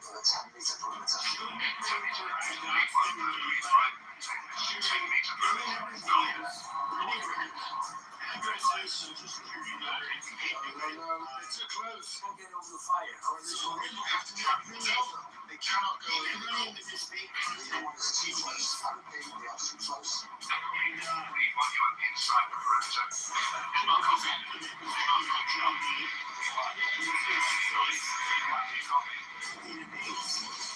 So now we get a room with like a view. I have a new account. But we can look at my rooms, I get more people and say like, oh, that's not important. It is important to him because he's a narcissistic piece of shit. Which is the only reason why I try to like drive that point home to him. You didn't win, dude. Like, you're a worthless piece of fucking shit. We all know it. But he never addresses this further. You're somebody that nobody's brother, father, son, whoever wants to see. You go be with the female family. You can't read a fucking time. 3 years. You are just like the biggest piece of fucking shit. Absolute piece of fucking shit. Not the great controller's decision to be outlawed. It's the end of the month. I'm not going to go to work. I would not be able to live with myself if I was you. That's all I'm going to say. You are beyond fucking worthless. You are a net drain. I'm not asking you.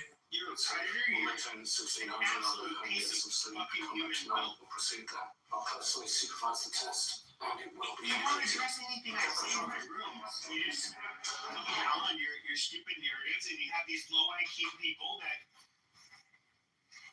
basically just follow along, and that's fine. But I will just say to you, people that follow along, is it any like real surprise why even the large black creators on this fucking app, when they go on to other platforms,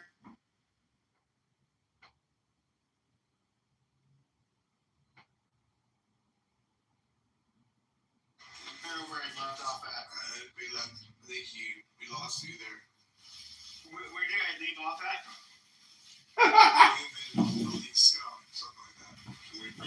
Yeah, what I would say is this, is that, guys, that like wherever I went on this app, when you still had large rooms, they'd be like, oh, there's Pepe, bring up Pepe.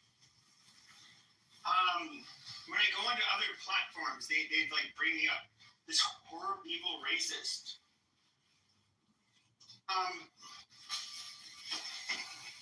I guess kind of like the point trying to. Sorry, I have my phone case off, so I keep on hitting buttons. But okay, the point that you fuck cousins too. That's what I read in the chat. Is it true? All right, stop. We like to contaminate the gene pool. Jesus Christ! Why is, dude? This is not an Israel. Oh, it's very funny. Stop fucking up the gene pool.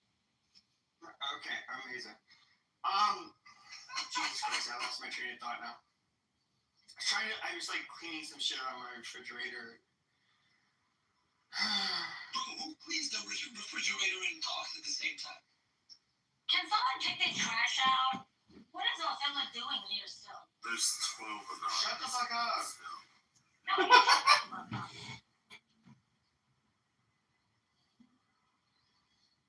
Hold on a second. Do these Muslim trashes pay you, Pepe, for having this side? Professor, what? I don't have Muslim side. My point has been clear for. Okay, so people say like, oh, you're chummy with Mikhail and whatever. Okay, I think Mikhail and even Prince, when you're not having religious conversations or conversations regarding immigration, they're okay people. But my first experience with both of them was before October 7th, and I was very blunt when I said that I want zero immigration of Muslims into the West. Period. Now, Mikhail had told me, like, well, in response, he said, I'm a French descent, and he said, well, I think France should have a caliphate. And it's like, oh, amazing. Obviously, much different beliefs than myself. I did. When have Muslims ever considered me to be like on their side? There's not a Muslim on this app who's going to say that, like, I don't think they belong. That they should not be basically deported and not come into the United States or any area in the West. And it's not. Okay, like I have my pretty strong criticism of Israel, but I'm not. It's not someone like on the Muslim side. There's a difference between criticizing Netanyahu for whatever policy his people. For example, we have a dumb bitch, a propagandist bitch, saying, why is there protests? Right? Why are there protests in Tel Aviv or Jerusalem? Of course there are. They're saying you need to bring the hostages home. Defeat Hamas as soon as possible. They're not telling Netanyahu to stop the war. They're not telling him to stop the war and let Hamas become another genocidal attack against him. What the fuck are you talking about? Well, I think what ends up happening. Between you criticizing your government, right, and calling for the destruction of a state. Bro, don't get it twisted. So nobody's buying what you're shoveling. Nobody. Muslims, I think what they do is they hear you being critical on the state of Israel and also the United States funding Israel in their campaign and stuff like that. And they hear you being critical and they're like, yeah, what's crazy on our side? And I'm like, hey, I'm like, which one would you choose? The Muslims or Jews? And they're like, oh, yeah, the Jews. I mean, the Jews 10 times over, like, which people do I find? This is like it for you. Come on. What are the chances of me getting close to a game like this again? Come on, Anthony. Let me say it just once. I don't do business with outside friends. You understand? Hey, do I have to show you high school biography for these guys? I know inside. I appreciate your position, but come on, Tony. I'm a big boy. We all. There's no respect for cancer. You need to fight you just as good. Come on, I can't fool you. Don't say short if you don't mean short. Whole kidding aside. You understand what I'm saying to you? Yeah, of course. Hey, you don't have to explain business to me. I'm gonna let you sleep one day, then you're gonna get the fuck up and you're gonna go get my $45,000. No problem. Wanna go for schwitz? If after one day you don't give me every penny, if you send someone down to the joint every Saturday for 5% interest. Hold on, guys, can you both shut the fuck up? I'm not trying to be Ricky Alpha, but I am Othello. But Pepe, which one would you get rid of and snap your fingers with the gauntlet? If it made any sense. Royal, anywhere I see you, until you bring that evidence for that claim, you're gonna keep on getting. Yeah, but Royal's too hoary. Just ignore her. Because we have these blue-eyed, stupid, dumb, blonde bitches, no disrespect to blondes. We have these stupid, blue-eyed, blonde bitches sucking up Hamas, thinking they're doing the world a favor. No, you're not. We're going to destroy Hamas. We're going to send their pictures to your TV screens, right? And we're going to tell you and your ilk to go fuck themselves and keep flying on the streets of New York, bitch. And don't forget to put that like behind the boat. Since Pepe's busy eating his Uber Eats right now, including They pay him though. Oh, it's Pepe. Can you guys hear me? Yeah, no, we can't hear you. Stop it. Yeah, you're back. I can hear the refrigerator. No, we can hear you. Okay, amazing. Look, I look at it like this. I don't think there's a natural alliance with Christians and Jews with different religions. both sides have been antagonistic to each other, and Christian majority, the countries where Christians are the majority, I guess you could say, don't have the best track record. But now that you have this piece of shit, Muslims don't have the best Jake track record. is like, Them or for whatever reason, you want to think he's like a good guy. But Thanos is Goblin. Okay, sure. Here's the part. It shifts the way we see everyone around us. I don't look at. But now that you have this piece of The shit, problem with diversity is that when you get different religion and race and ethnicity are like the biggest fault lines. Do I think we are necessarily? How can I say Jews are somehow closer to Christians when Christians, with their different denominations, were incredibly bigoted towards each other? They fought with each other. They attempted to genocide each other. Oh, then there's Jews, like a whole different fucking religion. Like, amazing. Are we natural allies with them? Like, not really. It's not how I see it. Do I think they're closer to us than Muslims? Yes. So you feel like Jews are annoying, but Muslims are murderous demons. Hey, babe, if you can say one thing that'll make me mad, I'll give you this $1,000. Huh? I said, if you could say one thing that'll make me mad, just say, I'll give like, you all this $1,000. Okay, where do you? Say one thing that will make me mad, and I'll give It you also depends on like, $1,000. which fucking Jews. Like, Are you Jews listening to me? that were part of the diaspora in Europe were far more like European Christians in comparison to Muslims, which are mainly non-European. Yeah, obviously. But I don't know, like, how when you have a I don't know if you've been told, little lady. you understand Christians killed each other. I'm kidding. Just say some more. hey, damn, my man, what's up, my bro? Huh? Yeah, all right.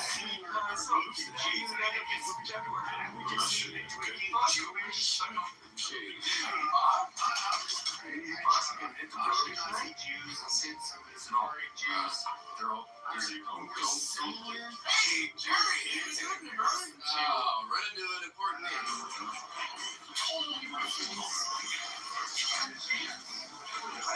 It's like each one is actively stating that they want to kill the Jews. Oi, you're in my country now, English.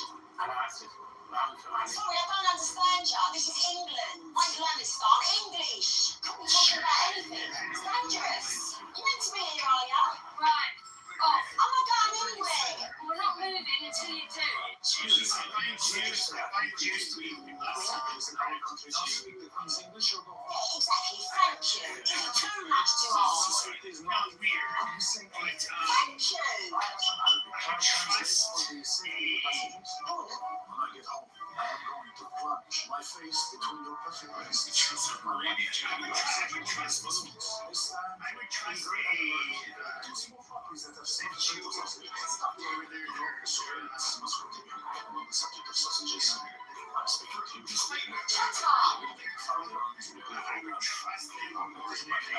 that's bloody disgusting.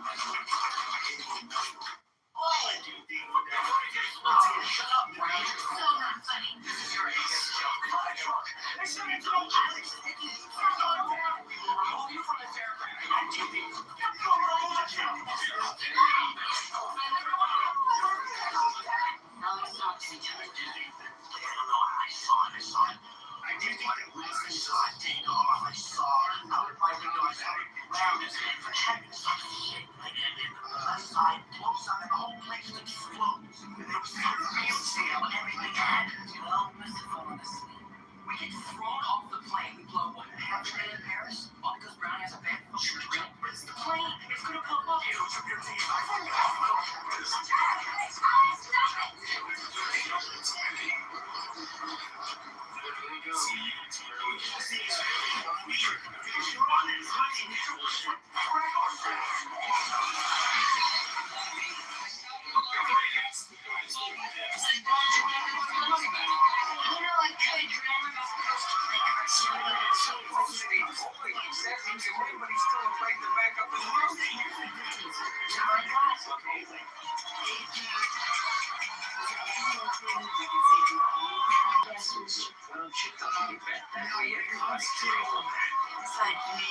It's 5 years of my life.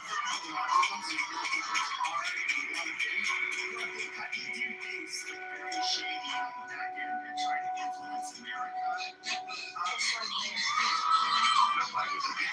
Well, mister, is it a risk?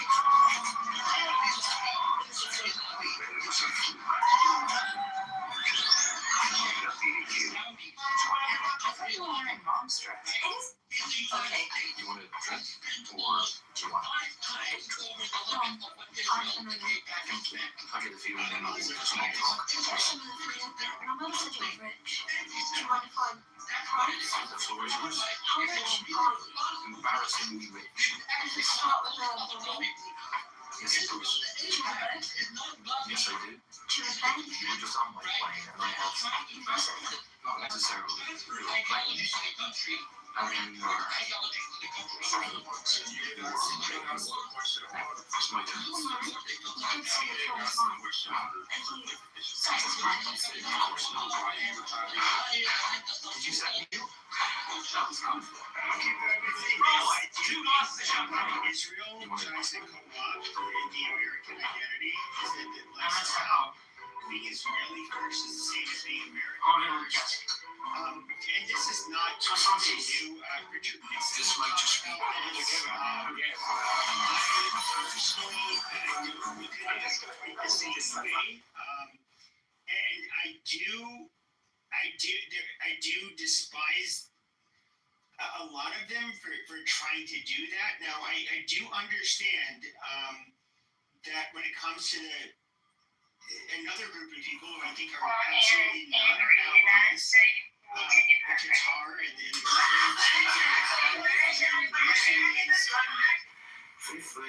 promote it allows any organizations in the United States such as what the fuck is that? The Muslim organization, which is like tied to the Muslim. Well, no, there's one that's tied to the Muslim Brotherhood. CARE, yes. They're absolutely outlawed in the Gulf Arab states for a fucking reason. And I don't. What I do see is them trying to. I look at these Muslims as people that are not only trying to influence us to take their side, but these are also people that are inherently anti-Western and are willing to go to war with us and subjugate us by any means necessary to fit their religious and ideological agenda. I do think that the Muslims are much more dangerous to the West than Jews are. I think you get a lot of these like people who just like blame Jews for every fucking thing that goes wrong. What do you bring it to it, Pepe? Yeah, it's quite a few, and you can expect this, right? It's an opportunity in your lifetime. But none of them ever, not the Chinese, not the Taiwanese, not the Vietnamese, not anybody else, not the Kurds, not the Armenians. Hold on.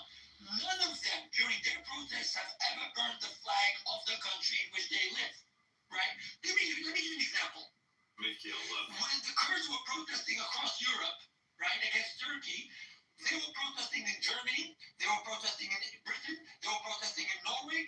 But while they were protesting in those very same countries, they never burned the flags of those countries, despite their relations with Turkey. No, I get what you're saying. I get Western. Yeah, I get what you're saying. I do think that inherently the pro-Palestinian side is far more anti-Western. Yes. I would say that even what you see in the United States is that, and I've heard the reaction, particularly amongst the veterans here in the United States, where you get the pro-Palestine marches and they will replace the American flag with the Palestinian flag, and then they'll even desecrate our flag. I don't really see the pro-Israeli side doing that very much. I do think that the pro-Palestine movement is inherently anti-Western. Understanding. Listen, what about proud to be Iroquois? Look, were you like, oh, if someone said proud to be German? Listen. I have the same issues with those. My issue is that a lot of time minorities proud to be Iroquois, proud to be this, proud to be whatever. Those are socially acceptable. They're not. Okay, we're shutting it all down. That's enough Pepe. Everything else, total waste of time. But here we are. That's the end of the show, ladies and gents.